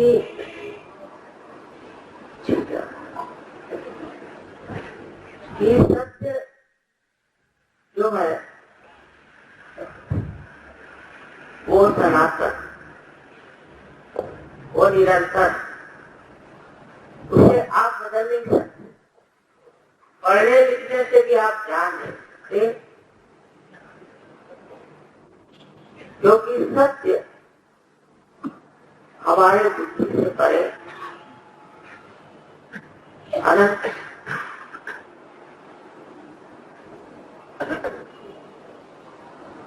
सत्य को जानने के लिए आपको क्या करना चाहिए, ऐसा बहुत से मुझे पूछे तो कुछ ही नहीं करना,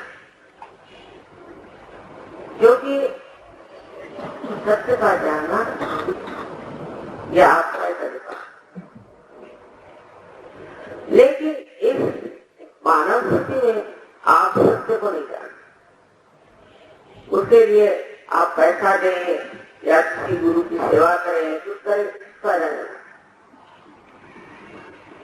इन चक्करों से सत्य मिलने वाला है। बाह्य के किसी भी आडंबरों से सत्य नहीं। कारण क्या कि आपका अभी संबंध ही नहीं हुआ, अभी आपका परमात्मा से संबंध है, उसकी शक्ति से संबंध नहीं। आप जो भी करते हैं वो अपने एक खुशी के लिए कर रहे हैं। जैसे समझ लीजिए एक इंस्ट्रूमेंट है और इसका संबंध अगर मीन से नहीं हुआ तो इसका कोई उपयोग ही नहीं, बेकार है। हम जो बोलेंगे वो आप सुनेंगे भी नहीं और इसका उपयोग ही खत्म हो जाए।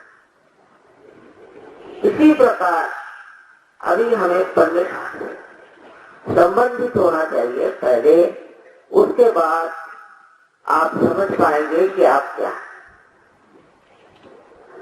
मनुष्य खोजता बहुत है। आपके यहाँ देखा मैंने हरिद्वार में आई थी, भगवान को खोजने वाले बहुत। कहीं भी जाइए हर जगह लोग भगवान को खोज रहे हैं और दुनिया भर के उपास तपास ये वो प्रार्थना नमाज मंदिर मस्जिद सब कर, और किसी ने पाया नहीं।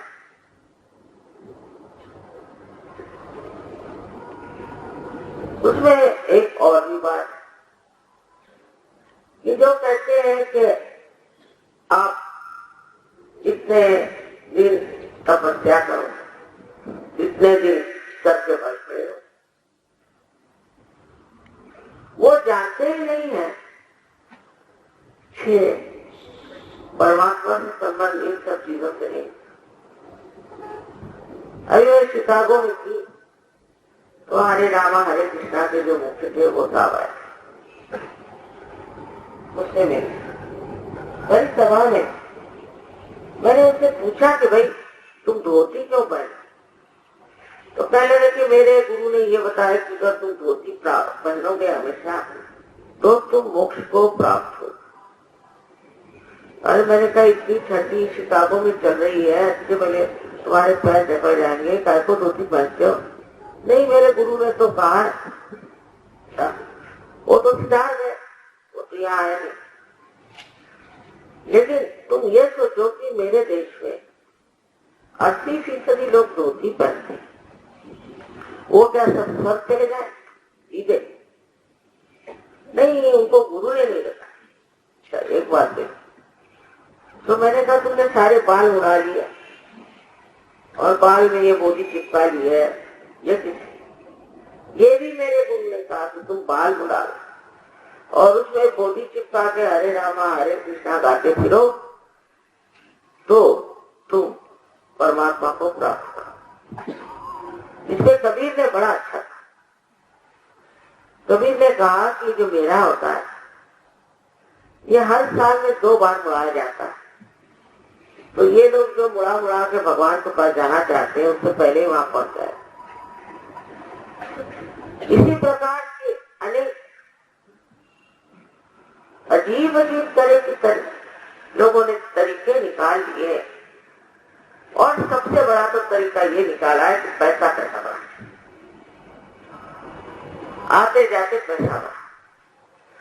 आपके हरिद्वार में लोग बैठे हैं, करोड़ों रुपए है कि आदमी के नाम बैंक में जमा, करोड़ों। ये बेचारे सीधे साधे लोग परमात्मा को खोजने आए और इन्होंने उनकी जेबें खाली कर, उनके बाल बच्चे भूखे मर रहे और इनको कुछ नहीं होता।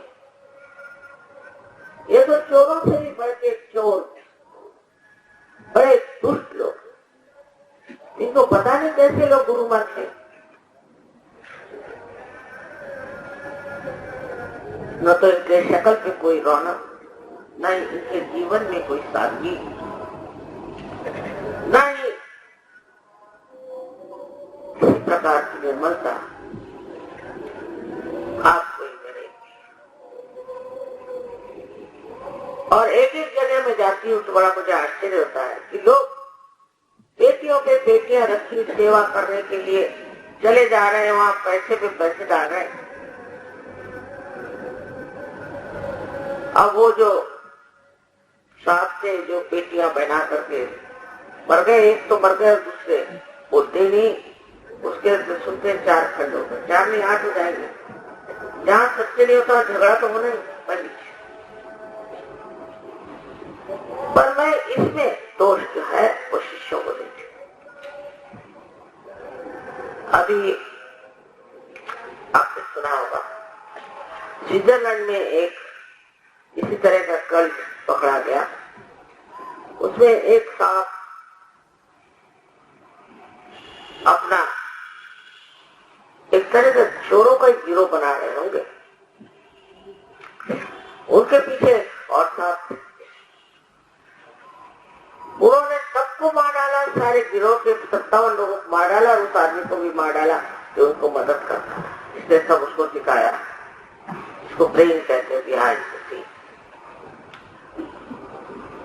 तो मुझे किसी ने पूछा बोगोटा में, कोलंबिया में, तो मैंने उससे कहा कि उसको दोष मैं उस आदमी को नहीं दूंगी पर उसके शिष्यों को, क्योंकि टाइम मैगजीन में इस आदमी के बारे में पढ़ा, ये ड्रग्स स्मगल करता था और ये हथियार स्मगल करता था और रुपया लाउंडर करता था जलन को, और इसको औरतों का बड़ा शौक, सर्वगुण संपन्न, कोई ऐसा गुण नहीं था जो मिले। और ये सब होते हुए भी लोग उसके अगर शिष्य हुए तो ये तो महामूर्ख हैं या उसी के जैसे। गुरु के लक्षण अपने सब शास्त्रों में सबको मालूम होना चाहिए कि गुरु के लक्षण। पैसों से गुरुओं का क्या मतलब हो सकता? कोई उनमें करामात नहीं भी हो, कुछ भी नहीं हो, पर सच्ची तो होना चाहिए। जो औरतों के पीछे भागते हैं, ऐसे गुरुओं का क्या? बस पैसे बनाने के सिवाय और ये कुछ नहीं करे तो भी मैं खुश हूँ कि भाई पैसा बनाओ, आजकल सभी बनाते, पर ये तो आपकी कुंडलिनी खराब कर देते हैं। ये तांत्रिक हैं सारे। अभी वहां पर यमुना नगर में एक लड़की देखी, उस तांत्रिकों ने उसको अंधा बना दिया। आ गई बाद में उसको, अभी उसी रात सबके सामने, लेकिन आंखें खुली और उसके अंदर कोई ज्योत ही नहीं। ऐसे दुष्ट राक्षस लोगों को गुरु मानने वाले या तो महामूर्ख है, और अगर महामूर्ख नहीं है तो वो भी उन्हीं के जैसे।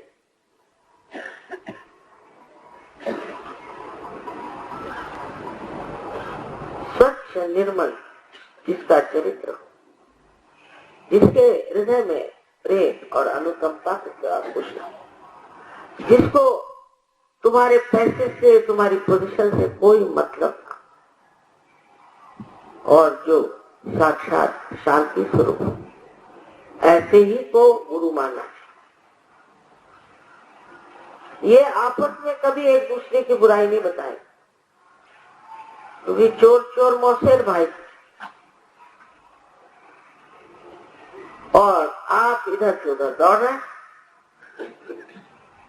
मैं यहाँ इसलिए कह रही हूँ कि देहरादून के इलाके में और हरिद्वार के इलाके में यहाँ बड़े लोग ऐसे बैठे, अभी भी बैठे हुए हैं, उनको भय नहीं है, और पता नहीं गवर्नमेंट क्या करे, सबको लूटे ले रहा है, और आप इतने भोले हैं कि परमात्मा को खोज रहे हैं। ये विशेष रूप से कलयुग महिमा कि इस समय में लोग परमात्मा को खोजे। नल दमन के आख्यान में लिखा हुआ कि नल ने एक बार कली को पकड़ा और कहा कि तूने मेरे पत्नी से विछोह कर दिया, अब मैं तेरा सर्वनाश करता, इसको मैं छोड़ूंगा नहीं। तो कली ने कहा भाई वैसे तो ठीक, तू मुझे मार डाला, तो मेरा भी होना जरूरी है, और मेरा क्या महात्म्य है वो सुन ले, उसके बाद तू मार डाल, खत्म कर। हाँ क्या है तेरा महात्म्य? तो उसने कहा कि जब मेरा राज्य आएगा तो सब लोग भ्रांति में जाए, समझ में नहीं आएगा सही क्या गलत क्या, समझ नहीं पाएगा। लेकिन उसी वक्त जब घोर कलयुग आएगा, तभी उस वक्त सहज में लोग अपने कल्याण को प्राप्त करें। वो जो दरी कंदरों में आज परमात्मा को खोज रहे हैं, वो गृहस्थ बन के आएंगे और वो परमात्मा को प्राप्त करें। भृगु मुनि ने भी अपने नाड़ी ग्रंथ में बड़े सुंदरता से आजकल का समय का वर्णन किया, और उसमें कहा है कि ये समय ऐसा विशेष है कि सामूहिक तौर से लोगों की कुंडलिनी जागृत होकर के वो परम पद को प्राप्त करें।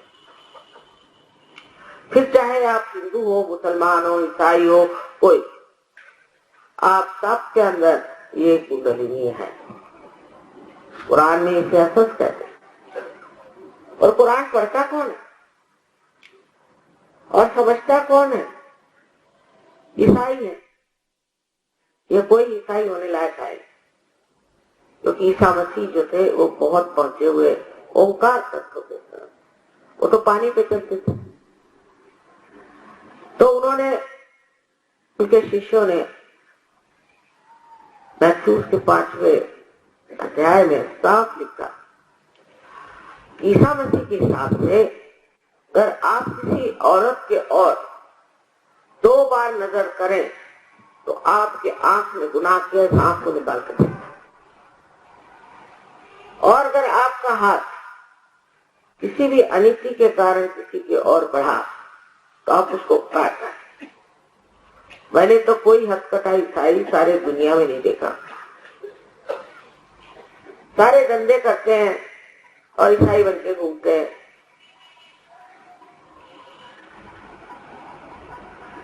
इसमें कुछ सत्य, इसमें कोई अच्छाई।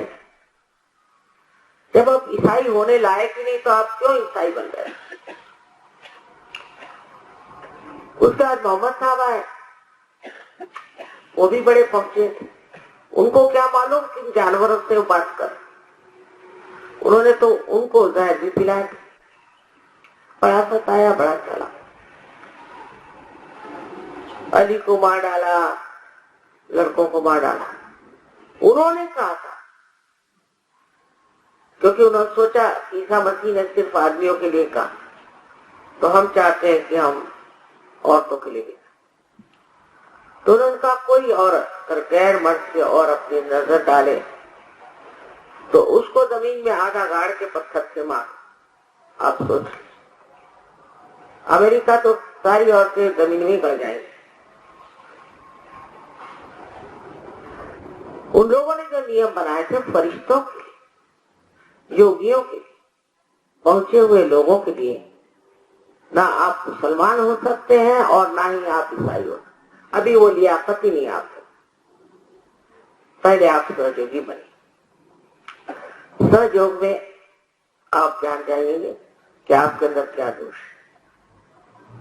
और जब मैं इस दुनिया को देखती हूँ तो सोचती है भगवान, ये लोग कैसे ईसा मसीह के पीछे जा सकते हैं। और यहूदियों के लिए तो शरीयत उनके लिए बनाई थी, उन्होंने तो छोड़ दी मुसलमानों के लिए। तो ये कहाँ पहुंच सकते हैं इतने धर्म के नियम, ये कहाँ से पाल सकते हैं। आजकल का जमाना इतना खराब, इसमें ऐसे लोग बहक रहे हैं, इनके बस का नहीं है। ऐसे भयंकर नियम बनाए। हिंदू धर्म में तो बहुत ही जबरदस्त है कि सबके अंदर एक ही आत्मा का वास है। जब सबके अंदर एक ही आत्मा का वास है तो जात कहाँ से आई। तो देवी में लिखा है, देवी के बारे में, या देवी सर्वभूतेषु जाति रूपेण। जाति माने रुझान, एप्टीट्यूड। आपकी जाति क्या है? तो कोई कहेगा मेरी जाति ब्राह्मण, और जाएगा दिल्ली में इलेक्शन लड़ाने। ब्राह्मण को इलेक्शन लड़ाने क्या अधिकार? आपको तो ब्रह्म को खोजना चाहिए। जिसका जो रुझान है उसके अनुसार उसकी जाति है। जो ब्रह्म को खोज रहा है उसे ब्राह्मण कहना है, और जो सत्ता को खोज रहा है उसे क्षत्रिय कहना है। जो पैसे को खोज रहा है उसको बनिया कहना चाहिए या वैश्य कहना चाहिए। और जो आदमी शूद्र, सेवाओं में ही मजाक उसको अच्छा लगता है, उसको क्षुद्र कहना। इस हिसाब से मेरे ख्याल से तो सभी क्षत्रिय हो गए कि सभी सत्ता चाहते हैं, सत्ता, इलेक्शन। और ऐसे क्षत्रिय की जिनमें कोई भी तत्व, कोई भी ज्ञान, पता नहीं हिंदुस्तानी ऐसे अंदर से एकदम सूख है। हम तो बहुत पुराने हैं, इसकी स्वतंत्रता के लिए बहुत कुछ सहा है, सारे खानदान। और देखते हैं कि स्वतंत्रता मिलते ही एकदम मुड़ गए लोग। और जो जो धंधे कर रहे हैं कुछ समझ में नहीं आता कि ये अधर्म का अधर्म। इसी घोर कलयुग में ही सहयोग परंपरा, इसी घोर कलयुग में ये घटना घटी। अगर इतना घोर कलयुग, इतनी काली रात्रि नहीं होती तो दिवाली जगने वाली नहीं। और इसीलिए आज अपने देश में हजारों लोग सहयोग और सहज में आकर के समझ गए कि असलियत क्या है, हम क्या है, हमारा गौरव क्या है। सहज में आते ही आपके हाथ में आप देखते हैं कि ठंडी ठंडी हवाएं आ रही। ये ठंडी हवा, ये वही रूह है, वही परम चैतन्य है जिस शक्ति का आज तक वर्णन होता। यही परमात्मा के प्यार की शक्ति है जो आपके अंदर से बहने लग गई है और आप अपने हाथ में महसूस करते हैं। कुंडलिनी के जागरण के बाद आप देखते हैं कि आपके सर से ठंडी हवा आ रही है और आपकी एकाकारिता उस सूक्ष्म शक्ति से। अब देखिए कितने सुंदर फूल यहाँ जगह। कभी हम सोचते भी नहीं, कभी सोचते भी नहीं कि इतने सुंदर फूल जो यहाँ जग रहे हैं और सज रहे हैं, ये कितना बड़ा चमत्कार। ये पृथ्वी ने हमें दे दिया, ले लिया, सजा लिया। किसी से पूछो डॉक्टर से कि तुम्हारा हृदय कौन चलाता है, तो वो कहेगा कि हमारी स्वयं चालित ऑटोनॉमस नर्वस सिस्टम चलाती। पर ये स्वयं कौन है? उसी की खोज। तो मैं जो कह रही हूँ उस पर पूर्ण तरह से आप अंधविश्वास मत करें। मैं जो कह रही हूँ वो अगर सिद्ध हुआ तो अगर आप ईमानदार हैं उसे आप मान्य करिए, क्योंकि ये आपकी भलाई के लिए और आपके सारे संसार के हित के लिए है।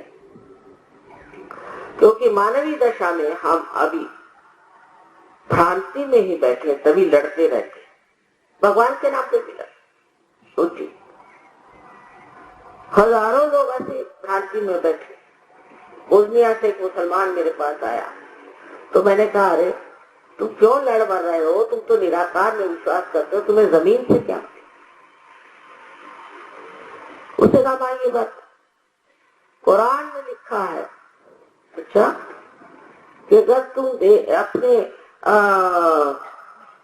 हक में, हक माने धर्म, दीन में, दीन पर मरो और अगर तुम कब्र में चले जाओ तो 500 साल बाद भी जब क़याम आएगा तो तुम्हारी कब्र से लाश निकल आएगी।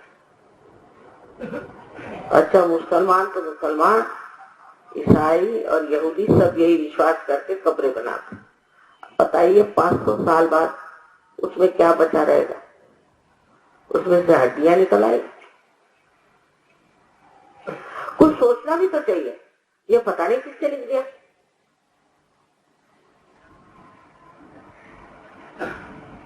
और उसके लिए वो मर रहे हैं। असल में जब मनुष्य मरता है तो उसकी आत्मा बचती है और वही आत्मा फिर जन्म लेती है।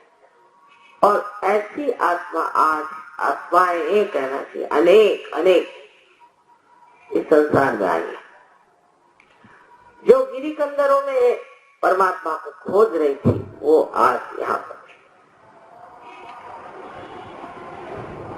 और उनका अधिकार है कि वो इस परम पद को पाए। नानक साहब ने खुद कहा, सहज समाधि लागो, सहज में ही लगनी चाहिए।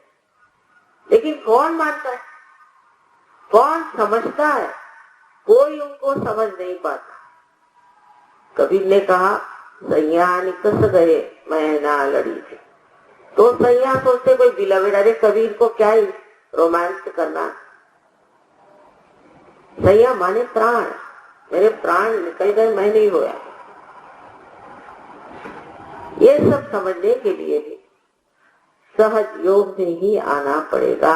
नहीं, न तो आप कुरान समझ सकते हैं, न तो आप बाइबल समझ सकते हैं, और नहीं आप ग्रंथ साहब। उन्होंने अपनी तरफ से तो पूरा काम कर दिया। ग्रंथ साहब में सारे बड़े बड़े जितने भी पहुंचे हुए लोग थे, ये राइट सोच से कहना चाहिए, उन सबकी कविताएं एकत्रित की। महाराष्ट्र से नामदेव आए, नामदेव को ही उन्होंने कहा कि चलो तुम पंजाबी में लिखो। अब वो तो मराठी थे, फिर पंजाबी सीखे, इतना बड़े पंजाबी में लिखा, इतनी बड़ी किताब।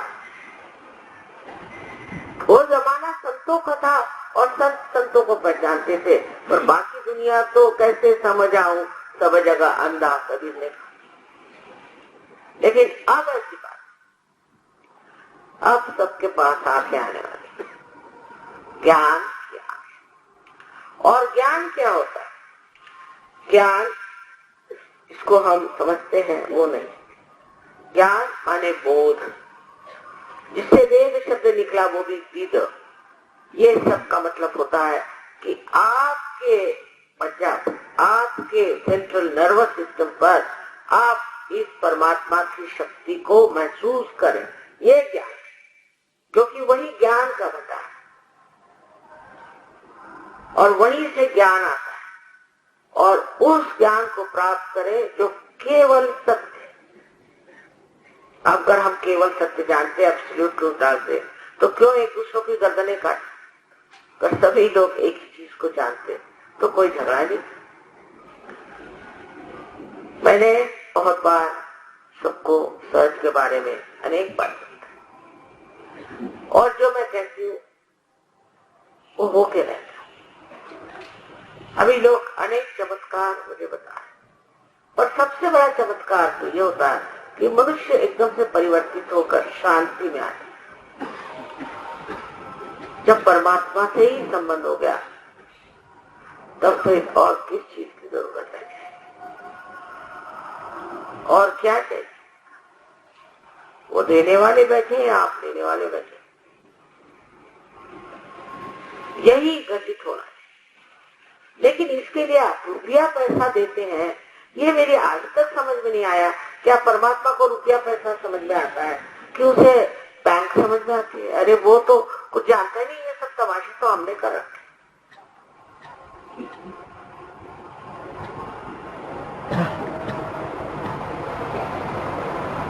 पूर्णतया आप इसमें शांति प्राप्त करते हैं।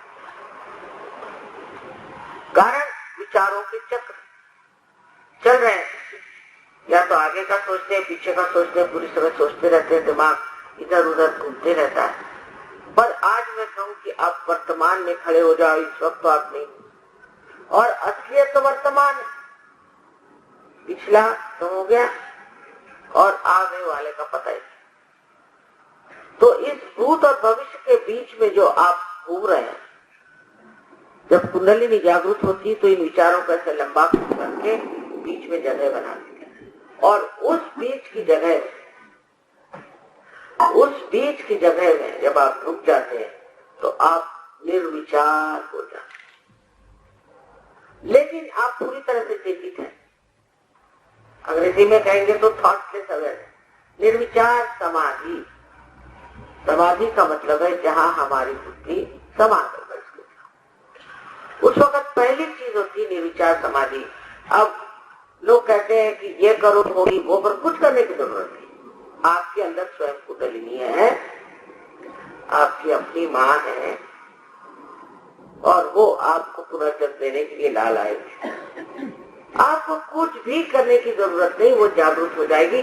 जैसे बीज आप माँ के उदर में डालते हैं तो वो अंकुरित हो जाते, ऐसे सहज में ही ये घटित हो। और ये होने के बाद आप देखिए कि कुंडलिनी इन 6 चक्रों से गुजरती है। दुनिया भर की जितनी परेशानियां हैं वो सब अधिकतर मनुष्य के कारण है, और मनुष्य की सारी परेशानियां उसके चक्रों के कारण। अगर आपके चक्र ठीक हो गए तो आपकी तंदुरुस्ती तो अच्छी हो जाएगी कम से कम। मन और बुद्धि, अहंकार आदि जो चीजें जो आप सोचते हैं आप है, वो नहीं है। आप आत्मा स्वरूप, शुद्ध आत्मा स्वरूप है। क्योंकि आप कहते मेरी बॉडी, मेरा शरीर, मेरा मन, मेरा काम, मैं कौन हूं? वो आत्मा। उस आत्मा को सोचना, उसको प्राप्त करना, ये पहला सत्य है। और दूसरा ये कि चारों तरफ फैली हुई इस परमात्मा की शक्ति से एकाकारिता प्राप्त कर लेना, ये दूसरा है। और ये शक्ति प्रेम का सागर है, इसमें लड़ाई झगड़ा ये सब खत्म। पर वो समझने के लिए सुबुद्धि चाहिए। अब आप आश्चर्य करेंगे कि रशिया के जैसा देश, जहां पर भगवान का नाम तक लेना गुनाह था, वहां पर आपसे 10 गुना लोग आते हैं प्रोग्राम में हर एक, और प्रोग्राम ही में ठीक हो जाते, और प्रोग्राम में ही प्राप्त करते, और फिर जम भी जाते। आखिर ये कैसे हो रहा है? वो रशिया, उसको तो भगवान का नाम भी नहीं मानते।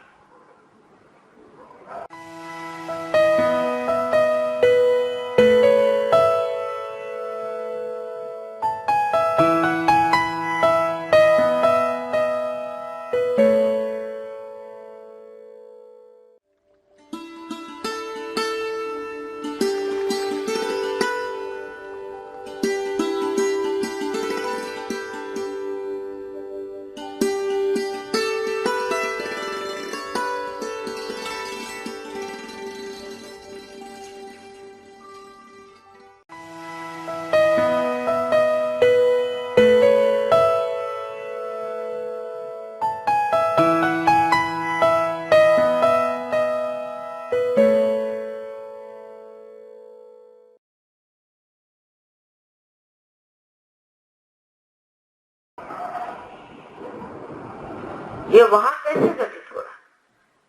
क्योंकि उनके यहाँ ये जो हमारे यहाँ डेमोक्रेसी है ना, इसको मैं डेमोक्रेसी कहती हूँ, आदमी राक्षस हो गया। जब तक मनुष्य पार नहीं होता है, उसके बस का नहीं कि वो स्वतंत्रता को समझे। जैसे ही स्वतंत्रता हमको लोगों को मिल गई तो पता नहीं कहां से ये घुसपैठ वाले लोग आ गए, इनको तो कभी सुना भी नहीं था और हो गए मिनिस्टर फलाना ठिकाना और बन गए यहाँ पर। ना इनके अंदर चरित्र, ना इनके अंदर कुछ, क्योंकि स्वतंत्रता को भी इस्तेमाल करने के लिए पहले सहयोगी होना चाहिए।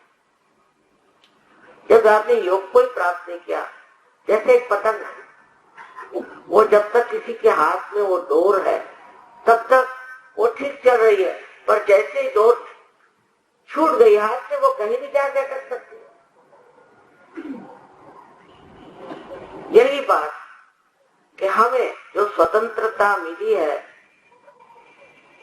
वो भी स्व का तंत्र जाने पर। शिवाजी महाराज ने कहा था कि स्व का तंत्र जानना पड़ेगा। स्व का, स्व माने आत्मा, उसका तंत्र जानना। अभी मैं जहाँ था देखिए यंत्र मंत्र तंत्र सब लिखे हुए हैं, सब माँ चो रहे हैं लोगों को भुलावा डालने के लिए। कहाँ के यंत्र मंत्र तंत्र, ये सब भूत है, भूत राक्षस।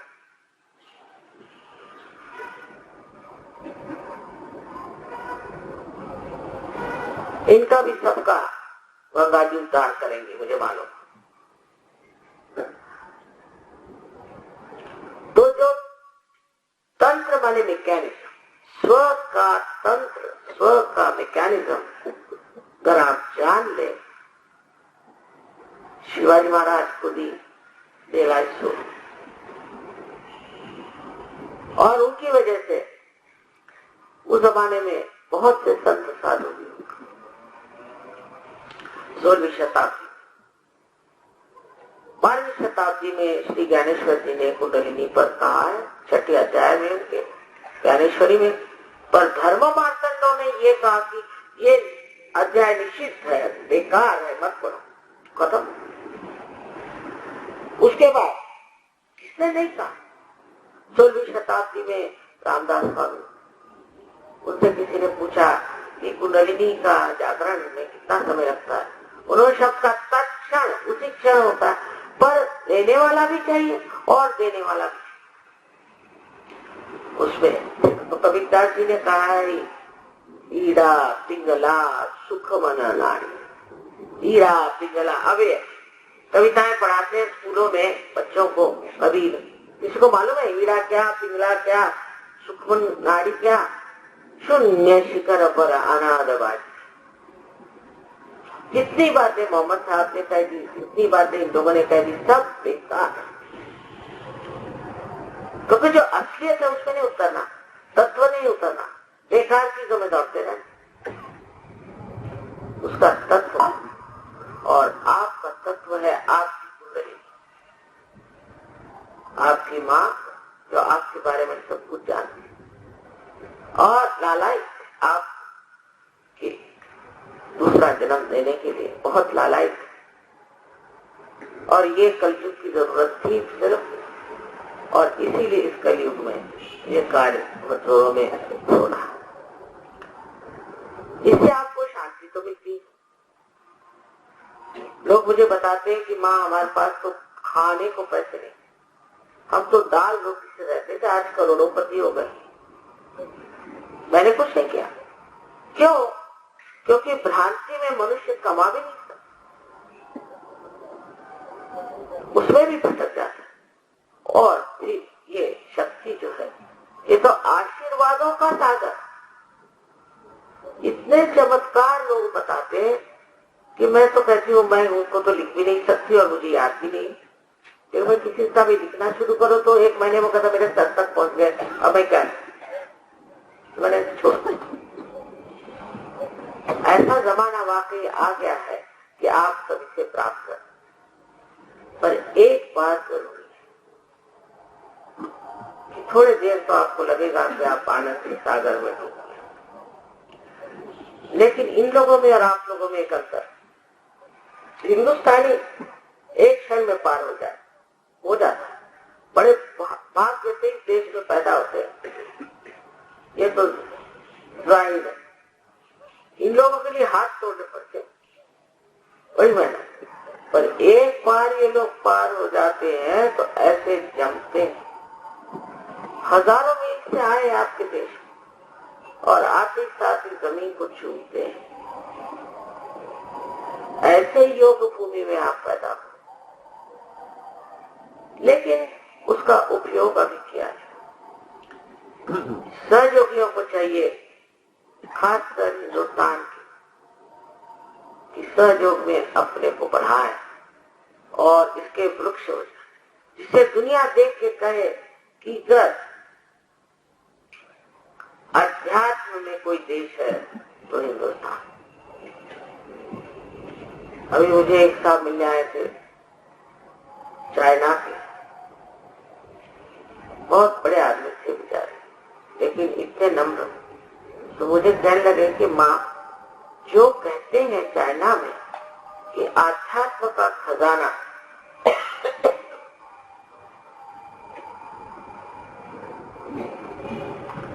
हिंदुस्तान में है, वो कौन सा खजाना? मैंने कहा वो खजाना तुम्हारे अंदर नहीं, लेकिन हिंदुस्तान में सब लोग कहते हैं ट्रेजर। पता बैठो, वो पार हो गए। शायद यही खजाना है।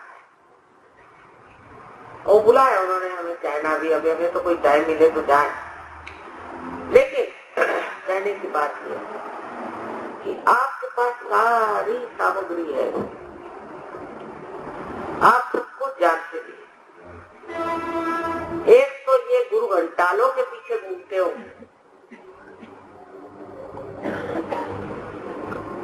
और इतने ज्यादा कोई नहीं घूमता गुरु घंटालों के पीछे, हम लोग घूमते, क्योंकि हम लोग है ना भारतीय, तो धर्म के पीछे मरे जा रहे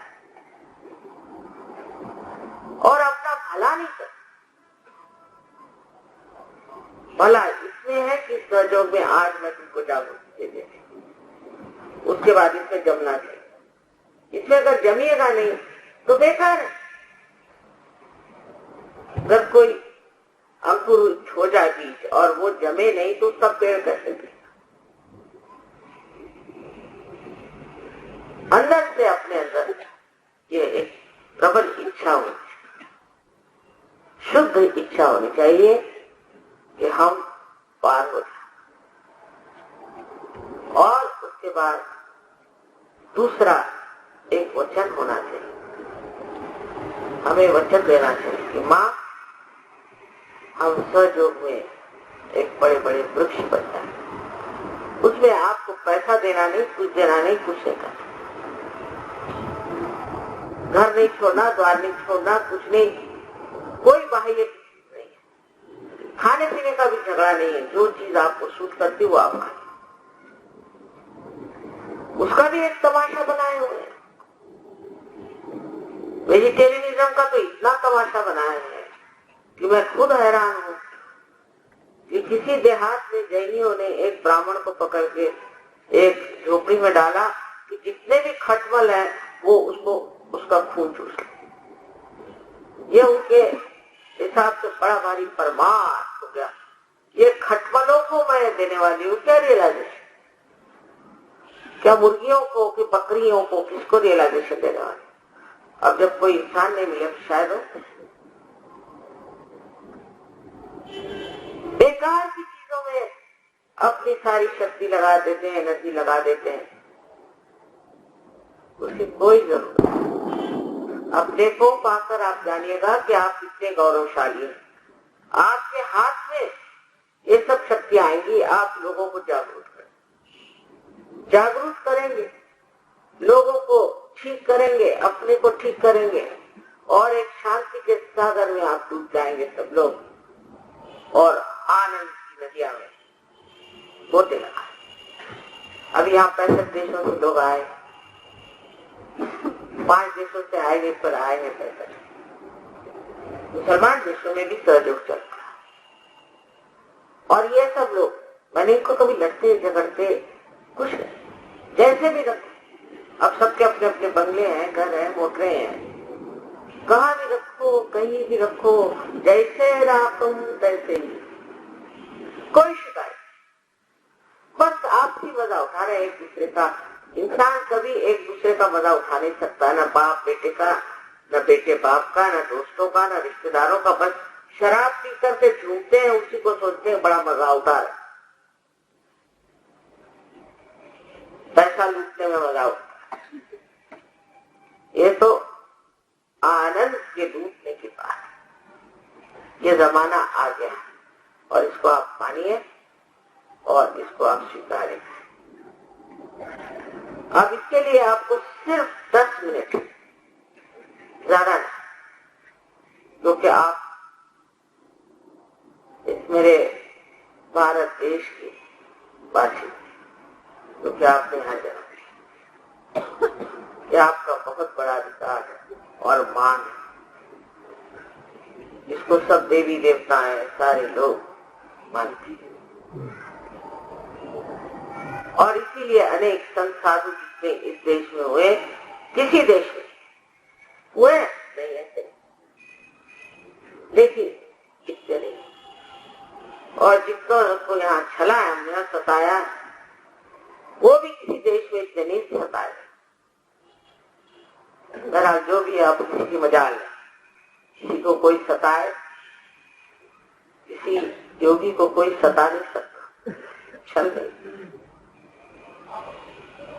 सत्ययुग की शुरुआत हो गई और जितने ये दुष्ट बिलंदर बैठे, सब के सब एक्सपोज हो जाए, सब के सब खुल जाए।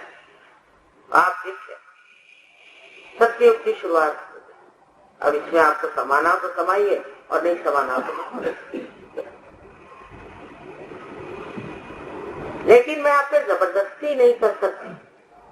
मेहरबानी से जिनकी इच्छा नहीं हो वो कृपया से, अगर कोई उद्दाम और कोई अपने को बड़े भारी अफलातून समझते, वो भी कृपया से नम्रता पूर्वक ही है।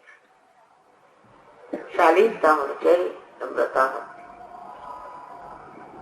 ये पाने से और मूलवान दुनिया में कोई नहीं। अब आपसे एक माँ के प्यार की बात कहनी पड़ेगी।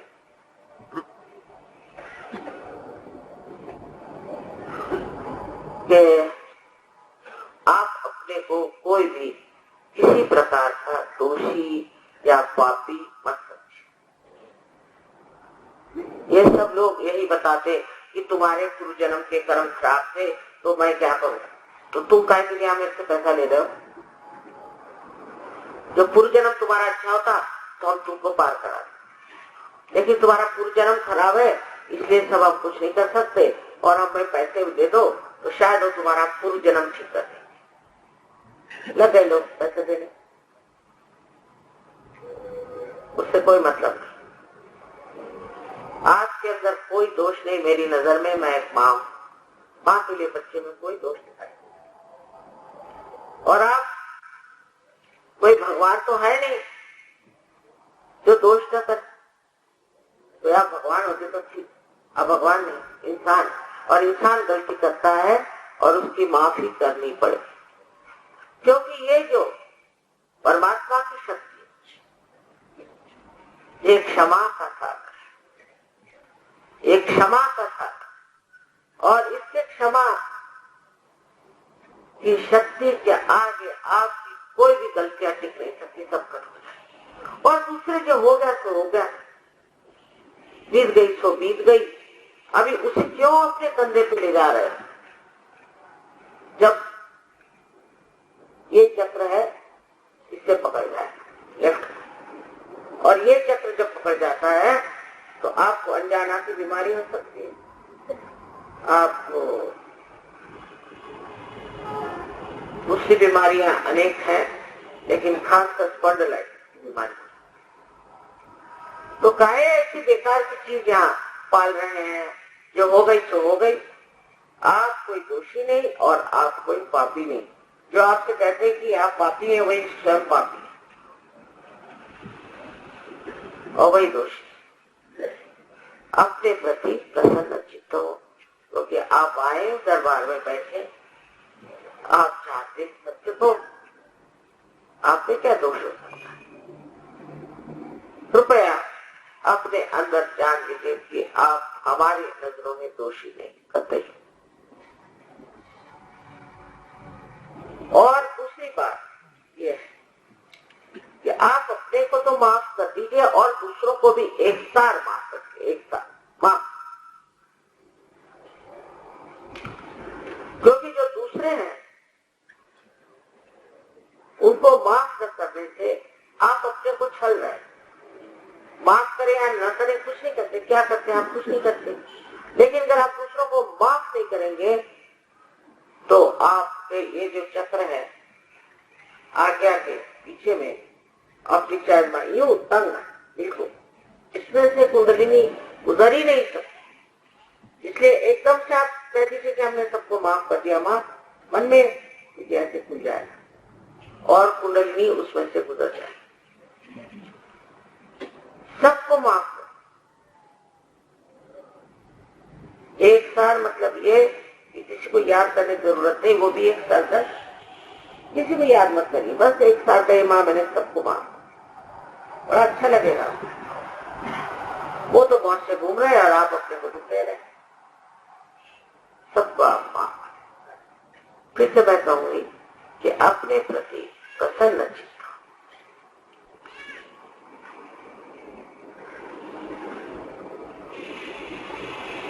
किसी बात की पैर में जब जूते पहने हो तो उसे उतार थोड़ी देर। पहली मरतबा अंग्रेजों से कहा कि भाई जूते उतार दो तो आधे आधे चले गए बाहर। हिंदुस्तानी ऐसे नहीं, वो जानते और समझदार। अच्छा,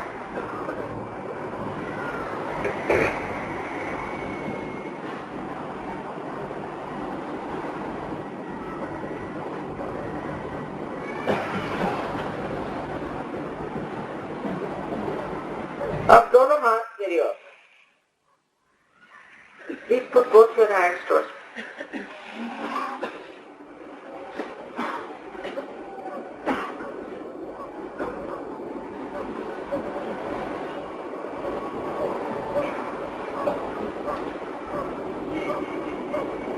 और जो लोग कुर्सी पे बैठे दोनों पैर अलग कर।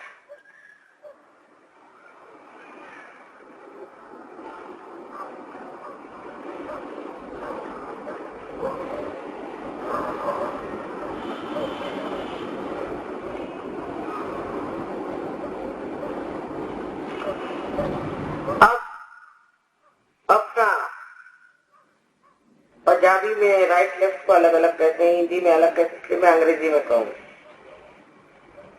अपना राइट हैंड मेरी ओर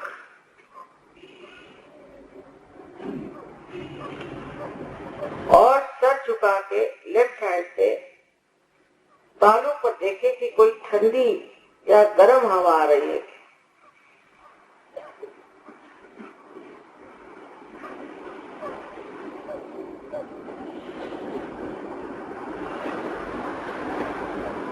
Please see if there is cold or hot, please coming out of your fontanelle bone area with your left hand and the right hand towards me. Bend your head, please. देखिए, शक्का नहीं करने, थोड़ा सा आगे पीछे घुमा के देखिए। अगर गर्म ठंडी हवा आ रही है, इसका मतलब है आपने अपने को भी माफ नहीं किया होगा और हो सकता है दूसरों को माफ नहीं किया, तो वो करिए। ऐसा नहीं सोचना कि ऐसे कैसे, इतने जल्दी कैसे हो सकता है। हो ही सकता है, होता है और होएगा। आप लेफ्ट हैंड में जाओ। Please put your left hand towards me now. अब सर झुका लें, प्लीज बेंड योर हेड। और राइट हैंड से देखिए कि सर से ठंडी या गर्म हवा आ रही है. Please see with your right hand if there's a hot or a cool breeze-like vibration coming out of your fontanelle bone area. If they are hot, please forgive yourself and others. अगर गर्म हवा आ रही तो आप दूसरों को भी क्षमा करें और अपने को भी क्षमा करें मन में.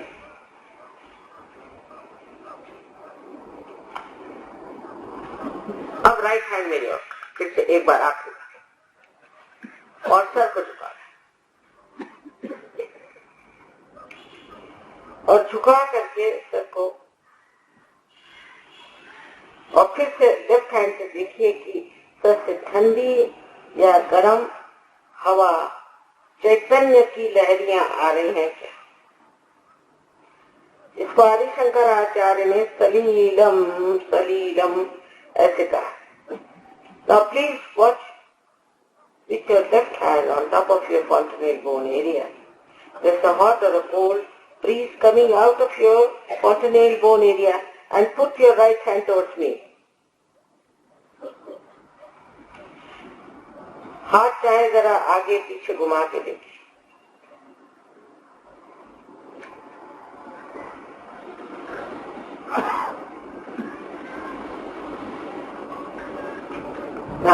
आप दोनों हाथ आकाश की ओर और सर भी आकाश की ओर. और इन 3 प्रश्नों में से कोई सा भी एक प्रश्न 3 बार पूछे. पहला सवाल, माँ ये क्या परमात्मा की प्रेम शक्ति है? माँ ये क्या परमात्मा की प्रेम शक्ति है? दूसरा सवाल, माँ ये क्या परम चैतन्य है? तीसरा सवाल, क्या माँ ये रूह है? इसमें से कोई सा भी एक प्रश्न आप 3 बार पूछें. Please raise your hands towards the sky and put your head up and ask questions 3 times out of one of the questions I tell you. Mother, is this a cool breeze of the Holy Ghost? Mother, is this the divine love? Mother, is this a Parama Chaitanya? Ask any one of these questions 3 times.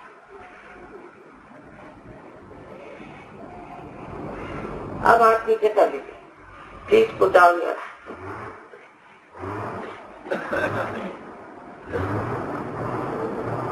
Now, आप जिस चीज के हाथ से अपनी उंगलियों में या सर से ठंडी या गर्म हवा आ रही हो, वो सब लोग हाथ ऊपर करें.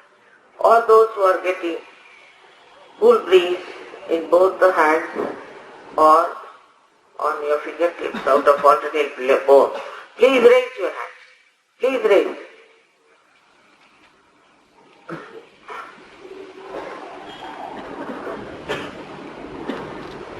सारे देहरादून में कमाल हो गए. अनंत आशीर्वाद है. सारे के सारे आप संत हो गए. बड़ा कमाल. अब आपको सिर्फ याद रखना है कि सहयोग का कार्य आज अकेले घर में नहीं हो सकता. इसमें सामूहिक में आना जरूर, क्योंकि ये सामूहिक कार्य, क्योंकि दूसरा कोई है नहीं. सब एक ही शरीर के अंग प्रत्यंग है और सामूहिक में आने से ही आपकी वृद्धि होगी और कोई इसका तरीका नहीं. हो सकता है 1-2 आदमी अजीब से अजीब आपको मिल जाए, क्योंकि सबके लिए दरवाजा खुला है, पर सब लोग ठीक हो जाते. सब लोग ठीक हो जाते, बीमारियां ठीक हो जाती. तो इसलिए कृपया आप लोग सामूहिकता में आए और अपने आत्मा के प्रकाश में अपने चित्त को स्थिर कर लें और इसके कमाल देखें। यही चित्त आप जहाँ डालिएगा वही कार्य करेगा, जहाँ आप बैठेंगे वही शांति फैलेगी। देखिए, सिर्फ 2 साल पहले हम पंजाब, सिखों ने आके बहुत कहा वहां पंजाब में पैदा, अब एकदम शांत हो गया पंजाब। मेरी वजह से नहीं, ये सब संत लोग की गए, इतने संत वहां पहुंच गए, पंजाब शांत। ऐसे ही हर जगह शांति और आनंद का साम्राज्य आना चाहिए। और हमें एक बात की माफी मांगती हूँ, बहुत कम समय है, सारे हिंदुस्तान में मुझे दौड़ा रहे और अभी जाकर के ट्रेन पकड़ी हुई, 3 दिन से रोज यही हो रहा है। सवेरे चंडीगढ़ पहुंचे, वहाँ प्रोग्राम हुआ, फिर वहां फिर यमुना नगर आए, वहाँ प्रोग्राम हुआ और रातों रात वहां से आए यहाँ भी प्रोग्राम। आप सबको अनंत आशीर्वाद है हमारा। अपनी इज्जत करें, अपने आत्म साक्षात्कार की इज्जत करें और आप जानिएगा कि आप बहुत महान हैं, आप में बहुत गुण है। वो सारे के सारे शक्ति स्वरूप जागरूक हो जाएंगे और आप हैरान हो जाएंगे कि ये मुझे, मेरे अंदर गुण है, मैंने कहा से ये सब पाया, बड़ा आपको आश्चर्य हो। तो इसे आप सब प्राप्त करें। किसी किसी को नहीं भी हुआ होगा, किसी किसी को हवा नहीं मिली होगी, इस तरह से चले जाइए आप, 1 मिनट ठहर जाइए और क्या पर। जिन जिन को नहीं भी मिला वो भी प्राप्त कर। अब बहुत से लोग जो दूसरे गुरुओं को पालते हैं उनको अच्छा नहीं लगता, मैं ये बात और नाराज हो जाता। मैं उनके अच्छे के लिए कह रही हूँ कि ऐसे गुरुओं को मत पालो, इसमें कोई फायदा नहीं। और मैं ही हूँ जो कह सकती हूँ, और तो कोई कहने वाला नहीं हो जाए।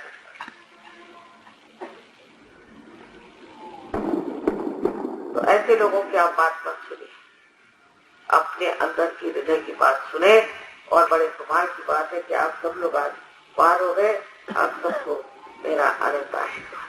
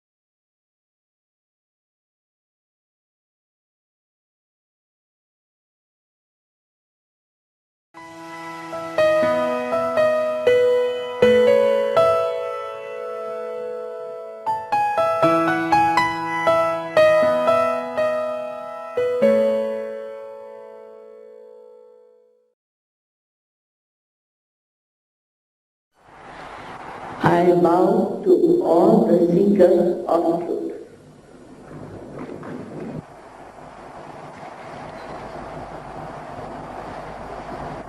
At the very outset, I have to tell you that truth is what it is.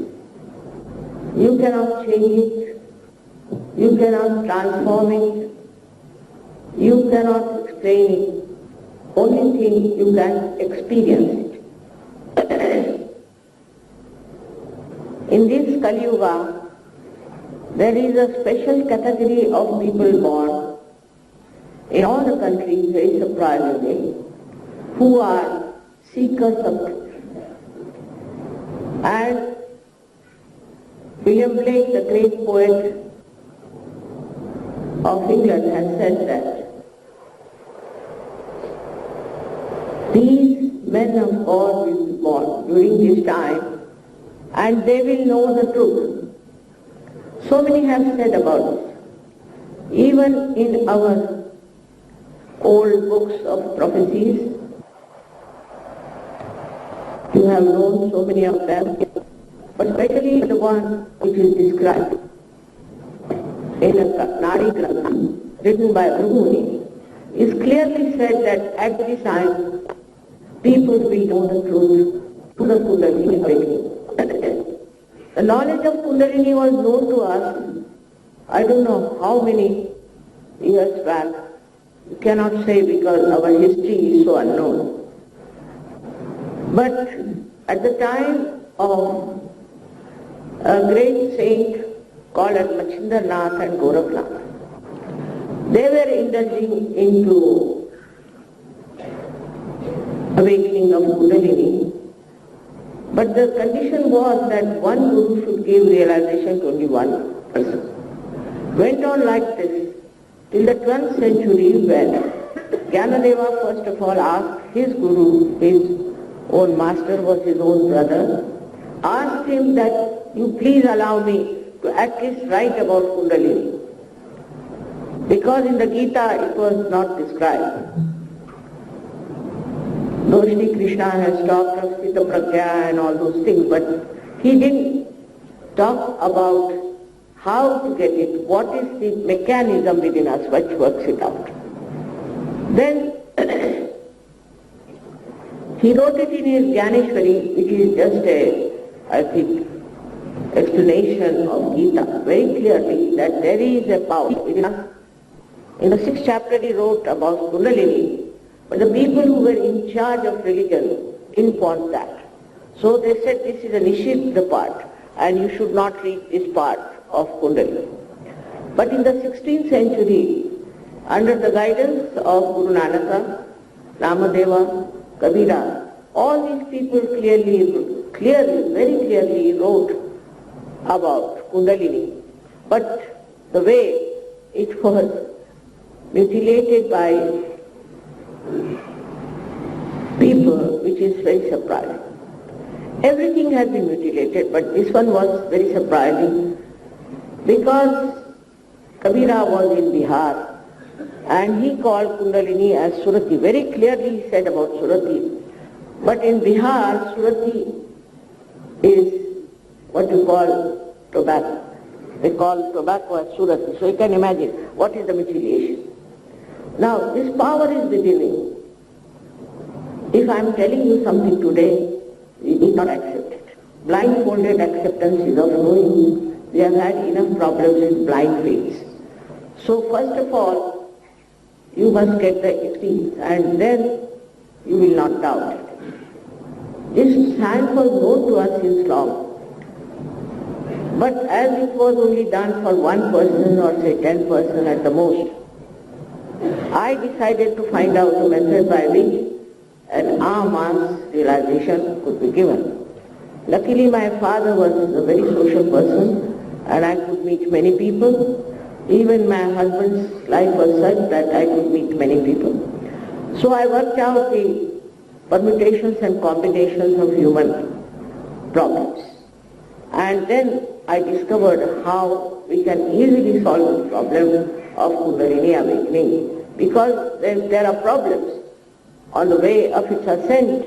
then Kundalini doesn't come up. Now, there are 7 chakras, basically, within us.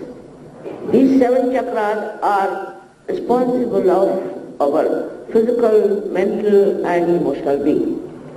There's no doubt about it. But you have to first find out and then believe in it. Don't believe because I am saying so, or anybody says so. You have to experience it and try it. There are many ways we can also judge. For example, in the Quran, Muhammad Sahib has said at the time of Qiyamah, means this time of resurrection, your hands will speak. He also calls it Qiyamah, means those who will not accept will suffer. But who will accept, their hands will speak, their mouth will be shut and their hands will speak. This is exactly what happens in sahajayoga, that once you get your self-realization, you can feel those subtle centers within you. These subtle centers of energy are 7 in number and are acting for giving us all kinds of energies. Now the problem is how to make people believe in Kundalini. It's a difficult task because you are all intellectuals and you have had your medical education from England and all these places, you see. So it's more westernized. And to believe in something Indian is rather difficult for people that it's all Indian after all. But actually, even in medical science, we have to understand the limitations of a science. First of all, science is amoral. Secondly, it doesn't go to the roots. So it starts like we have to treat a tree. So we treat the leaves, treat the branches. But sahajayoga is going to the roots, is the knowledge of the roots. And the roots are the 7 chakras and our Kundalini. Of course, without medical science, you cannot also understand sahajayoga. That is one of the things. Because you can relate very easily, it's very scientific. Now there are 3 knives, also left, right and center. Left is called as Idaradi, right as Pingala, and the central one is called as Sushumna Nadi. Kabira has described it very clearly, and it is in the Granthas written down. But nobody tries to understand or to go beyond the words, just go and read the words, that is not going to help. You have to go beyond it. It's like this, you see a beautiful picture, say, where it's raining, it's very beautiful, and you are seeing it, that's all. But you are not inside it to experience it. So to enter inside was difficult, one because of the tradition of giving to one person only or to few persons. And secondly, the greatest objection came from people who were in charge of religion those days. Nowadays, those who are intellectuals, we should say, media, and other people who have a feeling that they know everything, they don't want to take anything that is stupid Indian. This is one of the reasons why people don't turn their eyes to the great knowledge we have in this country. I am so very happy today that Indian Medical Association has given me this honor, first of all, because I could never imagine in my lifetime I would be able to talk into them. I also did my medicine and I knew how difficult to try it was and how people were blind. So I used to think, how will I explain to them? Like Kabira has said, Kaise samajhaun sab jagah andha. But the time has come because they are seekers now. And they should also know one more thing, that this country is a yoga. They have given us science, all right, but we'll give them yoga. We'll give them the real basic knowledge. What is the foundation of medical science? Is the foundation. Now by experimenting this and that, also you have seen that it is neutralized by challenges. Every theory is neutralized, so that this is not absolute. So we have to go to something that is absolutely absolute.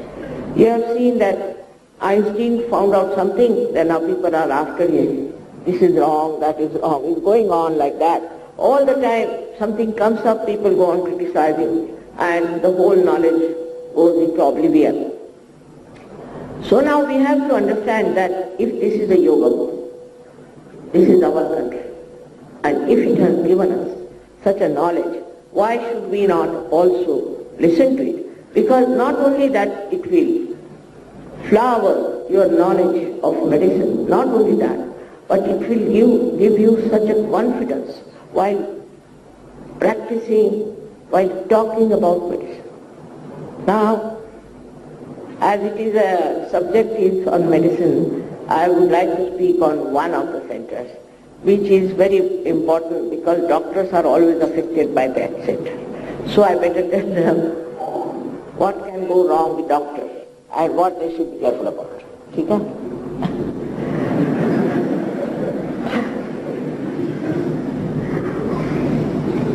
It is to be understood that there is a center in the second center which we call as Svadhisthana. This center is very interesting. It comes out of the we call it Navi chakra, and like a lotus, and it moves all around. See, as you can say in the gross way, it is aortic plexus. It supplies energy to aortic plexus. It is not aortic plexus, but supplies energy to aortic plexus. Now this center is very important because it gives energy to our liver, to pancreas, to our spleen, to our intestines, to our kidneys. Can you imagine such an important center it is, this Svadhisthana? But the most important work it does is which I don't know if you'll accept or not, but it supplies energy to our grey cells which we are using all the time. When we are thinking too much, when we are acting physically and mentally, this center has to supply energy to our brain, we can call it, to our grey cells, which we are using all the time. When we are doctors, we are using our grey cells, how much, we have no idea, nobody has found out how much we use our brains. But we are exhausting our brains, and also we are very futuristic. All doctors are futuristic. Maybe they want to find out something in the pure sense of the word, or maybe they have certain ideas, or maybe it is money, maybe anything. But they are very, very futuristic. And in that trend of futuristic behavior also there is a big competition. So they don't know what to do. They have to be futuristic and think, but what will happen? Now in these kind of movement of the mind, what happens? We start becoming very right-sided, extremely right-sided. Now as a result of that, as a right-sided man, I would say what medically can happen. Of course also happens a lot of things in mentally also. But what can happen medically? This Svadhisthana chakra, which has to supply to your liver. Why do you call it liver? Because of liver we live. Liver is very important in surgery. I know that in medicine we don't know much about liver. And it is absolutely curable in surgery. But now what happens? Liver is the one which takes all the poison of the body and throws it into the circulation. That everyone knows. Alright. Now when liver is looked after, it is normal. Then we have also a pancreas, then we have spleen and also kidneys, and the last part of intestines. Intestines as a whole, but last part is very important. So such a man who is always thinking all his energy is going to his brain, and all these organs are neglected, and he can be affected by any one of them. So the first thing he is affected is bad liver. Now this bad liver, because it cannot throw its heat, which is the poison of the body, into the circulation, what happens is heat starts rising. This feet goes higher. On the right side we call it a right heart, which is the center which controls the lungs. So such a person can get asthma. Now asthma has been cured through sahajayoga. Very simple way. But it can be cured. It gets asthma. We say it is incurable because we don't know about Swadhisthana. Now this same thing happens to when it moves to the left side pancreas. Mostly people who are sitting on their chairs and thinking too much and planning too much get diabetes.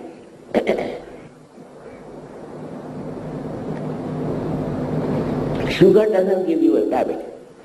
In Maharashtra, I don't know, maybe here also in the villages, a villager will take sugar in such a way that the spoon must stand at right angles. That's the way tea has to be made, otherwise it is not tea. But he never gets diabetes because he earns without any insurance or anything, spends it, sleeps off, next day he earns. He doesn't have botheration about future, what he should do, he should accumulate money or he should visit somebody, nothing. He just lives with himself. Now this goes to pancreas, gives you diabetes, this heat. Then it goes down. Then the kidney it coagulates. Now for kidney, if you go to dialysis, I must tell you, not that only you die, but you die bankrupt. You know, fast. Now, in no way I want to criticize doctors. They have to earn after all. But there is a simple way of curing this kidney trouble. And once this kidney is cured, it is cured forever. So by helping Swadhisthana, you can cure also kidney. But the most difficult thing is the spleen. Now, in modern times, we are very hectic. For example, most of the doctors have to get up early in the morning. On duty, in the college we also used to do the same thing. Then we have no time to eat our food properly, nothing. And we take our breakfast with us sometimes. In America I have seen doctors even brushing their teeth in the car, to the limit of things. So in this kind of a hectic life, what happens, the spleen, poor thing, which has to produce RBCs for emergencies, gets mad. She can't understand what's the matter with this gentleman, and it cannot also cooperate with all the madness we have. Then we read newspapers. Reading newspaper in the morning is a very dangerous thing. Because every day you see something horrible and you get such a fright. For example, these days our country is a doldrum. I never read it in the morning at any cost. But if you read it early in the morning in a newspaper, then finished. You'll get some. They only tell you about what has gone wrong. Disasters, accidents, if not that, then political crisis, this, that, which upsets you, whether you like it or not, but it upsets you. So, reading newspaper early in the morning, then just running for work. No time for wife, no time for children, nothing. Formerly, I remember that husband used to eat nicely at about 10 o'clock, the wife used to fan it, because there might be some flies around, she used to fan. And relaxed way they used to eat food and live relaxed. Now, what you call in Urdu language, kashmakash, is so much that people are just running mad, they don't know what to do. Now they go to the office, then they find, one doctor especially, the boss is angry, or there's some very serious patient has come, somebody has died by mistake. I mean, doctors are completely treated like criminals in America, absolutely like criminals. So, this is also coming here. If they do anything wrong, by mistake they do something, finished. Their practice is gone, they are put in jail. I mean, after all, they are human beings. But this consideration is not there, and so this futuristic life makes them really crazy people. Then they become very hot-tempered. Liver gives you heat, you become very hot-tempered. At the slightest thing, you just shoot off and start saying things which you should never have done. Then you feel guilty. When you feel guilty, you catch this center he had left Vishuddhi we call it, by which you develop spondylitis. If not spondylitis, then something horrible thing can happen to you. Now according to sahajayoga, we have two types of heart attacks. One is an active massive heart attack and another one is what we call lethargic, like angina. So the first one which happens is the massive one where same thing, the heat reaches the heart. Now say there's a boy who is playing tennis at the age of 21 or 22 and is drinking also, competing with his father. So he gets that massive heart attack and it is absolutely fatal. He cannot live after that. This is a very common case you must have also seen. I'm not telling you something out of the blue. But the another one is if you continue with this kind of thing, then maybe one day you might get massive heart attack, especially the industrialists. Industrialists are so much futuristic, so much calculating that they don't calculate that this will entail their own heart trouble. So this heart suddenly collapses and they die. This is I call it an active heart attack due to overact. Another one is lethargic heart attack, like angina. That is, if this center is caught here, if you feel guilty. Some people are very sensitive and very formal type, they feel guilty, I should have done this. I've known people who have been crying all their life, I spilled coffee on the table of such and such. I said, let it be now gone, finished, why are you bothered? But they'll go on and on and on. It's a habit they have formed to feel guilty about things. For anything they start feeling guilty. In India we are not so much, I think, formal type of people, thank God. So I find less cases of this. But still there are many people who develop this left side.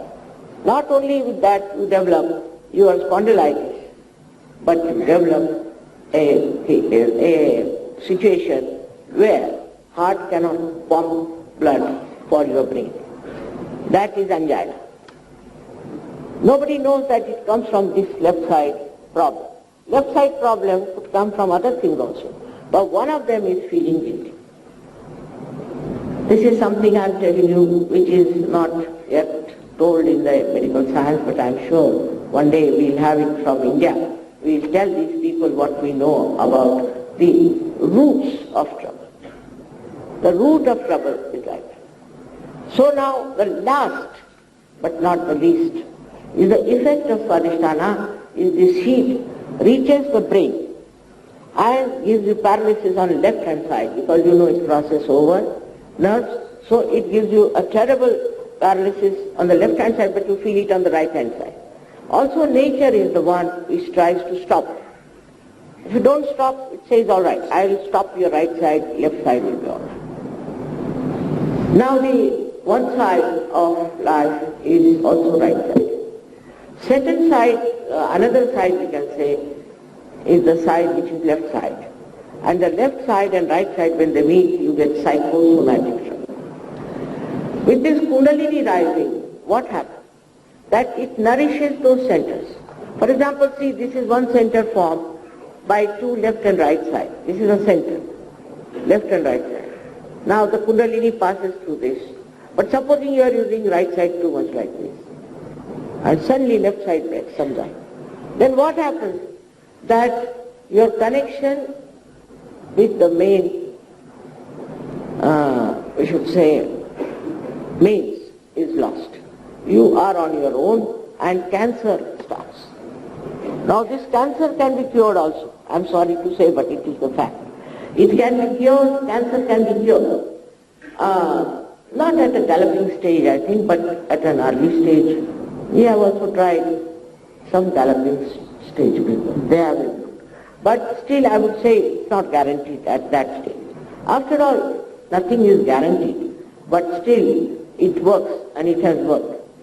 Now when this cancer is caused, you see what is our job is to push back this left side to the right and also through Kundalini awakening to nourish the center. You see, this is the basis for our health, our you can say, mind, everything. It's a mental, physical and emotional. But also spiritual. Because when Kundalini rises like this, it goes, crosses over this fontanelle bone area. This is, Kabira says, Shunya Shikhara Para Anahada Vaji. No, nobody can explain what does he say. Shunya Shikhara Para Anahada is the heartbeat. How can a heartbeat come up? Shunya Shikhara means on the fontanelle bone. He was not mad. But the people who do not understand cannot think that this Kundalini reaches here. It does. You can see for yourself, it does reach here. And once it breathes, this sound finishes. Then on your nerves you are amazed, on your central nervous system, you start feeling the cool breeze of the Holy Ghost, as they call it in the Bible, or they call it as the Alak Niranjan, or they call it as Brahmacharya. You start feeling it on your fingertips, on your hand. You can. If you experience that, still you go on saying, no, I don't believe it, then it's all right. But if you really start moving into that line and start feeling that, then you are amazed. Because when the Kundalini rises, as I told you, she helps you physically. I have told you about only one chakra, but there are 7 chakras. So all the 7 chakras, with this permutation combination of these 3 channels, it cures all. As a result, you start enjoying your life.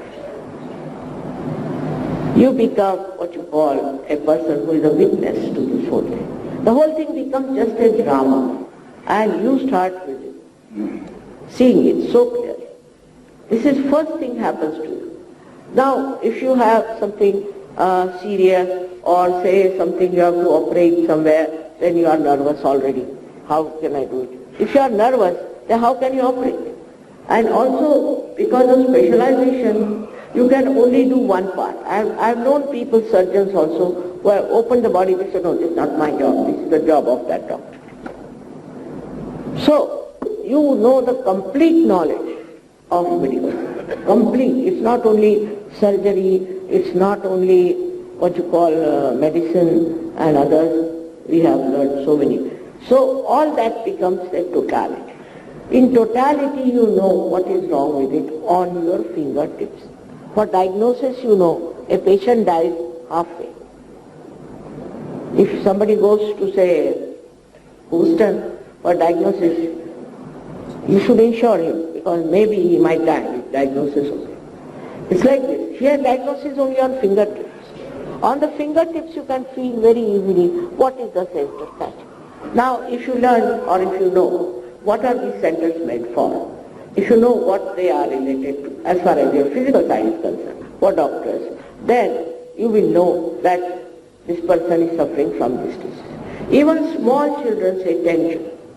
You tie up their eyes and ask them what is this person suffering from. So immediately, supposing they give this, you ask that fellow, what about your throat, is it all right?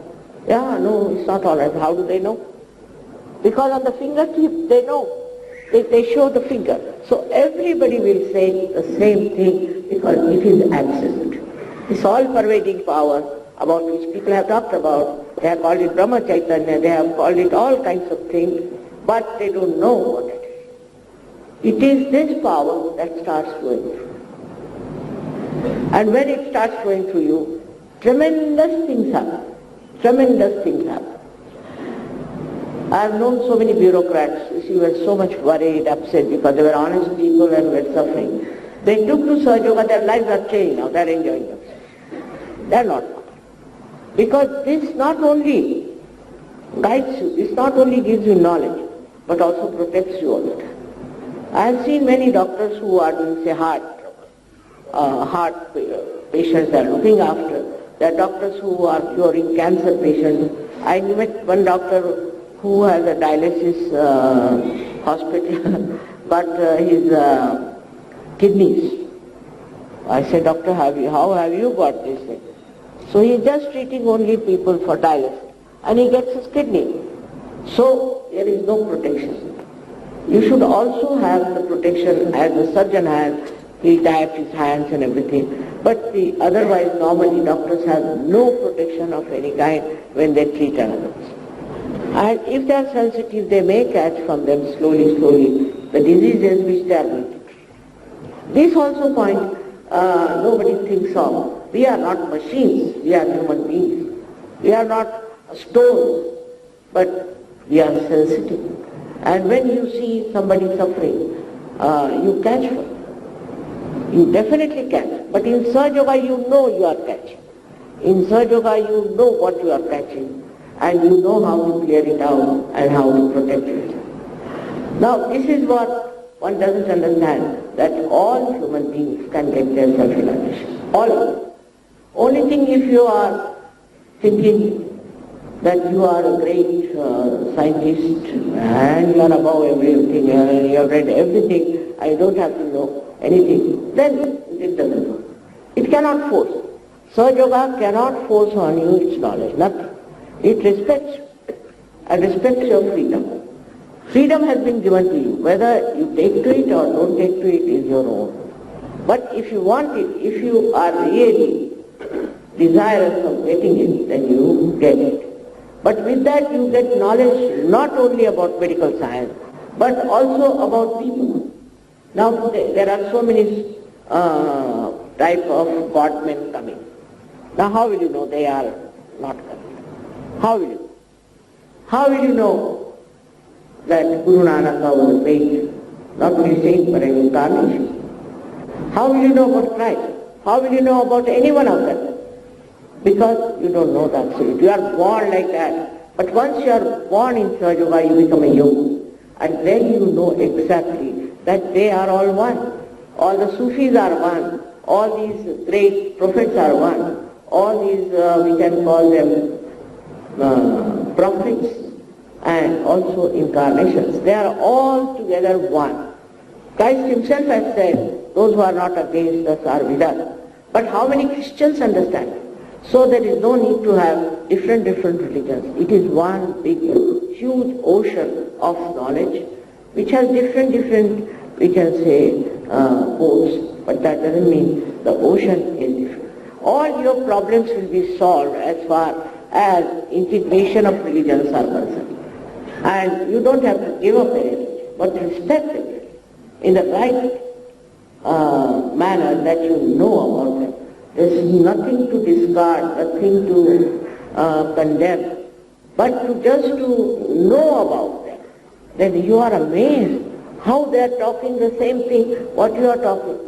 I have read a book written by one great Sufi from Turkey, and another I have read it with our Nizamuddin here, who had written something, and his disciple.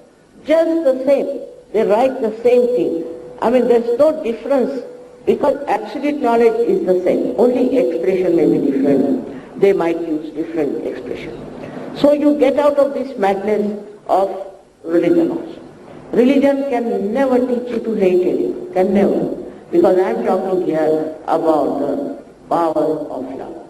This all-pervading power is the power of love. It guides you, it looks after you, it cooperates, it coordinates.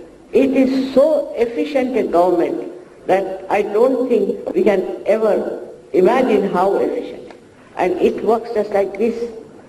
Sometimes it's very amazing. I'll tell you now today a case of a lady, which is a true case. Is she here now? Mexican? No. She's here. She might be here. See, there's a lady, you are there, huh? She is a lady here. She was working with the UN, and when I went to New York, she got a realization. And she became a very ardent servant. It rose to that thing where we call Shraddha. Then she wrote to me 3 letters telling me about some disease her son had got, who is only 18 years of age, studying in Harvard University or something. She said, Mother, this disease, some people get it in my family at old age and they die. It's a special Mexican disease. It's a big name as well, see. So, I was thinking what to write to her, and I was just paying attention. And she said, should I bring my child there? What should I do? And all that. And the fourth letter I find that the doctors have said that he is completely cured. There's nothing in it. Just imagine how quick it works. I was amazed. There are so many cases like that, but this is something remarkable. Where in Mexico, I was in Pune, and just see how this Param Chaitanya has done it. How it is kind. It is the power of love of God which looks after us. After all, the one who has created us, the Creator, is going to look after us, isn't he? But we should have also little attention towards finding out what is the truth. Don't accept anything. You have to find out the truth first of all. And everybody has said that. It is the same thing everybody has said you should know about yourself. Guru Nanak asking, I'll say, Kahe re ban khoja na jai, sada nivasi sada alepa tohe sangatam. Pushpa madhya jo baas basat hai, mukar mahi jas chai, तैसे ही हरि बसे निरंतर घट ही खोजो भाई कहे नानक बिन आपा चीन्हे मिटे न ब्रह्म की काहे. He said you must know yourself. Know thyself, Christ has said. Everybody has said you should know yourself. Now what is that, knowing yourself? That is nothing but you are. The principle is this, that the truth is this, that you are not this body, this mind. You are not these emotions. You are not this ego. You are not these conditionings, but you are the pure spirit. All our saints have said that. Now, we are not on that path. We are not looking out for what are we. If we are the spirit, then how are we to become the spirit? Now, anybody who starts talking like that, I was very much opposed by many people because they thought, I'm just telling lies, I'm this thing, that thing. But when they got sick, they came to me. That's not the way. The way is to try to know that we do not know the absolute. Once you become little humble about it, that we don't know the absolute. So the religion and science become one. Because you can explain it scientifically, as Dr. Yusirai has done. Scientifically, you can explain what happened. Now, you don't have to become what you call karma kandi, you ritualistic. No need. There's nothing to be done ritualistically, nothing. Once you are really alive, you have to do little meditation every day in the evening. Now, what I also would, I should say, of this Param Chaitanya, that it gave us a chance to have a hospital in Vashi. And the results are very good in Vashi. They never used to charge anything for the outdoor patients, but they said, Mother, please allow us to take 10 rupees. I said, all right, take 10 rupees is all right for anything. But if the people who are living inside, they are also paying little amount. Nothing compared to what people pay in the hospital. And Dr. Rai so sacrificingly accepted. And the doctors are coming from Russia already. You know, Russian doctors are wonderful doctors. They are very great scientists, I must say. They have gone very far in scientific approach. They have tried to find out the energies, which are subtle energies, and lots of things they have done. But especially they are very much interested in working through sahajayoga, and they are coming down here to work. Now, I would not expect our doctors to come and work like that, but at least for once a week they can give some time, and they can practice sahajayoga just as a blessing to the people. Our country is full of very poor people, very, very poor people, extremely poor, and we feel very much concerned. People always ask me, you are such a yoga bhumi, then why the people are poor? The poor they are because they do not follow the right path. See, if they follow the right path, Lakshmi is also there to bless you. There's nothing to worry about money, nothing to worry about anything, and you become a person who is absolutely in balance. As soon as something comes up, some crisis comes up, immediately you will become silent and you start seeing what's wrong, what is the problem. Because you are not silent, always in the conflict. You cannot see the problem clearly and you cannot solve it. But you don't solve any problem. It is this, I must say, this power. I also tell them, I don't do anything, I'm just sitting down. This power is doing anything. They don't believe me. But it's a fact. I'm not doing anything, I'm just sitting, I'm not planning, I'm not doing anything much. But this power does everything for us, so why should I do it? But it's rather difficult for human being to leave things to this power. Even some doctors who have been practicing medical science have had very funny experiences. Like there's one doctor, Amjad Ali, in Australia, who is very well qualified, and he was experimenting on some sort of on culture cells. Culture cells.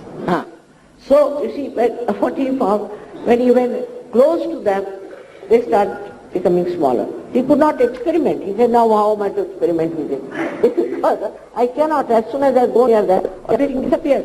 All the will disappears. So what can I do? I said, you don't experiment with that, but you can experiment with the people who are already sick and do something about it. So there are many things like that. Another person told me that in England there's a craze for research. So one scientist, they told him, you must find out what is minus 273, the absolute zero. So he said, I cannot, because the formula is such that some heat will remain always there. I said, all right, do one thing. You go and tell them this is absolute, and how can we find absolute? We cannot find absolute. It's absolutely beyond. Then I said, you use vibrations, and he used these divine vibrations, and he achieved it. He got his doctorate and he did it. So they asked him, how did you do it? He said, I cannot explain to you, because if I talk to them, they will never listen to me. These scientists, they think no end of themselves. How can I tell them that I did it with this divine power? They cannot believe that there is another big power. After all, who runs our heart? Ask the doctors, who runs our heart? They'll say autonomous nervous system. Now, who is this auto? Ask this question. Second one, you can't answer. Who is this auto? Auto you don't know. Then but they are honest, because they say we don't know. And they have put it, the name autonomous. Now I am talking of parasympathetic nervous system. You know very well, and we know very little about parasympathetic. It's a fact. How, for other people, I will tell you that in very simple words, what is parasympathetic. Now when there is some emergency, our sympathetic nervous system, which is the left and right side, go into motion. That we have to run. Then if you are running, our heart will start pumping blood. But what brings it back to normal is the parasympathetic. In simple words. So doctors we have, or we have. So this parasympathetic nervous system, when it is filled with energy, it just settles down. It gets nourished. And then it starts working in such a beautiful manner that you achieve so many things which you could not normally achieve. First thing that happens, that you become a very peaceful personality. Very peaceful. Because we are thinking. Now the thoughts are rising and falling, again thoughts are rising and falling, again thoughts are rising and falling.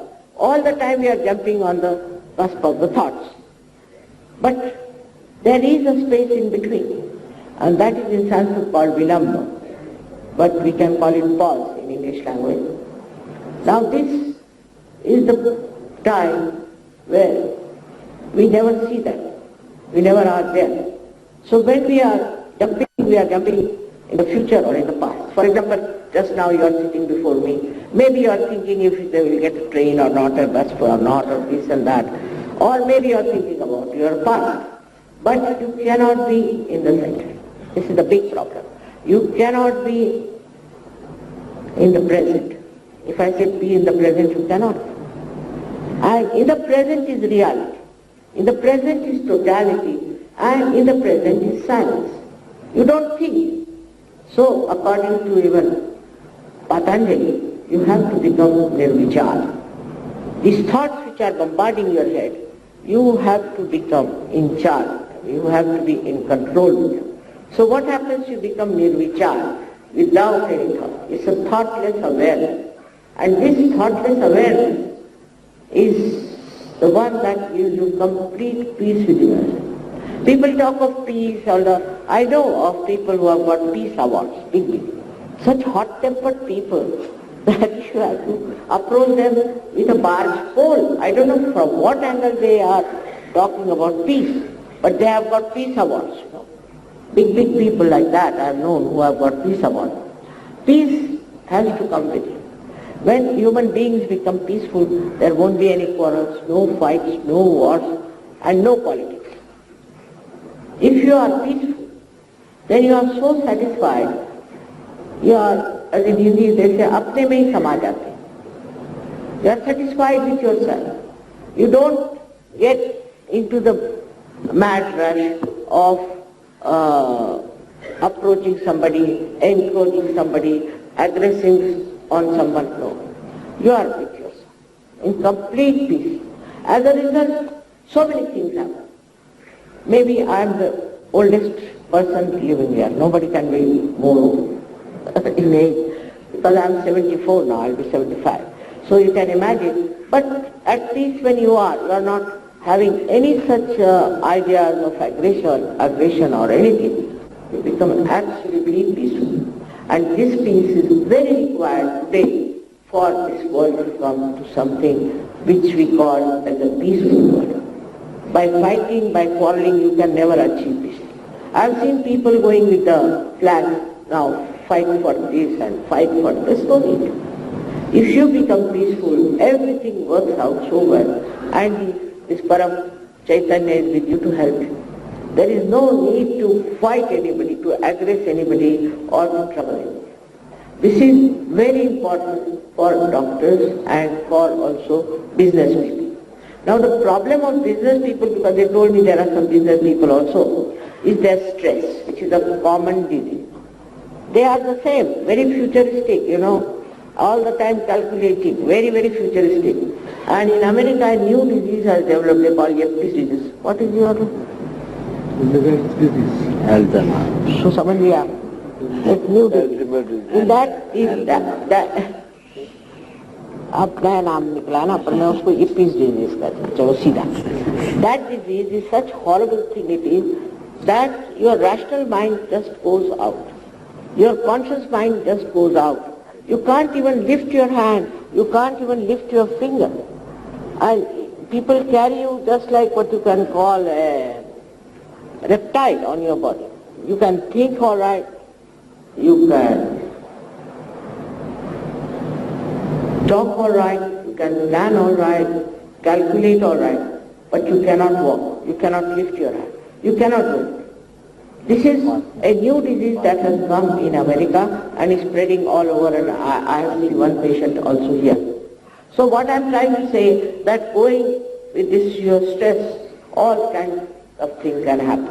Now why this stress is there, that also we should know.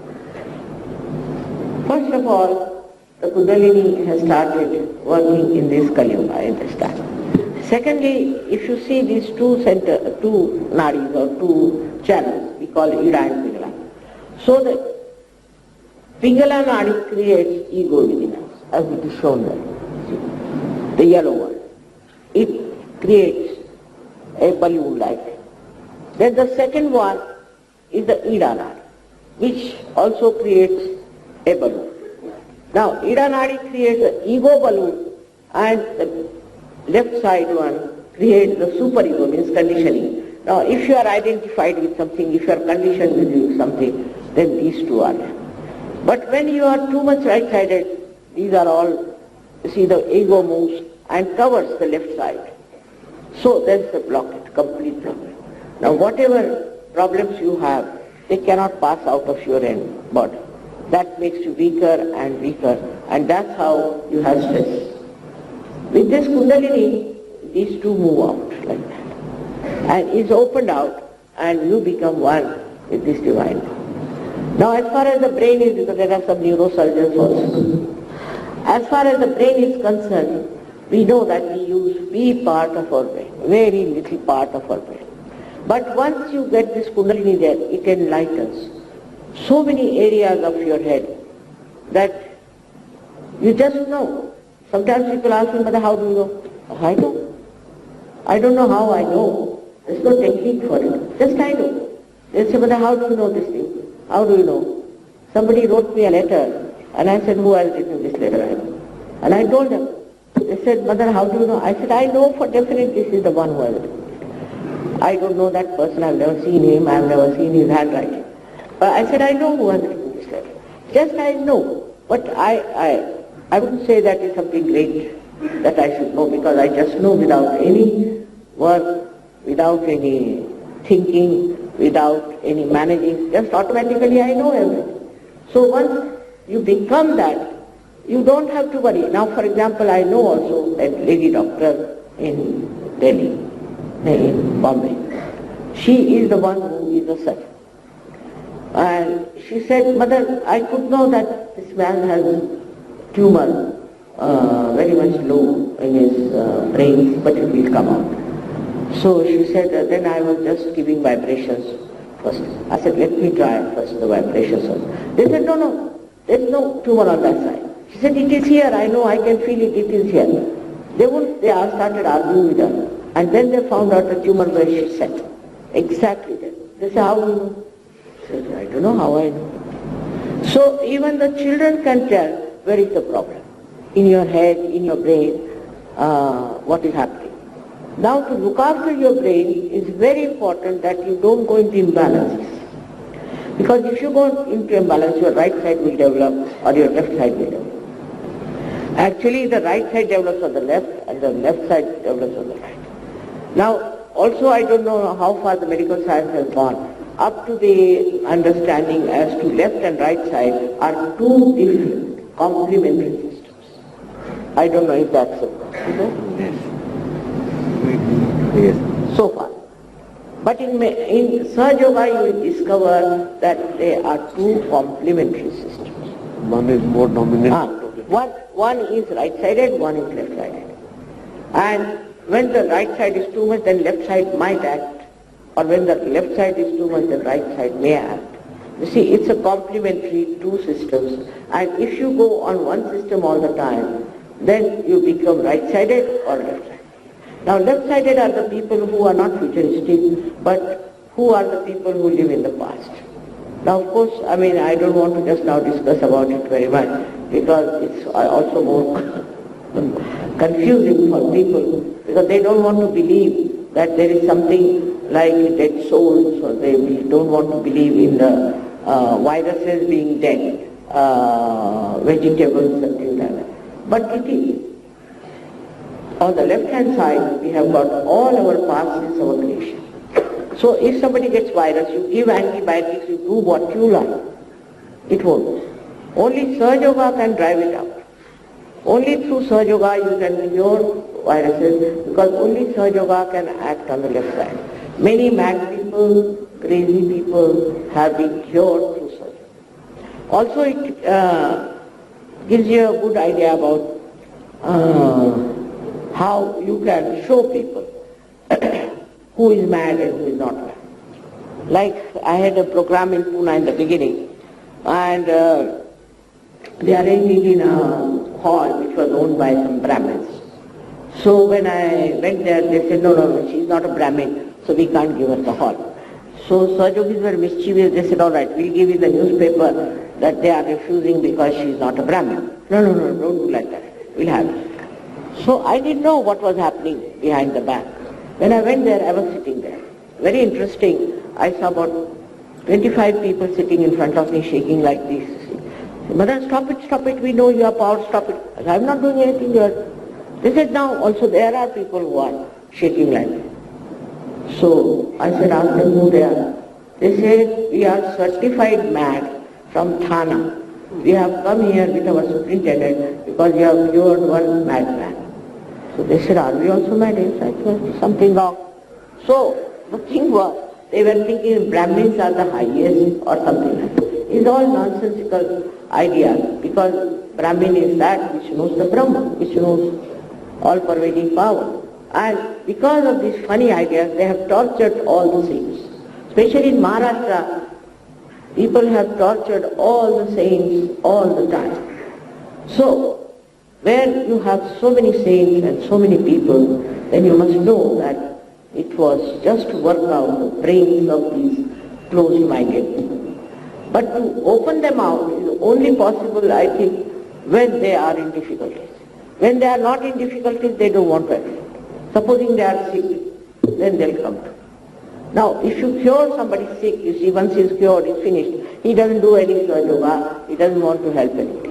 But if there is a person who is healthy, who is perfectly all right, and who is knowledgeable, if he comes to Sahajayoga, he will be such a help to this, I should say, to this poor country. This country is suffering from tremendous poverty. Now he is saying, Garibi hatao, Garibi hatao, Garibi hatao. I know of one gentleman who was a great corrupt fellow, and he used to live in one room with a little cot. I said, why do you live like this? He said, because everybody is Garib, so I want to live like Garib. I said, why don't you give all this money to the Garibs? Why are you lying like this? So he said, all right, you suggest to me any organization which is absolutely above board, and I'll. That was a difficult thing in a decision. But what I'm trying to say, only by saying people are Garib, Garib, you have to attend to that. And is only possible through Sahajayoga. How?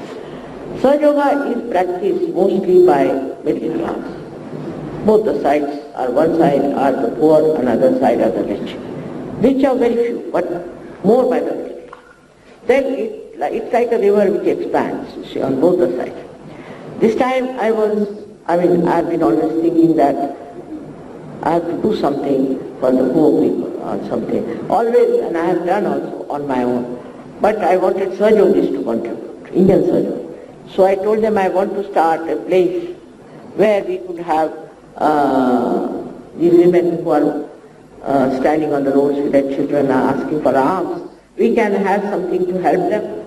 Immediately I was surprised Sahajogis contributed to me for that. And I was so amazed at their enthusiasm. I said, it's the generosity.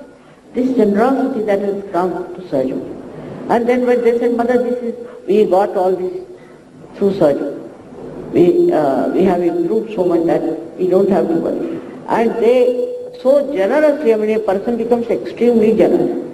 He becomes very peaceful, he becomes generous, and he starts enjoying the generosity. People earn such a lot of money, everything they should do, there is no harm. In Sahajayoga, there is nothing like sannyasa.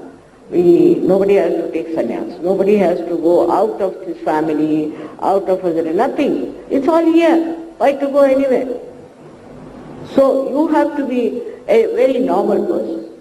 But one thing is important. You must have the pure desire to get your realization. If you don't have that pure realization, then it doesn't work out. Apart from that, it might work, but you go on dropping down. Because if you want to make money out of Sahajayoga, or if you want to, say, achieve some power out of it, you see, you are so powerful that you don't have to ask for power and anything. You don't know how it works and how it is. First of all, only we have to believe that we are reflections of God Almighty. We are not just human beings. Especially to be born in India, you must have done lots of goodness. Otherwise you cannot be born in this great country. I can tell you. All this you see is all nonsense that is going on. It's just skirmishes on the periphery. But if you see the culture, the love, affection we have, the understanding of value system we have, you can't imagine it. When you go abroad, you are amazed. You don't know how to tell them. They're so stupid. I tell you, very stupid people. Nothing to learn from them. I've been fighting with the stupidity of people, especially Americans. I sometimes think that they are not as grown up as human beings. The way they talk, the way they understand. They only like people who will come and tell them stories and make fool out of them, make a lot of money. To me they said, we cannot take to Sahajayoga. I said, why? Because you don't take money. What is your validity? If you don't take money, then you have no value.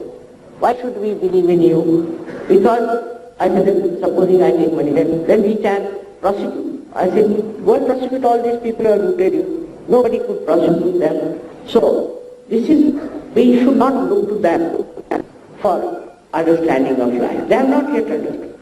We have to look to ourselves. We have such a heritage. You can imagine thousands of years back, we have been talking of Brahma. We have been talking of absolute truth. In what country they have this kind of thing? No country. So first of all, we should be very proud to be an Indian. That's very important. Even Sahajogis from abroad, they dress up like Indians and they have taken to our culture, our style. I need not tell you about the Western culture, as I was really shocked. Then I thought I better write down something about them as a witness whatever I saw. So there's nothing to learn from, nothing to learn. But one day we come, they have to come here. All the doctors have to come here. I'm very thankful, very, very thankful to this Indian Medical Association. Especially, I never expected. And I'm very grateful to them for this. Because I know in this country the doctors take it up. All over the world they will have to understand.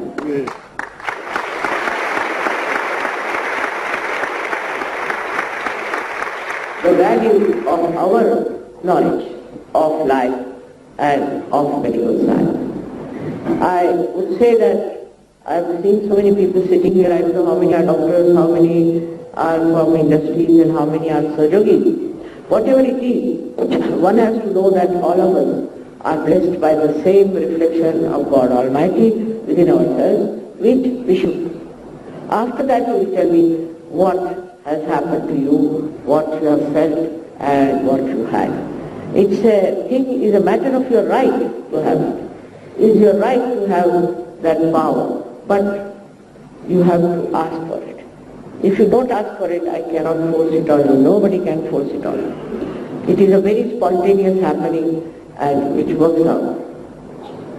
So far, I must tell you in Russia, this hall of course has fallen short, but in Russia, they always have it in big, huge places. It's 16,000, 18,000. And they are so much, endowed with Shraddha so much that in the program only they get it. Only in the program. So I could not understand. And they had a meeting of the scientists there, about 250 scientists came. So I started telling them about science to begin with. I said better be on their level at least to talk to them. So one of them got up and said, Mother, don't tell us about this science. We know everything. Now you tell us the science of God, science of divine. You tell us about it. I was amazed. Look at these Russians. So I found out in all these countries like Bulgaria, Russia, Romania and all these 5 countries, there the people are like clean slates. They have no conditioning. They don't know anything about God. They don't know about anything about books, nothing. Absolutely they are not conditioned. And the way they have achieved this yoga, I am really amazed at them. Romania, I was amazed. And I just told them one paper I read. Not read, I never read. I told them about one thing, and the medical same thing like this was there. And they gave me a doctorate, not honorary but real doctorate on that knowledge. Can you imagine? It's not possible. First I didn't know, I've never known these things. So one of my disciples said, Mother, you become a doctor. I said, that I think I have already. No, this is a real doctorate, real. I said, really? How they have done? Such sensitivity. But this sensitivity comes, perhaps maybe that they were very much oppressed and troubled, and also they had no conditioning of any kind. And it's very surprising, they have no sense of possessiveness. Their government said you take your own flats and look after. So they said, no, we don't want, we look after. They said, all right, whatever cards you have done, you can take. No, what shall I take? You better look after. What is the use of taking them? Because after all, when we die, if we left here. So such unconditioned minds and such clean things, I tell you. In the same way, we are also very much, Indians are very much capable, very much more capable than they are. Once they get it, and they can go very deep into it, because our life is very deep. Our culture is very deep. We have had, thanks to all the saints and all the Sufis and all the incarnations, that basically our genes are very But with Sahaja Yoga you can even change the genes. We have shown it. You can change the genes also with Sahaja Yoga. And we should not accept anybody because he says his genes are bad, so he should be allowed to be what he is. It's not that. Everything changeable, and you say that genes are just the cause of your own style. It's not so. Because one child will have different genes, another child will have another genes. So how can that be? So it's not from the parents, it's not from anything, circumstances, but it is with your own reactions to things that you develop genes. So what happens with genes is that you become a very, very religious man, very religious, in the real sense. Not religion because you pray too much, nothing, but inside, you are so religious. And religion is what? Is love. Love for humanity is religion. And that becomes so innate and so inborn, and you enjoy, loving people. You enjoy giving your love to others. Even those you hate, you love to give them love because you think hatred after all is due to ignorance, is not because he hates you really, but ignorance. And you start seeing the whole thing in a very different vision. So I have a great vision of our country achieving that mass emancipation, awakening. And so let the whole world come here. Once they came just to even slavery, now let them come to learn what is divine. And you all can do it very well. You don't have to read many books, nothing of the kind. We don't give also books to people, because if you give them books, they will just become master of the books and will not achieve anything. They should go deep down. First of all, they should be themselves completely one with the divine. Otherwise they are not entitled. They have no power. When you are not empowered, how will you do the job? But for that you don't have to spend too much time. 5 minutes in the morning, 10 minutes in the evening, if you can meditate, nothing like that. And you will be surprised that all your thought process will slow down, so much so that you can see clearly what is the right, what is the wrong, what's going wrong with you also, because you get self-knowledge, and also with others. Because you develop a new dimension, which we call as collective consciousness. Samuhik Chetana. Collective consciousness. Sitting down here, you can feel vibrations of Mr. Clinton, or you can feel the vibrations of any person, anyway. Sitting down. Now, if you know how to correct these vibrations, your own vibrations, you can correct the vibrations of others. You can correct the vibrations sitting down here of other people who are far away. But of course, you can also correct the vibrations of people who are with you. In your family, there are people who are mad. You can correct them. So we can have very good families, and we could have very good marriages. It has many dimensions, Sahaja Yoga, but today is the day I want to really thank you all, the medical science people and the industrialists, that they should now take to Sahaja Yoga and make the best of their lives which are brought in this great country of yoga, where you can easily achieve it. This country is so full of vibrations, you won't believe. I was coming from London with my husband, and I told him, you have touched India. He said, how do you know? I said, see the vibrations all around. It's only in India you feel these vibrations. So he went to the pilot just to find out. He said, sir, only a minute back, he touched it. See, this is such a great country you have.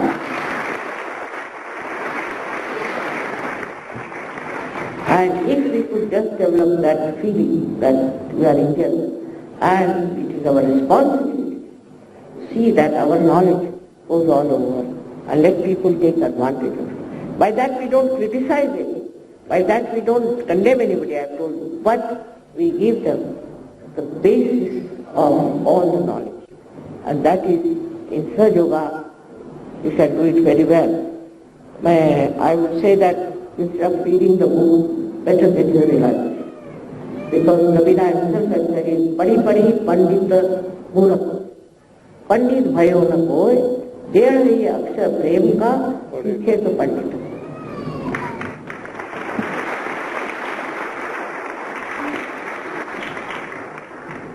Thank you very much.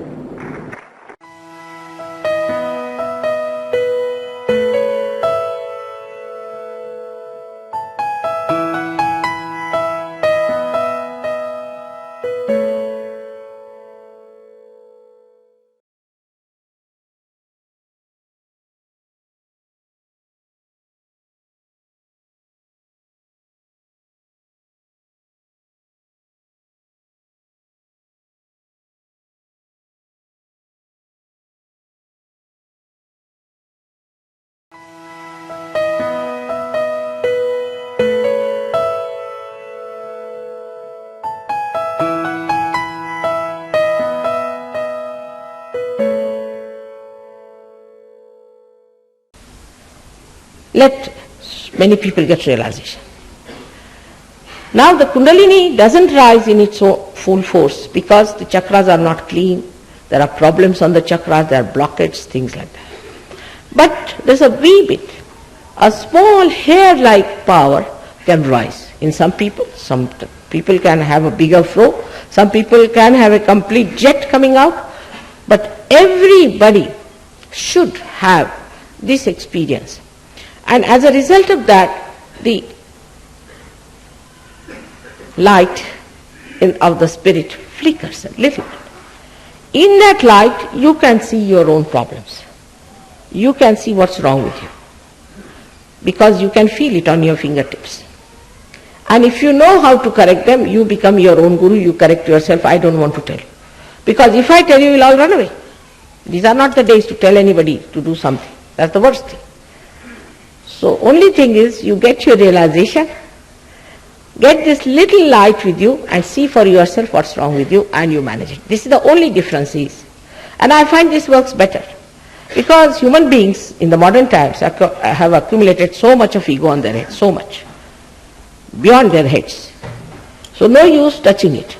Best is to raise the Kundalini so they see their ego. And they say, Mother, please remove this thing that has gone on my head. Please remove this. They themselves say. This is what is this modern Sahaja Yoga is.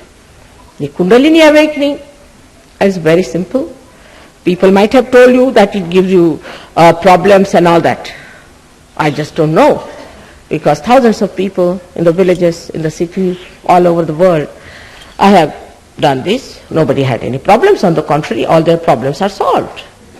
This is a wrong idea we have got in our head. I don't know from where it has come, that you have to suffer to get to spirituality. I just don't understand. Like some people in England said to me that we have to suffer. I said, why? Christ has suffered for you, hasn't he? Are you going to suffer more than Christ? Why did he suffer for you if there was something left for you to suffer? Actually, they make everybody else suffer. They don't suffer much. All such people. Because if you don't eat anything, you starve, you make yourself miserable. Everybody else feels miserable with that person. Supposing you want to hurt me, the best thing is to fast. If say, Mother, I am fasting, then I don't feel like eating myself. If my children are fasting, why should I eat? But if I say don't fast, then that is the most sinister thing I have told people.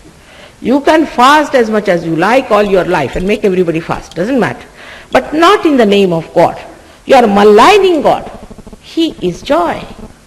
He has made all this world so beautiful. For you to come, he wants to welcome you to his own kingdom. And what he finds, the people are beating themselves up, or beating others, or fasting, or torturing themselves. This is the kind of attitude that is not going to please God at all. I don't know from where these ideas might have come from people who preach about God, because they must be saying, you starve and give all food to me. You become a sannyasi, give all your money to me. Must be this is the reason. I cannot find any reason for this kind of a nonsense, that you should fast, you should suffer. In Sahaja Yoga, nobody is allowed to do that. And if you have to do that, then please don't come to Sahaja Yoga. You have to know that God wants you to be the happiest person, to be the most joyous person, a person without any problems, without any tension, without any trouble, enjoying the beauty and the grace with all His bliss upon you. But for that, first of all, you have to make your mind that you first of all forgive yourself and then forgive others. And just sit with an open mind. I'm sure you'll all get your realization and feel this all-pervading power of God like vibrations or cool breeze, which is called as the cool breeze of the Holy Ghost, on your fingertips. Some may not feel, possibly because of some trouble, some obstruction, some mental projections, maybe. But that doesn't mean they will not feel later. And they should not go and criticize, oh, I didn't feel, it's all humbug. This is nonsense. This is like dog in the manger. You cannot eat and don't allow others to eat. If you do not feel it, then don't condemn yourself either. It can work out. You can come back to the center, get your realization. Now the time has come for all of us to be wise and not to be stupid anymore. We have done enough of stupidity. All right, as children they are forgiven. But if you are gone like that, I don't know where you land and where this world is going to land ultimately. So all of us have to decide, those who are here, that from today, because the new year has started, let us try to be wise about it. And the wisdom has its own powers. Beauty has its own powers, and love has its all powers. Everything emerges into the ocean of love of God. मैंने कहा था कि मैं हिंदी में भी बातचीत करूंगी आप लोगों से, और रोजमर्रा की हिंदी में ही मैं आपसे बातचीत करती हूँ. कोई ऐसी भाषा मैं इस्तेमाल नहीं करती हूँ जो आपके समझ में नहीं आए. इसलिए जो हिंदी भाषा के विरोध में है उनसे भी प्रार्थना है कि मैं बहुत सी भाषाएं नहीं सीख सकती हूँ, जितनी सीख सकी हूँ उतनी सीख ली है, और आप ही की जो रोजमर्रा की भाषा है जिसमें आप सिनेमा इनमा देखते हैं उसी भाषा में बोलती हूँ. लेकिन कुछ लोगों ने मुझे कहा कि माँ पंजाबी में बोलिए. मुझे पहले पंजाबी भाषा आती थी थोड़ी बहुत, लेकिन अब बहुत दिनों से उसका कुछ इस्तेमाल किया नहीं, इस वजह से कुछ भूल सी गई है. लेकिन भाषा जो है वो प्रेम की होनी चाहिए. प्रेम की भाषा सीखिए. सारी भाषाएं सीख के आपने किया क्या? ये सोचिए कि सारी भाषाएं सीख के हमने झगड़े खड़े किए. उसके बाद धर्म सीख के हमने क्या क्या झगड़े खड़े किए. धर्म अगर झगड़ा करना सिखाता है तो वो धर्म हो ही नहीं सकता, क्योंकि हम सब एक परमात्मा के अंग प्रत्यंग हैं. इस एक परमात्मा के अंग प्रत्यंग अगर आप एक हाथ दूसरे हाथ से लड़ने लग जाए तो उसे एक माँ क्या कहेगी, बेटे तुम देखो तो सही, तुम दो हाथ जो हो एक ही शरीर के हो. अब जब हम देखते हैं कि जहां देखो वहां धर्म के नाम पे भी लड़ाई होती, तो कल के बच्चे कहेंगे कि ऐसे धर्म से भगवान बचाए रखे और ऐसे भगवान से भी भगवान बचाए. आपके बच्चे ही कल कहेंगे हमें ऐसा धर्म चाहिए नहीं. जिसके लिए आज आप कह रहे हैं वही चीज कल दुत्कारी जाएगी और छूट जाएगी, क्योंकि उसकी सत्यता दिखनी चाहिए, उसका रिजल्ट दिखना चाहिए. पता होना चाहिए लोगों को कि इसमें क्या फलश्रुति, इसमें क्या फल मिला.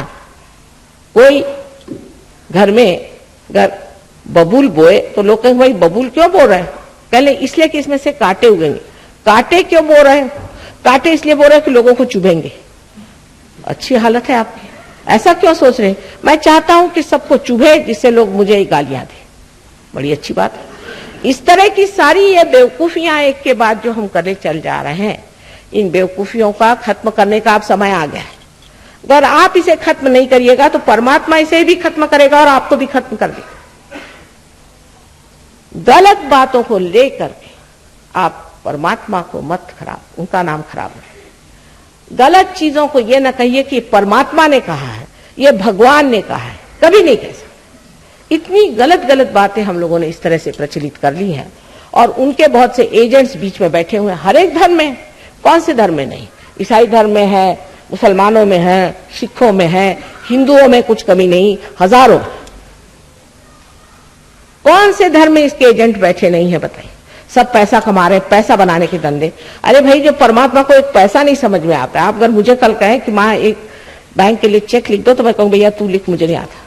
वैसे दुनिया भर की अकल है, लेकिन बैंक लिखने की अकल नहीं, क्योंकि बैंक मेरे समझ में नहीं आती। जिस परमात्मा को पैसा समझ में नहीं आता है, उसके नाम पर आप लोग पैसा कमा रहे। सिर्फ पैसा कमाने का एक धंधा शुरू हुआ, अब हत्या करने का धंधा शुरू हो जाएगा। उससे आगे जाकर के सारे कुकर्म करने का भी धंधा शुरू हो जाएगा। आपने तो सुना ही होगा कि पूर्व काल में ऐसे ऐसे अपने यहाँ मंदिर भी हुए जहां दुनिया भर के कुकर्म लोग परमात्मा के नाम पे करते थे। ठगी जैसी चीज अपने यहाँ चल पड़ी थी। ये सब करने से, ये सब बुराइयां करने से परमात्मा की सिद्धता न होते हुए लोग परमात्मा को दोष देते, और आपके बच्चे कल कहेंगे कि परमात्मा चीज है ही नहीं। जितनी आपने धारणाएं बनाई हुई हैं दुनिया भर की, कम्युनिज्म है, आपके एक साम्राज्यवाद है, तो कोई कहता है कि स्वतंत्रतावाद होना चाहिए, कोई कहता है प्रजातंत्रवाद होना चाहिए। दुनिया भर के तंत्र फंत्रवाद बना करके और मिला क्या आपके हाथ में, ये सोचना चाहिए। आज अमेरिका में जाइए तो किसी की जान सुरक्षित नहीं है, दिल्ली में नहीं। मुझे को सब कह रहे थे कि वहां चूड़ी उड़ी अब दिवाली के दिन तो भाई पहनना ही पड़ता है, ये उतार के जाइए नहीं तो लोग नोच लेंगे। ये तो आपके दिल्ली में बिल्ली जैसे हालत हो गई इंसान की, और यही हालत आपके और जगह हो रही। तो ये सब जो आपने बहुत कमालात करके रखे हुए हैं, जिसको देख के लोग चकाचौंध हो रहे हैं दुनिया में, जहां जाइए वहां आतंक। कोई सी भी धारणा कहीं भी फलीश्रुत नहीं है। हम रशिया भी हो आए, चाइना भी हो आए हैं, और हम अमेरिका भी हो आए, और सब एक ही नमूने हैं। सब अपनी गर्दन खुद या हाथ से काट रहे, नाक भी काट रहे, और हम उनके पीछे चले जा रहे हैं अपनी अकल लगा करके। तो सबके सबको अगर नर्क में जाना तो बहुत ही आसान है, लेकिन अभी नर्क में थोड़ी जगह होने दीजिए। एकदम से सबको वहां जगह कैसे होगी? थोड़ा इंतजाम पहले हो जाए, नहीं तो वहां आप माँ को तो ये ख्याल रखना है चाहे नर्क में जाए, लेकिन इंतजाम हो जाए जहां बच्चे बैठ जाए। इस तरह की जो हम लोगों ने एक हवाई चला दी है, उससे असलियत बहुत दूर है, बिल्कुल दूसरी तरफ। ये अंधेरा है, ये कोहरा है, जिसके अंदर आप धसे चले जा रहे हैं, और परमात्मा की तरफ उठना, उनकी तरफ आंख उठाना, ये असलियत है। परमात्मा ये एजेंट लोग आपको कहां से देंगे? तो एजेंट है पैसे बनाने वाले लोग। आप ही बताइए कि इन फूलों को फल होने के लिए कितना पैसा आप देते हैं? इस पृथ्वी माता को आप कितना पैसा देते हैं, जिसने आपको सस्य श्यामला इतनी मदद की? इतना आप लोगों ने हाहाकार मचाया है। कितनी मुश्किल से इस पृथ्वी ने हमको पाला पोसा बड़ा किया, और हम उसको इस तरह से नष्ट भ्रष्ट कर रहे हैं, उसको इतने दुखित कर रहे हैं। और वो करने के बाद भी आज भी वो सस्य श्यामलाम भूमि हमें आज भी हमें पालती है, हमें संभालती है, देखती है। ये विचार करते हुए भी हम ये नहीं समझते कि हम कौन से रास्ते पे धसे चले जा रहे हैं। जितने भी परमात्मा के दूत हैं, समझ लीजिए ये जो पंच महाभूत हैं, ये परमात्मा के दूत हैं, ये उनके एंजल्स हैं जो हमारी सारी मदद करने के लिए तैयार हैं। लेकिन हम ही है कि हमारी गर्दन काटने पे आमादा है, उससे तो परमात्मा क्या करे। या आपके अंदर कुंडलिनी भी है, सबके अंदर सुंदरता से बैठी हुई है आपकी माँ कुंडलिनी बैठी हुई है, 3.5 चक्र में व्यवस्थित रूप से बैठी हुई है। बेचारी इंतजार में कि बेवकूफ रास्ते पे तो आए। फिर इसके अंदर चक्र भी आपके सुंदर से बने हुए हैं, और कितनी सुंदर व्यवस्था परमात्मा ने सारी कर दी है। अभी तो ज्ञान ही नहीं हुआ बेटे, अभी आंख ही नहीं खुली तुम्हारी। जिस वक्त तुम्हारी आंख खुलेगी तब तुम जान लोगे, तब तुम समझ लोगे। अरे हम किस अंधकार में डूबे हुए थे, कहीं तो अहंकार के अंधकार में, तो कहीं डर के अंधकार में, कहीं और किसी गलत चीजों के लालसा के अंधकार में, सारे षड्रिपियों से ढके हुए हम कहां चले जा रहे हैं। ये सारी आपके अंदर चीजें बिल्कुल है। अब इसमें आप वाद विवाद क्या करेंगे साहब? बहुत से लोग मैं देखती हूँ डंडा वंडा लेके मेरे सामने खड़े होते हैं। मैंने कहा क्यों? कहने लगे कि वो तो बता रहे थे कि कुंडलिनी उठाने से होता। मैंने कहा अच्छा उन्हीं के पास जाओ। तुम कोई कुछ भी बता रहा है, कोई अगर कुछ भी कह रहा है, न्यूज़पेपर में छप रहा है कुछ, तो उसमें लगता क्या है, आप एक सफेद सफा लेकर उसमें छाप दीजिए। जो कोई भी कुछ छाप देता है, क्या वो शास्त्र है? वो क्या परमात्मा की बात है? नानक साहब ने कितनी मेहनत की कि जितने रियलाइज लोग थे उन लोगों को ग्रंथ साहब में बांध दिया, ग्रंथ साहब में बांध दिया, नामदेव को बांध दिया उन्होंने। और अभी परसों मैंने सोचा कि नामदेव के मंदिर में किसी ने हत्या कर दी। हरे राम राम, वो नामदेव, उनकी क्या बात बताएं आपसे, उनको तो सिर्फ नानक साहब ही समझ सकते। नामदेव जिस वक्त में गोरा कुम्हार से मिलने गए तो उन्होंने ये शब्द कहे, देखिए कितनी सुंदर बात कही है, देखिए उनकी सुंदरता देखिए और हमारी घृष्टता देखिए और बेवकूफियां देखिए। अब गोरा कुम्हार तो कुम्हार आदमी बेचारा, जिसको कहना चाहिए शेड्यूल कास्ट है, और ये दर्जी, उसको देखते ही साथ कहते हैं, निर्गुणाचा भेटी आलो सगुणाशी। निर्गुण के भेंट में मैं पहुंच गया सगुण के पास, तू सगुण में निर्गुण खड़ा हुआ। ये प्यार और ये आदर और ये सत्कार एक योगी ही कर सकता है।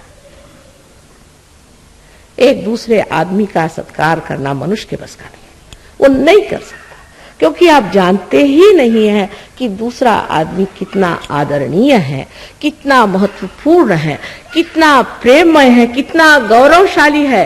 आप तो बस कोई मिनिस्टर आया उसके पीछे दौड़े, वो कल चला गया उसको छोड़ दिया, दूसरे के पीछे दौड़ लिए।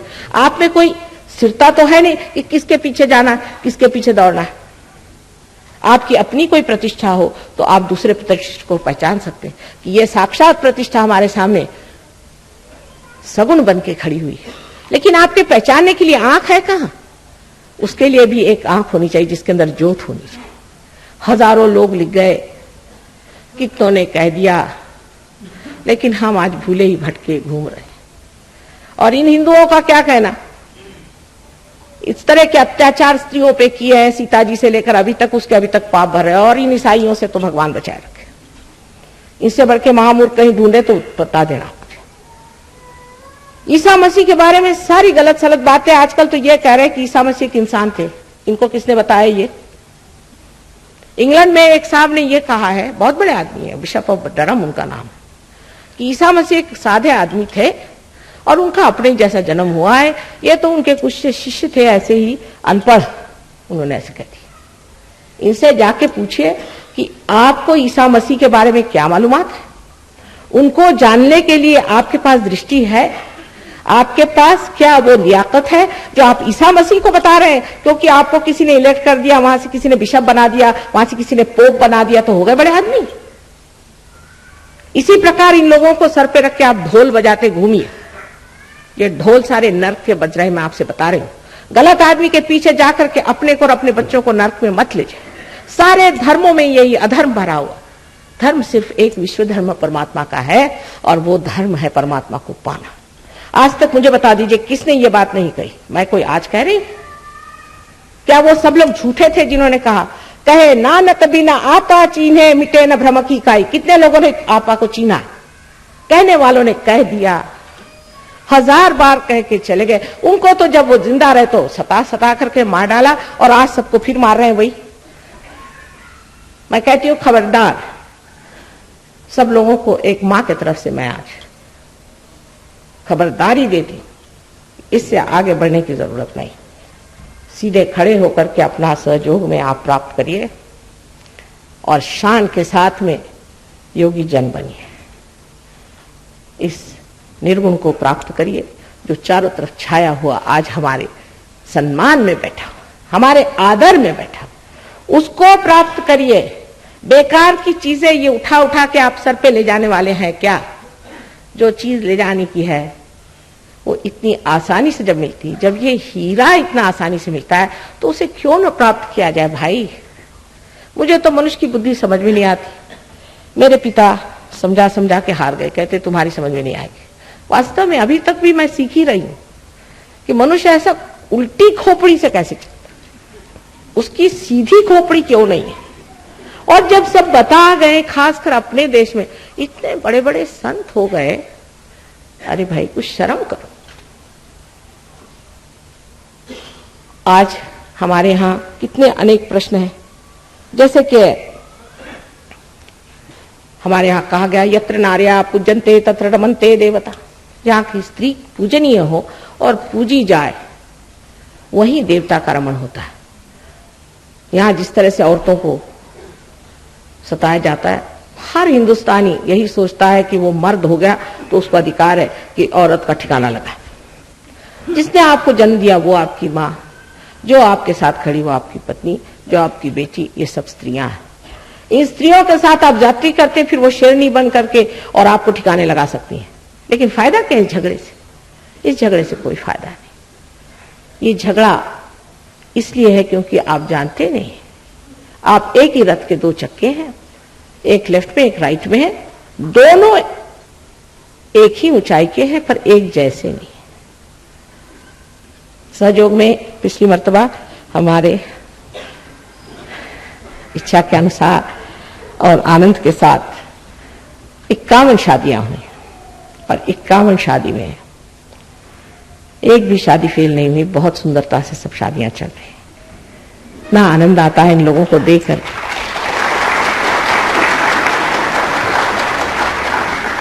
इसके अलावा बीमारियां वगैरह तो यूं ही ठीक हो जाती हैं। अभी आपने एक साहब को देखा जो आए थे स्टेज पर, इनको ब्लड कैंसर था, एकदम ठीक हो गए।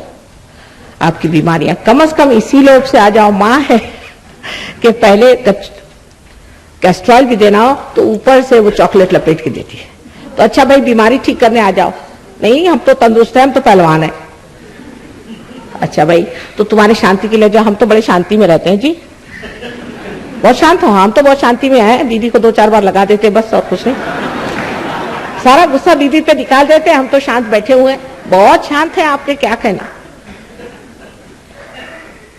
हमको किसी चीज की लोड़ नहीं, हमें किसी चीज की जरूरत नहीं, तब तो फिर हम बोल नहीं सकते। लेकिन आइएगा, धीरे धीरे आप भी आइएगा। लेकिन अभी क्यों न पाले बेटा, अभी हम आए हैं। डॉक्टर साहब ने कहा माँ एक दिन के लिए जरूर दिल्ली आइए। मैंने कहा अच्छा आएंगे बेटा। आ गए हैं, यहाँ पे सेंटर है, 3-4 डॉक्टर रिसर्च कर रहे हैं। उन्होंने पता किया कि सहयोग में आने से मनुष्य एकदम ही, जिसे कि पंजाबी में चंगा कहते वैसा हो जाता है।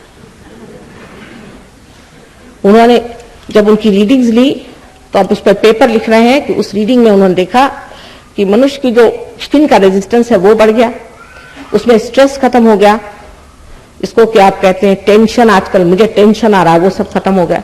यहाँ छेद जो हो जाता है ना ब्रह्मरंध्र का, तो टेंशन नहीं आता। और इस तरह से बहुत सी मालूमात उन्होंने कर ली। और अब रिसर्च हम लोग कैंसर पे भी कर रहे हैं। रिसर्च माने ऐसे तो सब रिसर्च ही है, लेकिन उन्होंने कहा था कि कहीं आप इसके सब कागजात बनाइए, इसके डॉक्यूमेंट्स बनाइए, तो वो हम लोग बना रहे हैं। लेकिन ये सब करने पर भी सिर्फ बीमारों को लेके मत आइए, मेहरबानी करके। कुछ यहाँ पर सभी तो बीमार नहीं होंगे, कुछ तो ऐसे लोग होंगे जो स्वस्थ हो, ऐसे भी कुछ लोगों को ले आइए, क्योंकि ऐसे भी लोग चाहिए कि जो सबको ठीक कर सके। अब मैं 2 ही हाथ वाली हूं और इन 2 हाथों से जितना हो पड़ता है उतना करती हूँ। आप लोगों से विनती है, इतने बड़े महान आंदोलन में जिसमें सारे विश्व का ही कल्याण है, आप सबको आ जाना चाहिए। इसमें रुपया पैसा नहीं चाहिए, हमें कुछ मान नहीं चाहिए, कुछ मुझे देना नहीं। माँ को चाहे आप कुछ भी न दो, वो तो प्यार करती ही रहे, ये तो आप जानते हैं सब। सो मुझे आपसे कुछ नहीं चाहिए, सिर्फ ये चाहिए कि आपका जो है वो ले लीजिए। आपका जो निहित है, छिपा हुआ है, जो सूक्ष्म है, उसे आप पा लीजिए। ये आपका अधिकार है, उसे आपको प्राप्त होना चाहिए। परमात्मा आप सबको सुमति दे और आशीर्वादित करे।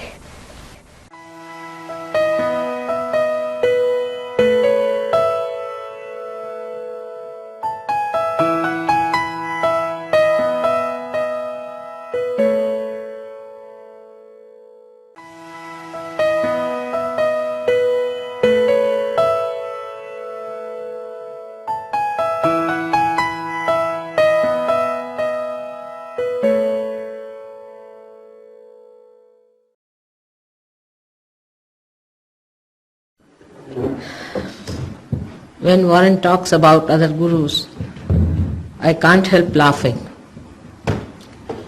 It's beyond me to understand why people get stuck up with them. It's really beyond. because it is so obvious that God cannot be bought.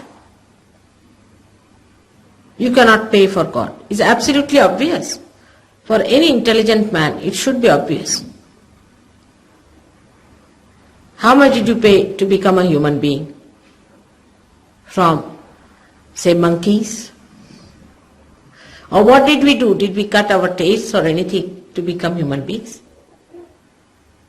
We have become by the grace of God. What can we pay for the grace of God? It's very simple. You cannot. God doesn't understand money. It's human beings who have created money and all these things and economic wants and all this economic problem. God doesn't understand any economics that you have made. He doesn't understand. This is all your own doings, your own projections and complications, and you are entangled into it. It is as simple as that. And when you see these people who live on other people's money, I call it opium, or parasites. You won't live on other people's money, will you? Any one of you?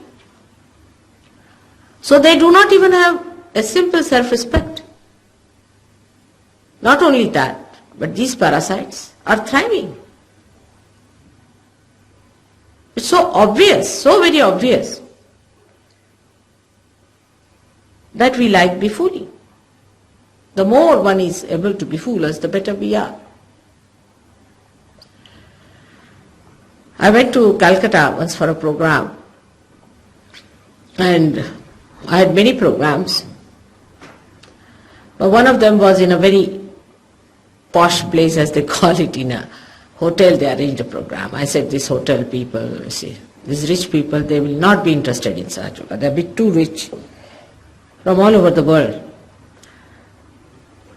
Overly rich people can never understand this. See, they want somebody who will take money from them and they can show off their money.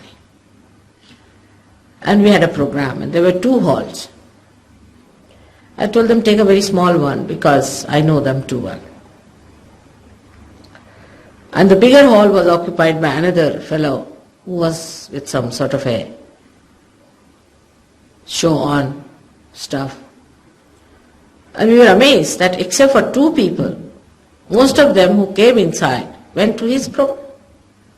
And after 8 days he was arrested in Pune for robbing people.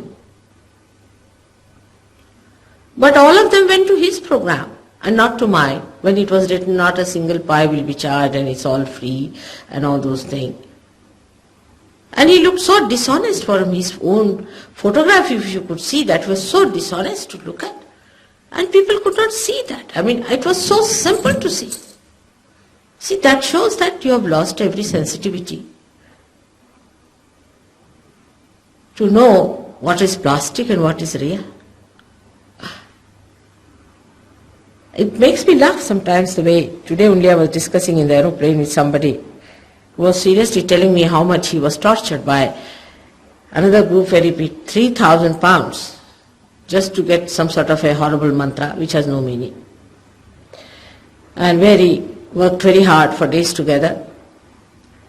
And he broke his back and he broke every part of his bone in the backbone area and all sorts of things he did. And I mean, he became so nervous, a recluse.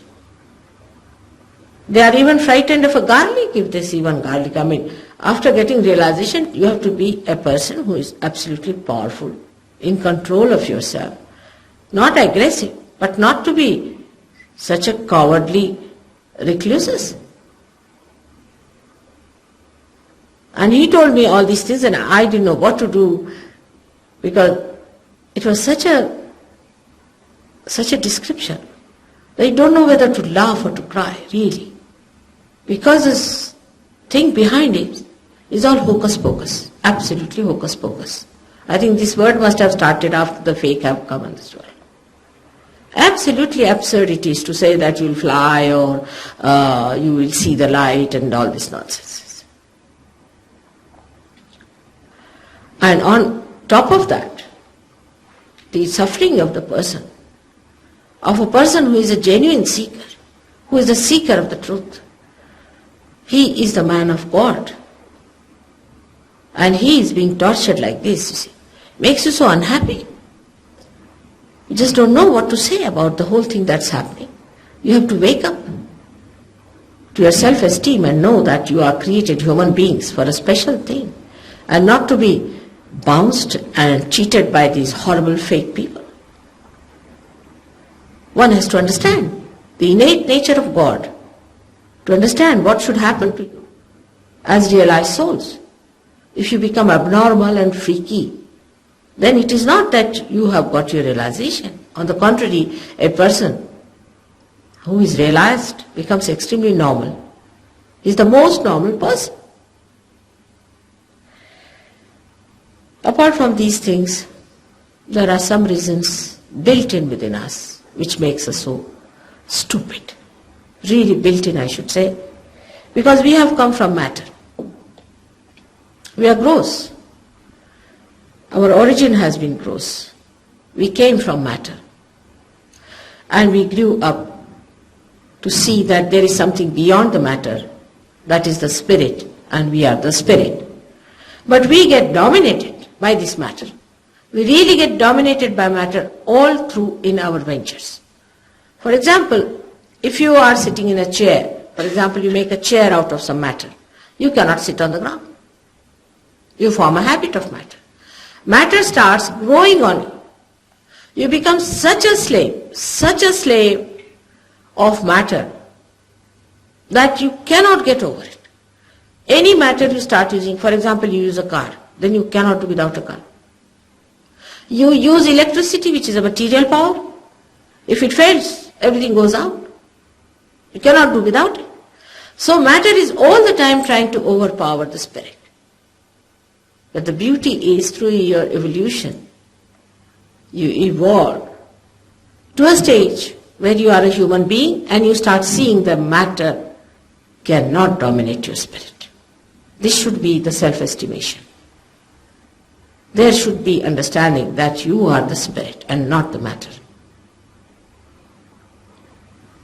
When you see this simple point, then you understand that you cannot purchase God. Then another point also one understands, that it is not the way materially you say somebody you should accept. But spiritually, if he does something spiritually to you, then you should accept. For example, seeing the light. They say you see the light. Why? I see the light myself. Yeah. But to see the light, I have to be away from the light. Do you see the point? You have to be the light.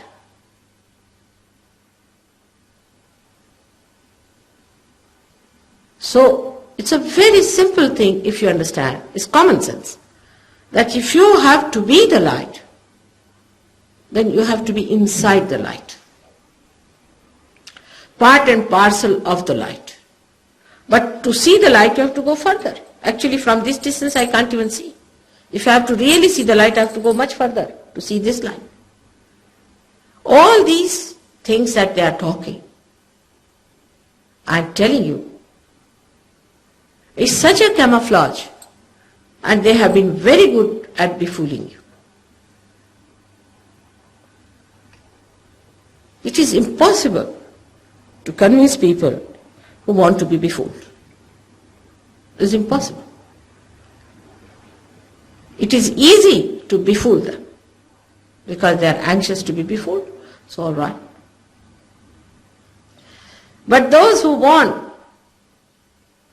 that they should really realize it, they should get it, then the attitude is very different. They would like to go and see what the disciples have got. These people who have paid so much money, there have been people for 15 years, 20 years, go and see them. What have you got? If they say, all right, I am feeling very much better in health, you look at the face and you will know they are not. Supposing they fail, I feel relaxed. So what? What is so great for feeling relaxed? So-called relaxation. You can feel relaxed even with a dope. Even going to a pub you might feel relaxed. In some company you might feel relaxed. So what? What is so great? Is that something God's work? Just to relax you? Some people say, I Feel better. This might be ego pampering. But what powers did you get yourself? If you become the spirit, then you have to have powers of the spirit flowing through you, isn't it? It should be a common, logical conclusion. What is the power you have got? What have I got from them? They have taken all my purse, my money, thousands of pounds have gone to him, everything done. What did I get from him? We should have an understanding. But this nobody asks, because there's a big mafia in all these organizations. You are not supposed to discuss. you are not supposed to talk. You are put into different compartments. It's a big secret going on. If you tell some Indian, he'll just laugh. Because he knows the meanings of these words are so stupid. Some of the words of the mantras means this, showing this. Some of the words mean scorpion. Some of them means the serpent. All kinds of things. And some of them means the siren. In a very ridiculous way, these people have befooled you. A sort of a respite they have taken, I think. Or is it the respite of the satanic, on the divine people who have come on this earth to seek God? Is that the attack of these negative people who are trying to defile you completely and ruin your images on this earth? You have to be aware of that. You are very vulnerable because you are seeking. You are more vulnerable because you have no self-esteem. You treat yourself so cheaply. You do not judge into what lion's den you are entering into, and you get so badly hurt. With all your sincerity, with all that, you do not give a second thought to think that even if there are thousands of them going, before I going there, I should find out what sort of a nonsense is going on there. If you go there as an ordinary visitor, you will immediately find out that this is a fake and a false thing. You are warned in the Bible.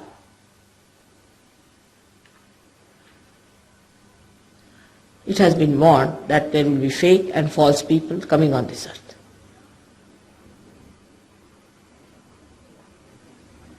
Now, there are another type of people also. I will cover the chakras later a little because giving a little introduction to the subject about how to avoid these things. Who are bound by ritualistic ideas, as he said about Christianity, of giving very subtle forms of things. But we must see what it is doing. Like Church of England. Can you imagine? Church of England owns the whole of Soho. And the question was raised, how can you own this Soho where all the prostitutes are earning their livings? The answer came in that Christ looked after Mary Magdalene, who was a prostitute. See? You can see. And the people accepted this answer.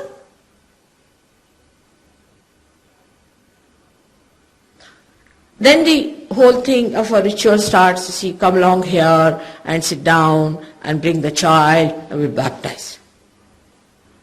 It's a joke. It's a very big joke. Baptism is a living process within you. It's a living happening. Did Christ baptize any one of them? Did he put his hand on anybody's head and say, you are baptized by me? Ask the question. Did he do it? Now how are these people doing it? They have taken Christ into their hands as if they found him somewhere in the stone, somewhere.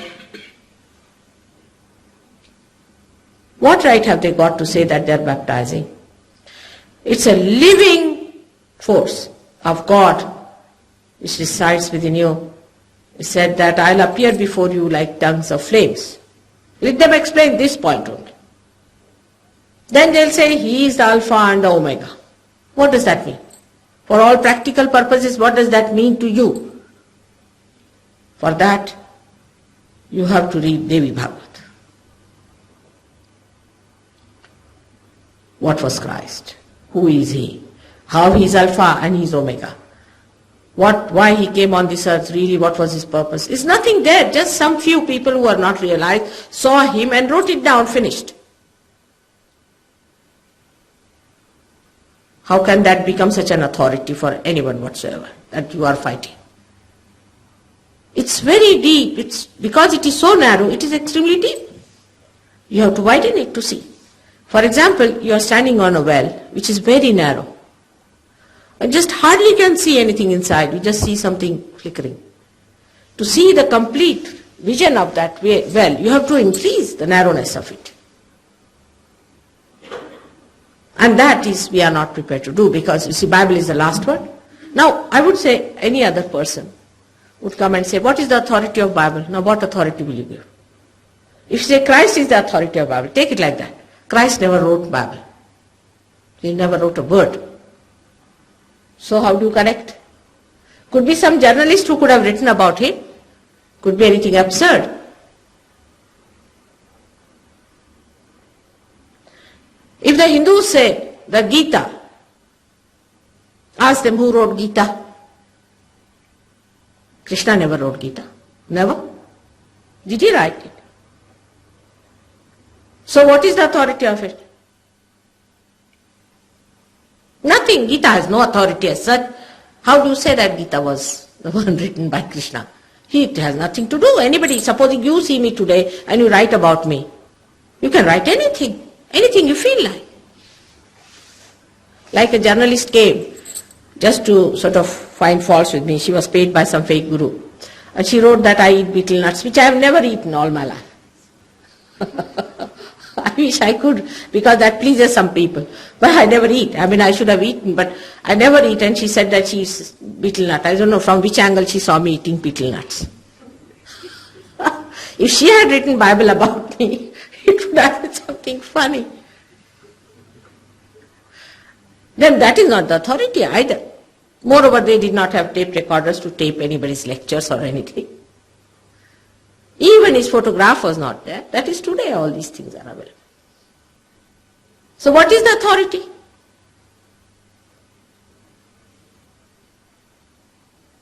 This is the problem with us, is that we accept certain things as an authority because we think we can control people by this misappropriation of authority to ourselves. And there have been people who said, I am the Christ. I said, all right, walk on the water. First sign of Christ is he will walk on the water because he is Omkara itself. He is Omkara. He can walk on. He has no body as such. He can walk on the water. All right, walk on the water. And first step will maybe in the water, the second will go down. All such hocus pocus could be found out. If somebody says that you give me money, I'll make you fly. Put him on this leaning tower of Pisa. What is it meant for? After all, it must be used also sometimes. And throw him down. See how far he goes with flying. Have a nice show for him.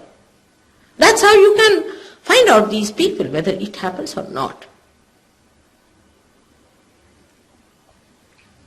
So this is how I find in this country also invasion of negativity of these people who are here to spoil your chances of realization. And it's very difficult to give realization to people who have been to these people, have been initiated, have been really spoiled in their kundalini, is rather difficult. I have worked day in and day out to neutralize it. And I have been working. But the interest in yourself will only come when you will have self-esteem. That is very important. And that is the center of Vishuddhi. This center. I came up to the heart chakra the other day, and now today I am going to talk to you about the Vishuddhi. Vishuddhi is this center placed at the backbone here, which has given a human being a speciality which separates him from animals, that he raised his head upward. By raising his head upward, he has been able to create a new dimension for his brain. And this new dimension is a dimension by which he creates ego within himself.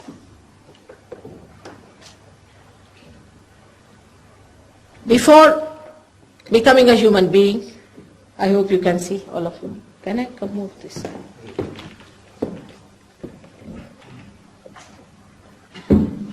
Before becoming a human being, your brain was flat and all covered with the superego, at the most. Like dogs, or you can say the horses, they have this superego. And when you became human being, a locking system took place by which you started developing, or you can say a twist took place by which you started developing your action. For example, an animal does not know how to make a chair out of wood in action. Physically, at the most it might carry this chair which is made, put it there and mimic you sit on that. But it cannot make anything with its hand. Maybe it can weave a small little nest or something like that for it to live, at the most. So you, with your action, can overpower the matter. You have been able to achieve great heights in overpowering all the 5 elements by using them as power for your everyday use also, like electricity, magnetism, sound, everything, ether. But animals,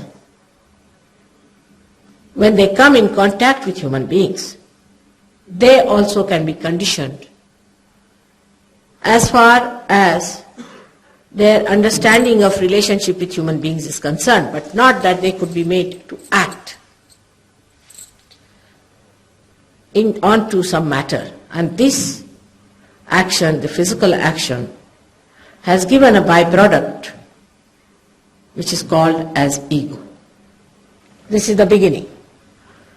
Then the second action is the thinking. The animal doesn't think of the future. He doesn't have any insurances. Animal is not bothered about insurance, or what will happen to my great-grandchildren when I die, what part of my house will be going to which children.